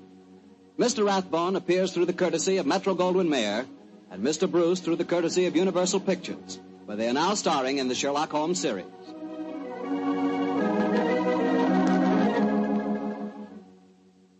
The Petri Wine Company of San Francisco, California, invites you to tune in again next week, same time, same station. Oh, the Petri family took the time to bring you such good wine. So when you eat and when you cook, remember Petri wine. To make good food taste better, remember... Petri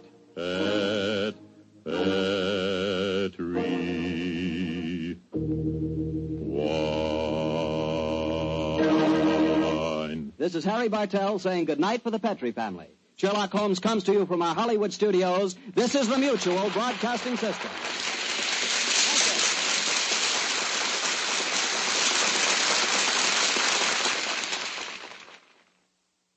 I remember one instance when the culprit was not Willie. It was really Dennis's fault. He'd been naughty about putting an in-joke in the script.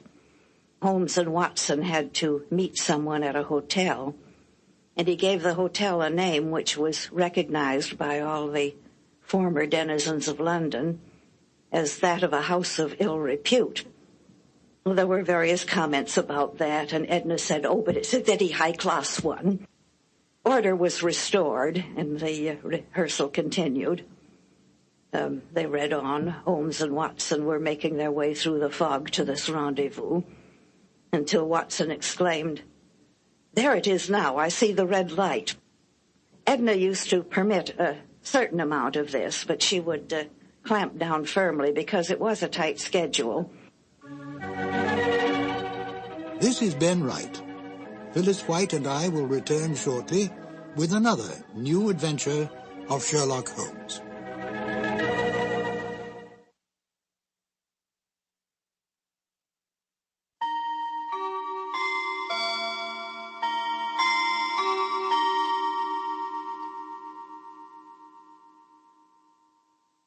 We return again to Phyllis White, who had some more delightful information about the Sherlock Holmes radio broadcasts.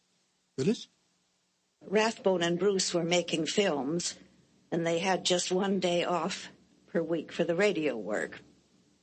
They received the scripts a couple of days early to look over if they had time, and they would turn up at the studio early the afternoon of broadcast day. And the first reading would be rather slow and broken up, as there was discussion and maybe a few changes. Then there would be a reading for timing to fit to the exact number of minutes available. It was more likely to be too long than too short. And Edna would flip over a few pages and knock out a couple of words here and a couple on another page, and it would miraculously come out exact to the minute. And so they went through the rest of the afternoon as the tempo and pressure increased and the show sharpened up. At the end of the afternoon, they went on the air for the eastern United States. Then there was a couple of hours break, and everybody would go out to dinner. Then they would come back and do it all over again for the West Coast. I feel very thankful now that these live and ephemeral shows were captured on disc and that they could now reach a new audience. Now, please join Phyllis and I as we listen to The Iron Box. This episode from the life of Sherlock Holmes will be transmitted to our men and women overseas by short wave and through the worldwide facilities of the Armed Forces Radio Service.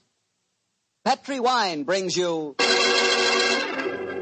Basil Rathbone and Nigel Bruce in the new adventures of Sherlock Holmes.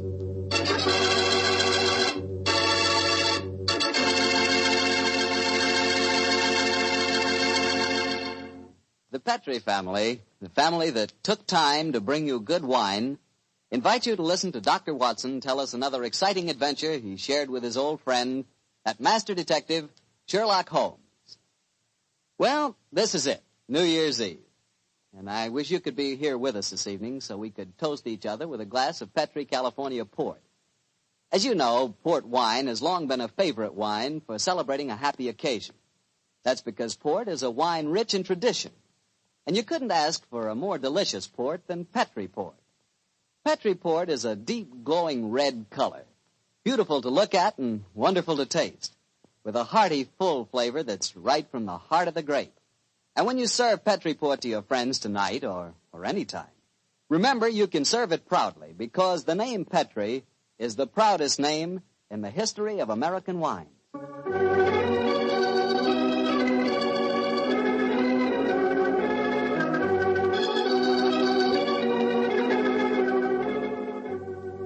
And now I'm sure Dr. Watson's waiting for us, so let's drop in and see him. Personal notice. Danger's my stock and trade. If the job's too tough for you to handle, you got a job for me, George Valentine. Write full details.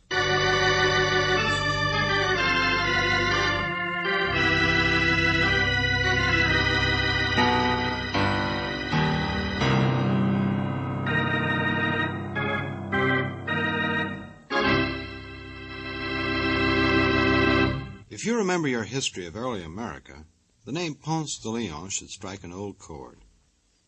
He was the rascal who went looking for the fountain of youth somewhere in Florida, but all he could find was orange juice, which may have helped, but not enough.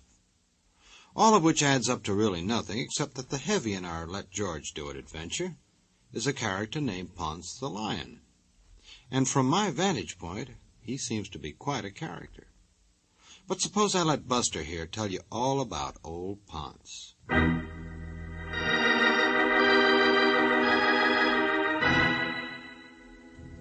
Dear Mr. Valentine, I believe that Honolulu has been called the melting pot of the Pacific. Well, our little town of Baja Junction could very likely be the boiling pot. But the weather can't prevent our maintaining a pleasant, peaceful, forward-looking town. That is, for the past 2 years. Tomorrow it will all change. Tomorrow our town will boil in quite a different way, unless someone like yourself can stop it. I was given your name by Phale Minahan, who lives here. But please report direct to me just as soon as you can. You see, Baja Junction is about to receive back its most disturbing citizen, a man named Ponce the Lion. Sincerely, J.H. Frankel, Director of the Baja Junction Trade Relations Club.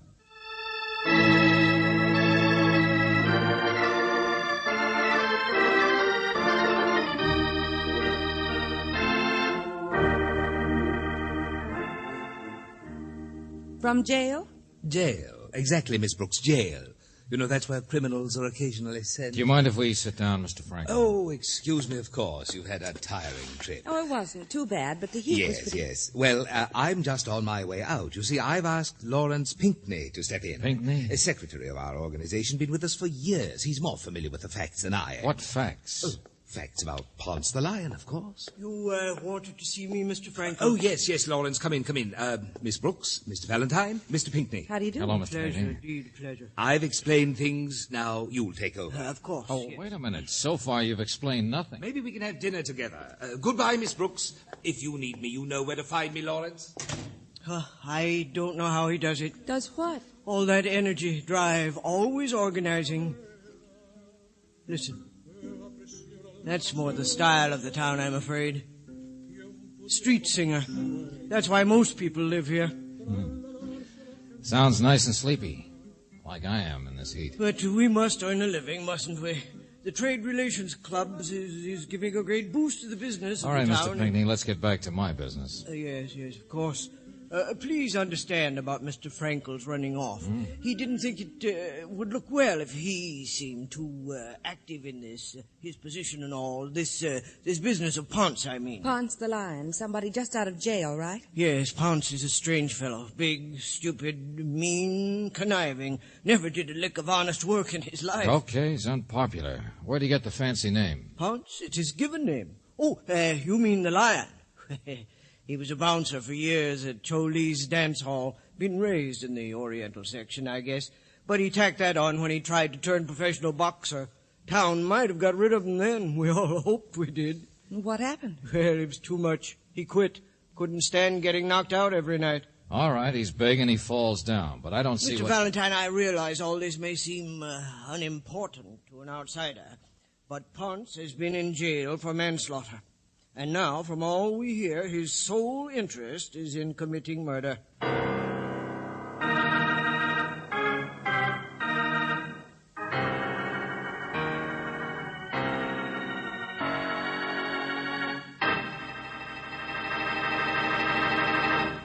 This Ponce is just full of the old Ned, isn't he? We'll see if he carried out his threat. But first, let's take a minute off for this. Now let's get back and see if Buster can throw any more light on Ponce. Well, there isn't much more you need to... Oh, who, what, when, where, why? Come on. Well, his manslaughter sentence was based on a knifing 3 years ago. Now, it seems that Ponce has decided he should murder everyone who testified against him, who helped to put him in jail. You mean witnesses? How many were there? Well, now, see here. Mr. Frankel isn't crazy. Why don't you ask me the important thing? How could we possibly know that big ape's intentions? Know what Ponce is going to do? I didn't ask that because I assume they're just guesses and rumors, easy gossip. Tough guy wants revenge. Ponce the Lion. Even the name is hardly credible. Oh, many things are hardly credible here in Baja Junction, Mr. Valentine. Yeah. But you're quite right. Guesses and rumor. That's why you're here. You mean to tag Ponce around and find out what he's up to? To go at this thing sensibly. What Mr. Frankel suggested was that before you get all wound up in details of who might need protection, you should find out the truth. Huh? This Ponce is a menace, I suppose. So an ounce of prevention. That seems to be a good idea. That's all your job is. It's hot, isn't it? Would you like a glass of lemonade?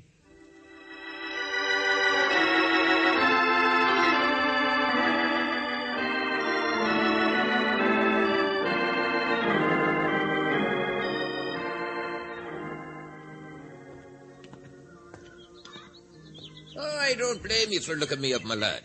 There's no better man on any park bench than Phil Minahan, to tell you this. I looked you up, Mr. Minahan, because I'm curious. You recommended me for this job. Why? You don't know me from Adam. And vice versa, you're thinking. Of course, lad, of course.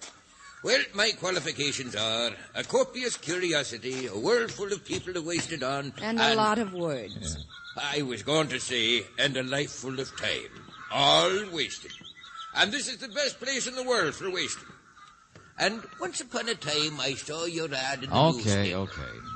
Is this the street that Choli's dance hall is on? Avoid the chickens and follow your nose. It's around the next corner, and I wouldn't walk this far for everyone. I'm flattered. Mr. Valentine, when they say that Ponce is no good, it's true. He's not.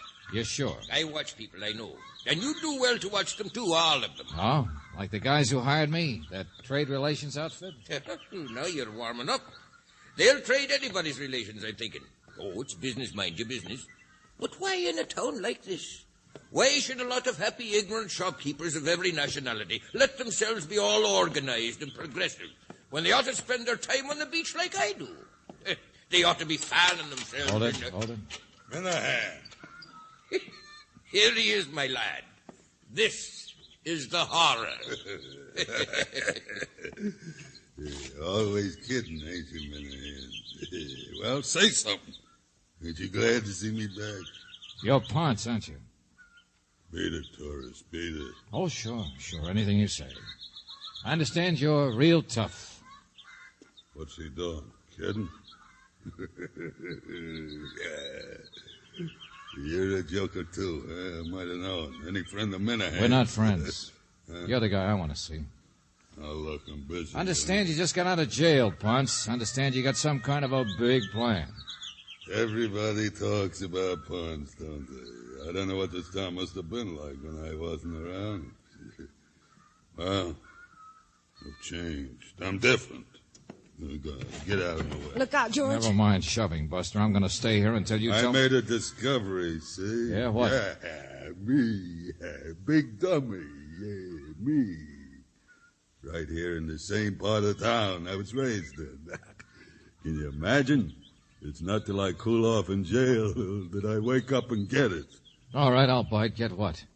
You discovered the Pacific Ocean or something? Ponce de Leon found the Fountain of Youth, George. Huh? You're a kid too, ain't you, baby? Ponce, there's men in this town afraid of you. Huh? And there's gossip that's been saying that you threatened to... Oh, no, don't what? Don't try to mix me up. What? Yeah. Sure, I'll tell anybody. Why not? I told everybody in town. The guys who put me in jail, I hate them, see? I like to kill them. But now I'm different. So, what's all the sweat about? Okay, what's the big discovery? Why are you different? I can tell you, my lad. You're on your way across the street, I suppose, Ponce. Sure, yeah. What happened? What? I go there every day, don't I? What's across the street? At Joss' house. Huh? I was raised with the Orientals, tourists. Now leave me alone, huh? The Joss house? Well, it's a place of worship to the ancient gods. So I got used to being alone and thinking in prison. Is it criminal to do it now? You think? Pray, tourists, pray. To the old-fashioned heathens that know 10 times as much as us, yeah. Sure. That's the discovery of old Ponce. Hey, big dumb Ponce, smarter than all of you. Oh, brother, what kind of a thing? Get out of my way. George! And stay alone!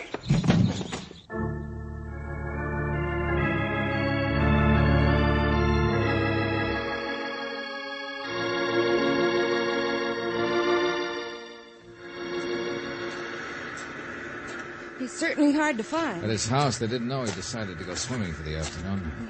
This must be the cabana over here. Yeah, Mr. Frankel. Around this side, I guess. Wonder why he didn't tell us in his letter, Angel, that he was a witness to that manslaughter of Ponce's. I don't know. Taxi driver who brought him here knew it. I suppose everyone knows. Frankel. Frankel! George, he's been stabbed. Just as Ponce threatened.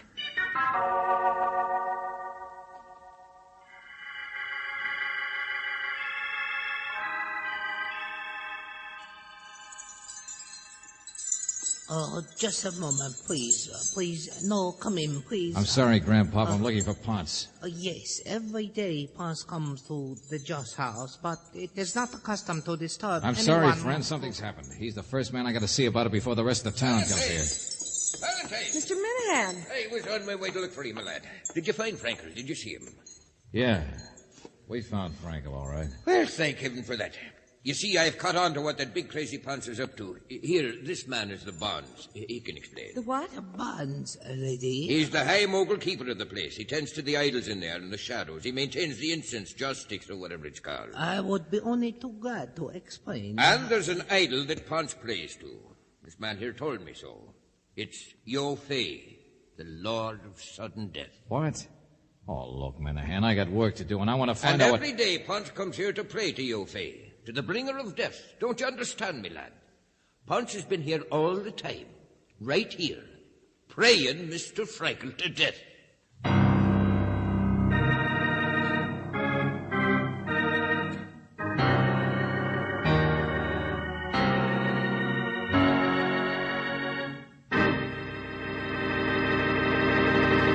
We'll return to tonight's adventure of George Valentine in just a moment.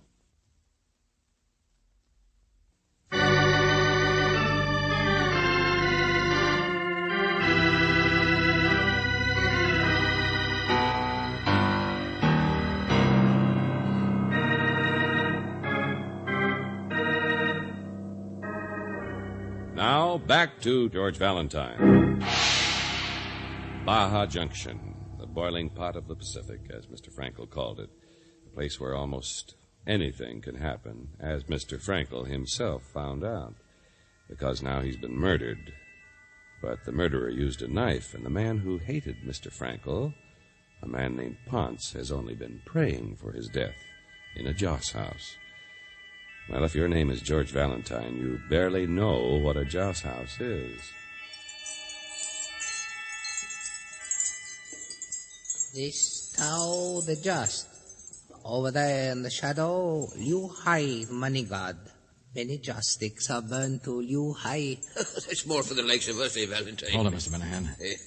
This Yo Fei you mentioned. It can be seen from here. There. The end of that room. Oh, it's a big thing, isn't it? Life-size, as it should be, as the bringer of death. Now, isn't that a ghastly idea, black face? Look at that, would you? And a clenched black fist stretched out before him, the Lord of Sudden Death. Please, not talk loud. Please, there are people in here. Is that him over there in front of the idol? There on the floor? That Ponce? It is forbidden to intrude when a man is alone with his own thoughts and prayers. I said, is that him under the fancy silk robe lying on that prayer mat? Sure, it's him. I've seen him carrying that robe around. Born and raised in the Oriental section, I told you he was. He's moving, George. I'm afraid we have disturbed he him. saw us. Here he comes. It wasn't the Bonds who told me he was here. It was a woman. I told you to leave me alone. Like you left Frankel alone? Frankel? Yeah, let's get out of here, Ponce. I want to talk to you. I will not. You interrupt me, see? Oh, sure. Praying people to death. He's told that to several people. So you wouldn't know whether Frankel's dead yet or not, huh? It works. Pretty neat, ain't it? You mean you've been working hard to set up an alibi?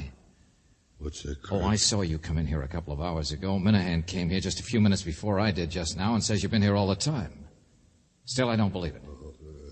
Move away, will you, Mac? I'm busy. And you no more believe all this idle stuff than I do. Big discovery of Ponce. How to set up an alibi, that's all. Praying a man to dead old brother, that takes the cake. But there's others that saw him, Valentine. They all say the same thing. You're so smart.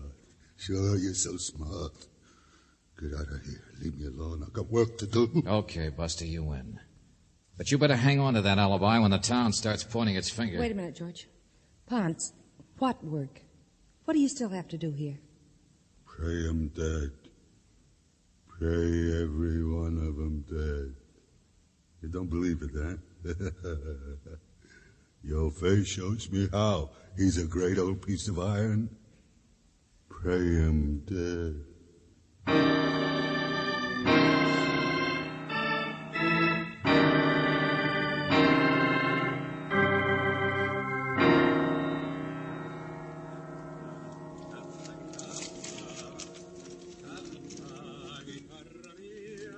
Yes, I'm trying to hurry. It was Mr. Frankel who prepared the note, you realize. But them, Ponce said, them. And Mr. Pinckney, you mentioned before there was more than one witness to that knifing that Ponce did 2 years ago. Well, there was Mr. Blake. He's with our organization here. Who? Blake testified. He helped put Ponce in jail. But if Ponce has an alibi, then I don't... The police are working on the murder. Miss Brooks is reporting to them now, but I keep worrying about my own job here. Well, here's the list. Frankel and Blake, they were the main ones, but there's a couple of others. It's a newspaper clipping. Yes, there were several other witnesses. Uh-huh. Where does Mr. Blake live? Frankel had only told you all of this. My car's right outside. I'll show you. Only, let's see. Blake told me he was going somewhere. Oh, yes, his club, that's it. He's a member of a club here. Maybe if we round up all these guys, then we get to work on the murder. Until now, I've been wasting my time. The one guy in this town who couldn't have murdered Frankel is Ponce the Lion.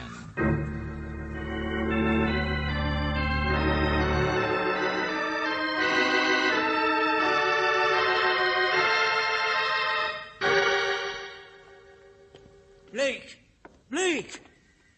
Now you're wasting your time, Pinckney. Mr. Blake's dead, too. But he's been stabbed. That's what you said happened to Mr. Frankel. Stop chattering, will you? This just happened a few minutes ago. What? Alone here in his room, reading. But he was facing the door, wasn't he? He's a big guy, pretty husky. Well, there's only one entrance to the room. Yeah, that's what I mean. Come on. What? See, the door has a latch. So whoever it was had to knock. I don't understand. I'm going to call the police. Be quiet, will you? Wait a minute. Listen. Hey, what's down this hall? Well, the halls all lead to the back court. Yeah. Wait a minute.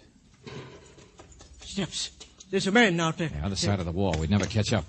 Well, that's not the way to the gate. Wait a minute. Here's a trash can. That thing we heard first sounded metallic. Look. What?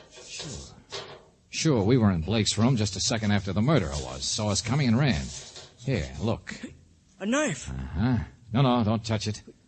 The knife that was used both times, I'd guess. Let's get on to the police station as fast as we can. You mean let's telephone the police? Give them those other names fast if they haven't got them already? But you and I, friend, are going to start correcting our mistakes, and I'll do the driving.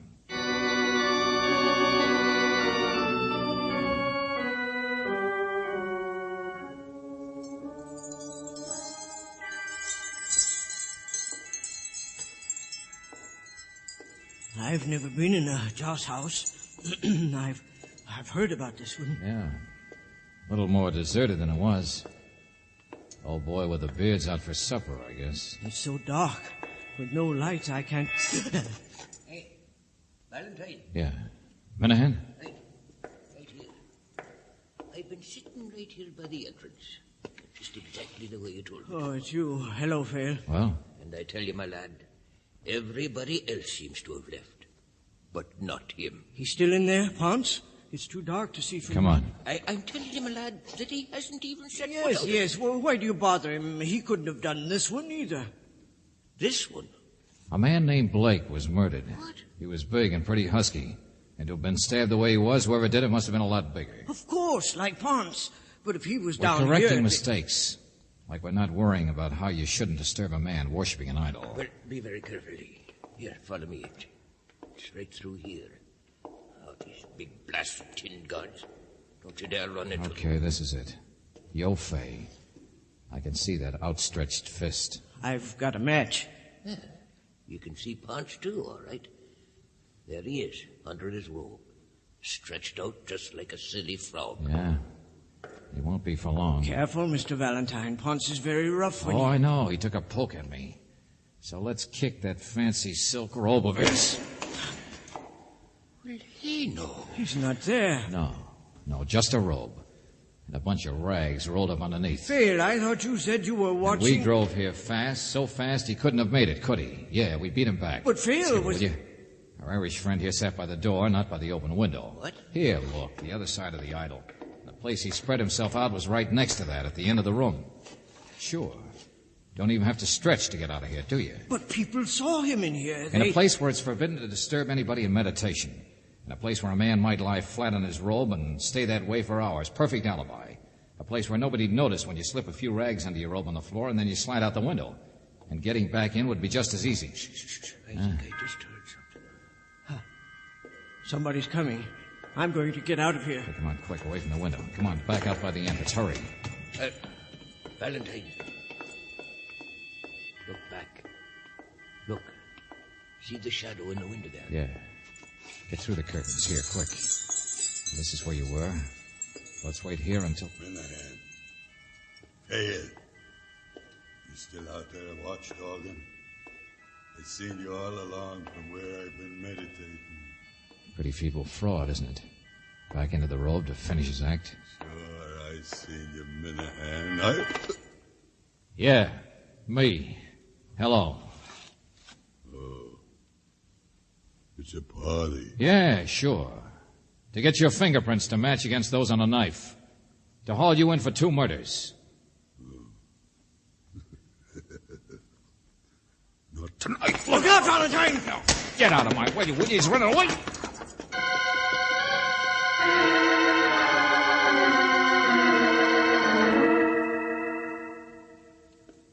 Mr. Valentine? No, I'm all right.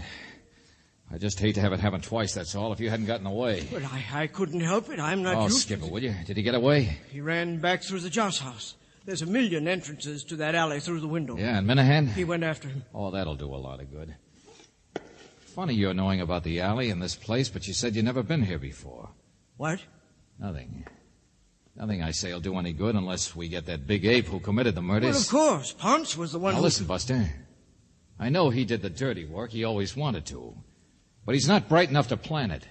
Not bright enough to take over an explanation for Mr. Frankel and mix it up to me. What? Oh, yeah, sure. I've been kicking myself because Frankel wrote me and then was killed. Only it was his own fault for handing the job of explaining things over to you. And you told me only what I needed to know for your time schedule. What time schedule? The one you cooked up for Ponce. I don't know what your angle is, but both Frankel and Blake were big shots in that same big money promotion outfit you're secretary of. So I guess there is something to gain. And after all, you only had to encourage and help Ponce a little to get him dead. No, Now, don't argue with me, Buster, because each time Ponce went right out from here and killed his man and came straight back. Well, how did he know where to find him? Now, see Unless here. somebody told him. Like you said Blake told you he was going to be at his club. Sure. You're the only one who knew where both men were. Because I still remember the last thing I heard Frankel say. It was, you know where to find me, Lawrence. That doesn't mean anything. You know something? You're right. It doesn't mean a blame thing unless the police can beat the truth out of Ponce. And you'll never find him. He'll get away. Oh, I don't doubt it. Hey, where's Minahan? Hey, Minahan! Now get back inside the Joss house, Pinckney. I got about 1 second to keep this whole case from falling apart.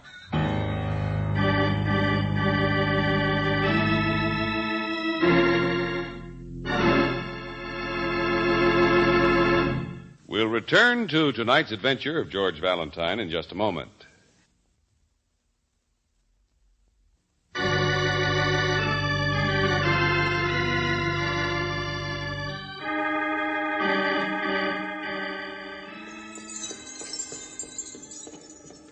Minahan! Field! Hey, Minahan! Yes, my lad.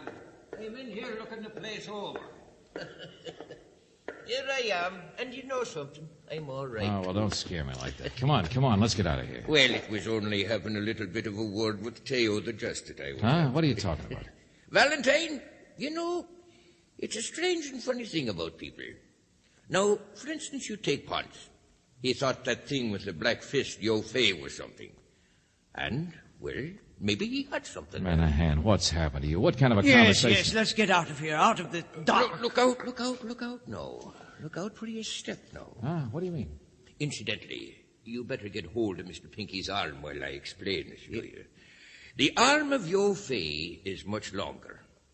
Look up there. Do you see it up there? With its clenched fist? Huh? Hey, percussion. Oh, no, you don't, Pinckney. Aye, Mr. Pinckney. Your poor dumb Ponce is still with us to talk. Yeah, how about that? He never got out. Lying there out colder than a mackerel. He ran right into his own idol. Right into the iron fist of Yo Fei.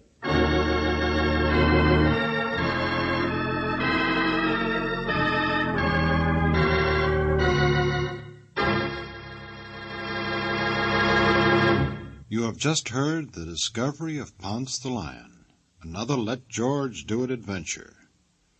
Robert Bailey was starred as George Valentine, with Virginia Gregg as Brooksy. David Victor and Jackson Gillis wrote the story, and the music was by Eddie Dunstetter. Now this is yours truly inviting you to another visit with Valentine, when you will again hear what happens when you let George do it.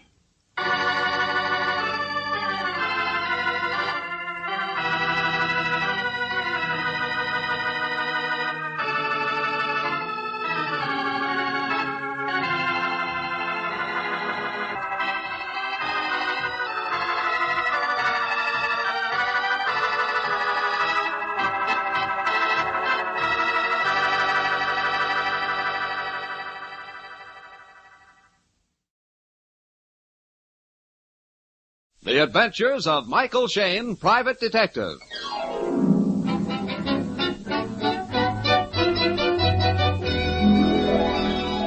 The people who make 76 gasoline and Triton Motor Oil, Union Oil Company, present The Adventures of Michael Shayne, Private Detective, starring Wally Mayer and Kathy Lewis.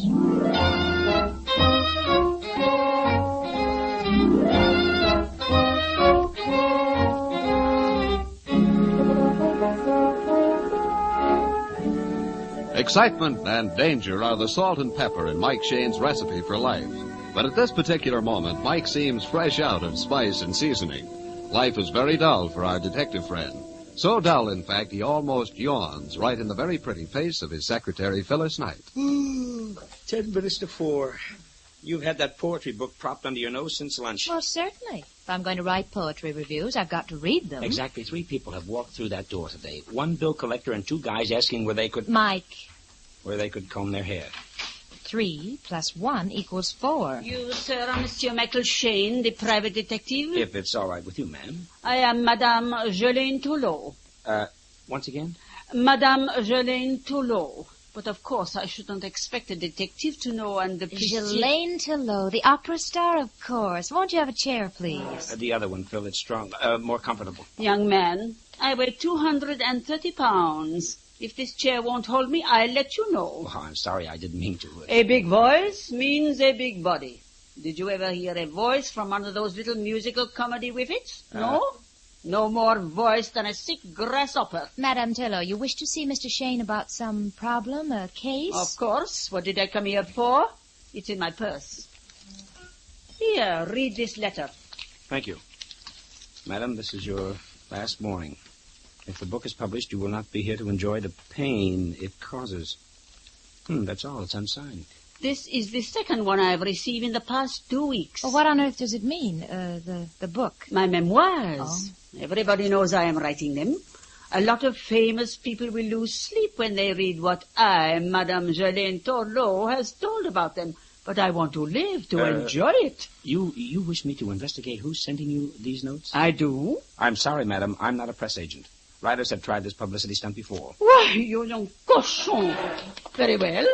I'll go to a good detective. I wish you luck, madam.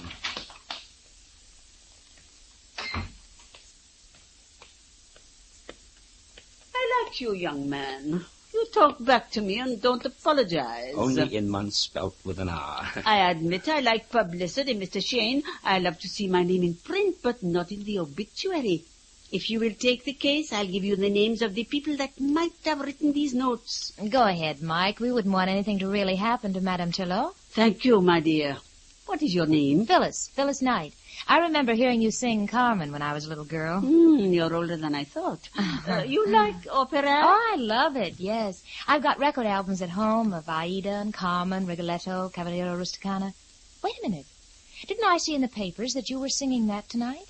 The benefit series. Yes, my 5th farewell appearance. Coming back to business, madam, you were going to give me some names. Yes. The first one is Roderick Mackenzie of the Newport Mackenzies, an old suitor of mine. Would he threaten to kill you? He's come clear out to the coast just to keep his name out of my memoirs. He wants to buy his letters back from me. Oh? My dear Ghislaine, he says, I was a wild and foolish boy, but that was long ago. There is my family, my circle. You writing this down, honey? Yes. Then there's my ex-husband, Edwin Buck. He's got political ambitions which my book might sour. And Leonora Baril, Madame Baril. To think I have to sing tonight with that Hungarian hoot owl. Oh, and one other, Savadal, our maestro. They're all in your memoirs? Any others? Yes.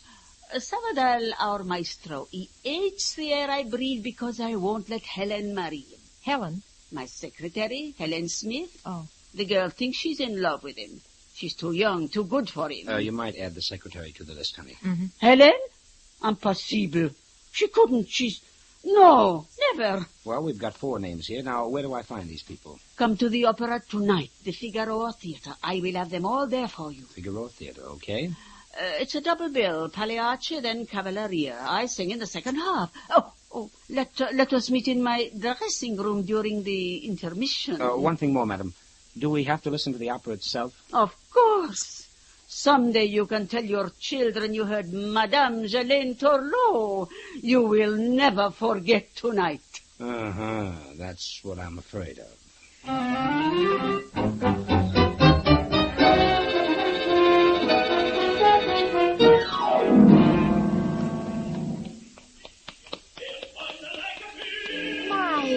I wanted to hear the end of Pagliacci. Yeah, so do I. It can't end quick enough. Oh, you're just being childish. You like music and singing. Yeah, sure, darling, but when guys get up on the stage and insult each other, I want to enjoy it in English. Oh,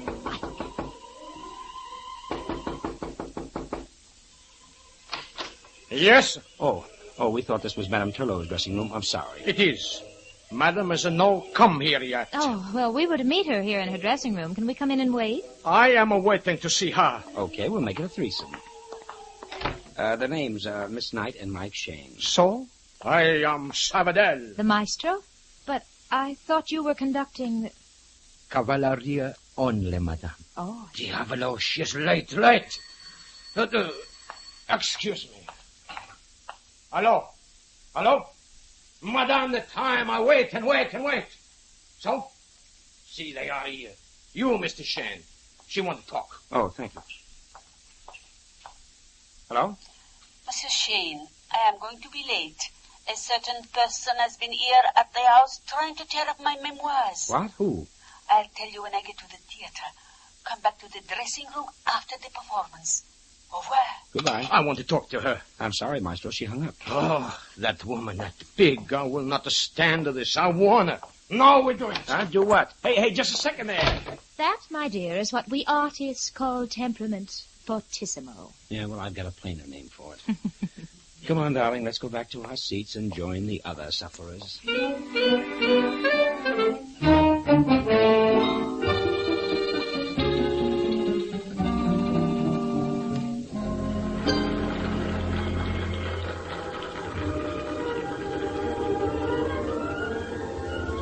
Mike. Hmm? Hey, that man conducting the orchestra, he doesn't look like Savadell. Yeah, you're right.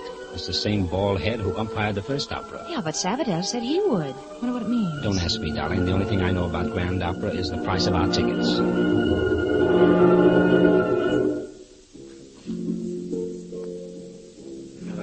Hey, that's awfully funny. Yeah. Well, this is the last part of the prelude, and right now the tenor's supposed to be singing off stage. The curtain's going up. There's nobody on the stage. Somebody's coming out from the wings now. It's Savadell. Ladies and gentlemen, please. I am regret to announce there will be tonight no Cavalleria Rusticana. I have to announce there is a tragedy. Our soprano, Madame Turlot, is dead.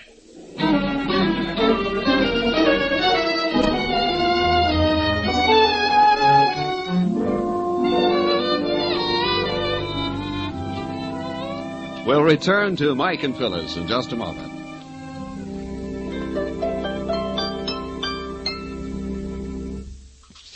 Many motorists blame poor mileage, sluggish pickup, and inferior engine performance on wartime gasoline. Now, it's true that all civilian gasoline must be restricted in quantity and quality due to government regulations. But if you've been having trouble with a rough motor, or your gas coupons don't seem to go quite as far as they used to, ask yourself this question. How long has it been since my spark plugs were checked? You see, spark plugs have a lot to do with engine performance. If they're old or burned or dirty, they won't fire properly and they waste gasoline. In fact, engineering tests show that defective plugs can waste 1 tankful of gasoline out of 10. Now, there's no reason why anyone should put up with this condition when it's so easy to have your Union Oil Minuteman check your spark plugs. Union Oil spark plug inspection is scientifically performed. The condition of each plug is carefully measured on a special machine, and you can see the results for yourself. If your plugs are dirty, the Minuteman will clean and adjust them. The cost of this service is only a few cents per plug, and you'll soon save that in extra mileage. You'll find Union Oil Minuteman ready to serve you wherever you see the sign of the big orange and blue 76.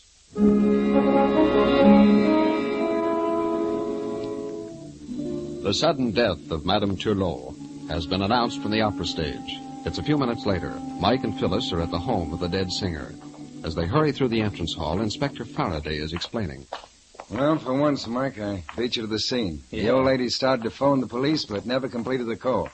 One of our operators heard gunshots over the phone. So you hightailed it right over? Yeah, when somebody at the opera phoned for her, I gave him the news.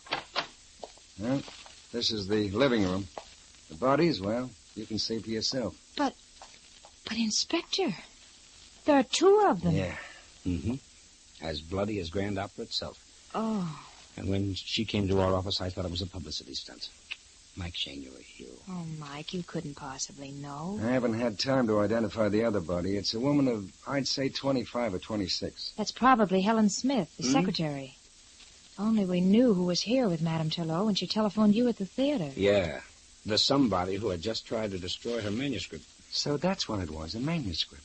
One of my boys found a pile of paper over there in the fireplace. A lot of it was burned up. Uh-huh. Looks like some old photographs and letters, too. Oh, maybe that's the coroner. Be right back, kids. Okay. Look at these, Mike. Here, these pages didn't burn. Chapter 5, My Husband. There never was a more dashing, gallant figure of a man than Edwin Buck. There's something screwy here. She's giving him a gold-plated Oscar, unless it's supposed to be sarcasm. Her desk looks as if she'd been working on a manuscript, Mike. A lot of typewriter paper and carbon sheets. Only used a couple of times. Good. You know what to do with them. Mike, what are you staring at? Bloodstains on the carpet. They trail from the phone over here to the piano where she died. Oh. Well, she must have clutched at the music rack as she fell. There's music all over the floor. Uh-huh.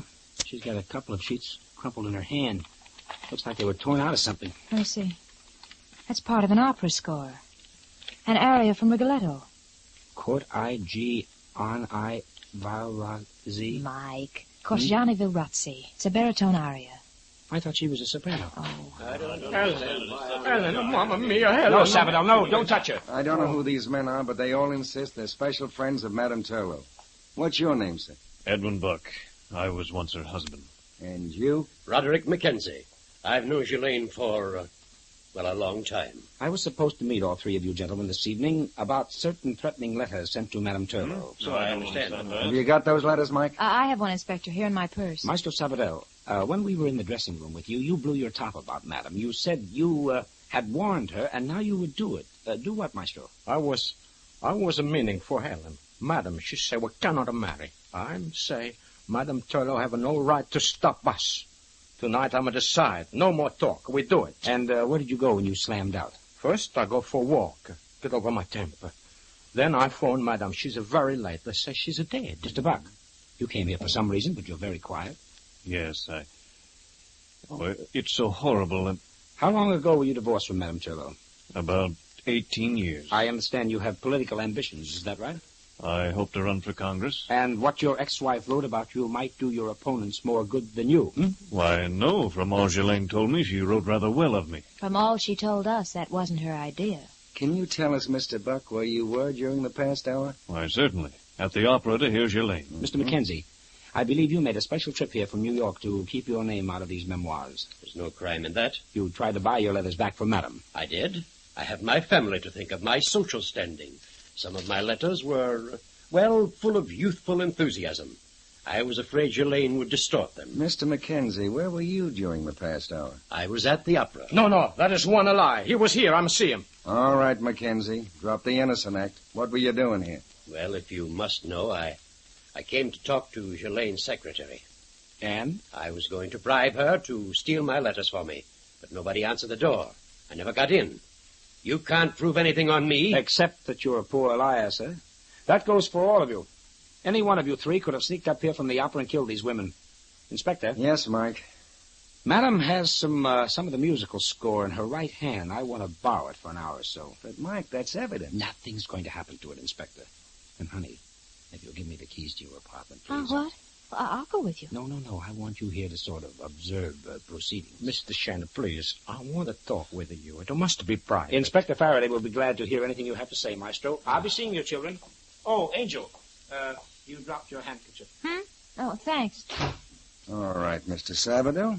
What was it you wanted to tell Mike? No, it's like I say, it's a private. Okay, I suppose it's private why you came here earlier and saw Mackenzie. I'm all ready to tell.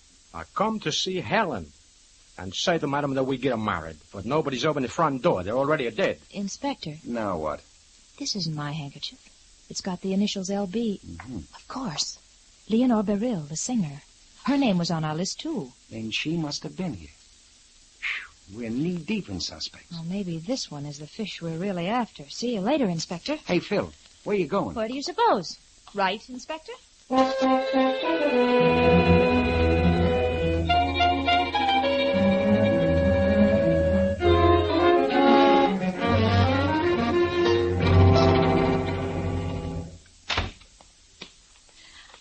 I hope you will excuse my appearance, but I am so unstrung from this shock. Yes, I understand, Miss Beryl.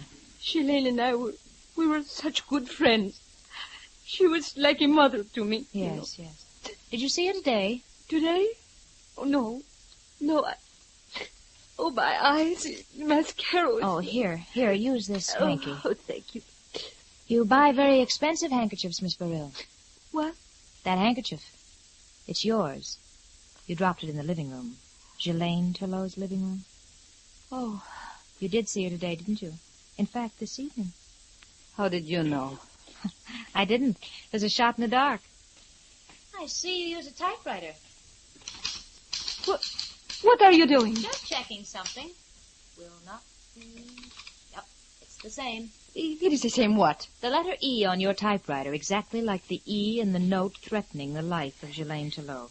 All right. I was trying to scare her. She had me in her memoirs. I am trying to get my husband back. But if Sabadell reads the malicious way she twisted things... Sabadell? He's your husband? And our divorce became final last month. But I am going to get him back. Oh. He was going to elope with Helen.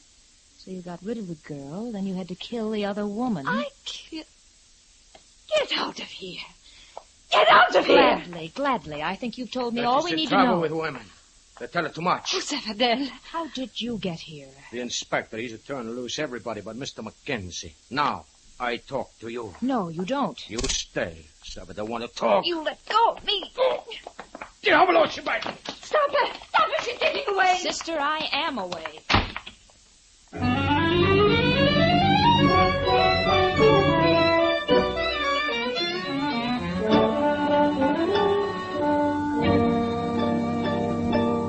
She was lying every minute of the time because everything that she said... Please, Angel, please give it to me slow. I can't get it all at once. Well, listen, all right. Faraday has turned everybody loose except Mackenzie. He's holding the wrong man. Well, it could be, but Inspector Faraday must have his reasons. But the handkerchief. Leonore Beryl admitted she was with Madame Turlot tonight, and she was married to Sabadell. So you said. Well, doesn't all this mean anything to you? Sabadell tried to keep me in that apartment. Mm-hmm. Men try that occasionally. Oh. By the way, did you check Madame's carbon paper? I did not. I found more important things to do. Phyllis, I told you Mike, stop fiddling with that phonograph and listen to me. Leonore Beryl sent those threatening letters. She wanted Savadell back, but he was going to elope with Helen. Don't you think Leonore would be mad enough to kill her and Ghislaine Tillot? If you think that, why were you so scared of Savadell? Because they're in it together. Mm-hmm. Oh, by the way, honey, have you got some extra phonograph needles? This one's getting scratchy. Oh, Mike. What's the matter? Something wrong? Yes, you. Huh? I beat my brains out trying to help you on this case. You just stand there gawking at sheet music and phonograph records. Excuse, please, but the doorbell. That's the apartment phone, stupid. Down by the mailboxes. Oh, I'll get it. It's probably Inspector Faraday. Hello? Please, Mr. Phyllis Knight. Well, who is it and what do you want? Senor Sabadell, I must see her at once. Look, mister, look, this is Mike Shane, and if you come around here to pester Phyllis, I'll punch you... No, please. I want to talk to both of you. It's a secret. I have an idea. Hello? Hello, hello? Hello? Mr. Shane. Yeah? The aria. Oh. Sabadell. Sabadell, what's wrong? Sabadell!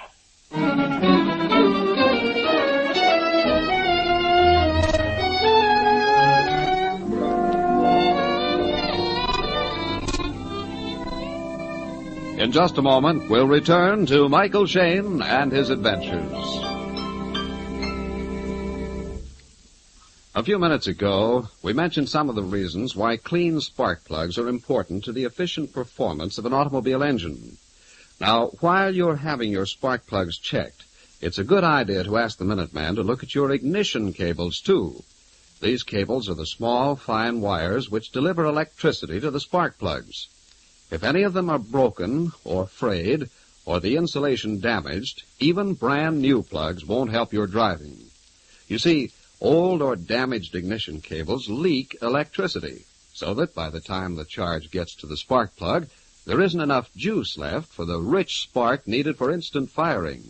So to get full power out of old engines, ask the Union Oil Minuteman to check both spark plugs and ignition cables. Then you'll be sure of more power and better mileage. Just drive in wherever you see the sign of the big orange and blue 76 and ask for Union Oil Ignition Service. Thank you.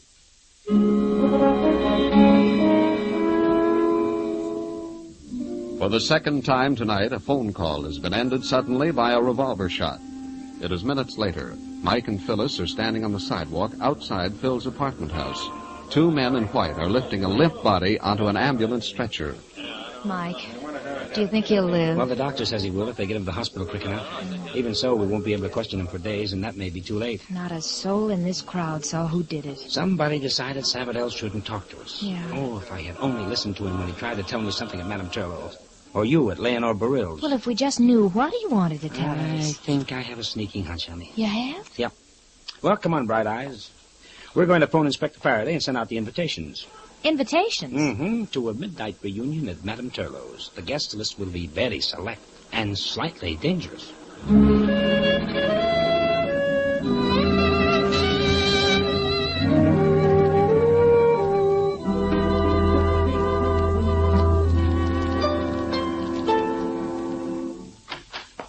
Good evening, Inspector. Hello, Inspector. Did you round up everybody? I did. They're in the living room. Come on in. Okay.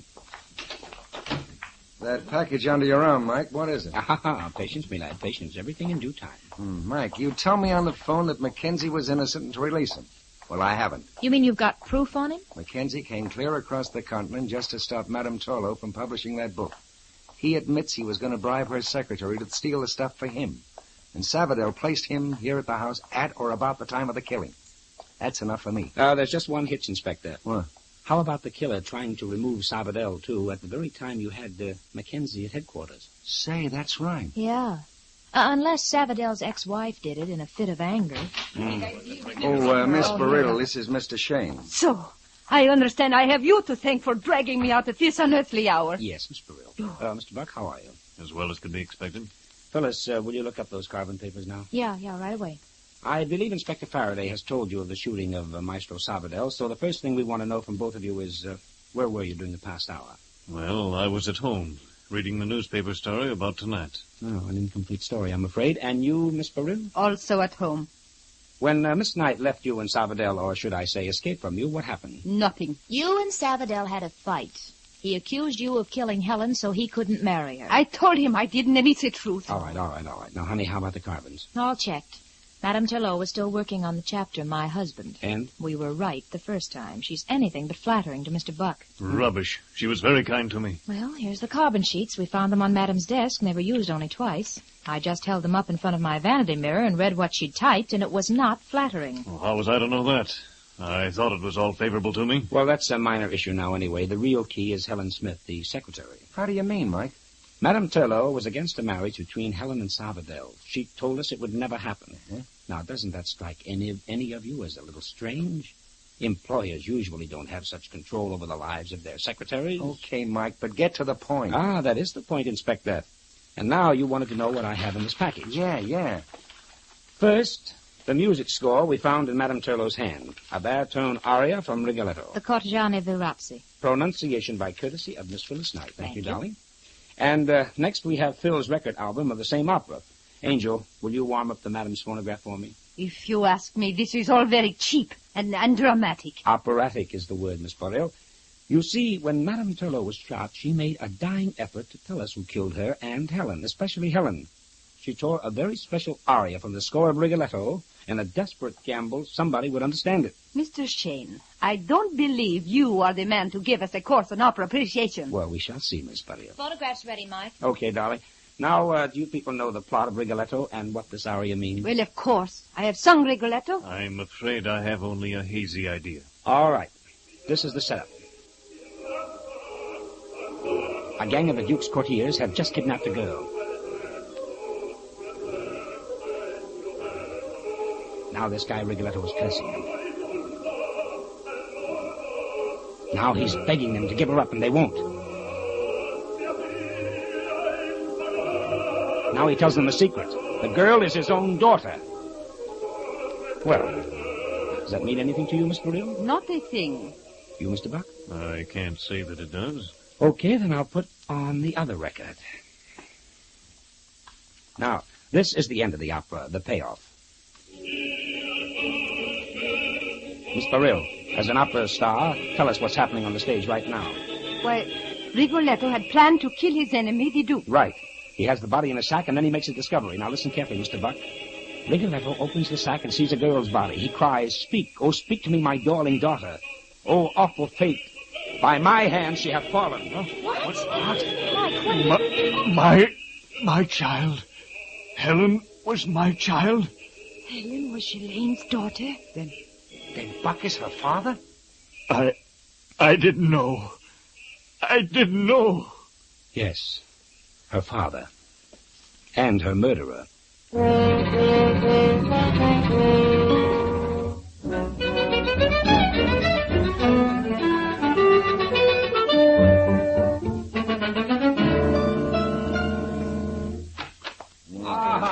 you are, Maestro. Very well. Are you feeling better? Mr. Shan, to you, bigger congratulations. Your work, bravo. She's the most brilliant. Well, thank you, Maestro. I thought it was pretty good myself. Good? Well, Buck could hardly add anything to his confession. He hadn't seen his daughter Helen since she was 6 years old. Buck says he just wanted to scare her, Madam out of publishing her book. Helen tried to grab the gun, it went off. Then he had to shoot again. Mr. Salvador, you had something you wanted to tell me privately. Now, can you talk now? Yes, I can. Tonight, I see aria from Rigoletto in a madam's hand. Mm-hmm. The ideas have come to me. Maybe Helen is not orphan the way she should think. Maybe she is the daughter of Madame and Mr. Buck. The same idea Mr. Shane have, but I must tell in private. Well, why under the sun would Jelaine Turlot keep such a secret from her husband and her own daughter? We in opera are strange people. Madame Turlot live and breathe opera. She's a very dramatic. She's in a joyous secret, just like a storybook. Speaking of operas, Angel, I noticed you got another record album up at your apartment.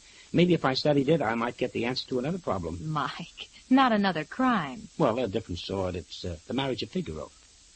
Catch on, Miss Knight? Then, Mr. Shane, you must translate it better than your Rigoletto. But just a minute ago you were complimenting me about... See, only your thinking. But the aria, no. I've never heard such a bad translation. Oh, Mike. Dear, I was so proud of your learning and your culture. Well, what about you? You didn't correct me. You're supposed to be the highbrow in this partnership. Oh, I am. Opera, music, books, poetry, reviews. Climb down off that pedestal, you fake. Why, Michael Shane. Phil, there's only one book a man wants a woman to review. I know. A cookbook. Right.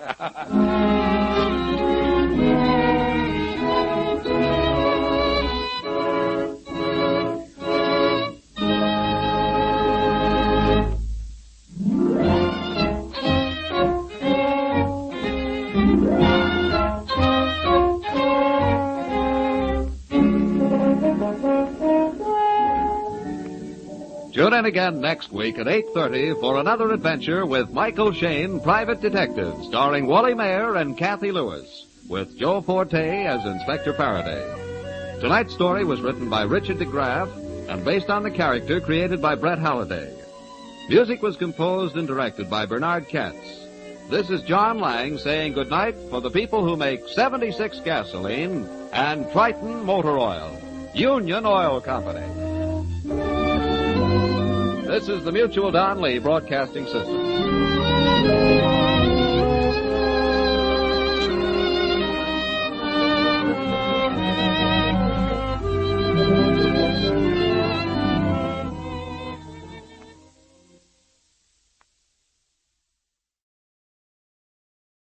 The Linux Show, starring Nick Carter, Master Detective, presented by Acme, America's great producer of fine quality paints.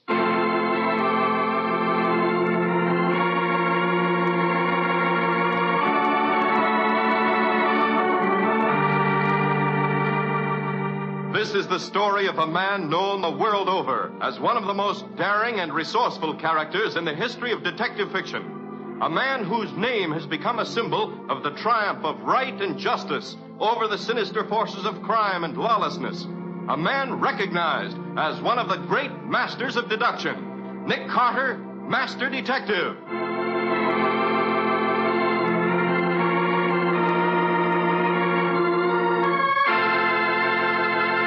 Today's exciting case, The Man Who Lived Too Long. Another exciting chapter dramatized from the life story of Nick Carter. In just a moment, we'll hear how Nick Carter investigated the strange mystery of a dead man who lived 8 days in a week. When you keep up with the times, you not only know what's new, but lots of times you find new ways to help yourself. Take, for example, the modern way to save household drudgery. The 3 great Linux home brighteners. Linux Clear Gloss, Linux Cream Polish, and Linux Self-Polishing Wax. Those efficient new shortcuts to the care of woodwork, furniture, and floors. Linux Clear Gloss, which is brushed on, brings lustrous, longer-lasting protection to every wood and linoleum surface in your home. Linux Cream Polish, which cleans as it polishes, renews the sleek, gleaming beauty of your fine furniture. And Linux Self-Polishing Wax, the amazing new wax finish, lends rich, satiny loveliness to all your floors, wood, linoleum, or tile. What's more, all 3 great Linux home brighteners do the job in record time. So start now to enjoy leisure. Ask your hardware, paint, or department store for the 3 great Linux home brighteners, the modern shortcuts to new home beauty.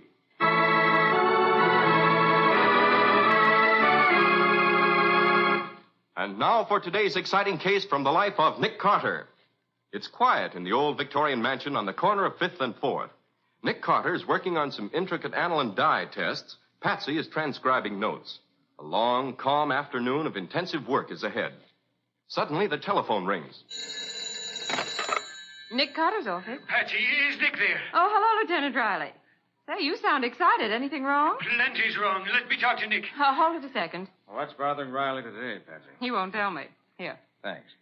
Hello, Riley. What's on your mind? Nick, you've got to hustle down to my office at once. Why? I got a case that'll blow the top off the city if it breaks. It's got to be checked. Well, what's behind it? Ever hear of World Research? Well, who hasn't, Riley? They're the biggest industrial chemists and research labs in the country. Well, there's a guy down here named Baker. He's accusing them of murder. Whose murder? You'll find out when you get here. Come on. Whose murder, Riley? His own murder. This guy Baker here is claiming he's dead already.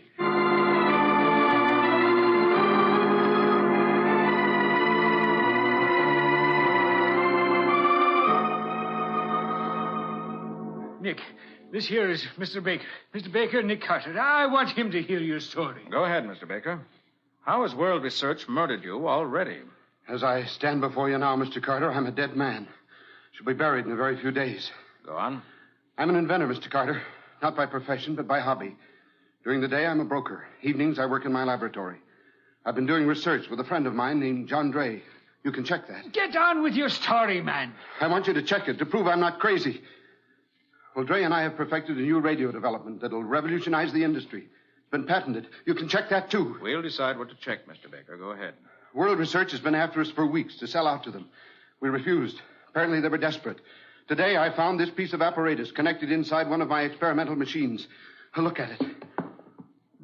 What a mess of wires and tubes that is. It was brought into my laboratory by World Research. It's a gamma-ray projector of tremendous power. All the while my experimental radio has been operating, this little horror has been projecting gamma rays until my body is saturated with them. I can't live, gentlemen. World Research has murdered me. What do you want us to do? Check my story from beginning to end.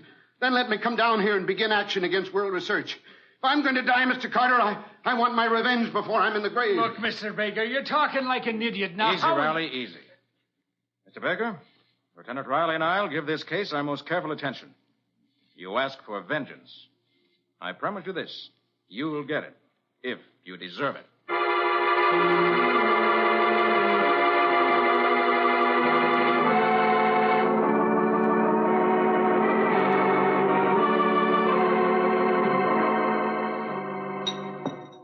Well, Nick, I'm finished, Patsy. is this apparatus Baker brought in really deadly? No, You mean he lied? I'm not sure. All I do know is that this so-called gamma-ray projector is just a mess of tubes and wires. It doesn't make sense. Then the whole case doesn't make sense. And why did Baker come in with that tall story? Yes. It's possible World Research may be trying to buy him out. But why claim murder? It's such an odd, impossible murder. Maybe he's wacky, Nick. I hear most inventors are. Maybe. Well, there's one way to find out. Get the car, Patsy. We're going to visit Mr. Baker in his laboratory.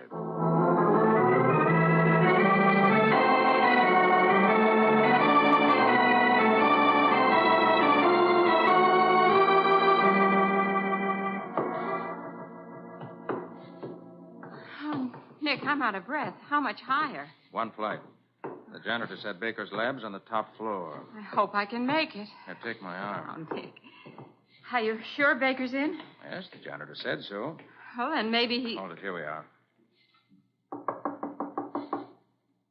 Sounds pretty quiet in there. Maybe he went out. Maybe. Wait a minute. Funny. Door's open. Well, let's go in. Gosh, what a mess this place is. I thought all labs were neat, like yours, Nick. Not all. Only the really efficient ones. Doesn't seem to be anybody here. Can't understand it. Lights on, door unlocked. Nick, What is it, Betsy? behind that table on the floor. Look. Uh-oh. Baker, all right? He's dead, isn't he? Yes. Then he was right about those gamma rays and things. No, Betsy. This time, no one bothered with science. Someone simply brought a revolver, aimed it at Mr. Baker, and shot him to death.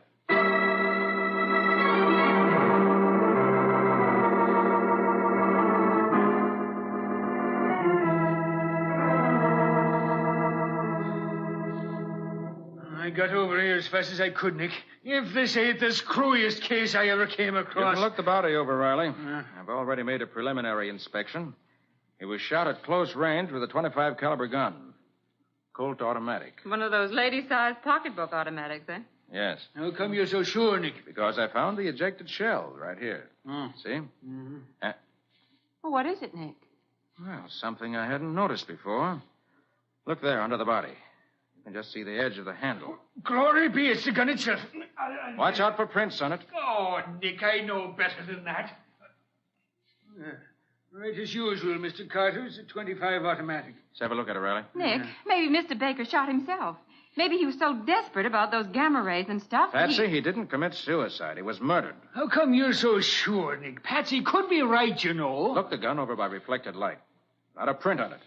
How could a man kill himself and then wipe his prints off the gun?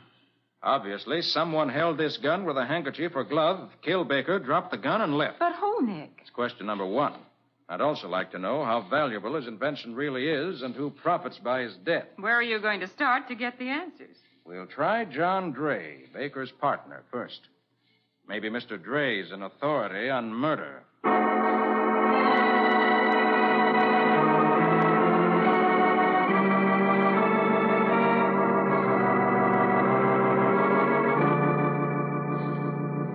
It's true, Mr. Carter. Our radio development is potentially worth a fortune. It's new and tremendously important. Look over the patent yourself. We registered it jointly. Mr. Dray, if you were partners, how is it you and Baker worked in separate labs? Research was only a hobby with Baker. He had a regular brokerage business outside. He wanted a place where he could work now and then, 3-4 hours a day. Exactly how much did World Research offer you to sell out? $250,000. And you refused, Mr. Dray? Not exactly. We made a counteroffer. And now that Baker's dead and the patent's all yours, you're waiting for the answer, huh? Certainly not. I told you we registered the patent jointly. I can't touch Baker's share. Can you tell me who does inherit Baker's share? His sister, I believe, Julia Baker. She lives with him over at the... I know the address. Thanks a lot, Mr. Dray. Oh, by the way... Yeah? Would it be possible to develop an electrical gamma ray projector? What? Nonsense. I thought you were a scientist, Mr. Carter. You know gamma rays can only be produced by radioactive elements. Yes, I know it. I'm just wondering if Baker knew I'd know it. Come on, Patsy. Let's pay a visit to Baker's heir.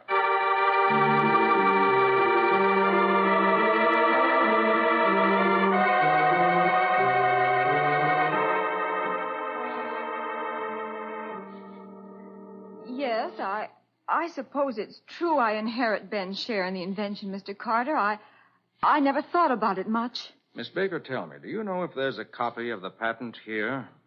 I don't know. I think it's with Ben's attorney. That's Roland York at Maiden Lane. Was your brother working on it very long? For years, it seems. I don't know where he found the time. I hardly ever saw him outside of Sundays. He spent Sunday with me. He worked very hard at the brokerage, 10 hours a day. What did he do? He was the statistical expert. No time off? Hardly any. Must have been pretty lonesome here for you. It was. Even at night when he came home from work, he couldn't spend much time with me. He was so tired. He'd just have dinner and then go to bed. What were his hours at the brokerage office, Miss Bauer? He worked from 9 in the morning until 9 at night, usually. Pretty stiff hours. And what time did you have dinner at home? Around 9:30. And then your brother went to bed? Yes, around 11. I see. I can't understand who'd want to murder my brother, Mr. Carter. He was a good man, was friendly, was interested in everybody. Oh, for heaven's sakes, Mr. Carter, who killed him? I don't know yet, Miss Baker. Frankly, at the moment, I'm much more interested in another problem. Oh, I don't understand, Mr. Carter. Come along, Patsy. I want to have a talk with the janitor of the building where Baker's lab is located.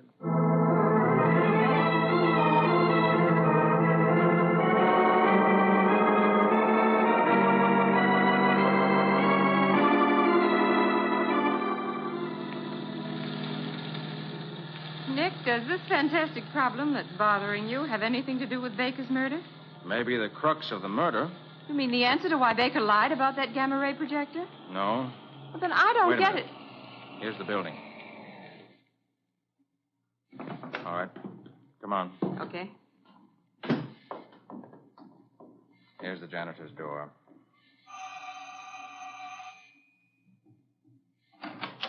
Yes. You remember me? Nick Carter, working on the Baker case. Oh, sure. Come on in, Mr. Carter. It's awful hot here out on the sidewalk. No, I've only come to ask you one question. Oh, here, go ahead. When did Mr. Baker usually work in his laboratory? Why, every day. You're sure? Aye, sure. He work here every day, Monday through Saturday. He come morning sometime afternoon, sometimes evenings. But I see him come in here every day except Sunday. He always make it a point to say hello to me when he comes in or goes out. How long did he usually work? In 4-hour stretches. That's what I was afraid of. 4 hours a day, 6 days a week. It makes 24 hours, one whole day. Where in blazes did he get that extra day? Nick, what on earth are you talking about? Don't you see, Patsy? Ben Baker... Duck, Patsy. Somebody shot at us from across the street. I saw the flashes. Oh, Nick, the janitor. He's been shot. Help me get him inside, Patsy. Quick. All right. Is he hurt badly? Patsy, this man is dead.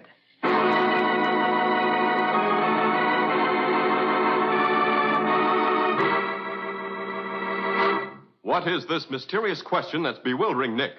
Why was the janitor in Ben Baker's lab building murdered? We'll see in just a moment.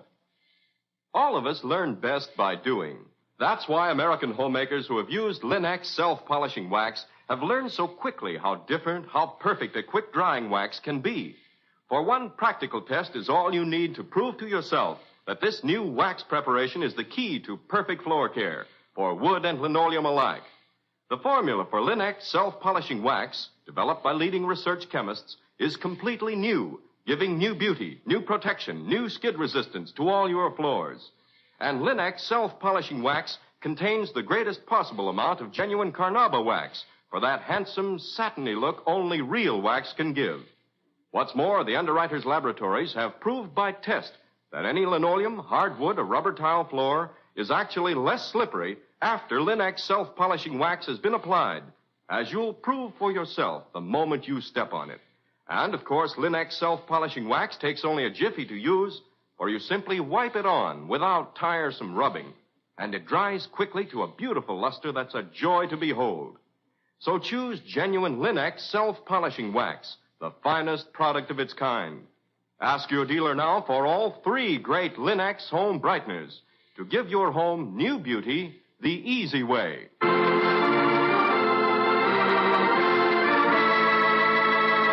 And now, back to our story. The strange murder of Ben Baker, broker and amateur inventor, has faced Nick Carter with many peculiar problems. Why did Baker lie about his impending death? How important was his invention? Who would profit by his death? As Nick uncovers an even more fantastic problem, Baker's janitor is shot to death. Now we find Nick, Patsy, and Lieutenant Riley at the scene of the second murder. Nick, I'm really lost. I can't make head or tail of this mess. Can't you give us any idea of what's going on, Nick? Why was Baker's janitor killed? Probably because he knew some vital clue to the identity of the murderer. Nick, what's this big question you say is bothering you? Riley, how can a man live 8 days in 1 week? Oh, now, that's silly, Nick. There's only 7 days in anybody's week. Well, nevertheless, Ben Baker lived 8 days in a week. I don't understand, Nick. Well, listen. He worked 12 hours a day in the brokerage house, including an hour off for lunch. Uh-huh. He left his house at 8 in the morning for work. He returned at 9:45 or so for dinner. After dinner, he went to bed. I've checked all those times, and they're all verified. Which accounts for 24 hours. But according to the janitor's testimony, he worked at least 4 hours a day, 6 days a week in his lab. That's an extra 24 hours, an extra day. Now, where did Baker get that 8th day in his week? Gosh, It don't make sense. You're telling me. Nick, what in the jumping blue blazes is going on around here? A guy comes around and says he's been murdered, and he ain't. When you check his story, you find all of a sudden he is. Then the killer knocks off a janitor after he's already given his evidence. And then we find the only one who profits by Baker's death is his sister, who's a frightened girl who looks as though she wouldn't hurt a fly. Wait a minute. Baker was knocked off with a .25 automatic. It's a woman's gun. But Baker accused World Research.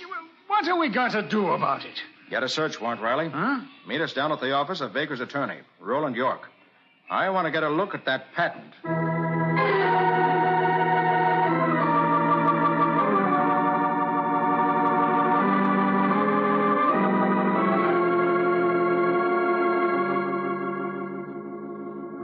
Okay, Nick. I've been all through the files, and here's everything there is on that invention. Oh, gosh, what a mess of documents.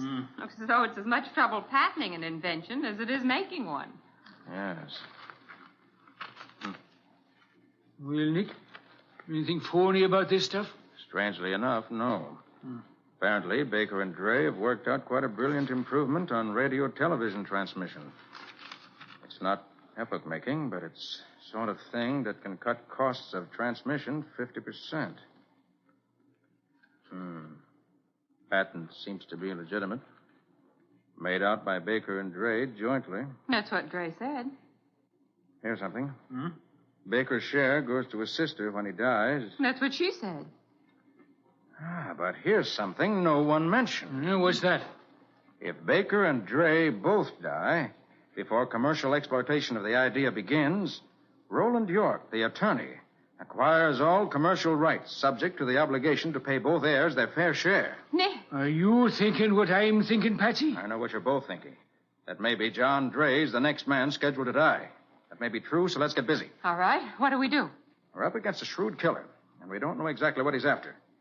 Although I have a hunch, if we knew where Ben Baker got his extra day, we'd be a lot closer to the solution.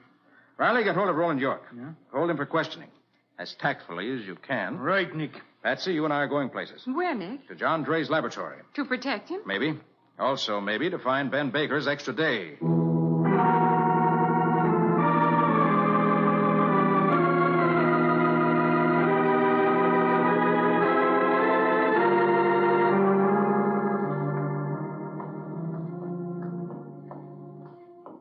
There's Dre's place up ahead, Patsy. Last door. The light's on, Nick. Gosh, maybe Dre's been killed already. You're remembering the way we found Baker, huh? All right, let's go in. Oh, who's that? Oh, sorry, Mr. Dre. You startled me. But we are... Quiet, Patsy. Who are you? Oh, let me introduce myself, Mr. Dre. My name is Kent. I'm from World Research. What are you doing here? Why, well, I was sent over to express our deep sympathy for your recent bereavement. So? And also, you understand how embarrassing it is to talk business at such a time. Go on. Well, and also to say that your counter-proposal is really much too high. You think so, huh? You must reconsider, Mr. Dre. Now that Baker is dead, huh? I don't understand. Baker was the one who was holding out for the high price, wasn't he? Well, Mr. Dre. Now that Baker's out of the way, you brazenly come here hoping you can persuade me to accept a smaller figure. I assure you. Nick. Yes, Betsy. I just realized maybe it isn't Roland York. Maybe Baker told the truth about World Research. Maybe the patent does threaten their business. Why, maybe they... Did I hear you call this man Nick? Well, I had assumed I was speaking to Mr. John Dre. Do you mean to tell me that I... What's the meaning of this? What are you people doing in my lab? Investigating murder, Mr. Dre. So I was right. You are an imposter. This is outrageous. How dare you... Mr. Carter, will you have the goodness to explain what's going on here? Oh, it's really quite simple, Mr. Dre. We came here to throw a little light on the murder mystery. Patsy. And what... Yes, Nick? Say that again. Say what? Really, Carter? This is ridiculous. Quiet, please. Repeat what you said, Patsy. Well, I said we came to Mr. Dre's laboratory to throw a little light on the murder. That's it, light. Light in the laboratory.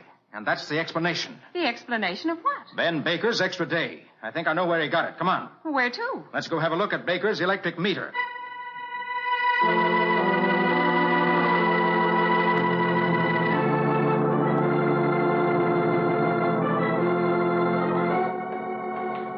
What's an electric meter got to do with an extra day? It'll show where it went. Here, through this door. Down to the cellar. Watch your step. Pretty dark. I've got a flash. Gosh, the cellars in these old loft buildings are creepy. Like catacombs. Yes. It's so deep, these stairs go down forever. We won't be long. Flash your light around, will you, Nick? Afraid? Only of mice. Careful, here's the bottom. Don't trip. All right. Floor's pretty broken up. Now, where are the meters? Well, there they are, Nick. Over there against the far wall, behind that pile of barrels. All right, come on. Who's the killer, Nick? Do you know? Not for sure yet. But I've got a pretty good idea. Maybe Julia Baker isn't as weak and helpless as she seems. Maybe. Maybe I was right about World Research. Maybe. Maybe Roland York got ambitious. Maybe. Can't you say anything but maybe? Here's the meters. Let's see. First, second. Oh, there. Top floor offices. Baker's was 6R. There it is, on the right. Yes, and there, I hope, is the solution to the case. Where? On the dials. Read off the kilowatt hours. But why, Nick? Because when we compare the meter reading now with the reading a month ago, we'll find that very little electricity has been used. Nick, I can't follow you. What is that? Now, Patsy, behind these barrels. It's the killer. Nick, we're trapped. No, Patsy, not quite. Let him come a little closer. When I give the word, help me push these barrels over. All right, now, Patsy.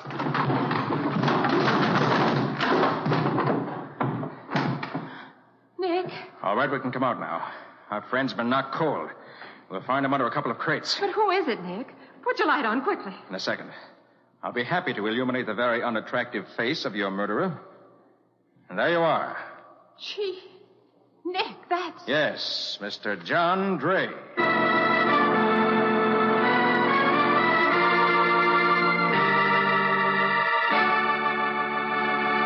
In just a moment, Nick will return to give you the final details of today's story and explain why John Dray killed the man who lived too long. The best way to keep up the appearance of the things you own is to protect them. And the finest protective finish you can find for dozens of household uses is Linex Clear Gloss, the modern brush-on finish for linoleum and wood surfaces. Here's the self-leveling gloss finish which flows on easily and dries to a lasting finish that protects for months. Protects not only against wear, against dirt, against spotting, but actually protects against hot grease, boiling water, fruit acids, even alcohol. Yes, for any surface you want to save, it pays to use Linex Clear Gloss. And Linex Clear Gloss lends sparkling beauty as well, requiring only the whisk of a damp cloth to wipe away surface smudges. Give your floors and woodwork the gleaming luster, the sturdy protection of Linex Clear Gloss, the finest in household finishes. You'll find all three great Linex home brighteners, Linex Clear Gloss, Linex Self-Polishing Wax, and Linex Cream Polish for fine furniture at hardware, paint, and department stores everywhere. And remember that your dealer is headquarters also for Chemtone, the miracle wall finish that goes on like magic. Its beautiful colors will lighten and brighten your home at an average cost of just $2.98 a room. Ask for Chemtone, which covers in one coat, dries in 1 hour.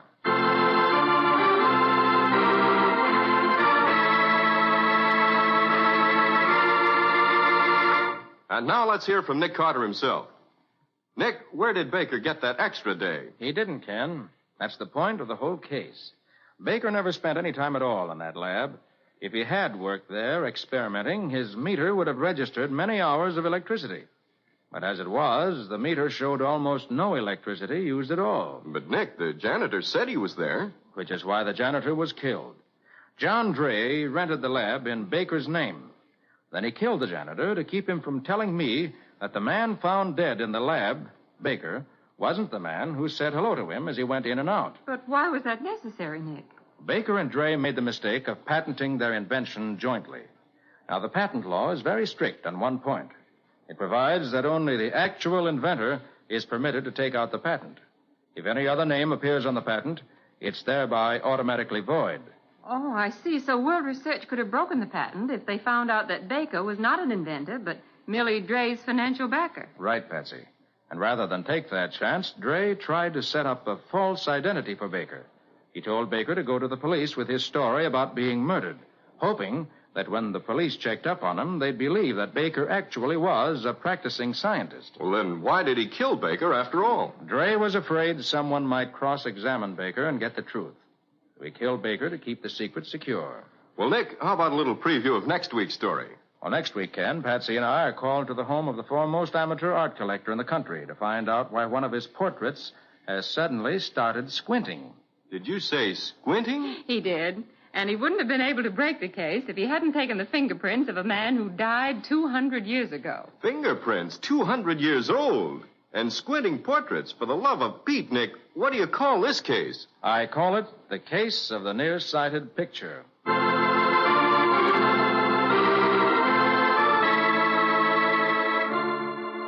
Friends, today is the second anniversary of the United States Cadet Nurse Corps.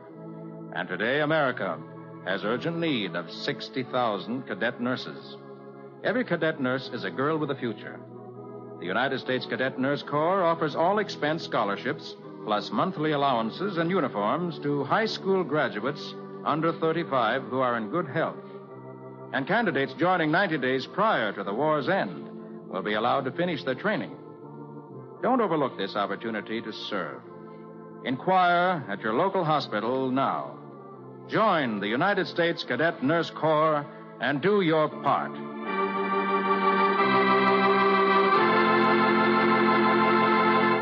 Nick Carter, Master Detective, is copyrighted by Street and Smith Publications, Incorporated. Lon Clark is starred as Nick with Helen Choate as Patsy. Original music is played by George Wright. Any resemblance in these programs to actual persons, living or dead, is purely coincidental. The entire production is under the direction of Jock McGregor.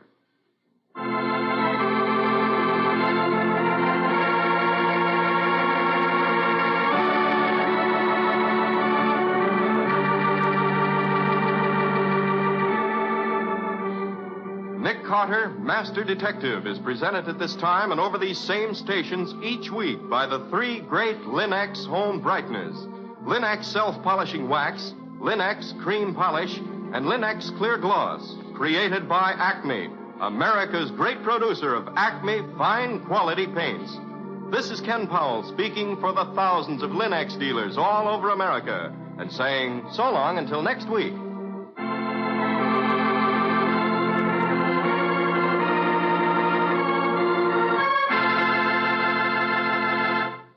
This is the Mutual Broadcasting System.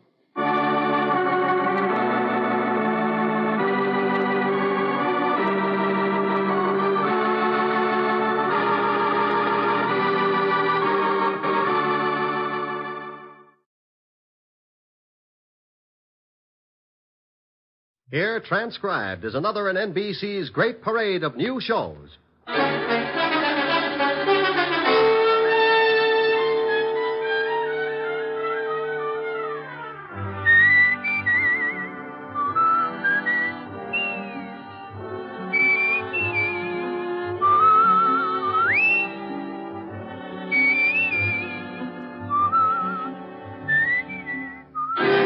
And now, Dick Powell as Richard Diamond, private detective.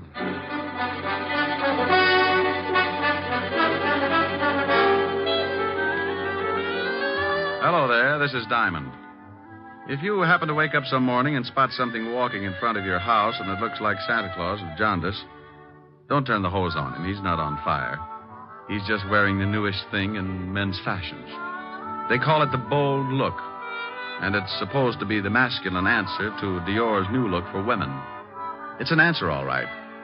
Like walking up to your best girlfriend and slicing her down the middle with a broadsword. Now, if you haven't seen it yet, just close your eyes and try and picture yourself in the bold look. Imagine walking down Fifth Avenue, very casual, decked out in a new, bright purple, non-shrinking suit, pastel shirt, yellow maybe, hand-painted tie, and argyle socks. Got it? What do you think? Pretty bad. About the only thing I can think of that's more gruesome is that little murder I got mixed up in last week. It started in a house out on Long Island. A guy named Harry Baker was getting involved with his private secretary. Here are the papers you wanted, Mr. Baker. Oh, thank you, Connie. What time is Mrs. Baker going shopping? She didn't say. This afternoon sometime. Oh, where is she now? In her room. Come here, Connie. Harry, no. Supposing she comes down. I didn't see you last night. I missed you. I got hold of the man you wanted. His name's Nat Fox. He wants $500 for the job. Oh? Well, what's the matter? That's what you wanted, wasn't it? Connie, I had a lot of time to think last night. And? Well, I'm not sure. I don't know if this is the thing to do. You don't know? Oh, Harry, we've gone through this a dozen times, and I won't go through it again. If you haven't got the backbone... Oh, my dear, you know it's not that. No, I do not. I'm sick and tired of living this way. Not being able to be seen with you, watching you being pushed around by that old shrew. Oh, I'm not going through the whole thing again. Please, Connie, can't we wait for a while? My wife's well past 60. Sooner or and later... in the meantime, you live off the skimpy little allowance she doles out to you. No, Harry, no. I want us to live like two normal people. And if you're going to start changing your mind just when it looks like we can have all these things, I'm through. Now, Connie, wait a minute. No. If you want me, then you've got to go through with it. Well? You know I want you. I love you more than anything in the whole world. Get that old biddy out of the way, or I promise you'll never see me again. All right. Oh, don't look so worried, darling. Nothing's going to go wrong. I already fixed it with this Nat Fox. He'll be in the department store the same time as your wife. Oh, Harry, think of the wonderful life we can have. All that money's going to be ours. We can go to Europe and live the way we should. Yes, No, I'm a little worried about this Nat Fox. I'll give him the $500, but if he finds out what happened, he'll be in a good position to blackmail us. Don't you worry about Mr. Fox. He's my affair. You just leave everything to me.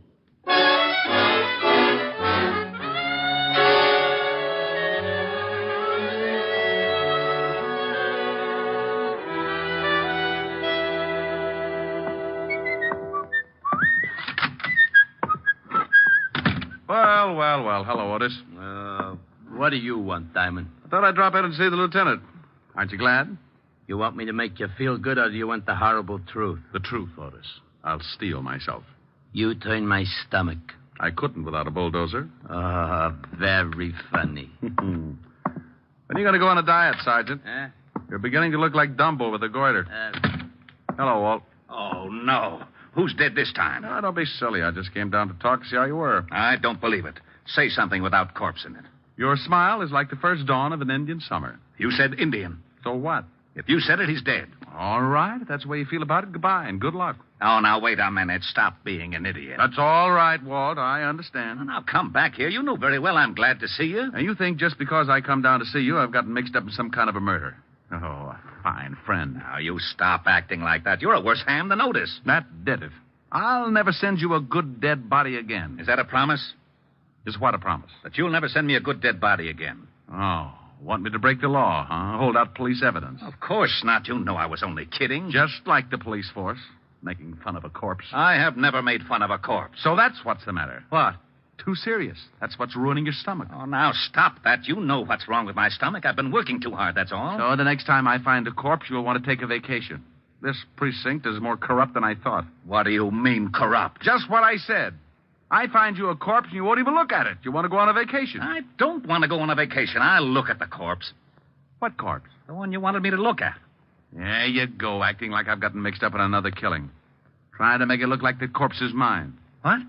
Well, it's not my corpse. It isn't? No. Well, whose is it? Well, you know. You tried to frame me with it. I did not. Don't you try to shove that body off on me. Yeah, what is it? Oh, hello, Helen. It's for you, Rick. Thanks. Hi, baby. Hold it a minute. Walt, you better do something about that body. Oh, yeah. Otis, put in the general alarm. Diamond's found another killing. Oh, wait a minute. No, Walt, it's your killing, remember? Oh, yeah. Forget about the general alarm, Otis. I've got... Oh, Diamond. Sure, Helen. I'll meet you at the store. Oh. Sure. I love you. Bye. Oh. Walt. What a funny look. You're all red. Walt, you're turning blue. Well, I got to go shopping with Helen. I hope you find the body. Bye. Lieutenant, I'm still waiting. Sergeant. Yeah, Lieutenant? Shut up.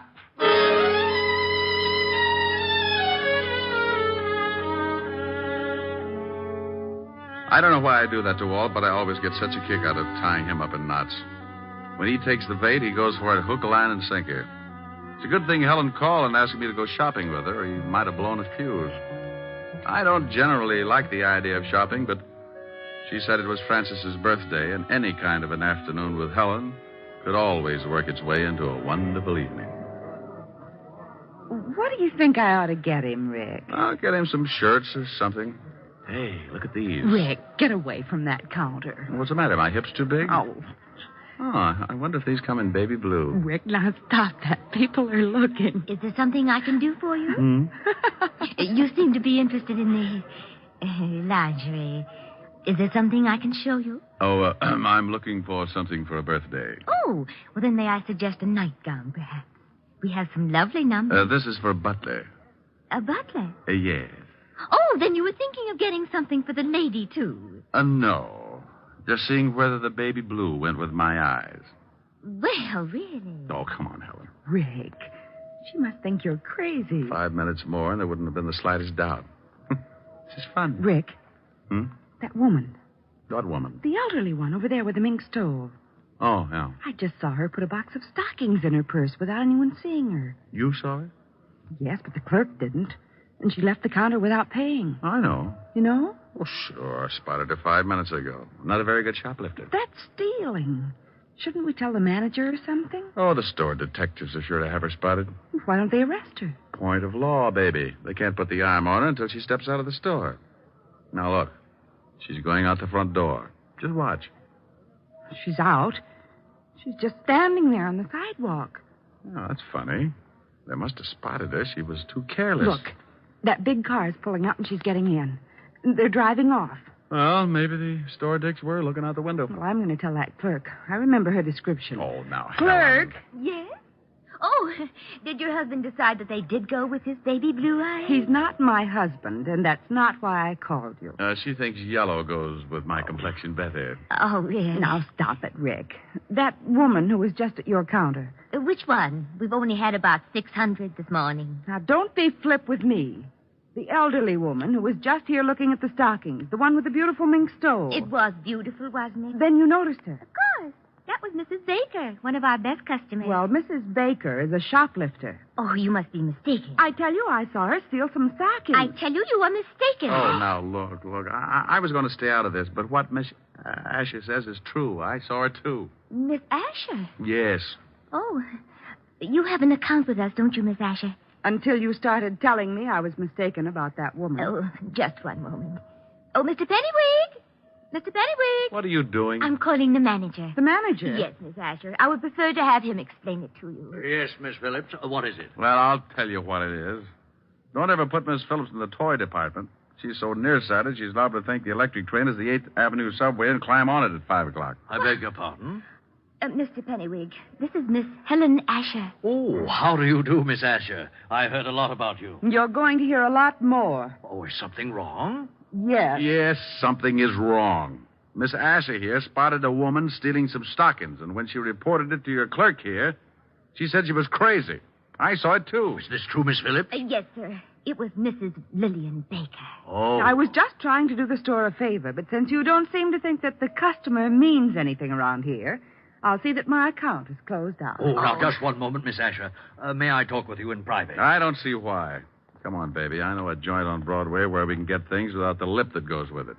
Come on. Oh, please, Miss Asher. It's about the shoplifter, Mrs. Lillian Baker. You can tell me right here. I must rely on your integrity to keep this a secret.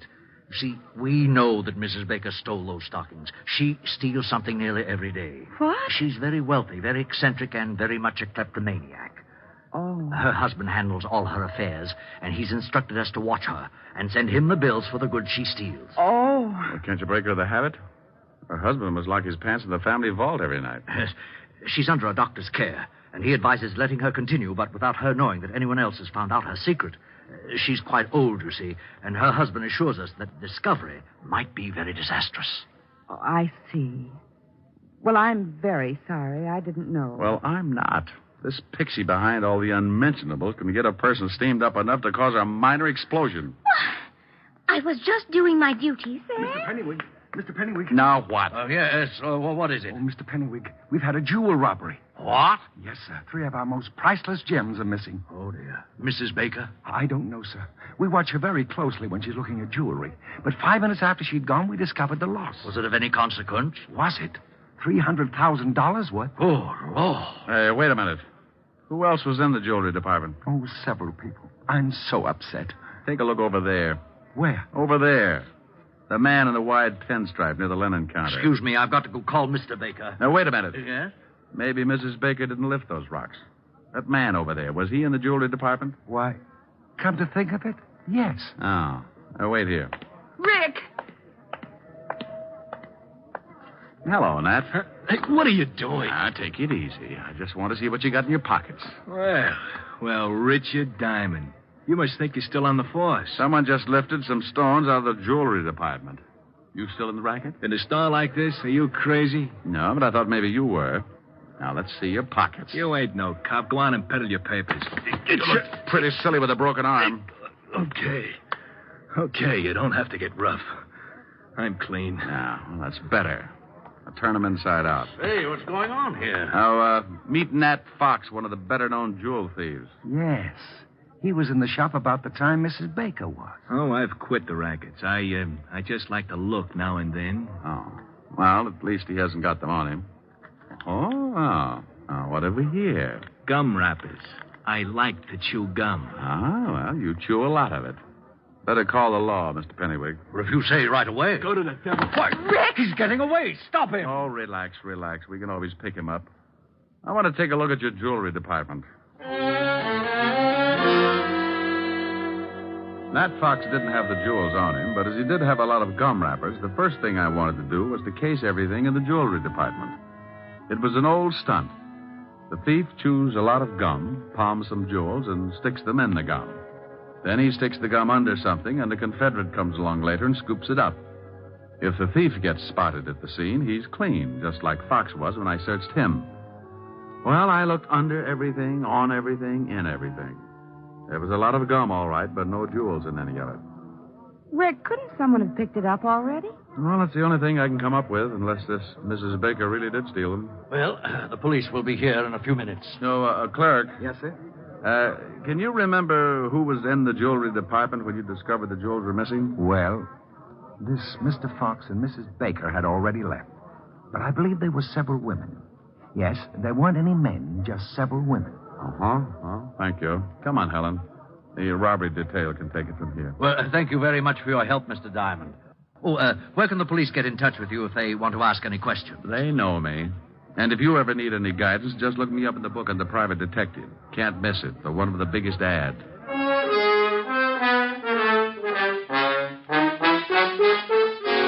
Helen and I got out of there just as the prowl cars were pulling up at the curb.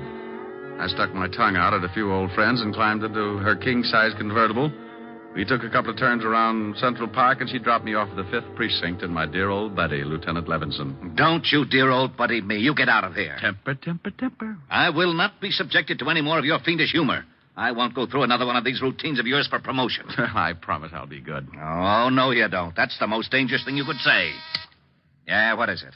Suicide, Lieutenant. See, look what happens. It already has happened, Lieutenant. She did it 20 minutes ago. I wasn't talking to you, Melonhead. Now give me the dope. You got him. You shut up. Yeah, Lieutenant. Oh, not you, Bird Brain. Let's have the report. Oh, Mrs. Lillian Baker jumped 3 floors from a balcony. Husband Harry Baker made the report. Port Washington, Long Island. Thank you, Sergeant. What, did he say Mrs. Lillian Baker? Yes, he said Mrs. Lillian Baker. Now, if you'll excuse me, I've got to get out to Long Island. Well, let's go. I'll grab my coat. Now, wait a minute. What makes you think you're coming along? And why in blazes are you interested in Mrs. Lillian Baker? If you know something, by heaven, I'll... Walt, you're turning blue again. Come on, I'll tell you on the way.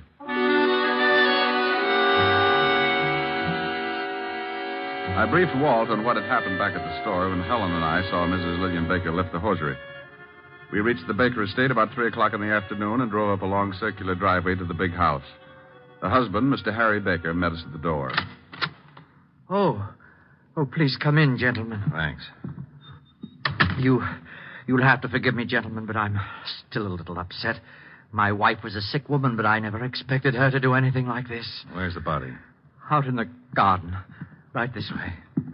Have you any idea why your wife committed suicide, Mr. Baker? Oh, yes. There's the body. You don't mind if I go back inside, do you? I want to ask you some questions, then you can. I understand that your wife was a kleptomaniac. Is that right, Mr. Baker? Why, yes. How did you know? Mr. Diamond here saw her steal something from the store today. You mean the jewels? No, I mean the stockings. Did she steal the jewels? Why, yes. I found them under her mattress after the store called and told me of the loss. She was a sick woman. She's been stealing things for years, but she didn't think anyone knew about it. I had an arrangement with the stores that I could take care of all the things she took, but those jewels were too much. I had to confront her with the evidence. And she broke down completely when she discovered we knew her secret. Harry. Oh. Wow. This is my private secretary, Lieutenant Levinson. Richard Diamond. Oh, Miss Constance Loring, Lieutenant Levinson, Mr. Diamond. How do you do? Well, pretty good. I'd like to tell you about it sometime. Don't dead bodies make you a little nervous, Miss Loring? What? Miss Loring was here when my wife jumped. She's already gotten over the initial shock. Oh. She's been in the library calling some of my firms to tell them I won't be at work for a while. How long has she been here? Why, all afternoon she's been taking some dictation. With her hat on? Oh, well, you see... forget it. Tell me, did your wife jump from that balcony, Mr. Baker? Yes. 3 floors. About a 4-foot railing around the balcony. If you think that there's been any foul play, you can check with her doctor. He'll tell you she could easily take her own life if her secret was discovered. I'd like to talk to him. What's his number? Evergreen 54469. Dr. Leonard Bischoff. Thanks. While you're calling him, Rick, I'd like to see those stolen jewels, Mr. Baker. Certainly. Right this way. Phone's right over there on the stand, Mr. Diamond. Would you open the safe for the lieutenant, Connie? Mr. Loring?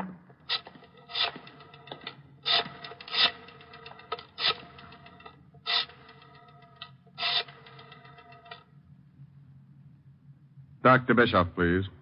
Richard Diamond. Yes. Hello. Dr. Bischoff, this is Richard Diamond. Here they are, Lieutenant. Now, you can easily see why I wouldn't, or should I say, couldn't pay for them. Is the store coming over to pick them up? No, I told them I would bring them down. What's this all over them? Well, I don't They're know. all sticky. Got something all over them. That's probably gum, Walt. Gum? Yeah, the kind you chew. Oh, by the way, Baker, you were right.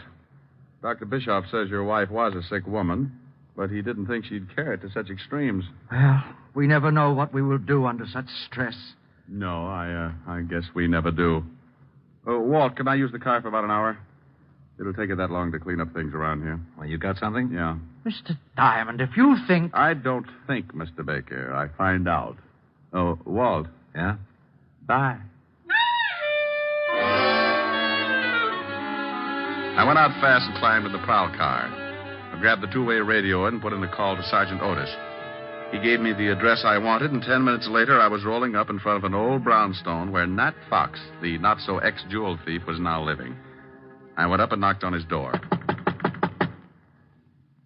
Well, there was nothing like finding out. Well, what do you know?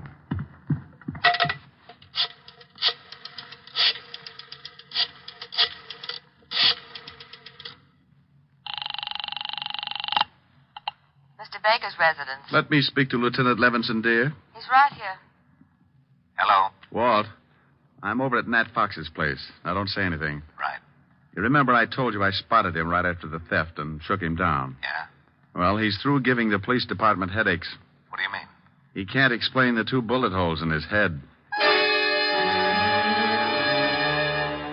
I called the station and had them send over the wagon, then I took off for the department store. I was sure that Mrs. Baker hadn't jumped, and I was pretty certain that whoever had knocked off Nat Fox was in on the Baker killing. Oh, hello again, Mr. Diamond. Have you heard we found out who stole those jewels? Nat Fox? I know. It was Mrs. Baker after all. Mr. Baker called us back and said that he'd found the stones. Oh, well, that's dandy. Well, I'm going to take your clerk who was in the shop at the time of the robbery. Take him? Yes, I want him to identify someone. I'll have him back in about an hour. Oh, well, I suppose it'll be all right. George? Yes, sir? I want you to go along with Mr. Diamond here. He wants you to identify someone. It's official, I guess. It's official, all right. When you point out a thief and the killer, it's always official.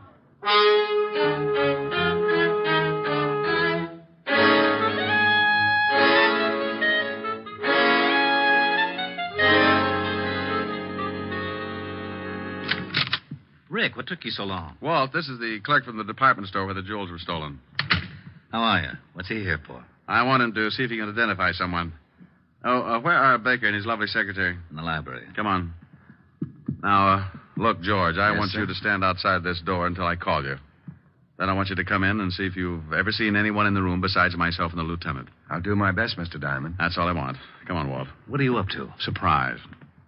Well, hello. Why, hello, Mr. Diamond. Come in. Thanks. How are you, Connie? I see you've taken off your hat. You're very observing. I sure am. Why did you kill your wife, Mr. Baker? What?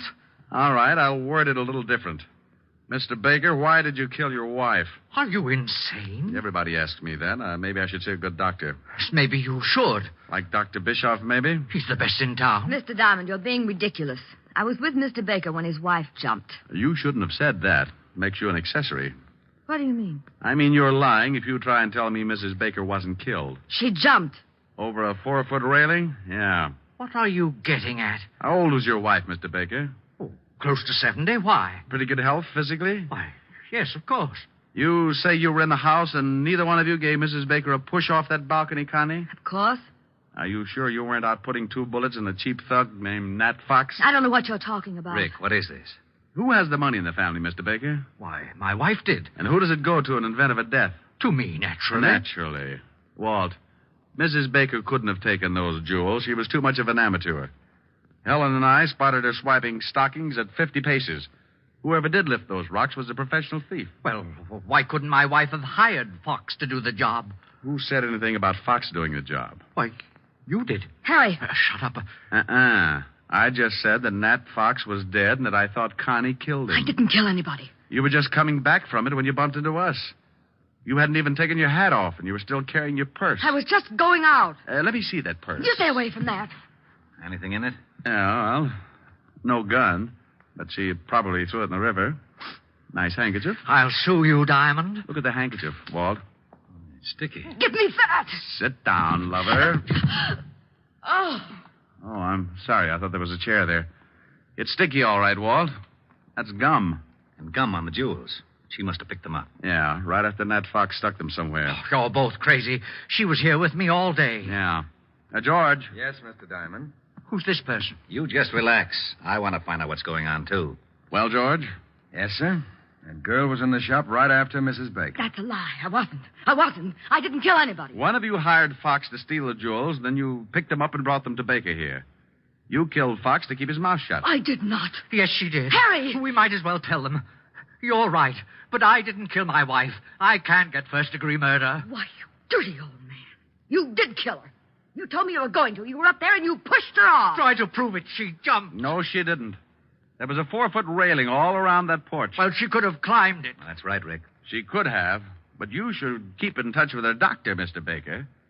When I was in the store today, I spotted your wife with a cane. A cane? Yes. Dr. Bischoff said she didn't want to tell you about it because she didn't want you to worry. Didn't want me to worry about what? She had arthritis, Mr. Baker. And Dr. Bischoff said she could barely walk upstairs, let alone climb over a 4-foot railing. He also told me that under the conditions, her age and everything, she couldn't have lasted more than a year. You were in too much of a hurry. Okay, Walt, you run with the ball from here on. I got a date.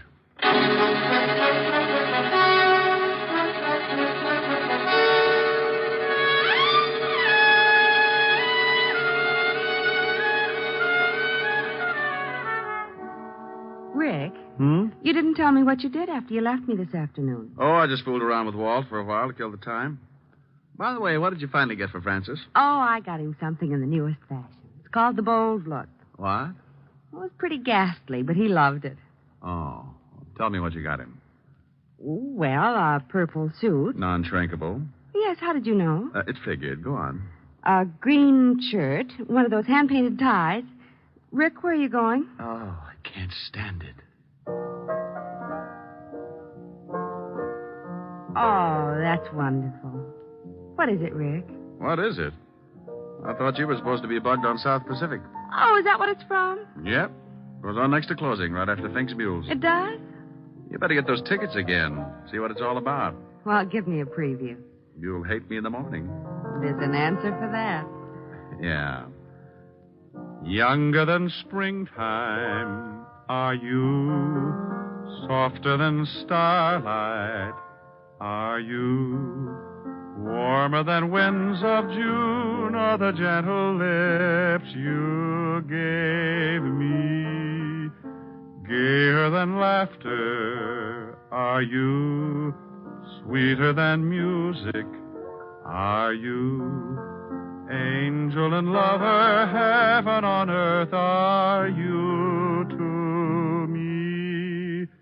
And when your youth and joy invade my arms and fill...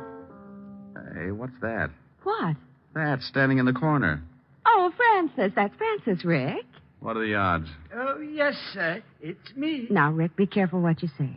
That's the new Bold Look. Well, turn it off. It's getting bilious. Don't you like it, sir? Now, Rick. No. Well, Francis, I think it's... yes, it certainly is. I think it's rather gay, don't you, sir? The gayest. Oh, my goodness, I forgot something. Does it look like a stomach pump? Forgot something? Yes, miss. The outfit wouldn't be complete without them. Well, hurry up. I'm going to black out any minute. What did you forget, Francis? The spats. Spats? Yes, sir. seersucker spats, and they were lovely.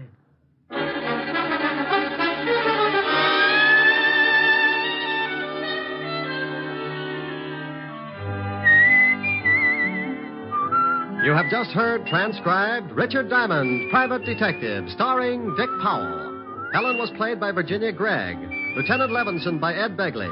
Also in our cast were Wilms Herbert, Lorene Tuttle, Joseph Kearns, Peter Leeds, and Joe Forte. Music was under the direction of Frank Worth. Richard Diamond is written by Blake Edwards. Dick Powell soon will be seen in the screen version of the best-selling novel, Mrs. Mike.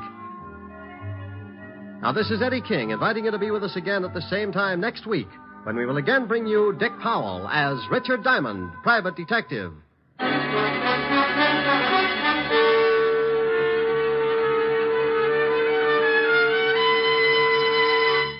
This is NBC, the national broadcasting company.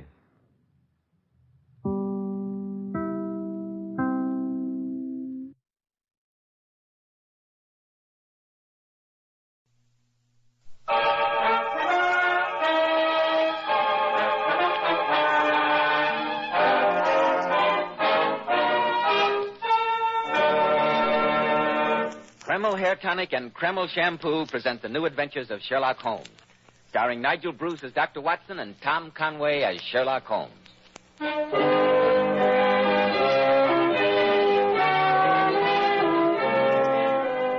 Well, once again, it's Monday evening and time for our weekly visit with the good Dr. Watson. Good evening, Dr. Watson. Good evening, Mr. Bell. From the hints you gave us last week about tonight's story, it sounded like quite a yarn. It took place in Paris, you said. Yes, my boy. It was in that colorful city of bright lights, lilting music, and beautiful women that Sherlock Holmes and I had one of the oddest adventures that ever happened to us in our long association. I call the case The Adventure of the Scarlett Worm. Sounds mighty intriguing, Dr. Watson.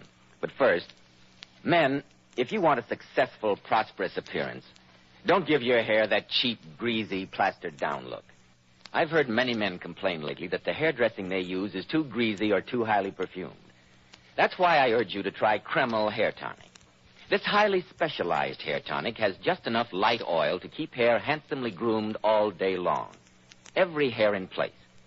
Kreml gives hair a rich, healthy-looking luster, too. Yet it never leaves hair looking or feeling greasy or sticky. This is because Kreml contains a special combination of hair grooming ingredients which is found in no other hair tonic. After you apply Kreml, just run your hand over your hair. Notice how delightfully clean your hair feels. Notice how no greasy film comes off on your hand or hatband. And how the ladies admire that natural, well-groomed look which Kreml always gives. Yes, Kreml gives your hair a handsome, clean-cut appearance, as if you had just combed it, and it keeps it that way all day long. Kreml, Kreml Hair Tonic. Now, Dr. Watson, how about your new Sherlock Holmes story, The Adventure of the Scarlet Worm? Well, Mr. Bell, though that singular affair took place in Paris, I suppose the story really began on an October evening in Baker Street, a long, long time ago. I'd been more than usually busy with my practice that day, and I returned to our lodgings shortly after 9, I remember. As I entered the living room, Sherlock Holmes was seated at his side table, clad in his dressing gown and working hard over a chemical investigation. A large curved retort was boiling furiously in the bluish flame of a Bunsen burner. Finally, he brought a test tube containing a solution over to the table. In his right hand, he held a slip of litmus paper. You come at a crisis, Watson.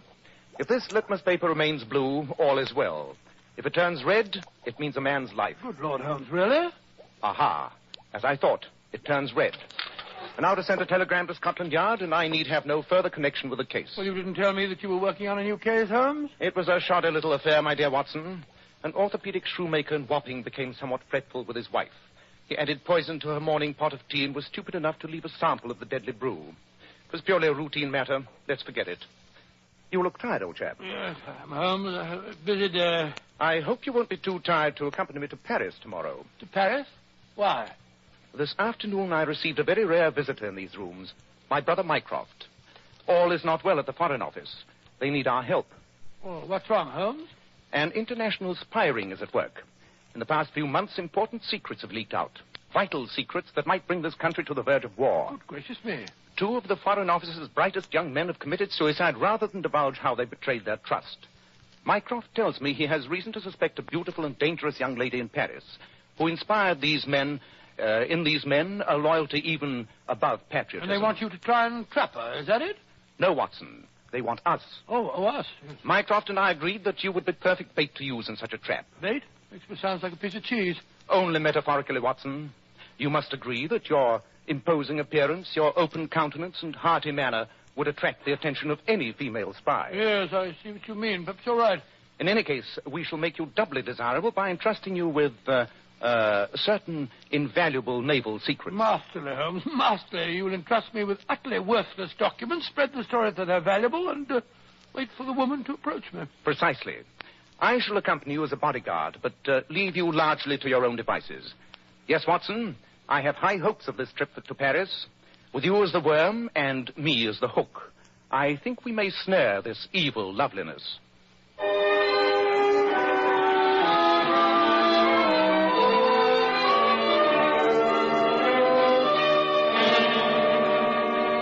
Mr. Holmes, Dr. Watson, you have shown me your credentials and explained your mission. We are aware of this spy ring. We are on constant watch. But I think you would have done better to have stayed in your own country. We of the Paris police are perfectly capable of handling such an affair ourselves, I assure you. Inspector Rigaud, the fact remains that 2 Foreign Office men died here under sinister circumstances. Yeah, nasty business, you know. British officials. Monsieur, I myself investigated the deaths. They were both self-inflicted. We of the 2nd Bureau cannot fathom the mind of a suicide. Quite. But I doubt if the deaths were coincidental. Surely there must be some connecting link between them, Inspector? The only facts I can give you, monsieur, are these. Both men frequented an American-owned gambling casino in Montmartre. The name of it, please? Slater's on Rue Fontaine. The only other fact I can give you is that both the dead men were seen there in the company of a certain Mademoiselle Elvira. Ah, that must be the woman that Mycroft spoke of. Can you describe her, Inspector? Oh, what a woman. Although she is very young, princes have dueled for her favors. What? At the moment, a high official of the Banque de France lies in a prison cell because he appropriated funds that he lavished on her. She is a femme fatale, messieurs. But she is as elusive as the wind. Well, Watson, our first move is obvious. Tonight we shall visit Slater's gambling casino on the Rue Fontaine and try our luck.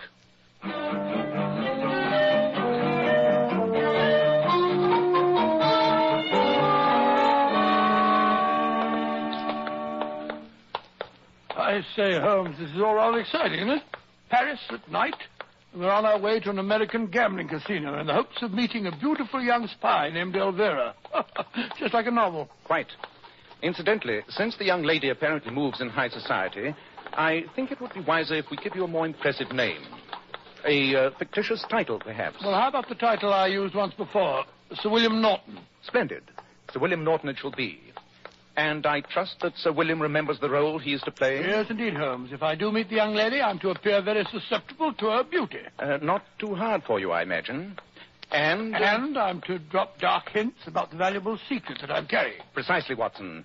And if the lady proves as intrigued as I hope she will, you will follow the matter through to its logical conclusion. Logical conclusion, Holmes? Yes, I don't quite know how to take that. Ah, here's the casino. Courage, Watson, and good luck. Good evening. I'm Sam Slater. You gentlemen haven't been here before. No, Mr. Slater. My name is Sherlock Holmes, and this is Sir William Norton. How do you do, Sam? Holmes? Sherlock Holmes, the detective? Not here drumming up business, I hope. Oh, no. Just showing Sir William some of the sights of Paris. Fine. Then relax and enjoy yourself, gentlemen. Forget your profession, Mr. Holmes. In Paris at night, there's no crime. Or if there is, the police are conveniently blind to it. Glad to have you. Oh, nice place, Holmes. I think perhaps I'll take a little flat at the tables. Pardon, monsieur. You wish to speak to me, sir? Yes. I could not help but overhear Slater mention your name. It is a great honor to meet Sherlock Holmes. Permit me to introduce myself. I am André Flandon. How do you do? And this is Sir William Norton. I flatter myself that perhaps you have heard of me. My poetry has been published in England. Poetry, oh, Lord. No, Monsieur Flandon, I'm afraid it's escaped me. You have not heard my verses? Étincelant, où s'arrangea mon cœur. Charming, do you not think? Quite. Though the metaphor seems a little involved, if you don't mind my saying so.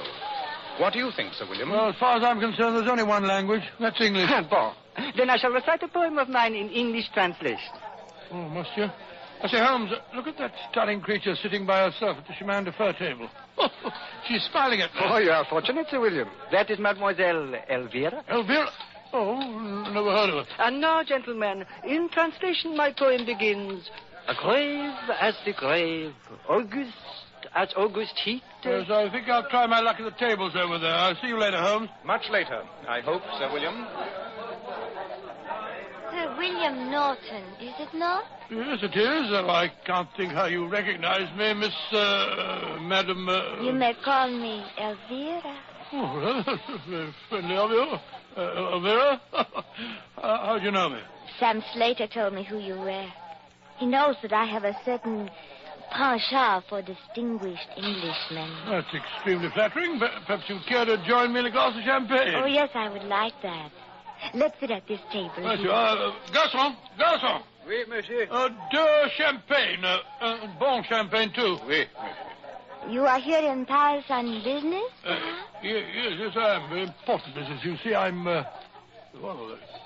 handling an extremely delicate and confidential matter for the British government. Oh, very impressive.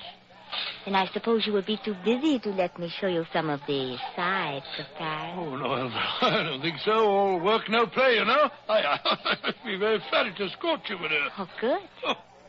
Then if we are to be friends, Yes? I can't go on calling you Sir William. I think I shall call you Willie. Do you mind? Willie? No, like you. Willie. Good night. Oh, yes, thank you. Mercy. Open up, will you? Oui, monsieur. Well, we must drink a toast, Elvira. May I propose one? To Willie, the man of mystery. Oh, thank you, my dear. And I shall drink to Elvira and to our better acquaintance. Mm.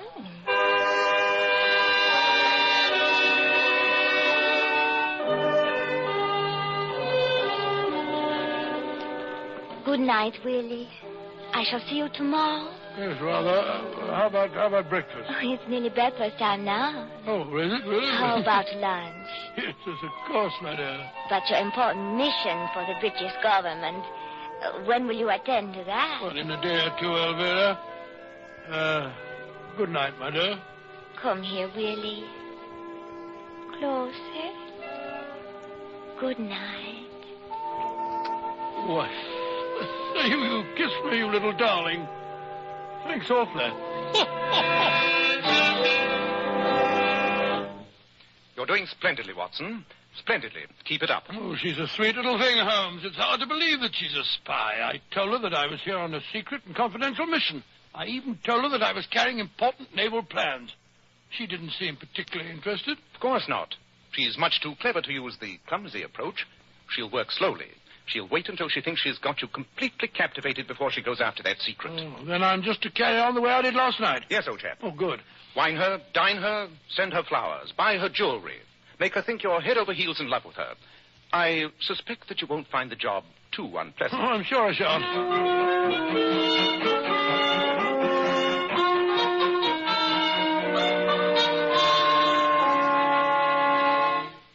For 3 days now, Elvira, you've been showing me Paris, but this is the first time I've actually been in your flat. You like it, Willie? Yes, very much. I thought it would be much quieter here. At dinner, you said you were going to explain some of your important business to me. You were going to show me what a secret treaty looks like. Yes, I know I said that, but Elvira, a pretty girl like you wouldn't be interested in such matters. Oh, but I would. You have the treaty with you? Yes, I have. Then please let me see it. Oh, please, Willie. I can't go through with this masquerade any longer. Masquerade? What do you mean? Well, I've grown really fond of you in these last few days, Elvira. I can't let you walk into a trap. Trap? What are you talking about, Willie? I'm not Willie. I'm not Sir William Norton. My name's Watson. Dr. John H. Watson. My closest friend is the detective Sherlock Holmes. We came to Paris to try and trap you. Me? Oh, my dear girl, you're suspected of being mixed up in a spy ring. What? Well, that's why I pose as an important embassy from England. Trap? Are you doddering old fool? Oh, no, don't say that. I'll teach you about traps. Elvira, put down that revolver. No, I'm going to. Oh, you're going to drop it, my dear. I can't do it. I'm just a stupid, weak female after all. I've grown fond of you, too. The bumbling old walrus. Oh, there. You remind me of my father. He was such a sentimental old fool. Like you. Just as sweet. Elvira, you're young. I know you don't really want to stay mixed up with a bunch of criminals. No. Now, look here. You tell Sherlock Holmes and me what you know about this spying, and we'll see that no harm comes to you, my dear. I've wanted to get out of it for months. It was rather glamorous and exciting at first, and they paid me well. But I hate them now. And yet when I told them I wanted to get away, they threatened me. Oh, we'll take care of you. Just tell us who's at the head of the organization. That I don't know. But I can tell you a lot about some of the members. That's splendid. And slip on your coat and that funny little bonnet, and we'll go over and talk to Sherlock Holmes. Oh, and have him see me looking like this. Oh, bleary-eyed and red. Oh, no. You go and bring him here. By the time you get back, I'll be more presentable. All right, I'll go and get him at once.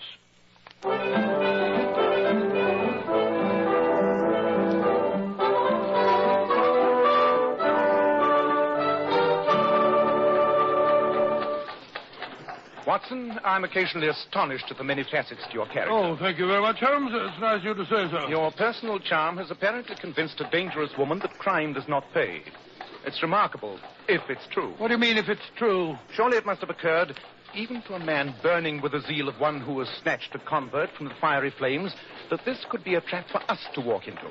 The delay while the young lady makes herself presentable would provide an excellent opportunity for her to summon her associates. Oh, upon my soul, Holmes, you're utterly cynical. I don't believe you have a heart. Possibly not. But I do have a head. Well, here's our place now. Stop, cabby, stop. Arrête. Oh, I bet you £100 to a shilling that she's still waiting for us and alone. Long odds, Watson. Very long odds. Look. The concierge is sweeping up the steps. He'll be able to tell us if anyone's been here since I left. True. Bonsoir. Bonsoir, monsieur. Vous parlez anglais? Yes, monsieur. Splendid fellow, parlez anglais. Look here, we were calling on Mademoiselle Elvira. Has anyone been to see her in the last half an hour? Oui, monsieur. A man. She left with him only 5 minutes ago. Though I do not think she wished to go. You mean that she was taken away by force? Not exactly, monsieur. But I could swear on the Sacré-Cœur that the man who accompanied her was holding a pistol to her back. You don't mean it. I think she has been, how you say, kidnapped.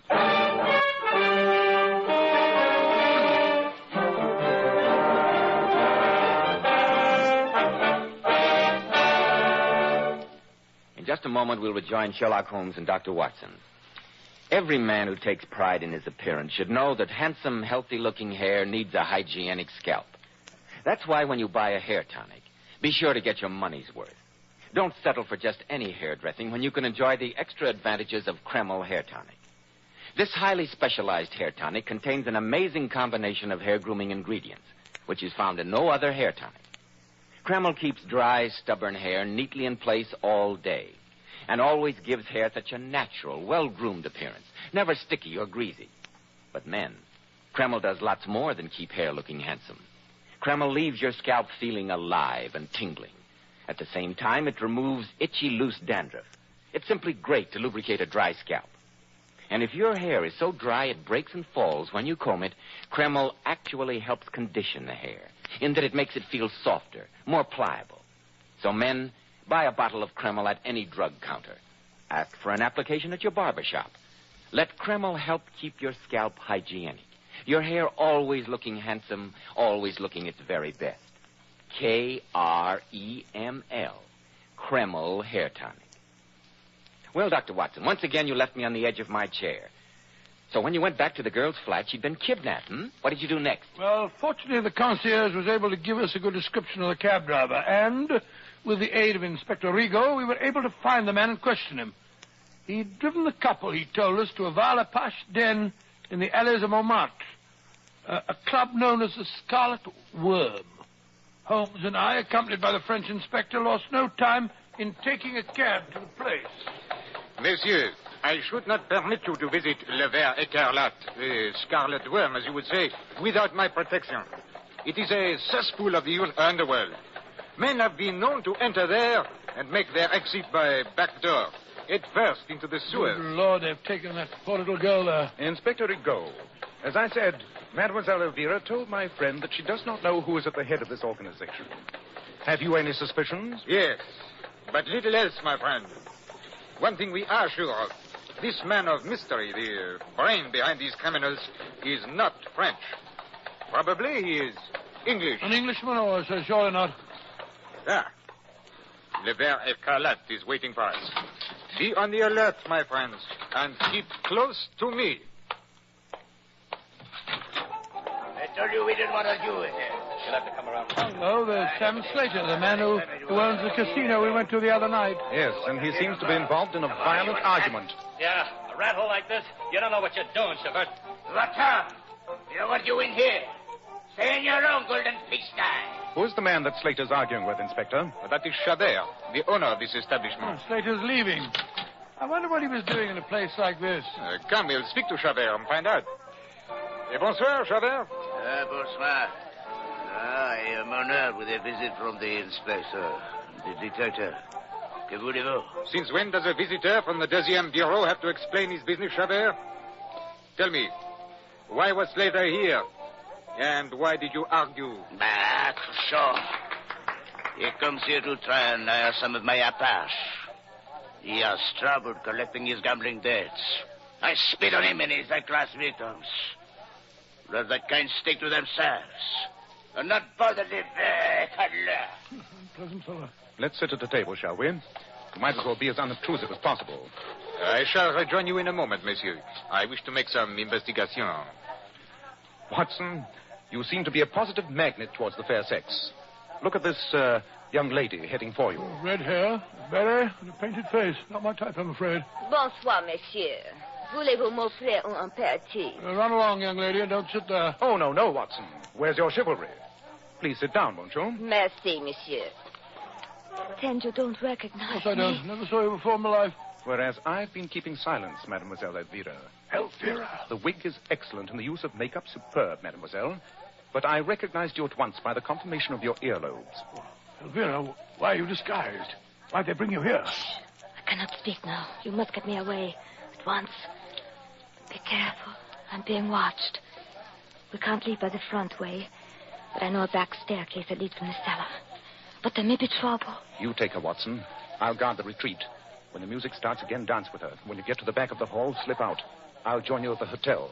Oh, Lord. Look, Holmes. Look who's coming to our table. It's that ghastly poet fellow we met at the casino. André Flandin. Pay no attention. I'll take care of him. Once again, I meet my friend Sherlock Holmes. I have a new poem that I've composed in your especial honor. Dance, Watson, and good luck. All right, you are, Holmes. Come along, my dear. Come along. Your friend, please. Au revoir. Now, I shall tell you my poem. It begins... Elvira, my dear, I can't tell you how relieved I am to find you all right. Don't look so serious. Pretend that I'm some girl that you don't know. Laugh. That's all right. That's it. That's better. Now dance me toward that door in the corner. There we are. Now, let's slip through it. I don't see a thing. Follow me. There are stone stairs here. Careful. Where do these lead? To an alley. Oh, careful. The stairs turn here. God, there's a light coming up the steps towards us. You did not think you could live so easily, did you, Elvira? I've been waiting for you. Look out, he's got a knife! But he can't see without his lantern. Where's the path? Run, Elvira, I'll follow you. Run. You won't follow her! Oh, won't I? How'd you like that, you filthy swine? Watson, are you all right? Yes, Holmes, I'm quite all right. Then run, old chap. I'll take care of this end. See that the girl is safe.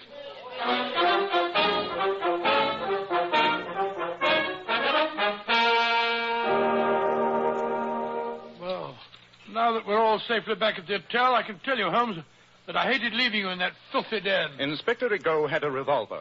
It's more efficient than a knife, Inspector? It was a near thing, Monsieur Holmes. You fought bravely, and so did your recumbent friend on the sofa there. Andre Flandin, the poet. I wondered why you brought him back here. For a poet, he uses his fists with surprising skill. He must be hurt. He seems to be unconscious. I think he's suffering from the effects of a trifle too much absinthe. I hadn't the heart to leave him. Ah, there you are, Mademoiselle Elvira. You're feeling no ill effects, I hope? No, Mr. Holmes. Splendid. Then, now that we're all assembled, supposing you tell us your story. Who kidnapped you tonight? It was one of Chavert's men. They made me disguise myself and swear never to see either of you again, on pain of death. Instead of which we came to see you. We knew that Travers was connected with the spies. Now he is safely under lock and key. But we still don't know who is at the head of this organization. Can you give us any clues, mademoiselle? I think that the man you want was waiting in the cab that took me to the Scarlett Worm. But he was masked and he never spoke. Can't you recall anything that might give us a clue? Oh, one incident, if it means anything. Chavert's man said to him, "We go to the Scarlet Worm, eh? That is good. You make worms, no?" And then he laughed.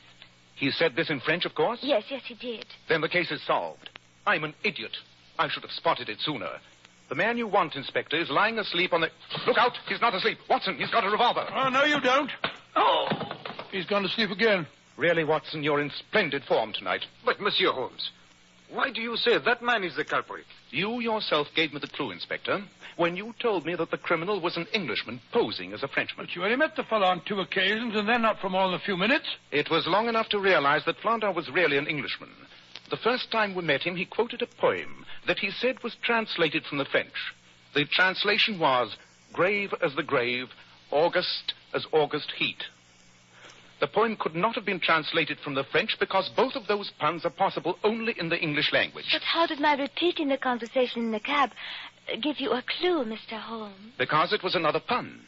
In French, the word for worms and for verses is the same. Ver, spelt V-R-S. I see it now. When the man in the cab said, "You make worms," he also meant, "You make verses." Precisely, Watson. And thereby pointed directly at the poet there. With Andre Flandin, or whatever his real name is, in prison, I'm sure Mycroft will have no more trouble with his spying.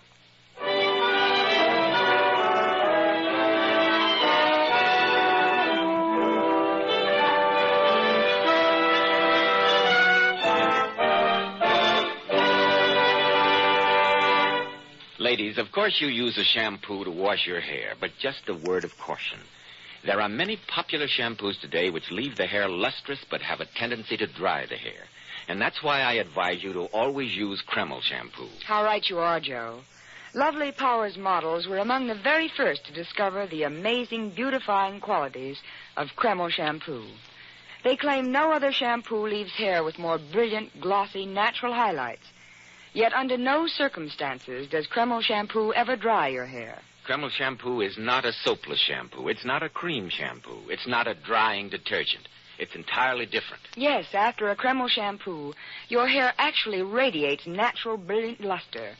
But Kreml shampoo is one shampoo you can buy today that has a beneficial built-in oil base, which helps keep the hair from becoming dry or brittle. So, ladies, be smart. Always wash your hair with Kreml shampoo. It leaves hair a vision of shining beauty, yet in no way hurts the texture. Kreml, Kreml shampoo.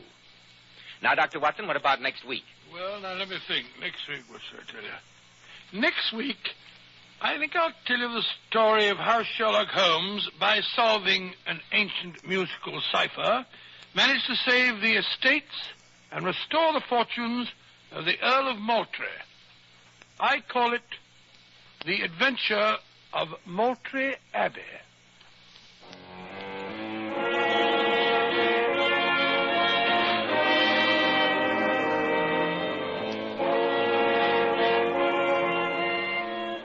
Tonight's newest Sherlock Holmes adventure was suggested by an incident in Sir Arthur Conan Doyle's story, The Naval Treaty.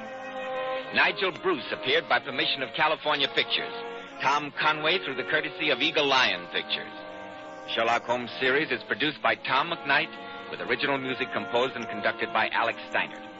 This is Joseph Bell speaking for Kreml Hair Tonic and Kreml Shampoo, inviting you to be with us next week at this same time, when Dr. Watson will tell us about the adventure of Moultrie Abbey.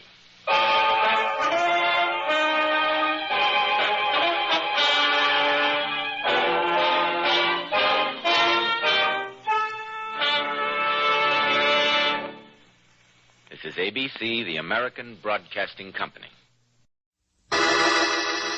Personal notice. Danger's my stock and trade. If the job's too tough for you to handle, you got a job for me, George Valentine. Write full details.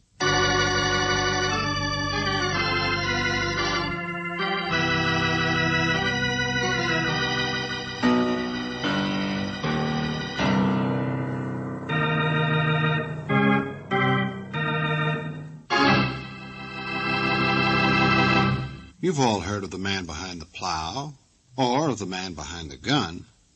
But have you ever heard of the man behind the frame? Well, if you haven't, you are right now.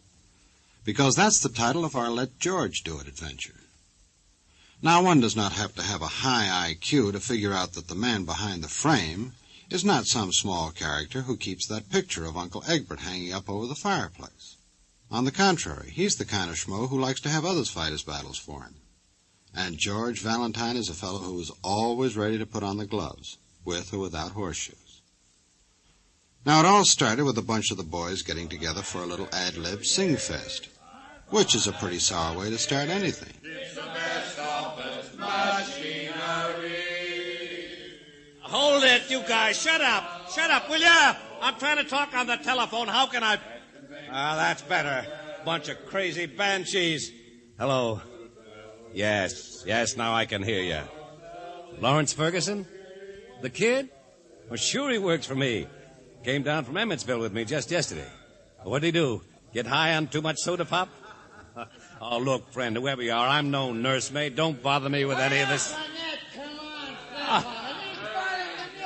Shut up, you guys. He what? When? Where did he... Look, Lieutenant, for God's sakes, tell me. All right. Of course. County jail. I got it.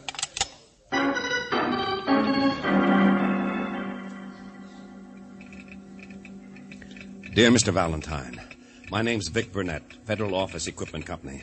You remember, the guy sold you the wire recorder for your office.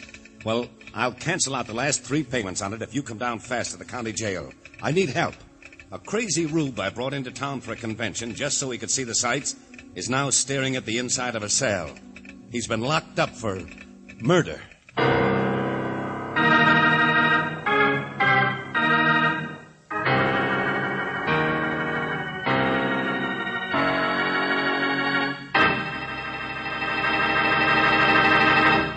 I think that this Mr. Burnett should have coached this young hothead on how to act before he brought him to town. You just don't go around killing people, any more than you'd turn a deaf ear to this. Now let's see if George has gotten into the act yet. Oh, yes.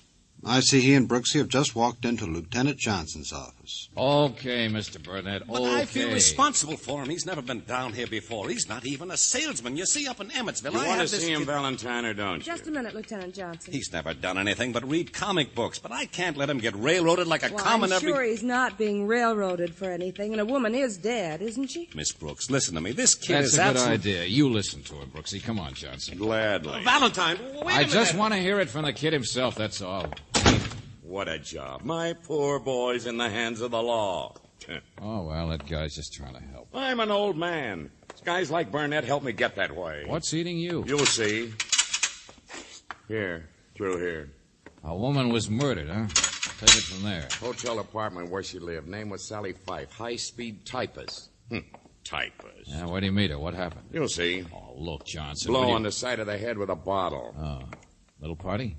Little gal about 35, fast talker, neat, clean, small business of her own that didn't amount to anything. Fight. Sure, a fight of some kind. What else? This is a very refreshing, original story. Why was the kid picked up? Were there witnesses? He was caught trying to run down a fire escape this morning. Taking us all day to even pry his name out of him. Well, I don't see He's 26. Skinny, sandy-haired, pimply-faced 26, and probably never earned more than 26 a week in his life, either. You see for yourself. Hey, wake up. Ferguson. Oh, excuse me. Hello, sir.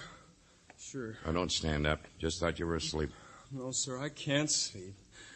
I just shut my eyes like that. I do it in the office sometimes so people don't know I'm thinking. Okay, I'm not sir. This is Mr. Valentine. Sure. How do you do, sir?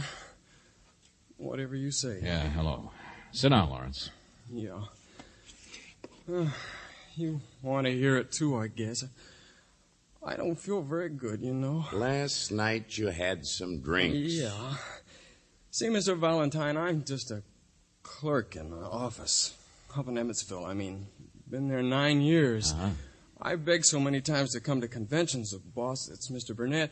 He Last night you went to a movie, and after that a bar called the Silver Duck, and you had some drinks. Uh-huh. There was a banquet on the schedule, but, of course, I'm not a regular salesman. I mean, just a clerk, you know. But I do handle the boss's correspondence and the district records and things. Well, I was alone last night. I don't know anybody in the city or anything. You knew this woman, didn't you? This Sally Fife? No. What? No, I didn't. Not until then. In the bar, I mean. He met her there.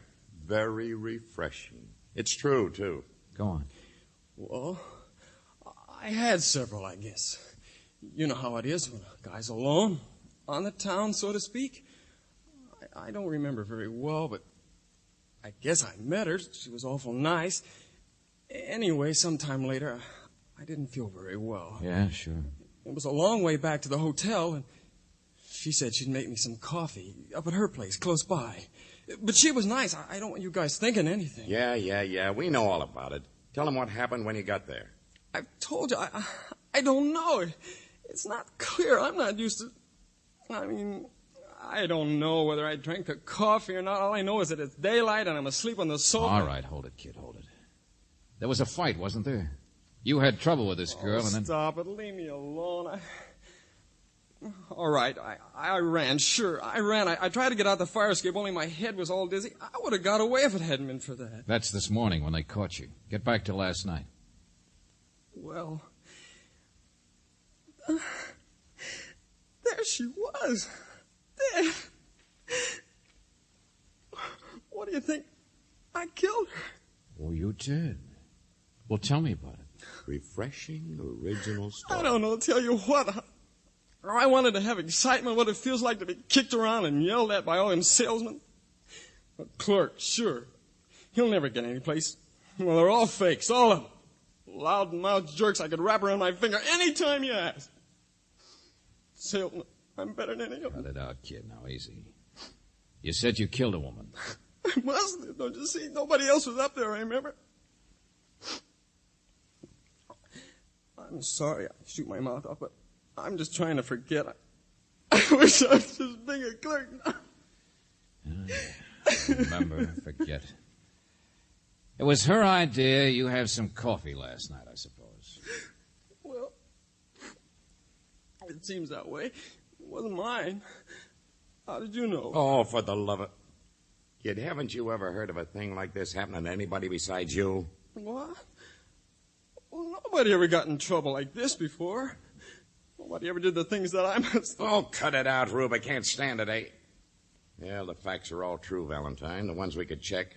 Same old story. What are you talking about? I'm just a guy who wants... Hasn't it ever occurred to you might be a sucker? Oh, never mind, Johnson, never mind. What's he held for? He signed a confession of anything? You think I take milk away from babies? Suspicion, that's all. Then how about taking him out of here? What's the name of that bar you said? The Silver Duck? Come on, Lawrence. I want to see if you know how to swim.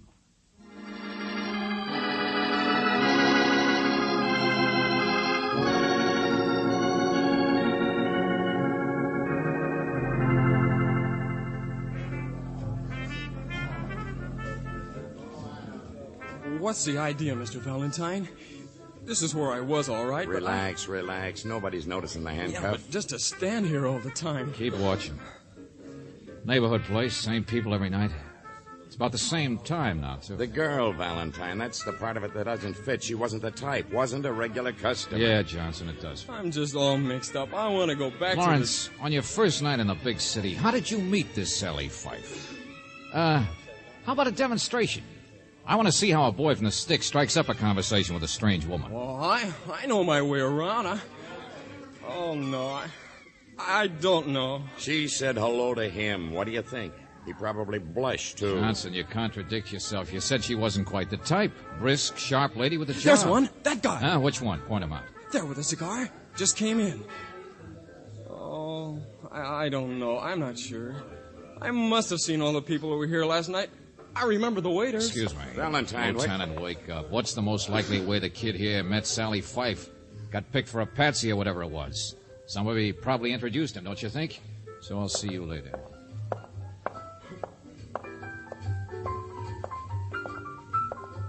Hello, friend. Huh? Excuse me. Just wondered if I could borrow your newspaper a minute. Hey, what kind of a cigar is that? Here's your change, Loopy. 15, 20, 25. Okay, Jake, I'll see you. Wait a minute, friend. The newspaper? Help yourself. See you later, Jake. And sit still. What are you picking the fifth? Must have hit it nice, them fancy cigars, paying off your debt. I still got to figure how you live. Hey, look over my arm, man. I want to ask the bartender, Jake, here about you. What do you want? He's all right, mister. Sit down. Name's Loopy, huh? What do you want? Turn around. That skinny young guy standing over there. Ever see him before? One next to the heavy-set man? No. Hey, Jake, what do you let snoops like this in for? Loopy's all right, mister. Loopy, you haven't been doping the races at Hialeah. Papers turned to the front page. News about a murder. And that kid's picture. So at least you've seen him before in the paper, haven't you? I didn't notice. Hey, what do you want? Here, Jake, here's my selections, all of them. I'm getting out of this. Sure, Loopy. Give me that. Hey, look out. Get your hands off I got him, so cool off. That other guy coming is a cop. I got nothing to be afraid of. Oh, no. Just wanted to get rid of these notes in your pocket. Only they're not all racing selections either, are they, Loopy? Pawn ticket, huh? Mister, I told you, Loopy here's all right. What's going on, Valentine? I don't know, Johnson. Pawn ticket for $1,000. What? Yeah. No wonder he pays his debts today. Smokes such fancy cigars. Now, look, Golly, I ain't got nothing to hide. I just been wondering what to do about it, that's all. I'm Loopy Fife. Huh? Fife, did you say? Sure. This damer got killed. Well, I've been wondering if I should volunteer as expert testimony or something. I mean, she's my wife. Rhymes. Sally Fife, she's my wife. Well, how do you like...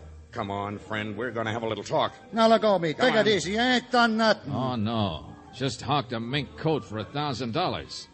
Well, that's what it says here on the pawn ticket. One mink coat. Oh, his, no doubt. Well, it's a cold All night. right, so what? So I did, so what? Sure, it's here, but I done it before. She don't mind. I always get a winner the next day. Brings me luck, that's all. Raise a little quick cash. She don't mind. If you're talking about your wife, what do you mean? That she's too dead now to mind? Cut it out, I said. She and me were just friends, God rest her soul.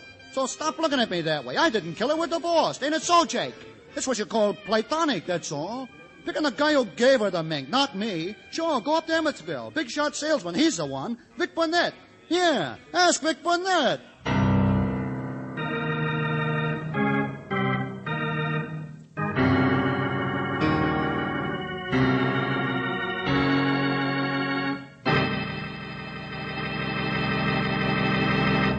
Well, what do you know?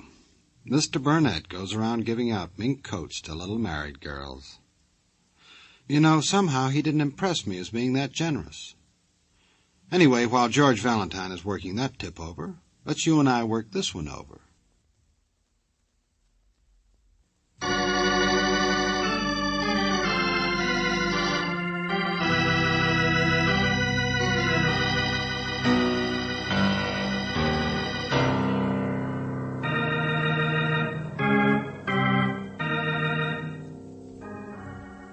And now, back to George Valentine.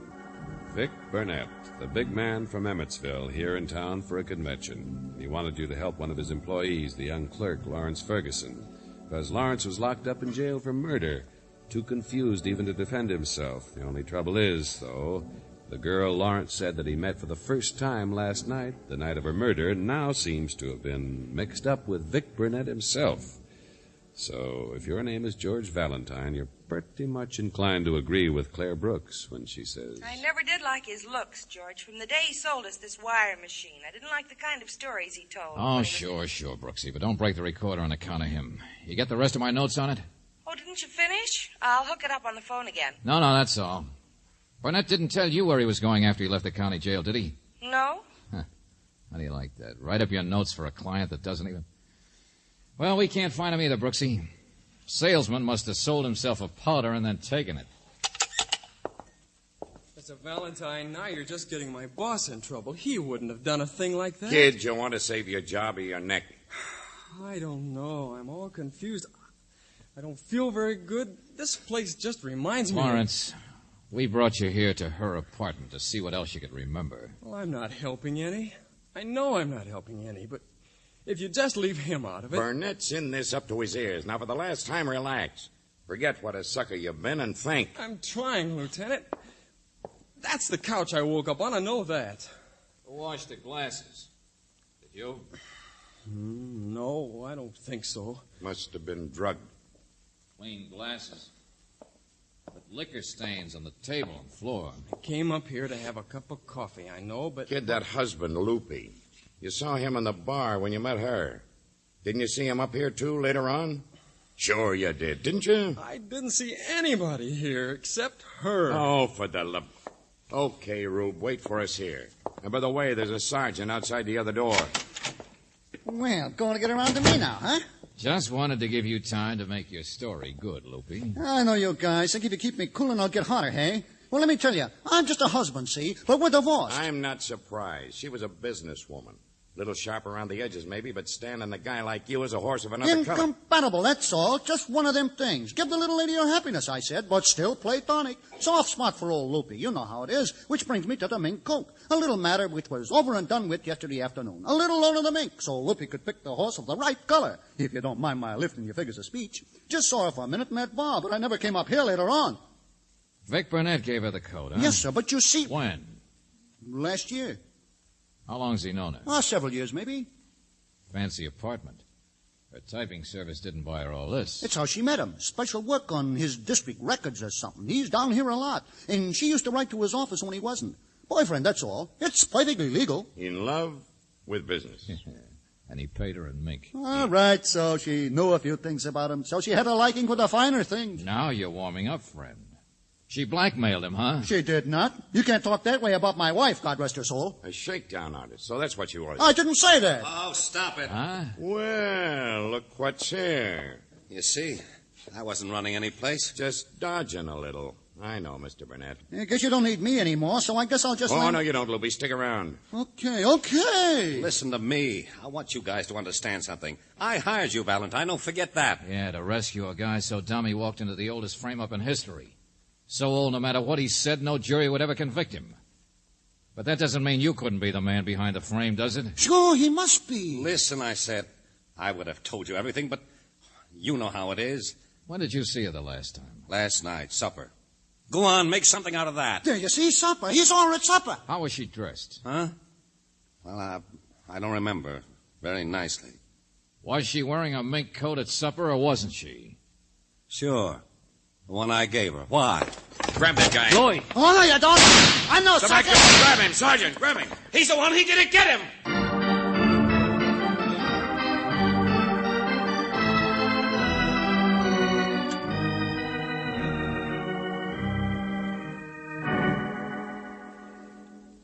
He got away, George? Oh, yeah, sure. Of course he got away, Brooksy. Johnson and Burnett after him like a couple of overfed bloodhounds. The kid's here with me. Oh. Well, why didn't you go with Wanted you to read me back some notes, that's all. You see, the closet's been all torn up, ransacked. So it had to be Loopy who got the coat, we know that.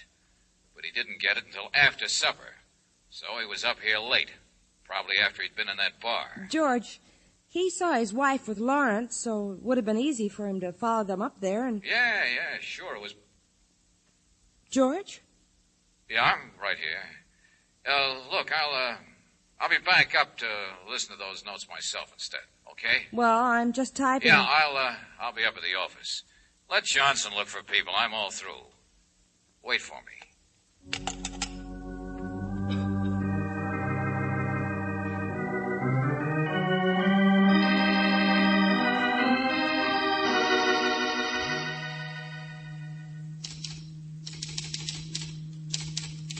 Notes for Burnett. Interviewed Lawrence Ferguson in jail.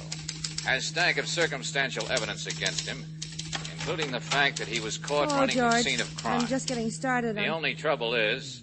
Oh. Hello, ma'am. I heard that voice and thought it was Mr. Valentine. I thought you were. You're Lawrence Ferguson, aren't you? Yeah, that's right. You mind if I sit down to wait for him? How'd you know? No, sit down. He described you, I guess. Oh? I was all dressed up last night. I don't look like much anymore. Oh, don't be silly. I thought George was with you. I can't afford to buy the kind of clothes that salesmen do. They're jerks. You know that? Where is George? Oh, I don't know. He was on the phone. I was waiting for him. Then he hung up and took off like lightning. Thought maybe he'd come over here. Go on with your work. I'll just sit here and wait. Well, thank you. Only trouble is, a matter of a mink coat. Loopy, Sally Fife's divorced no-good husband, Hawkins. Oh, Mr. Valentine didn't know yet, I guess. Loopy got the coat last night. That's what there made it. is, with a man who committed murder, maybe even with a coat as motive, hock it, seems to me he'd be a lot more likely to sell it.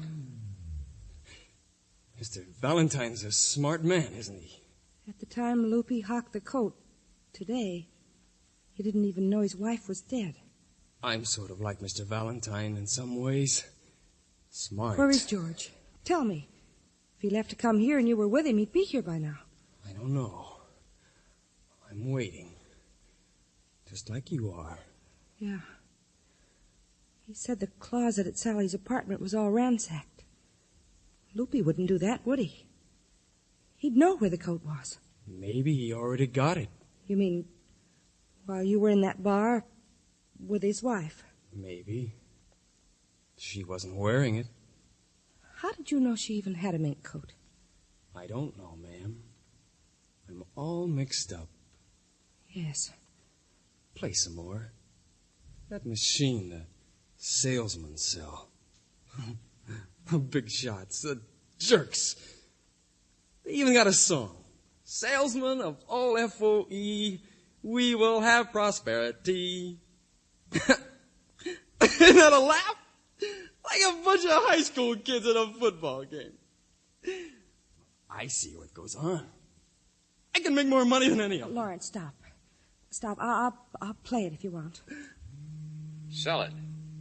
Also, Mr. Burnett, it bothers me you'd hire me and still keep things secret. But you did hire me, so answer a few questions.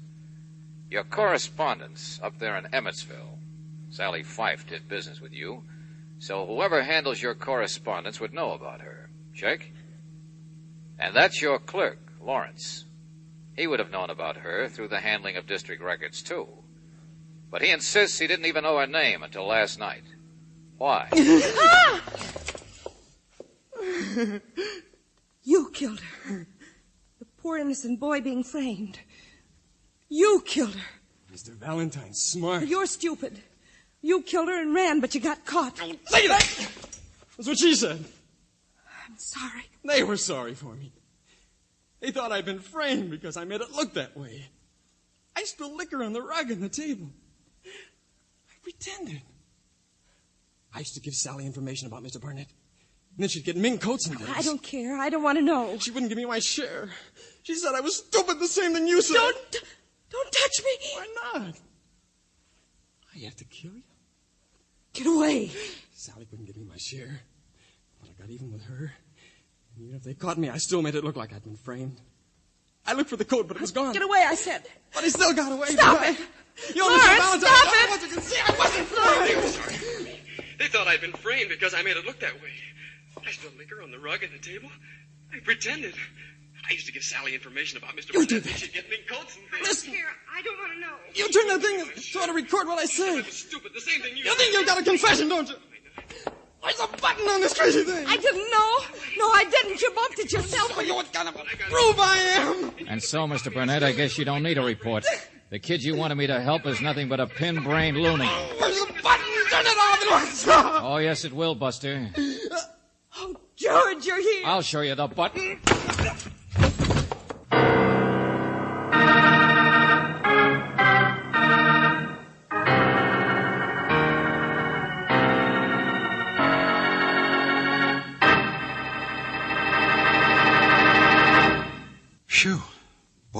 was a close call for Brooksy.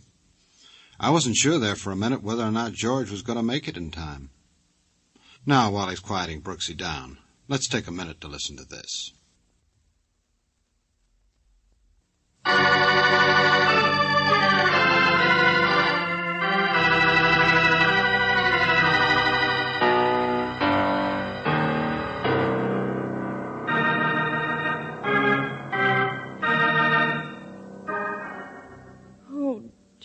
George. No, hey, Angel, cut it out. It's all over. He didn't hurt you. But I didn't know where you were. I thought he'd done something to you. Well, back when I was telephoning, he was outside with a cop. He slugged him and ran. But I told you I was coming right over. George, why didn't you say what had happened? Why didn't you... Look, now take it easy, Angel. I didn't want to scare you. I wasn't positive he was headed here, and besides, I came as fast as I could. But you must have got here a long time ago.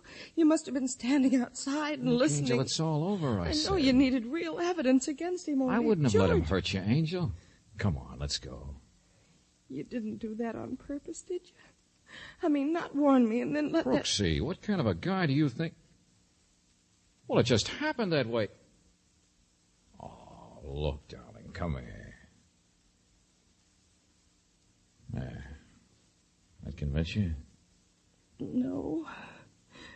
I don't believe you. Oh, but don't stop trying to convince me. If at first you don't succeed...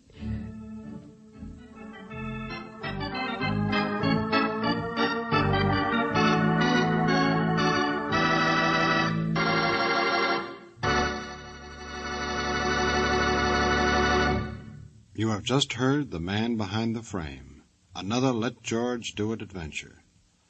Robert Bailey was starred as George Valentine, with Virginia Gregg as Brooksy. David Victor and Jackson Gillis wrote the story, with music by Eddie Dunstetter. Now this is yours truly inviting you to another visit with Valentine, when you will again hear what happens when you let George do it.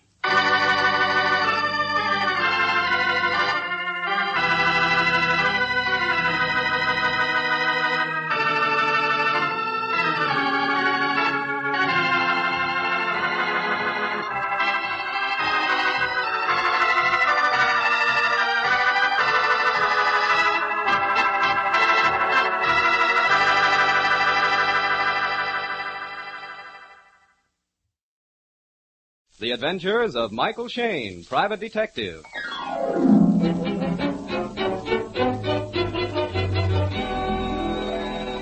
The people who make 76 gasoline and Triton Motor Oil, Union Oil Company, present The Adventures of Michael Shane, Private Detective, starring Wally Mayer and Kathy Lewis.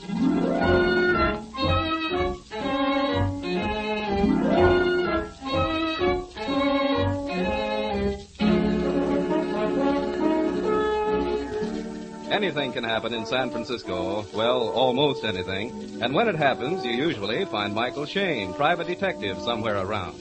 That's why Mike and Phyllis Knight, his observant and easy-on-the-eye assistant, are locking the office at 9 a.m. and heading for the nearest corner to join Inspector Faraday on what the inspector describes as a wild goose chase, or, as Phyllis more aptly puts it, a junket on office time. It seems there are pirates in San Francisco Bay. Oh, it's spring, Angel. Wonderful day. And I've always wanted to go aboard a yacht. Yacht, my eye. It's probably phony, too. What about our clients? You haven't cleaned up on that insurance case Oh, let them yet, wait, let them haven't... wait. 16 men on a dead man's chest, choke-ho, and a bottle of rum. Oh. Here's the elevator, darling. Oh, this is going to too many pirate pictures. Pirates in San Francisco Bay. Do you suppose they're related to the Indians at Stanford? What are you muttering about? I always mutter when some publicity-seeking chorus girl lets herself be found drugged in her pajamas, wrapped in a blanket in the bottom of a canoe. She's no chorus girl, honey. She's the wife of a college professor. But when she says pirates boarded a yacht, killed her husband, and kidnapped her, well, now, really, Yes, Mike, I know. You just... don't believe it. Well, I'm the open-minded type, darling. Certainly are. Here's where we get off. Oh, smell that air. As I said before, honey, it's spring. Mm-hmm. And in the spring, the sap rises. Over here, folks. Oh, hi, Inspector. Hello, Inspector. I'm in. Here, darling. Thank you. Sausalito, first stop. Oh, what a day for a motorboat ride. Why, Inspector, you're actually glowering. What's happened? Plenty. I think I got my finger on the guy at the bottom of this deal. A movie press agent by the name of Jim Fonda. Enough of that guy pulling his Hollywood shenanigans in my town. Why, Inspector, no pirates. Oh, plenty of them, Phil. Too many of them. A whole brig full. There's 200 of them. What? You've already got 200 pirates in jail? Holy smoke. A brigantine is a pirate vessel, Mike. Huh?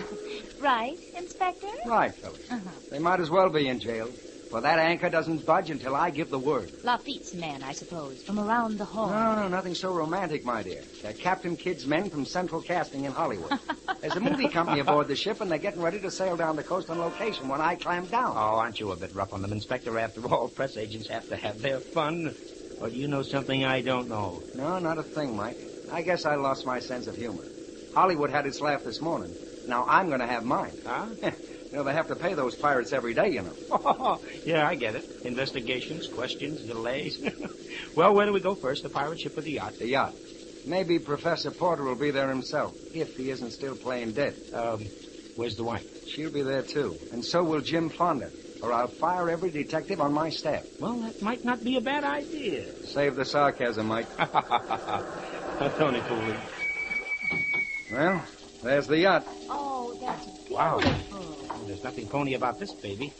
She's big enough to go to sea. Yeah, but she hasn't been away from that dock site since the professor bought her. Hey, this doesn't look like a college professor's layout. A nice, tidy little investment there. Yeah, teaching's a sideline with Professor Porter. They tell me he's got oil wells working for him. If that's Annabelle, his wife, coming out to welcome us, they better be gushers. She looks very expensive. Inspector Faraday? Yes? Oh, and this is Michael Shane and Phyllis Knight, Mrs. Porter. How do you do? Good morning. How do you do? Please come into the lounge. Thank you. I'm a courteous man, Mrs. Porter, but I haven't time for courtesy this morning. I can't understand why an apparently sane woman would expect us to believe such a story. Do you mind if we stroll around, Mrs. Porter? I've never been on a yacht before. Yes, certainly. And now, Inspector, would you please explain why you doubt my Big-hearted Mike. He just can't bear to hear a beautiful redhead bawled out, so he takes the powder. Oh, look, Angel, this doesn't add up. You don't plot publicity gags in a playhouse like this one. Huh? You've seen something, Mike. Or maybe it was just one look at the redhead. I guess this is the master's stateroom. 2 beds. What are you doing? The one bed layouts in the guest cabin. Mike, what did you see? Huh? Oh, just Mrs. Porter. She used to be Annabelle Armstrong in the movies. So what? Hey, now it's my turn. I spy something beginning with the letter P. Give you one guess. Pills in a blue bottle by the bed. Think I'll have a look. Mike, this entire bottle wouldn't put a child to sleep. Let me see it, honey. Oh, it doesn't spell anything backwards. It spells something for me. These pills prove Annabelle went canoe riding with her eyes open. Ow! What'd you expect to find in the closet, pirates? Oh, that bag that hit my foot felt like it was packed. Hey, it is. And so's this one. Everything for a nice long trip. You know, I could take a honeymoon with this bag. Say, the professor's a snappy dresser. Oh, Just fine. look at this sport coat. Come on, Mike. Let's quit playing house. I want to watch Annabelle act. Okay. I might have known how it would turn out when I brought you along, Mike. Why, what's up, Inspector? It's murder, my boy. While we're playing houseboat. So her story stood up. I'm buying it up to here. Well, I haven't heard it, but I think I'll shop around. Well, Fonda's the guy, all right. I just telephoned a general alarm. Ought to pick him up any minute. You telephone? Yeah, there's a phone. The yacht's permanently tied up to the pier. I also sent for Porter's secretary. He may have some information. Inspector, do you mind bringing us up to date? We've been sightseeing. Well, Mike, here's the story. Jim Fonda is Porter's nephew. Yeah? Sort of a family black sheep. He's been causing trouble. Everything from forgery to some sort of blackmail. Uh-huh. Well, it seems Fonda headed for the professor's home as soon as he hit town. The professor's secretary sent him to the yacht. That'd be yesterday afternoon. There was a row. Porter threatened to send Fonda to jail and shoved him off the boat. Yeah? Fonda yelled he'd be back and told Porter he'd better have it ready. Mrs. Porter thinks he meant a sum of money. Maybe the Secretary Taylor can clear that point. Uh-huh. But where do the pirates come in? Well, I'm coming to that. I'll tell you, Mike. After Fonda left, Mrs. Porter developed a headache. That night she couldn't sleep. The professor went into the lounge to read, and Mrs. Porter took 2 sleeping pills. 3, my dear. Mrs. Porter took 3 sleeping pills. Later, she was aroused by loud voices, and then a big, burly pirate with a red beard leaned over the bunk. I believe his beard was black, Miss Knight. Oh, yes. The light was on. No, the cabin was dark. This man, dressed like a pirate, seized me.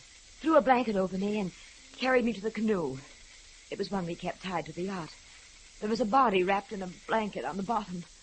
He paddled for several minutes and then put the body overside. Maybe you'd better ask the questions, Mike. Well, you're doing fine, Angel. Thanks. Mrs. Porter, the cabin was dark. There was no moon.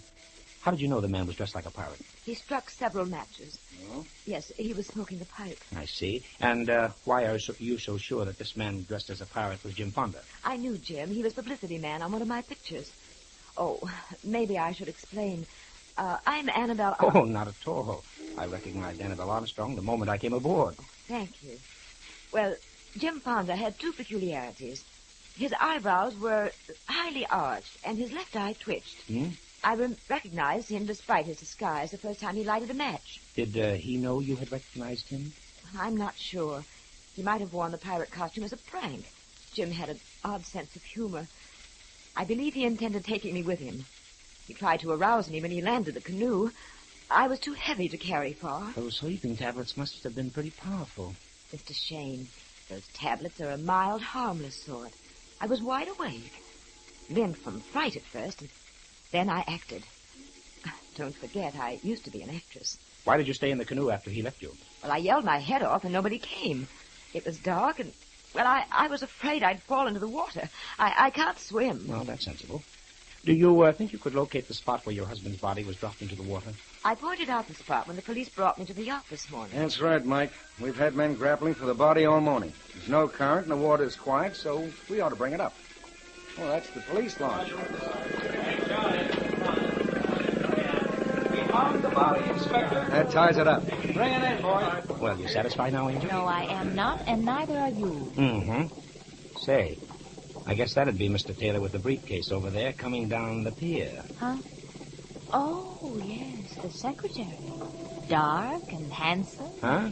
And not too tall.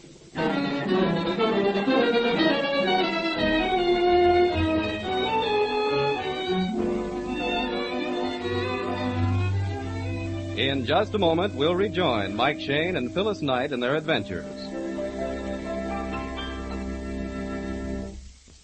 Probably no other possession you may have requires the attention and constant care that your automobile does.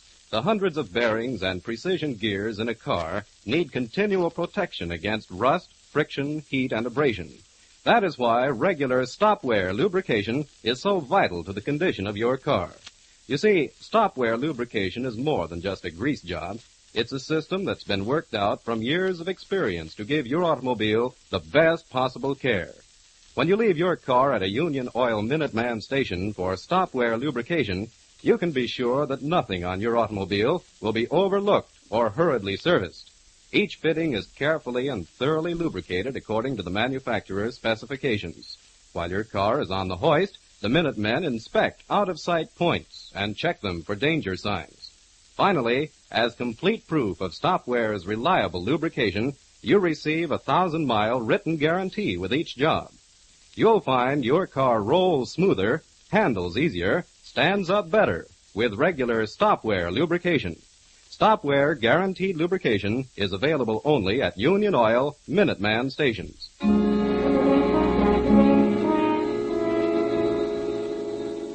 Professor Porter's body has been recovered from the bay, and Inspector Faraday is hurrying to meet the launch at the end of the pier. Mike and Phyllis are following. But Phyllis is reluctant to leave Mrs. Porter and the professor's secretary, Bill Taylor, together in the lounge of the yacht. Come on, hurry, honey. They'll be here in a minute. You're getting awfully careless, Mike. I know what I'm doing. I wonder. Oh, cut it out, Angel, please. Oh, Mike, get tough. Be yourself. Why, what do you mean? Well, don't let a good-looking redhead blind you. So far, she's got all the answers, Angel. Good answers. All of them. All right, take it easy now. Yeah, okay. Bring it over here. Hey, give me a hand. This is heavy. Okay, Sergeant, cut the ropes. Right. Hey, what are all those lumps? Some sort of weights. Made a sack out of the blanket. Open it up, men. Okay, here we are. Holy jumping catfish. Well, I'll be... I knew they were heavy reading, but I never thought of them as weights. Well, the professor went down wrapped in culture, the Encyclopedia Britannica. Yeah. 1, 2, 3, 4... 12 volumes. Mm-hmm. From A to J. Mike, look over by the inspector, Mrs. Porter, and Bill Taylor. Of course, darling, they've got to identify the body. Look out, she's fading. Take her back to the yacht, men. This I've got to see. Annabelle in a swoon. You better go with her, Angel. Now, hurry. Okay. Doc says, can he have the body now? Okay, take her to the morgue. What about all them books? You know what to do with evidence. The blank and everything go to headquarters. Right. Inspector. Yes. See any marks on the body? Not a scratch. Hey, where's Porter's secretary? Right here, Inspector. Bill Taylor. Does Jim Fonda strike you as the sort of fellow who'd pull a job like this? Well, I wouldn't like to accuse anyone of a thing like this. How long have you known him? About a year. Ever since I've been with Professor Porter. Shall we return to the yacht? I'm afraid Mrs. Porter's ill. We can talk here. Miss Knight will look after her. Oh, this is my friend, Mr. Shane. Oh, how do you do, Mr. Shane? Fine. Well, looks like Fonda put his trademark on this one. I don't know. I only wish I'd never sent him to the yacht. When was this? Sunday. Yesterday afternoon. Well, why did you send him? Well, I never dreamed it. He was insistent. Did Porter tell you to keep Fonda away from him? Well, this is embarrassing, Mr. Shane. Murder usually is, Mr. Taylor. Come on, let's have the story. Well, Professor Porter disliked seeing his nephew. Why? Was he afraid of him? No, not exactly afraid. It was just that, Well, look, Inspector, can this be kept confidential? Well, how can I tell you until I know what it is? Well, a good many years ago, Professor Porter was involved in a rather nasty divorce case. Well, nothing like that stand up. His past is clean. Maybe he took on a new identity, Inspector. It's been done, you know. Yes. Professor Porter did take a new name and arranged an entirely different past. You see, Professor Porter was William Steele. Hey, wait a minute. I remember that case. Back on Long Island. I don't know a great deal about it, however. But Fonda did, huh? And made the most of it. Well, I'm not sure, Mr. Shane. But you see, I took care of Professor Porter's bank account, and he gave his nephew large sums of money. How much does Mrs. Porter know about this? I don't believe she knows anything about the divorce. But she knew Fonda had something on her husband? I suspect she did. She knew about the money because she spoke to me about it. How often has Fonda been tapping the professor? Almost every month. This was his second trip this month. Speaking of trips, where were you going on your vacation? My vacation? Oh, you found my bag. What's this about a bag, Mike? I found 2 bags fully packed in a closet. One belonged to you, Mr. Taylor, I believe. And the other one? To Mrs. Porter. Well, that's easy to explain. You see, the professor sold the yacht, and I was moving my personal possessions. I presume that Mrs. Porter had the same thing in mind. What about Professor Porter? Well, he always put things off until the last moment. Meaning? Well, the moving van isn't due until tonight. All right, Mike, that explains the bags. Now, let's get back to my office. I want Fonda. And I'd like to see how Mrs. Porter's feeling. All right, go ahead. The coroner's inquest hasn't been set, but I want to see you and Mrs. Porter tomorrow morning. Okay, we'll be at Mrs. Porter's home. Mike. Huh? Michael. Yes, Angel? Now I've seen everything. How is Mrs. Porter? Oh, she's beautiful, but bereaved. She's repairing her makeup. Come on, I want to get to my office. Mike, did you ask Mr. Taylor about the bags? Yes, Angel, yes. But he knows the answer.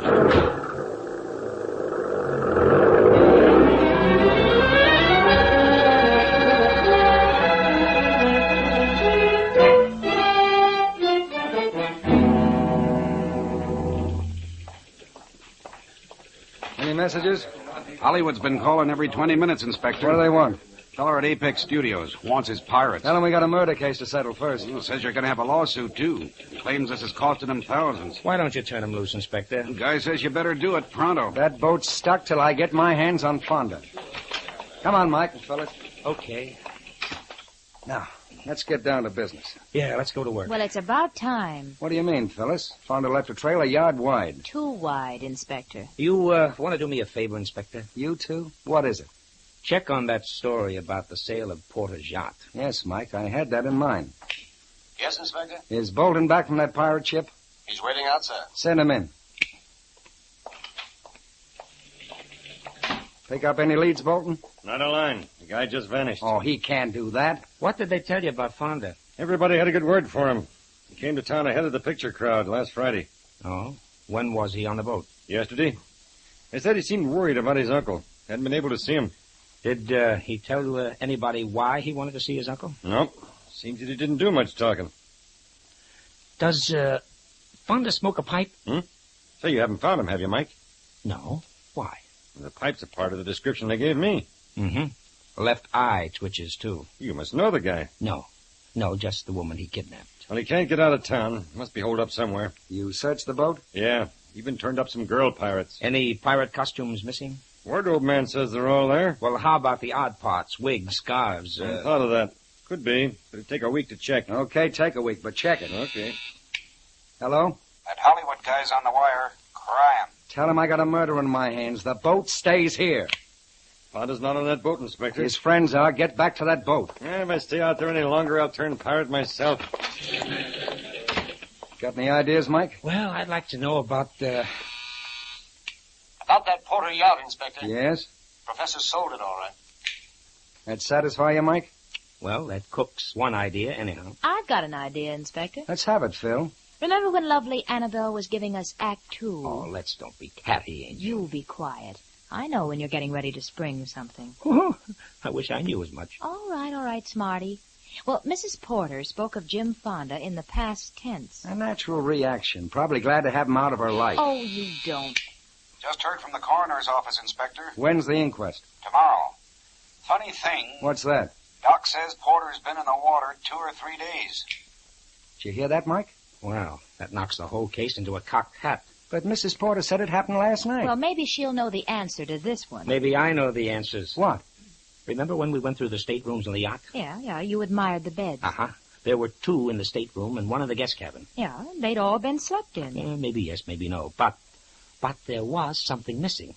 Hey, I remember. The blankets. Now you're cooking. Look, this is no time for guessing games, Mike. Let him alone. I thought he never would wake up. 1 blanket to wrap the professor in, 1 for his wife for a canoe ride. Yeah. That makes 2 blankets. Where's the third one? Maybe it was for Fonda. You're wrong, Mike. And about encyclopedias? 20 volumes to the set, covering everything from A to Z. Right, Angel, right. Where's the other 8 volumes? Porter was dumped overboard with A to J. And you think K to Z are with Fonda? Say, anybody on the yacht with that dame? Oh, Taylor's with a she'll keep. Well, Fonda didn't keep very well. Well, maybe I left her uncovered so she'd lead us to Fonda. I've got a different slant, Inspector. The only place Annabelle will lead you is astray. I guess we better get back to the yacht. If you're still looking for Fonda, we'd better go. I doubt if there's anyone else there. All right, let's go. Fonda's the lad I'm still looking for. Then you better take along the boys with the long-handled rakes, Inspector.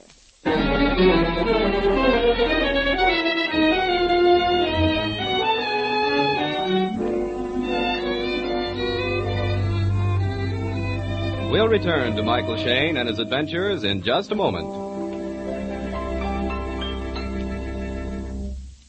The front wheel bearings on your automobile are made of finely machined high-carbon steel. With proper lubrication, these bearings will last the lifetime of the car with no other attention. But notice, ladies and gentlemen, that we say, with proper lubrication. For front wheel bearings do require extra protection. They're exposed to damage from brake dust, grit, and water. In addition, they must support the heavy weight of your automobile. For these reasons, and because they're expensive and difficult to replace nowadays, front wheel bearings should be carefully and thoroughly lubricated. Your neighborhood Union Oil Minuteman knows this. That's why he takes such pains to do a thorough job of lubricating front wheel bearings. First, he washes out all the old grease and dirt with solvent. Then the bearings and races are individually cleaned until they're dry and shiny. Finally, the clean, polished bearings are replaced in the races. Then, with special equipment, every surface is snugly packed in a thick coating of Union ball roll grease, and your front wheels are all set for months of well-lubricated, easy rolling. The cost for the entire service of your front wheel bearing assembly is nominal. So for safer, easier driving, just stop in wherever you see the sign of the big orange and blue 76 and ask for Union Oil's front wheel bearing service. Thank you.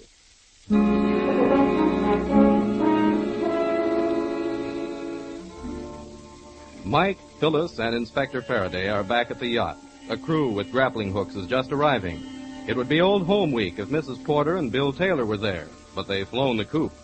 The inspector mutters to himself. I hope this phone's still working. Hello, Sarge? Yes, Inspector? Get Cassidy on the short wave. Tell him to bring Mrs. Porter and Taylor back to the yacht. So, you did have them tailed. How do you think I keep my job, Mike? Mike, you were right about the blankets, and the bags are gone, too. Sure they're gone. Taylor told us they were moving into town. And here's where the encyclopedia set came from. Where is it?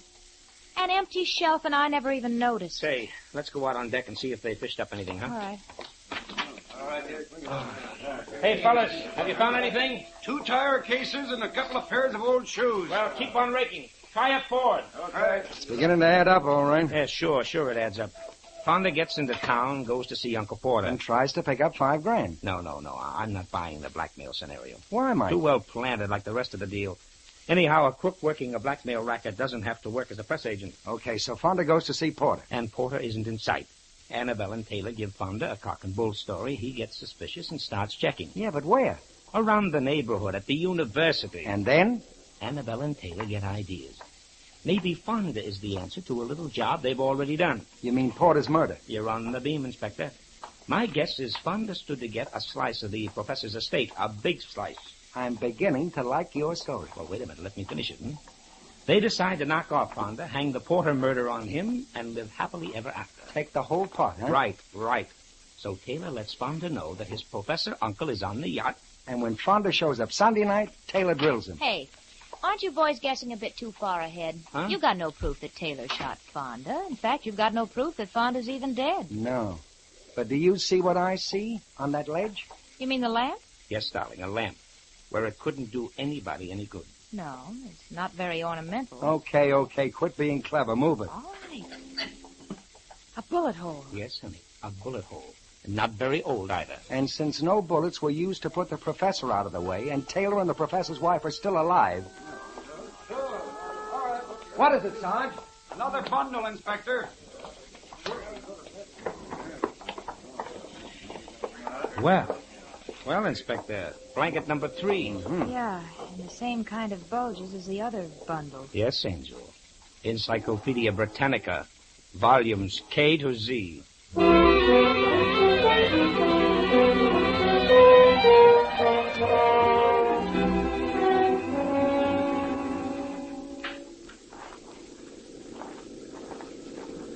Looks like a police car. Cassidy, you hope. With our 2 murdering lovebirds. Yeah, it's Cassidy, all right.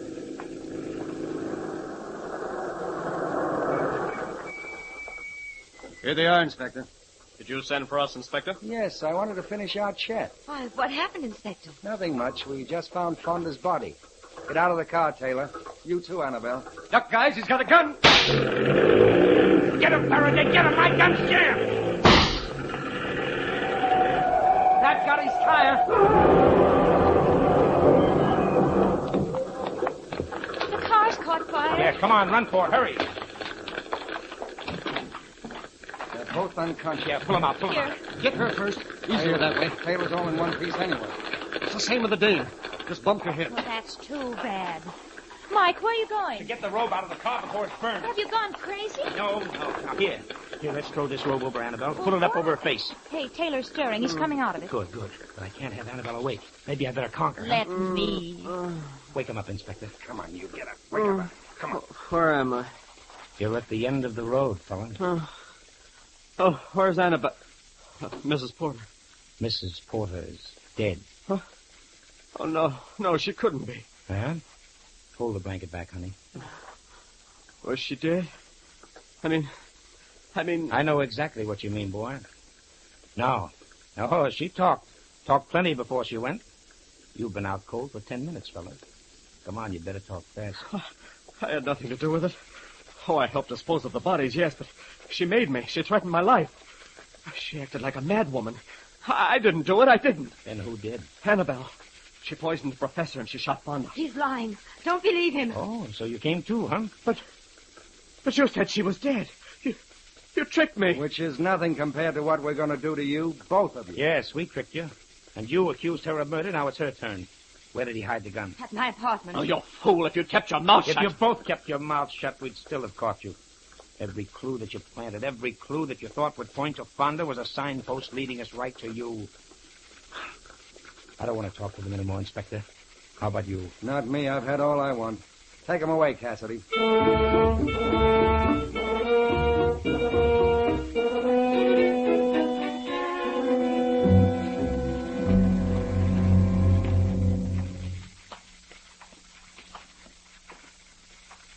Well, Mike, this is my apartment, remember? Huh? Oh, yes, Angel, yeah. What are you thinking of, Mike? The redhead? Redhead. Oh, her nose. Oh, no. She did sort of go for it, in a mild sort of way. Not me, honey. I knew she was a phony. Ah, don't give me that. No, look, Angel, look. What do you think I am, a fool? Yes, where blondes and redheads are concerned, yes. Angel, from the word go, I had her tagged. She tried to identify Fonda as the guy who kidnapped her. Well, I know it. Well, could you picture Fonda picking her up, wrapping her in a blanket, carrying her to a canoe, and all the time striking matches to light a pipe he was smoking? Tut, Angel. Well, then why didn't you say so before? Just because you look so cute when you're jealous? Jealous? What? You... Angel, please, Angel, not here. The neighbors are watching.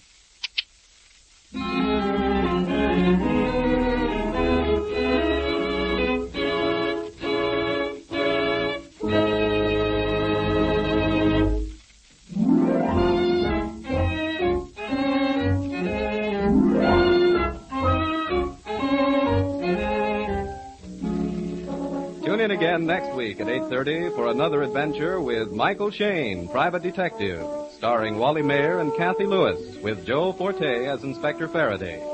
Tonight's story was written by Tom Petty and based on the character created by Brett Halliday. Music was composed and directed by Bernard Katz.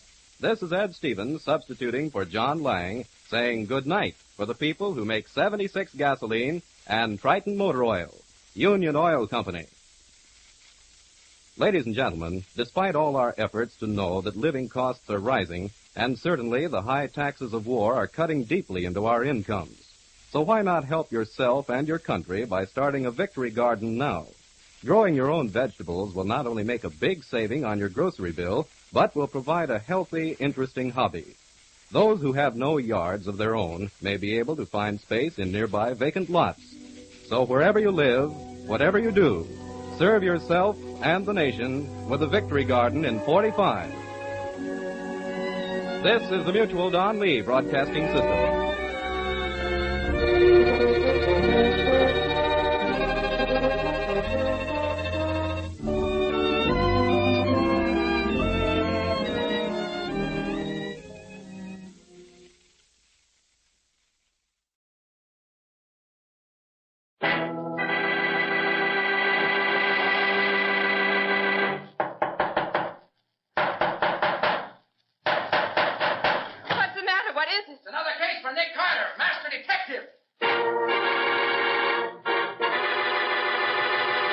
Yes, it's another case for that most famous of all manhunters, the detective whose ability at solving crime is unequaled in the history of detective fiction, Nick Carter, Master Detective, presented by the three great Linx home brighteners, Linx Clear Gloss Varnish, Linx Cream Polish, and Linx Self-Polishing Wax, created by Acme, America's great producer of fine Acme quality paints.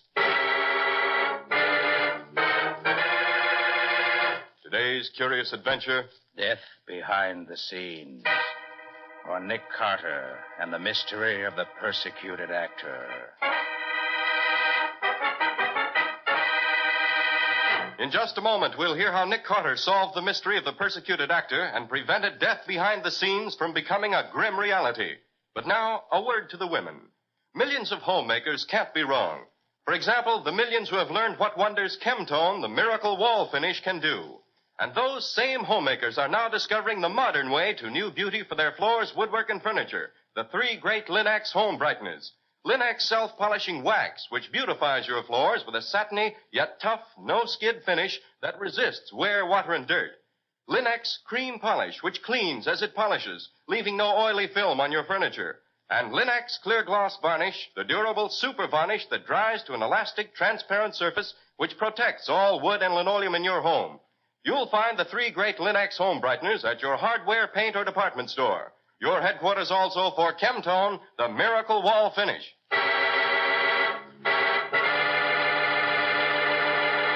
And now for today's mysterious adventure with Nick Carter. As today's story begins, we're backstage at the Republic Theater, where Charles Forrest is directing a rehearsal of his new play, Lord Byron. But it will not be possible for us to live our lives as we want to. We must live for those nearest and dearest to us. You're right, my darling. I see it all now.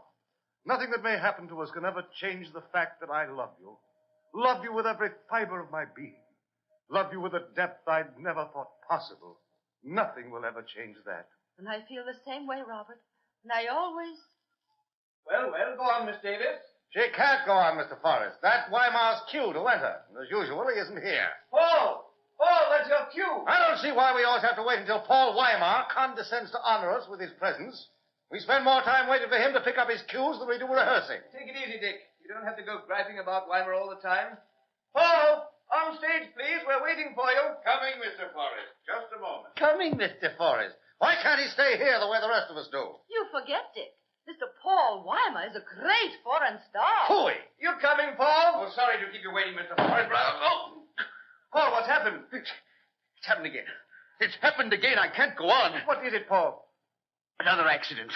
Again, someone tried to kill me. This time it's a sandbag that drops almost on my head. Bradley, what's going on up there? Sorry, Mr. Forrest. Line holding the sandbag must have come untied. I'll take care of it. I'm through. I give up. Things break when I sit in them. Things fall over on me, and now this bag drops on my head. I'm sure it was an accident, Paul. Come on, let's get on with this scene.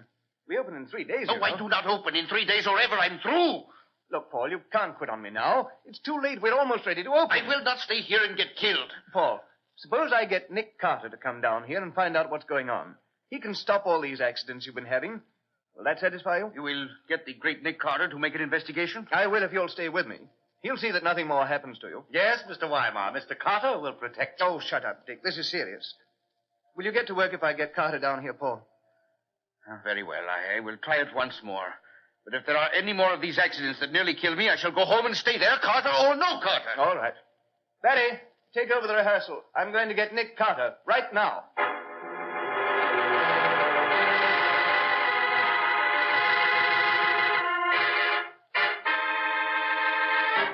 You say you're having trouble with the new play, Forrest? I certainly am, Carter. It's supposed to be the life of Lord Byron, the poet. So to play the lead, I brought an actor over from Paris, a man named Paul Weimer. He looks almost exactly like Byron, and he's a good actor. Doesn't sound like trouble so far. Wait. Ever since we started rehearsals, one accident after another has happened to Weimer. So that by this time, he's getting so jittery that I'm afraid he won't be able to go on with the play. Well, what kind of accidents, Forrest? Well, one time a heavy door almost fell on him. Just missed him. Another time, a chair he was sitting in collapsed under him and sent him to the hospital for 3 days with a wrenched back, and so on. Today, the final straw, a heavy sandbag counterweight, fell and almost on top of him as he crossed the stage. I don't blame him for being jittery. Any idea what's behind all these things? Either one of two things. Either somebody's trying to kill Paul, or they're trying to scare him out of the show. And there's only one person, as far as I know, who'd profit by getting rid of Paul. And who's that? Richard Rowland, my American star. He was so upset at not being given the part of Byron that he swore he'd never act for me again.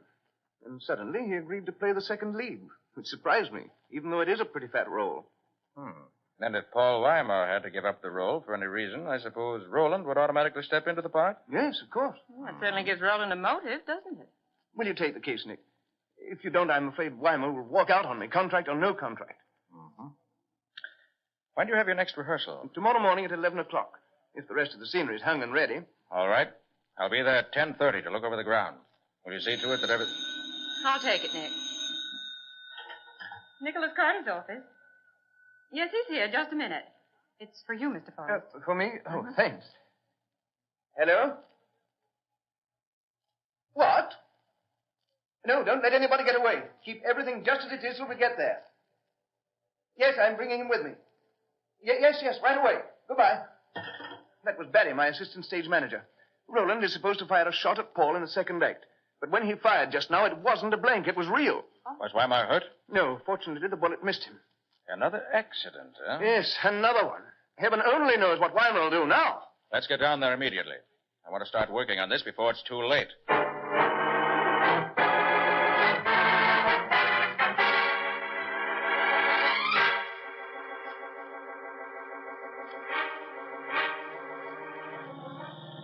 Who wrote this play you're doing, Mr. Forrest? One of the best-known writers, Bert Lavant. Oh. A very rich man, a successful playwright. Writes for his own amusement. Didn't I read somewhere that he doesn't smoke or drink and that he never married? That's right. He's a peculiar duck. What? No weaknesses? No. There's a reason for that, Carter. He had a younger brother who went to Paris for training in art. He met a wild crew there, got to drinking and carrying on, and ended up in an insane asylum, where he died a year or two later. Levin has never touched liquor or tobacco from that day to this. Well, I've enjoyed life for many years without smoking or drinking.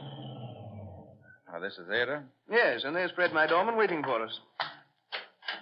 Fred, this is Mr. Carter. He's in charge now. Hello. Hello, Fred. Has anybody left here since the shooting? No, Mr. Carter. Nobody been out or in. And through this way, Mr. Carter.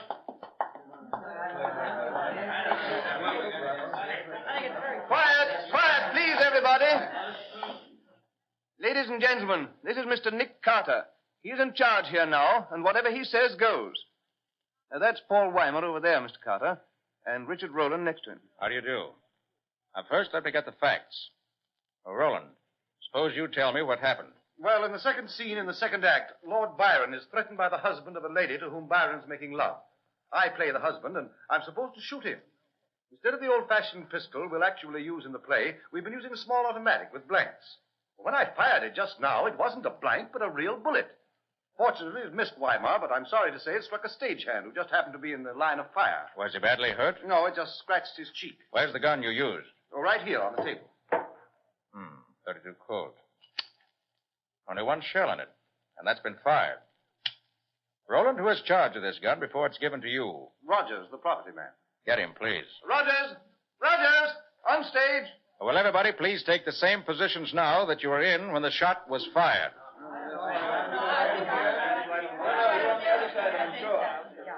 This is about the way we were, Mr. Carter. Good. Is everybody here now? Where's Batty? Batty! Batty! Right here. I was off stage making a phone call when Roland fired, so I'm staying out of sight now. Okay, stay there for now. Where's the property man? Rogers, where are you? Here I am, Rogers, where were you when the gun was fired? in my property room. What can you tell us about this? Nothing. I loaded the gun, same as usual, with the blank. Anybody see you do it? Sure, Bradley, the stagehand, was with me. Then I left the gun on the table and went out to talk to Fred, the doorman. And while you were gone, someone took out the blank and put in a real bullet. Could be. I wouldn't know. Anybody see anyone near the property room while Rogers was not there? Oh, come on, speak up. Did you see anyone near the gun after it was loaded? Now listen, if you know something, speak up. This isn't acting, it's murder. Mr. Carter. Did you see anyone near the property room after the gun was loaded? Well, yes, I did. My girlfriend and I were having a smoke behind one of the wings, and we saw. Well, go on. Who went in there? Well, It was I, Carter. I went in there to find a match, but I didn't touch the gun. Oh, you did it on purpose, you jealous. Careful, Weimar. Don't start calling names. You shot at me on purpose. You want to play the leading role, which I play. Of course. Do you think Roland could have done it, Nick? No, it's too obvious, Patsy. Right now, I'd like to have a look at the bullet that was fired from the gun. How could you find it? It could be anywhere in here. Oh, no, it couldn't. Look here. It started from where Roland is standing. Went across the stage to where the stagehand is standing. Must have gone through those two flats behind him and into the wall. Come on. Okay. Now, if we line up Roland at the holes in these flats, we should find... Sure, Nick, there it is. In that big wooden post. Ah, yes. Right, let me get my tweezers. I'll have that bullet out of there before you can see. There. That was easy, wasn't it? Patsy, look here. This bullet is a 38. The stage gun is a 32. You mean that bullet didn't come from Roland's gun? No, Patsy. Whoever fired this bullet stood off stage and used the sound of Roland's gun to cover his own shot. But that would be murder. Yes, Patsy. Cold-blooded, deliberate murder. How much longer do you want these people, Mr. Carter? Oh, they can go. I'm through with them for now. That's all for today, everyone. Tomorrow morning at 11 sharp. Mr. Carter, do you think I'll be safe now? Yes, you're safe enough for now, Weimar. But I suggest you go to your hotel. I'll see you there later. I shall do it. Thank you very much, Mr. Carter. Before you go, Carter, I'd like to have you meet our author. All right, Forrest. Was he the one in the stage box on the other side? Yes, come on over. You'll like him. Mr. Levin, Yes? I'd like you to meet Mr. Nick Carter. Mr. Carter, Mr. Levin. How do you do? Glad to know you. Have you learned anything, Mr. Carter? Yes. The gun Roland used was not the gun that fired the bullet. That I know definitely. What?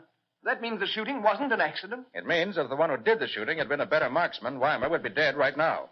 What's your next step, Mr. Carter? I think I'll go back to the office for a while and do a little thinking. Then I'll drop in on Paul Weimar and see what his side of the story is.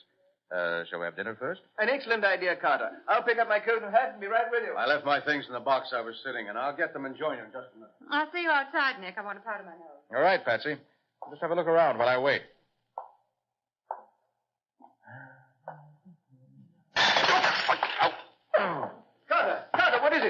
What's the trouble, Carter? Fall over something? No. Something fell over me. I started to cross stage, and something knocked me over.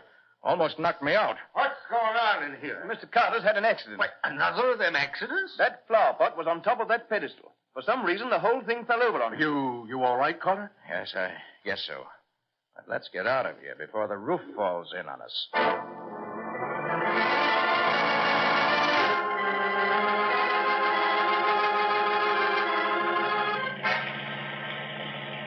So you see, Patsy, it has to be that way. You say every member of the cast was on stage when the shot was fired. Yes, and they're all in plain sight of each other. That leaves only 4 persons, as far as we know, who were backstage and who could have fired the offstage gun.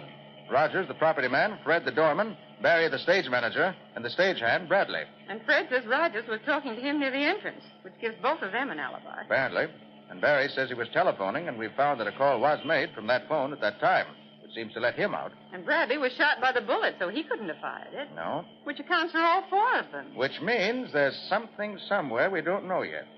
That's one reason I want to talk to Weimar. He may be able to throw some light on the subject.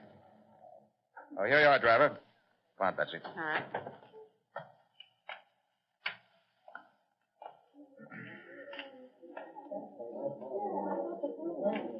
Clerk.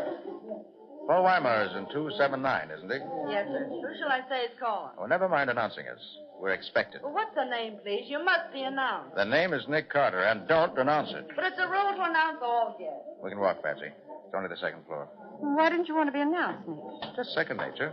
They don't know I'm coming to see them. They can't get ready to receive me.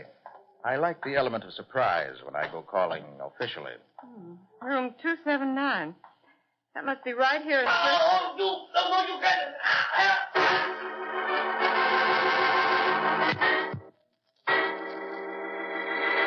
Well, Paul Weimar seems to attract trouble as honey attracts a bee. What has happened now? Are his unfortunate accidents not confined to the theater after all? How is Nick going to unravel this tangled thread and reach a solution? We'll see in just a moment. Whatever your family's preference may be, in home decoration, your home is bound to be more beautiful when its floors are well kept and shining. And with Linex self-polishing wax, floors always look their very best without tiresome rubbing or polishing. Yes, with Linex self-polishing wax, which is simply wiped on, your floors are handsome for a long time because Linex self-polishing wax dries to a rich, satiny finish that really lasts, thanks to its high content of genuine carnauba wax. And the finish may be renewed wherever and whenever you like, without re-waxing the whole floor. What's more, Linex self-polishing wax is easy to keep lovely, for you whisk surface dirt away in a twinkling with a damp cloth. And Linex self-polishing wax is the anti-skid floor finish, for the underwriters' laboratories have proved by test that wood, linoleum, and rubber tile floors are actually less slippery after Linex self-polishing wax has been applied. Be sure to ask for Linex, Lin-X, Linex self-polishing wax. You'll find all 3 great Linex home brighteners and Chemtone, the miracle wall finish, at hardware, paint, and department stores everywhere.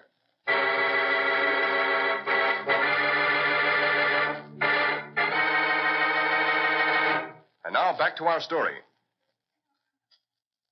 We left Nick and Patsy racing toward Paul Weimar's hotel room, from which are coming cries for help. Oh, Nick, we've got to get in there. He's in trouble. I know. Let's see if I can open this door. Oh, hurry, Nick, hurry. You told me I wouldn't be safe here. What's happened? A man broke in through the window, tried to strangle me. Well, where's he now? He heard you at the door. He ran into the bedroom window out by the fire escape. In here?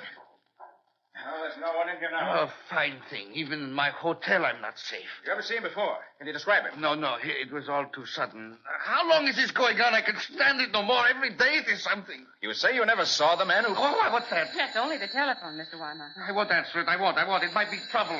You better answer, Patsy. Take the message. Certainly, Nick. Hello, Mr. Weimar's room. Is Mr. Weimar there? Yes, but he can't answer the phone just now. May I take a message? Yes. Tell him Mr. Forrest called and wants Mr. Weimer to meet him in Mr. Weimer's dressing room at the theater at 8:30 tonight. Tonight? Are you sure of that? Yes, he was very specific. Said something about some revisions in the play that had to be made tonight to be ready for rehearsal tomorrow. All right, I'll tell him. Thank you. Was it bad news? Quick. Oh, not at all, Mr. Weimar. That was the clerk downstairs. Oh. She said Mr. Forrest wants to see you in your dressing room tonight at 8:30. Something to do with revisions in the play. And it must be tonight. Oh, that is a relief. I must prepare myself to leave. You will excuse me. That's quite all right, Mr. Weimar. Patsy and I must be running along anyway. See you tomorrow at rehearsal. Good night. Good night, and thank you. Good night. Oh, splendid, splendid. I couldn't have arranged it better myself. Nick, are you feeling all right? Oh, never better, Patsy, never better. But why all the unconcealed joy? I'd expected this case would come to a head faster now that I was in it, but I hadn't hoped it would come quite so fast. The end is now in sight, Patsy. You go back to the office and wait for me. Where are you going? To the theater. And I must get there before Weimar does, if his life is to be safeguarded.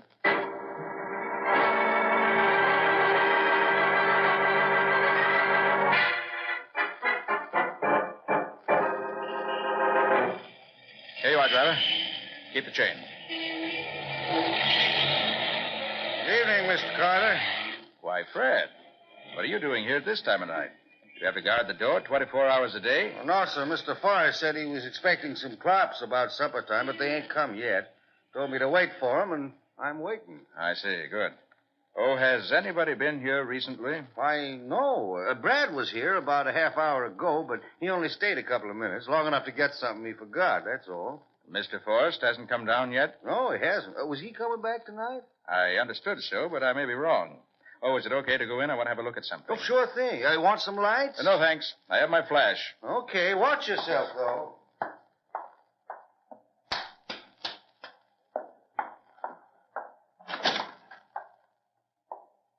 This ought to be Weimar's dressing room. Ah, yes. It's the cane he was carrying in rehearsal this afternoon. Uh-huh. Seems to be no concealed bombs. No booby traps. Well, okay for now.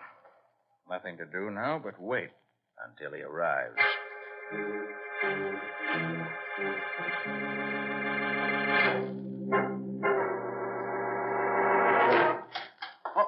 Mr. Carter, what are you doing here? I'm here protecting your life, Mr. Weimar, whether you know it or not. But Mr. Forrest was... Mr. Forrest knows nothing about this.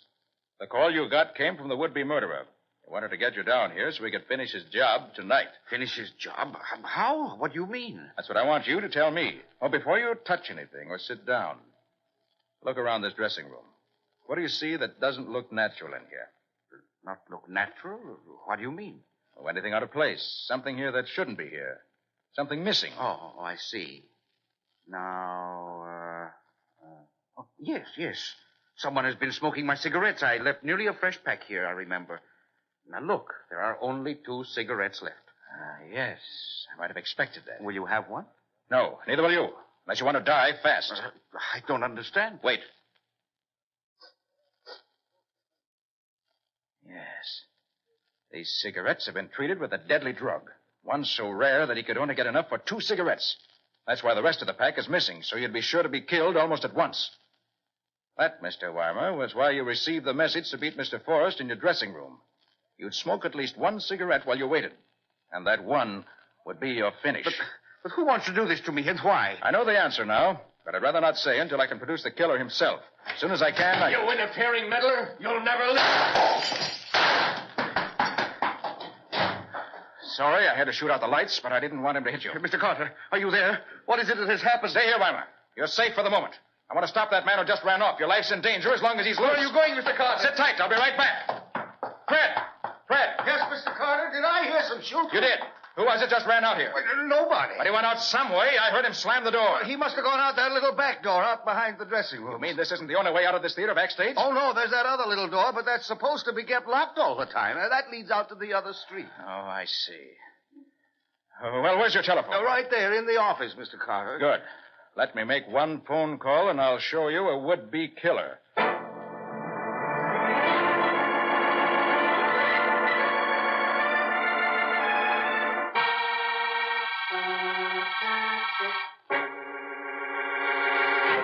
But I tell you, you can't do this to me. Maybe we can't, but we are, so just pipe down. Why won't you tell me what I'm accused of? Because I don't know. I'm acting under orders from...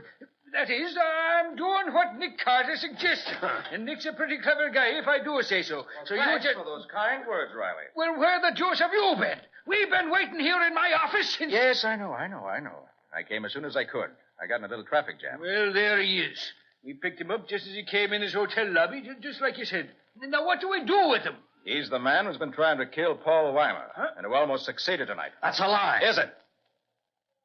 What did he have in his pockets, Riley? Oh, well, here it is, Nick. It's the usual stuff. Ah, yes. The usual stuff. But not with the usual implications. Now, never mind those $2 words here. What do you see there that's so interesting? These loose cigarettes, for instance. There must be about 10 or 12 there, about half a pack. And they're Paul Weimer's brand. So what? And this little box, Riley. Huh? If you'll have your chemist examine these 2 cigarettes that were left in Weimer's dressing room, I believe you'll find them full of the same drug that was in this box. You'll undoubtedly find traces of it there now. So, well, now you begin to make sense. This is all a pack of lies, a frame-up. It isn't either, and you know it. I am willing to bet that your fingerprints are on the doorknob of the little back door where you made your hasty exit from the theater tonight. What's that? Together with a few prints belonging to your assistant Bradley, the stagehand. And I imagine that Bradley will be very willing to talk when he finds he's up on an attempted murder charge. All right, Carter. You win. I did it. I hate that man, Weimar. But why should you hate him so, Mr. Levant? Because he was the leader of the gang in Paris who helped my brother drink himself into the insane asylum in the grave. He was more to blame than my poor brother, who knew no better. I wrote this play, Lord Byron, just to get him over here where I could work on him. I suggested him to Forrest as the man for the part, and Forrest fell for it. Why didn't you kill him and be done with it? I wanted him to suffer as my brother suffered. But when you got into the case, Carter, I knew I had to finish it up quick or be caught. Bradley let you into the theater tonight through the little back door, didn't he? Yes. And it was Bradley who phoned the message to Weimer to get him to come down to the theater tonight, wasn't it? Yes. And it was Bradley who worked the backstage accidents after you had planned them, wasn't it? Yes. But he thought it was all part of a practical joke. He didn't know I intended to kill that... All right. Watch your language now. There's a lady present here. I thought everybody had forgotten about me being over here in the corner. I was just sitting here listening. You fired that shot during the rehearsal, didn't you, Levant? Yes, and I wished I had aimed straighter. How come you hit the stagehand? Pure accident. I didn't even see him until after I'd fired. And in a way, it saved us from suspecting he had a hand in these things because it didn't make sense that he should get shot if he was in it. But after a while, when I began to see things the way they were going, I saw it could be nobody but you working with his help. Well, Nick. Yes, Patsy? May I ask a question? Oh, yes, Patsy. One little one.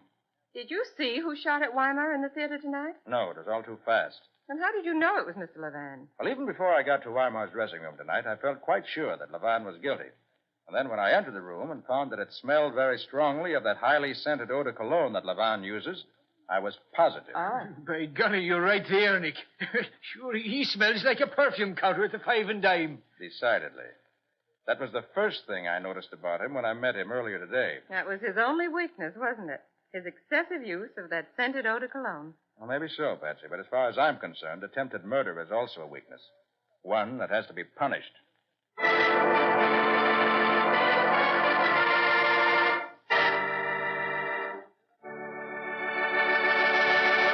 In just a moment, Nick and Patsy will bring you a preview of next week's exciting case. You want to take it a little easier? Then listen. Everybody's days are busy. We've all filled our daily schedules full to overflowing, doing our own home front jobs and helping with the all-out effort toward victory in every way we know how. So we appreciate more than ever before what it means to relax and how much easier it is to relax when a home is pleasant and inviting. American homemakers are learning how much easier it is to keep a home that way with the 3 great Linex home brighteners. For example, they're learning that Linex cream polish restores the original handsomeness of fine furniture in one quick, easy application. Banishes messy finger marks, helps conceal scratches, does away with cloudy old polish and dust. You see, Linex cream polish for fine furniture actually cleans as it polishes, saving one whole step in the cleaning day routine of busy homemakers, cutting their work in half. Let your fine furniture regain its loveliness with Linex cream polish.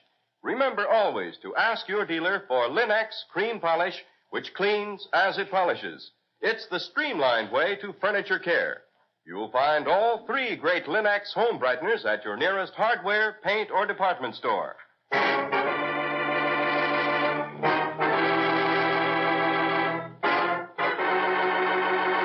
And now let's hear from Nick Carter himself. Well, Nick, what's your story about next week? Next time, Ken, I'm going to tell you about an experience that Patsy and I had in one of the great movie studios. Started out very simply when the studio lost a reference book containing information about all kinds of poisons. You could look in that book and find out just what poisons to use for anything you wanted. It was much too dangerous a book to be at large. The unfortunate part of it was that I was called in too late to save the man whose body we found a few minutes later. Oh, but we did save the old man, Nick. If it hadn't been for you, he'd certainly have been killed. That's true enough, Patsy. What do you call the story, Nick? I call it Death at the Studio. Or The Mystery of the Murder Book. That's all for now. So long. So long, everybody. And so long to both of you until next week. We'll look forward to seeing you then, same as usual.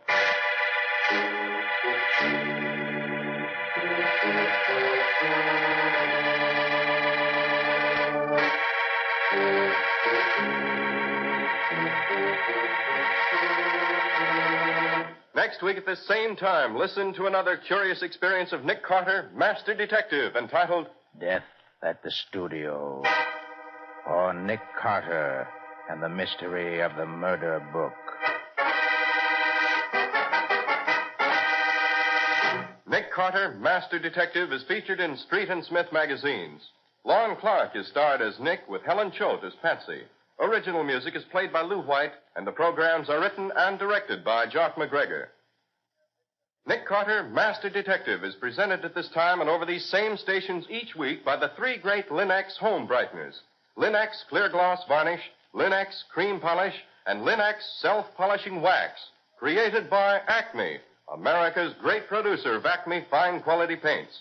This is Ken Powell speaking for the thousands of Linex dealers all over America and saying so long until next week. This is Mutual.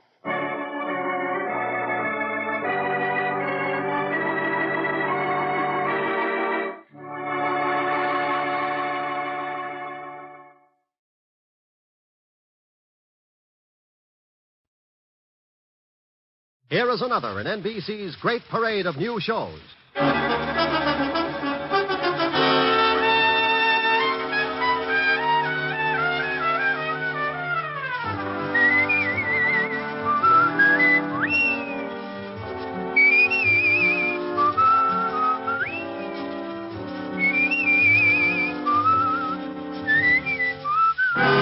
Now, Dick Powell as Richard Diamond, private detective.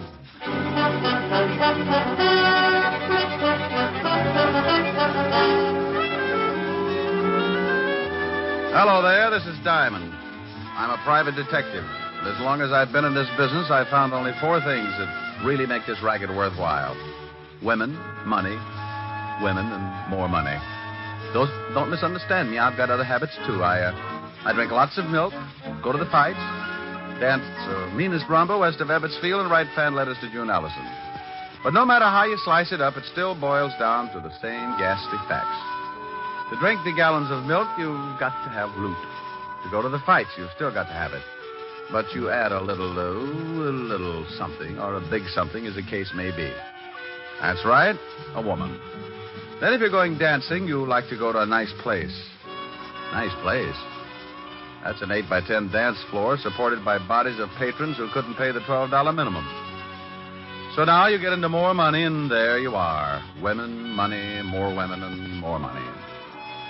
About the fan letters to June Allison? Oh, who knows? She never writes back anyway. To show you how I make this money that gets me into so much trouble, let me tell you about a case I got mixed up in. It all started last week during a seance. Quiet, please, quiet. Now, if you will please place your hands on the table, Mrs. Van Dyke. Lightly, just the fingers touching. Dr. Langley, I'm so excited. Please, Mrs. Van Dyke. Professor must have complete silence. Oh, I'm sorry, but what's he doing? He's going into his trance. Dr. Langley? He's contacted the outer circle. I feel your presence. Who are you?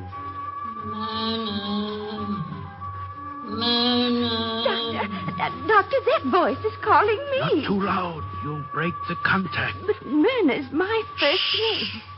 Listen. Spirit, speak again. Who are you? I am Lillian Van Dyke. That's Mother. Mother! Mrs. Van Dyke, you must relax. If you continue to disturb the contact, your mother will leave. I'm sorry. Oh, Spirit, I feel that you have a message for someone in this room. Spirit, have you such a message? I have. Then speak. My love. Yes, Mother? You are in grave danger. Guard yourself. Rely on Dr. Langley. He will help. Yes, Mother. What else? Mother? Contact has been broken. The mother will not return again today. Oh, will I be able to speak with her again, Professor? I must speak with her again. She said I was in some kind of danger. If you will return here tomorrow, Mrs. Van Dyke. Mother said to rely on you, Doctor. I intend to. I assure you your confidence will be rewarded, Mrs. Van Dyke. In the meantime, I suggest you go home and get some rest. Yes, this experience has been rather trying. Goodbye, Professor. I shall see you tomorrow. Until tomorrow, dear lady. Coming, Doctor? I wish to consult with the professor for a moment. I'll be right along. Very well, Doctor. I'll wait in the car. Goodbye again, Professor, and bless you. Goodbye, and bless you, you old goat. Take it easy. Until she gets out the front door. Okay. Now, look, Langley. When are we going to pull the job? I'm getting tired of drumming up banshees for old moneybags. Let's get those jewels. Look, tomorrow her mother is going to tell her that someone is after her precious jewel collection. Tell her? She'll lock him up in Fort Knox if that happens. Oh, I'm surprised at you, Professor. What if her dear old departed mother tells her to leave them with me for safekeeping? I get it. By the time she gets wise, we'll be in Mexico. Right. I'll see you tomorrow morning before Van Dyke gets here. We'll plan what we want the voice to say. And for Pete's sake, tell that old witch to sound like a ghost for a change. She came on today like Apple Mary with a hangover.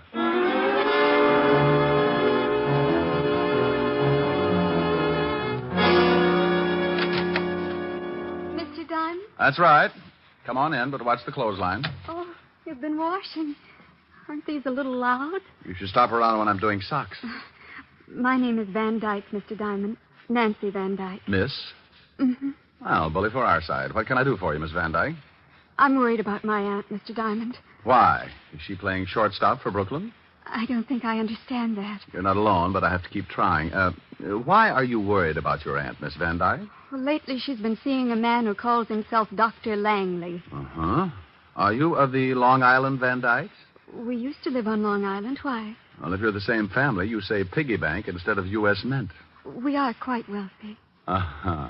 That's like saying Scarface had a gun collection. You think this Dr. Langley is after your aunt's money, is that it? Yes. He's been taking her to see a clairvoyant, and she claims that he produced her dead mother and that she talked with her. Maybe she's been getting tips on the market. My aunt says that this apparition, or whatever it is, warned her of impending danger. What's the medium's name? He calls himself Professor Leonardo. Uh-huh. What else did the ghost have to say? Well, she said, or it said, to trust Dr. Langley, and that's exactly what my aunt started to do. She even consults him on matters of business. He's completely sold her on this phony Professor Leonardo, and unless I miss my guess, he's got a wandering eye for her jewelry collection. She had it out, and she was showing it to him last evening. What do you want me to do? I want you to prove that this Dr. Langley and the professor are charlatans. Well, in my business, charlatan is a nice word. These guys are either legit or phony. So if you want me to find out, the fee is $100 a day in expenses. Well, I'll give you a retainer. Is $200 all right? Have you ever seen 200 that wasn't? What's your aunt's name and address? Mrs. Myrna Van Dyke, 326 Park Avenue. There's your $200, Mr. Diamond. Thank you. If you prove these men are phonies, please report it to my aunt. Then stop by my place, and I'll pay you the rest of your fee. 741 Madison Avenue. Miss Van Dyke, did you ever model bathing suits? No, Mr. Diamond. But I have a very nice one. I got it in the south of France last season. I'll show it to you sometime. I hope it won't be on a hanger. Goodbye, Miss Van Dyke.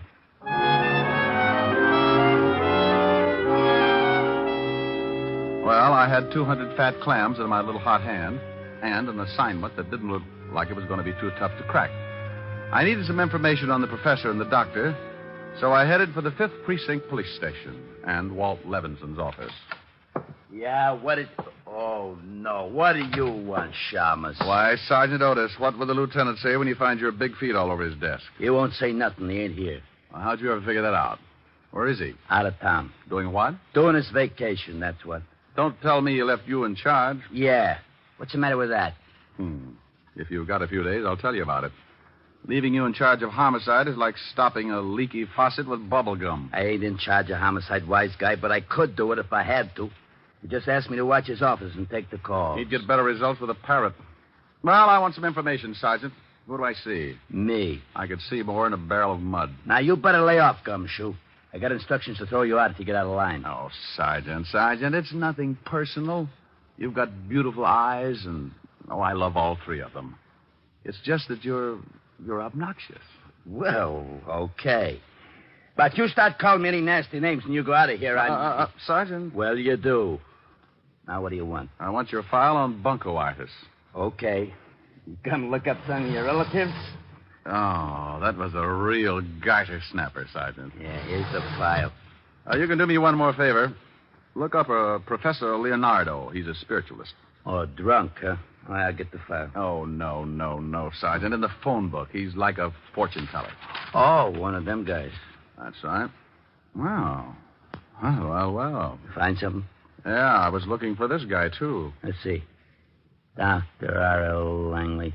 Alias Dr. Fred Bishop. Alias Dr. Leopold Karnowski. Hey, this guy's been busy. 2 convictions. Buncoitis. According to this, the guy goes after old dames and gives them a good fleecing. You're positively brilliant, Sergeant. It ain't nothing. It is when you do it. Did you find the phone number of the professor? Yeah, right here. Professor Leonardo, fortune teller, and clairvoyant. Okay? Oh, want to use the phone? Sure. Only leave a nickel. I wish I had your nose full of them.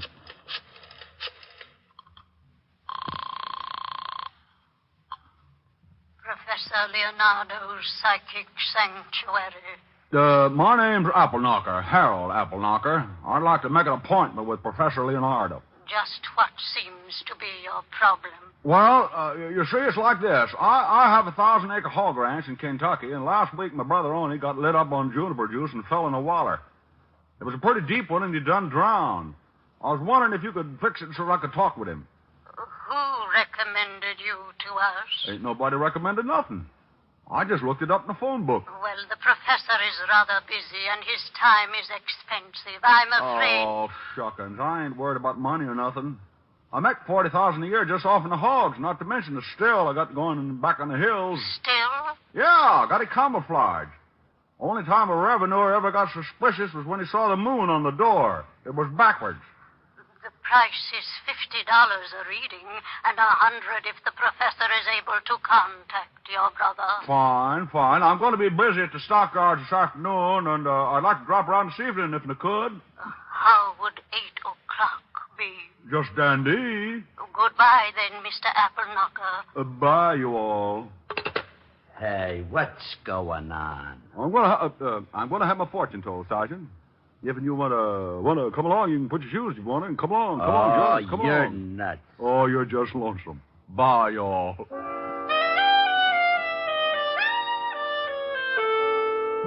I left the 5th Precinct and headed for 975 Park Avenue. The way the case looked to date, I was going to be working that night, and my lovely redhead would be unhappy if she had to sit home.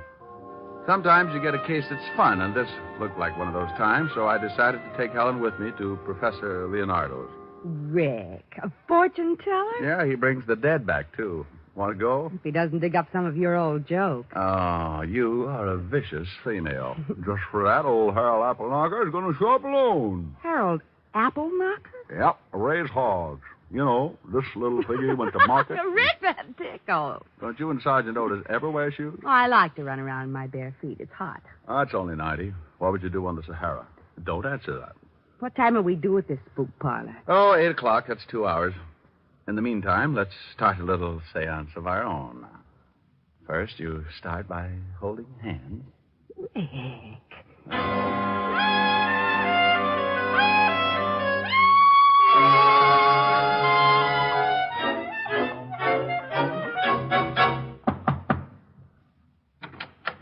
Yes. Oh, are you Mr. Apple Knocker? Oh, yep, that's me, and this here's my girl, Lulabelle. Howdy. Yes. Well, won't you come in? Professor Leonardo isn't back yet, but if you'll just be seated in here, he should be in at any moment. Well, just look at this here room. What are all them figures all over the wall? Those are the signs of the zodiac. Hey, look at there, Harold. That's a goat. Well, so it is. Bless my little pointed head. Used to raise goats, too, along with the hogs. That's the professor now. Good evening, Professor. Good evening, good evening. Oh, this must be Mr. Applesucker. Apple Knocker, Professor, and this here's my girl. Lulu Bell. Yep, that's right. Howdy. Yes. Well, Mr. Appleknocker, I understand you want me to contact your dear departed brother. Well, he wasn't so dear, but he sure done departed. Fell in a pig waller. Of course. Now, if you'll just take these chairs around this table. Where do you want him to go? No. I mean, sit in them. You right here, Mr. Appleknocker, and you right next to him, Lulabelle. Yes, Lulabelle. Howdy. Yes, howdy. I mean, if you please turn off the light. Yes, Professor. Hey, Lulabelle. Yeah? This is fun, ain't it? Yeah. Now, I must have complete silence, please. Did you laugh, Mr. Lulabelle? Yes, Lulabelle. Howdy. Never mind. Now, silence, please. I'm going into a trance. I call to the world beyond. I wish to speak to the spirit of Oni Applehanger. Apple Knocker. Correction, the name is Apple Knocker.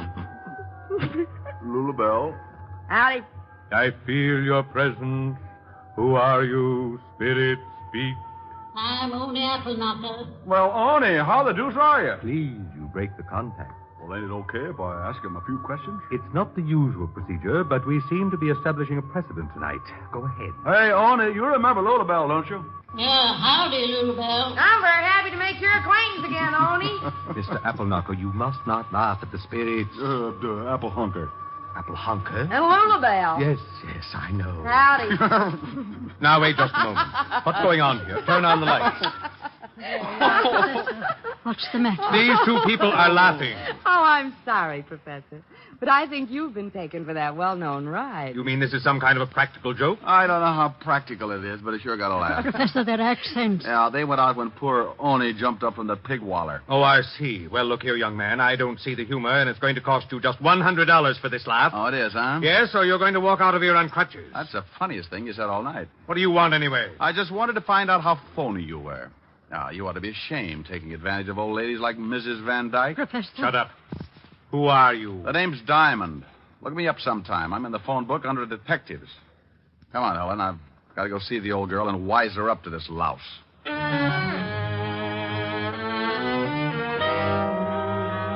Helen and I left the professor and his witch and went out on the street. I hailed a cab and put Helen in it and sent her home to wait for me. 20 minutes later, I was ringing the doorbell of the Van Dyke residence. I stopped ringing and tried my knuckles, and that's when I noticed that the door was ajar. I pushed it open and walked in. I stopped cold in my tracks. The hair on my neck jumped off and hid in the corner. Lying on the bed was what looked like a body. I couldn't tell because it was covered with a sheet. I was sure of one thing. Whatever it was bleeding all over the place, and the first word that came to my mind was murder. I pulled the sheet back and took a look at what could only have been Mrs. Myrna Van Dyke. She was about 60, and she was wearing a quilted housecoat. She didn't have to worry about trying to button it, because it was pinned together at the neck with a long knife. Well, Diamond, you sure can dig 'em up, can't you? Huh? Oh, Otis, how did you get here? After you left the station, I called the lieutenant and told him you'd been in and you was acting screwy. He told me to tell you. Now, I'm glad I did. Yeah, mess, isn't it? Yeah, stabbed in the throat. Looks like she was getting ready for bed. That's a towel around her head, ain't it? Could be her hair, but I doubt it. It says Adams Hotel on it. Let's take a look around. Oh, hey, get a load of this. What? Over here on the dressing table. Hey, ain't that a wig? It sure is. I want to look at the body again. You can't do that. You ain't supposed to touch anything. I'm just taking off this towel. Well. She's bald. Yep, nearly. Otis, check on Professor Leonardo and Dr. Langley. They the guys you picked out of the rogues gallery this morning? Yeah. I already did.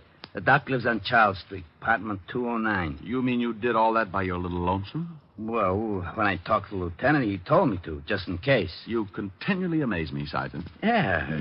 Now call the wagon and get the coroner over here. Then get some of the boys to pick up the phony professor. Where you going? Over to the good doctor's house. The body's been dead about an hour. That would make it between 7 and 8. Now, you see if the professor's got an alibi, and I'll check back here. Hey, I don't know whether I'll let you go or not. Sergeant. Yeah? Bye. I went out and grabbed another cab for Charles Street. It was dark out, and the heavy fog was rolling in and staking a claim on the city. By the time I reached the doctor's, it was thick enough to be sliced up and sold in large economy cartons. The doc didn't answer my knock, so I went in anyway. I stumbled into a little two-room joint that looked like a chick sales architectural achievement. The doctor was not home, and neither were his clothes and toothbrush, so I started casing. I tore the place apart and came up with a big fat 0. But that was before I looked in the wastepaper basket. Among the trash, I found a rental bill for a hangar and an airplane at the Flyaway Airport on Long Island. I grabbed the phone and called Sergeant Otis. Yeah? Otis, this is Diamond. Oh, the boys are here now. You were right about the time of death, around 7:30. What about the professor? We sent a car over to pick him up, but he skipped. We got some dame, though, and she told us that the prof was giving one of them C answers from 7 to 8. Did you check it? Yeah, and you was. Good. Now check and see who gets the dead woman's money in event of her death. Well, how am I going to find her lawyer this time of night? Just find him and meet me at the Flyaway Airport on Long Island. Okay. Did you get the doctor? That's what I'm going to do now. And if this fog keeps up, I've still got a good chance. Sometimes a case starts off like a party and ends up like a funeral. This was one of those times, and when it happens, you're never really prepared for it, so you've got to work fast. I used my last $10, besides the $200 the girl had given me, and got to Flyaway Airport in a hurry. The fog was so heavy, I had to almost kick it aside. But I finally found the row of hangars and started looking. I reached the last hangar when I spotted the plane. It was sitting on the strip, and as I moved nearer, I could see the man. Who's there? Who is that? I got a gun out, Doctor, so just stand the way you are. Who are you? What do you want? I want that little suitcase you've got. I want to take you back to the police. Police? Oh, what on earth for? Mrs. Van Dyke is dead, been murdered.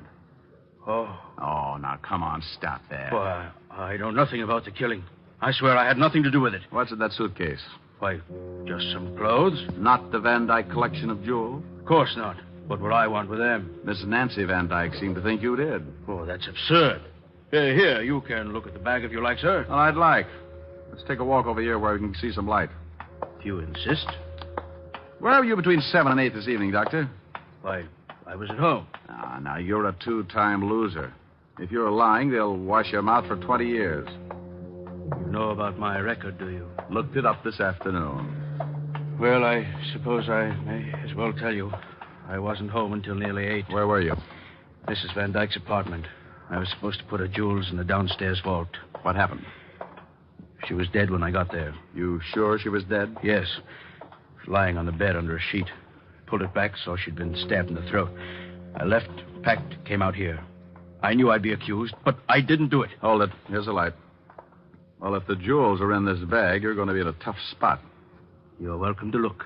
Thanks loads. Oh! Whatever it was, it caught me across the back of the head, and I went down like a dead palm tree in a hurricane.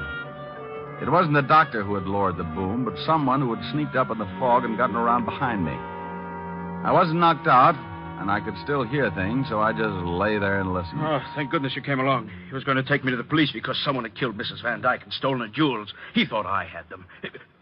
What are you doing? No! No! No! I rolled over and looked at the doctor. He was very dead. I got up as fast as I could and started after the killer, but in that fog, it was like looking for a hangnail in a mine shaft. I went into one hangar after another, and I guess if you keep after it long enough, sometimes you get lucky. I went into the last hangar and stopped to listen. Okay, you, come on out. If I have to come in after you, it's going to be the hard way. Well, you're the boss. Now, why don't you stop it? You can't see me any better than I can see you, but I've got the door covered. Now, come on out. If I guess right, that's one big sergeant, and he's so stupid he's liable to shoot you. Diamond! Diamond, where are you? In here, Otis. Watch your step. We're playing cops and robbers. What do you mean? What are you talking about? Oh, stop. You all right, Otis? Yeah, but this cement's hard. Crawl over here. Okay. Hey, who's shooting? Well, one of two people. Just shot Dr. Langley back on the air step. Yeah? Why don't you blast him? I guess I'll have to. He doesn't want to come out. Otis, crawl over about 12 feet and make him shoot. Me? Yeah, I ought to get a good line on him. He's behind those oil drums, and I've got to stand up to do it. Oh, all right. Hey, Diamond, now? Yes, Otis, now. Okay, like I said, you're the boss. I've been hit. Come on, Otis. Good shooting. Glad you liked it. Well, how about you, Professor? I'm not happy. I got all three of them. You won't be around long. Why did you hit me, and why did you kill the doctor? I wanted the bag. I thought the jewels were in it. Aren't they? No, I opened it back here. I thought the doctor was double-crossing me. Well, if you ain't got the jewels, why'd you try to kill the old lady? I didn't. Oh, come on. This ain't no time to lie. He isn't lying, Otis. You told me yourself his alibi was good. Hey, that's right. Then who did? The one who would benefit most by the death of the woman. The one who had a perfect setup because two con artists could be blamed for it. Let's go. Yeah, what about this guy? How do you feel, Professor? Oh. Like I said, Otis, you keep. Come on, let's go.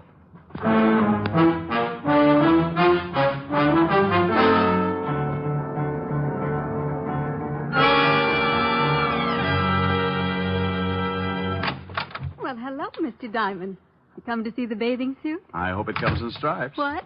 This is Sergeant Otis, homicide. Has someone been killed? Your aunt. Oh, no. Isn't that touching, Sergeant? Yeah. For that horrible doctor. We've got to arrest him. Why would he want to do it? Why, for the jewels, of course. Now, put your hat on. You must have known that the doctor was going to get the jewels tonight, so you killed your aunt, knowing he'd get there and wouldn't have an alibi. Why, you're insane. The trouble was, he got so scared he ran off without him. So he had no motive. That it was the professor. Strike two. He didn't have them either. You're crazy. You can't prove a thing. I didn't stab my aunt. Who said she was stabbed?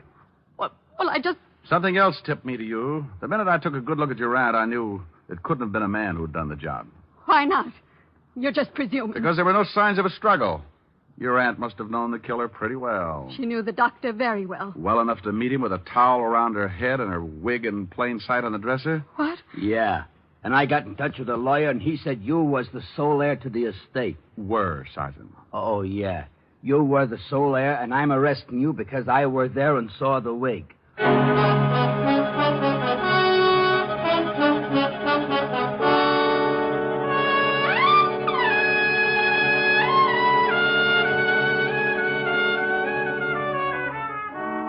Rick, wasn't it fun at the fortune teller? Yeah, he's going to have to think up a new racket. Like contacting the living. What? No, forget it. What's to eat? I'll go look in the icebox. Bring some milk, will you, dear? Mm-hmm. If you'll play something. I'll try. Oh, no, not again! Oh, swell. Can't you get on the night shift or something? I can't get anything around here, especially sleep. Now, please, will you kindly shut your big fat face? What do you mean? I haven't sung anything yet.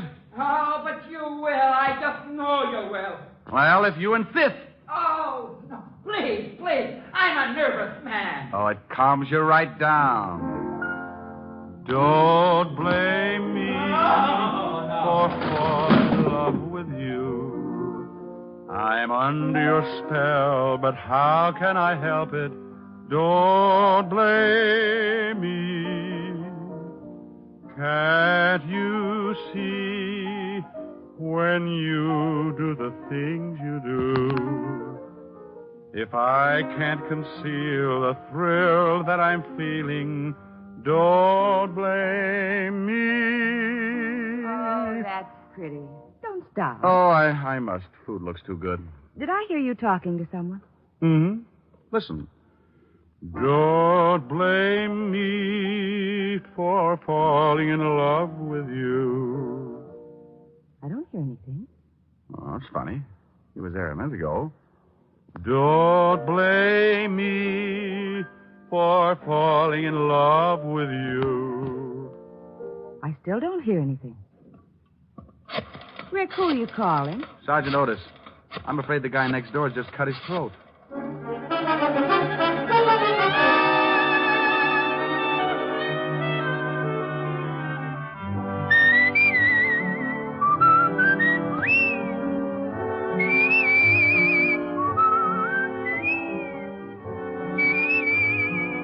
You have just heard Richard Diamond, Private Detective, starring Dick Powell. Helen was played by Virginia Gregg. Also in our cast were Wilms Herbert, Ted Osborne, Peggy Weber, and Jack Crucian. Music was under the direction of Frank Worth. Richard Diamond is written by Blake Edwards and directed by Richard Sandville. And now, Dick Powell. Friends, I want to remind you of the wonderful group of programs NBC has on tap for tomorrow afternoon and evenings. Shows like Hollywood Calling, Guy Lombardo, Four-Star Playhouse, and the Ethel Merman Show. For the best in radio listening tomorrow and always, keep your dial turned to your favorite NBC station.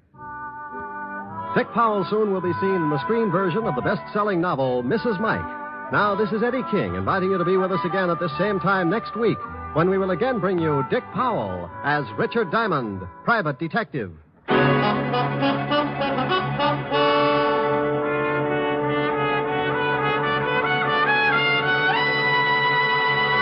This program has come to you from Hollywood. Theater Guild on the Air returns tomorrow night on NBC.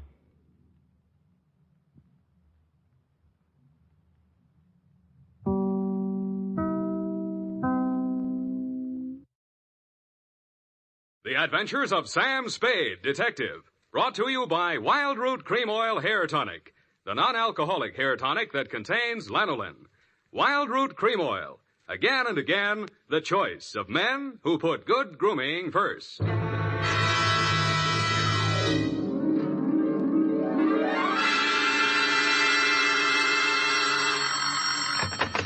Spade Detective Agency.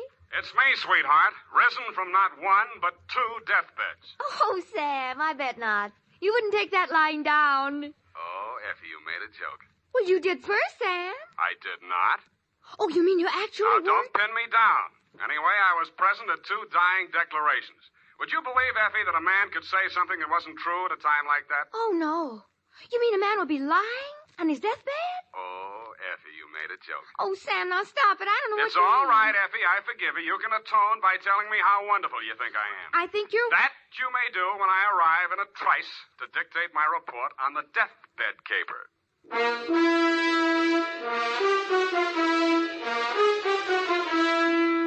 Dashiell Hammett, America's leading detective fiction writer and creator of Sam Spade, the hard-boiled private eye, and William Spear, radio's outstanding producer-director of mystery and crime drama, join their talents to make your hair stand on end with the adventures of Sam Spade. Presented by the makers of Wild Root Cream Oil for the hair. Tell me, mister, how many times a day do you have to comb your hair? Not many, I'll bet, if you groom it right, first thing every morning with Wild Root Cream Oil. For this famous hair tonic grooms your hair neatly and naturally and helps it to stay that way throughout the day. Wild Root Cream Oil also relieves dryness and removes loose dandruff. With Wild Root Cream Oil, you don't have to keep combing your hair every 2 minutes. That is, unless your gal can't resist running her hands through it. Get Wild Root Cream Oil Hair Tonic. Again and again, the choice of men who put good grooming first. And now, with Howard Duff starring as Spade, Wild Root brings to the air the greatest private detective of them all in the adventures of Sam Spade.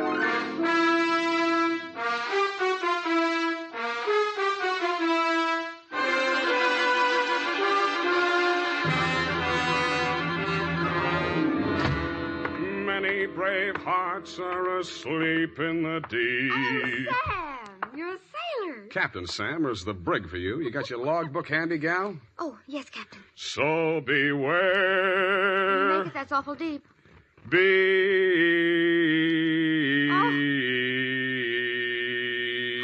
Date, June 20th, 1948. Where? Oh, Sam. I have no shame. To Marin County Sheriff's Office, San Rafael, California. Attention, Deputy Woodington from Samuel Spade, license number 137596. Subject, the deathbed caper. Dear Bill, The dawn came up like thunder out of Chinatown across the bay. In San Francisco, all we could see was fog. But on your side, it must have lifted briefly because somebody named Dan Starbuck managed to find his way to a phone booth, call me, and ask me to meet him at the 3rd Street Pier in Sausalito.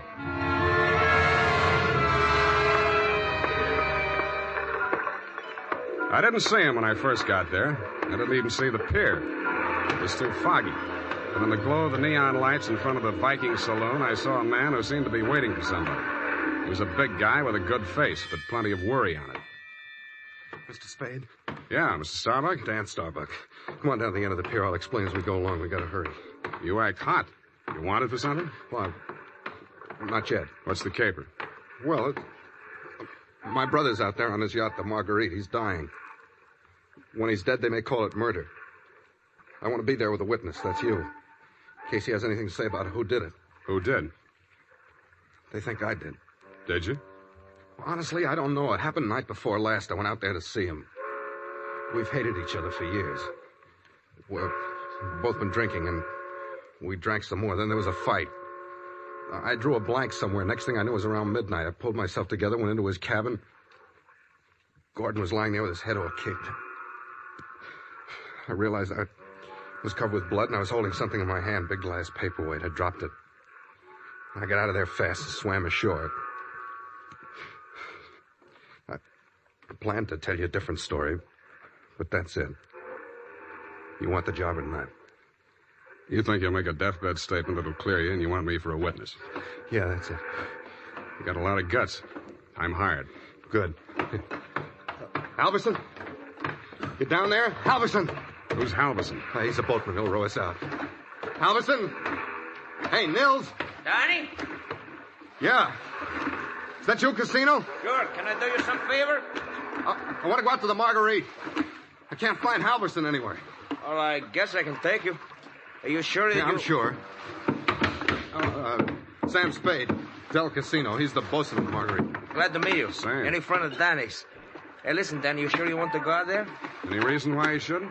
Well, it's up to him. In his place, I would be on a freighter for China, way out there where the fog is more thicker. No, it's all right, Casino. I know what I'm doing. Well, your friend, you excuse me, your name? Spade.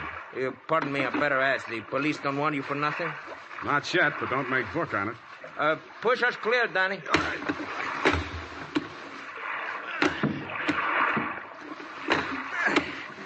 This fog is closing in, but I can still see the lights from the Marguerite. I wish we don't find her.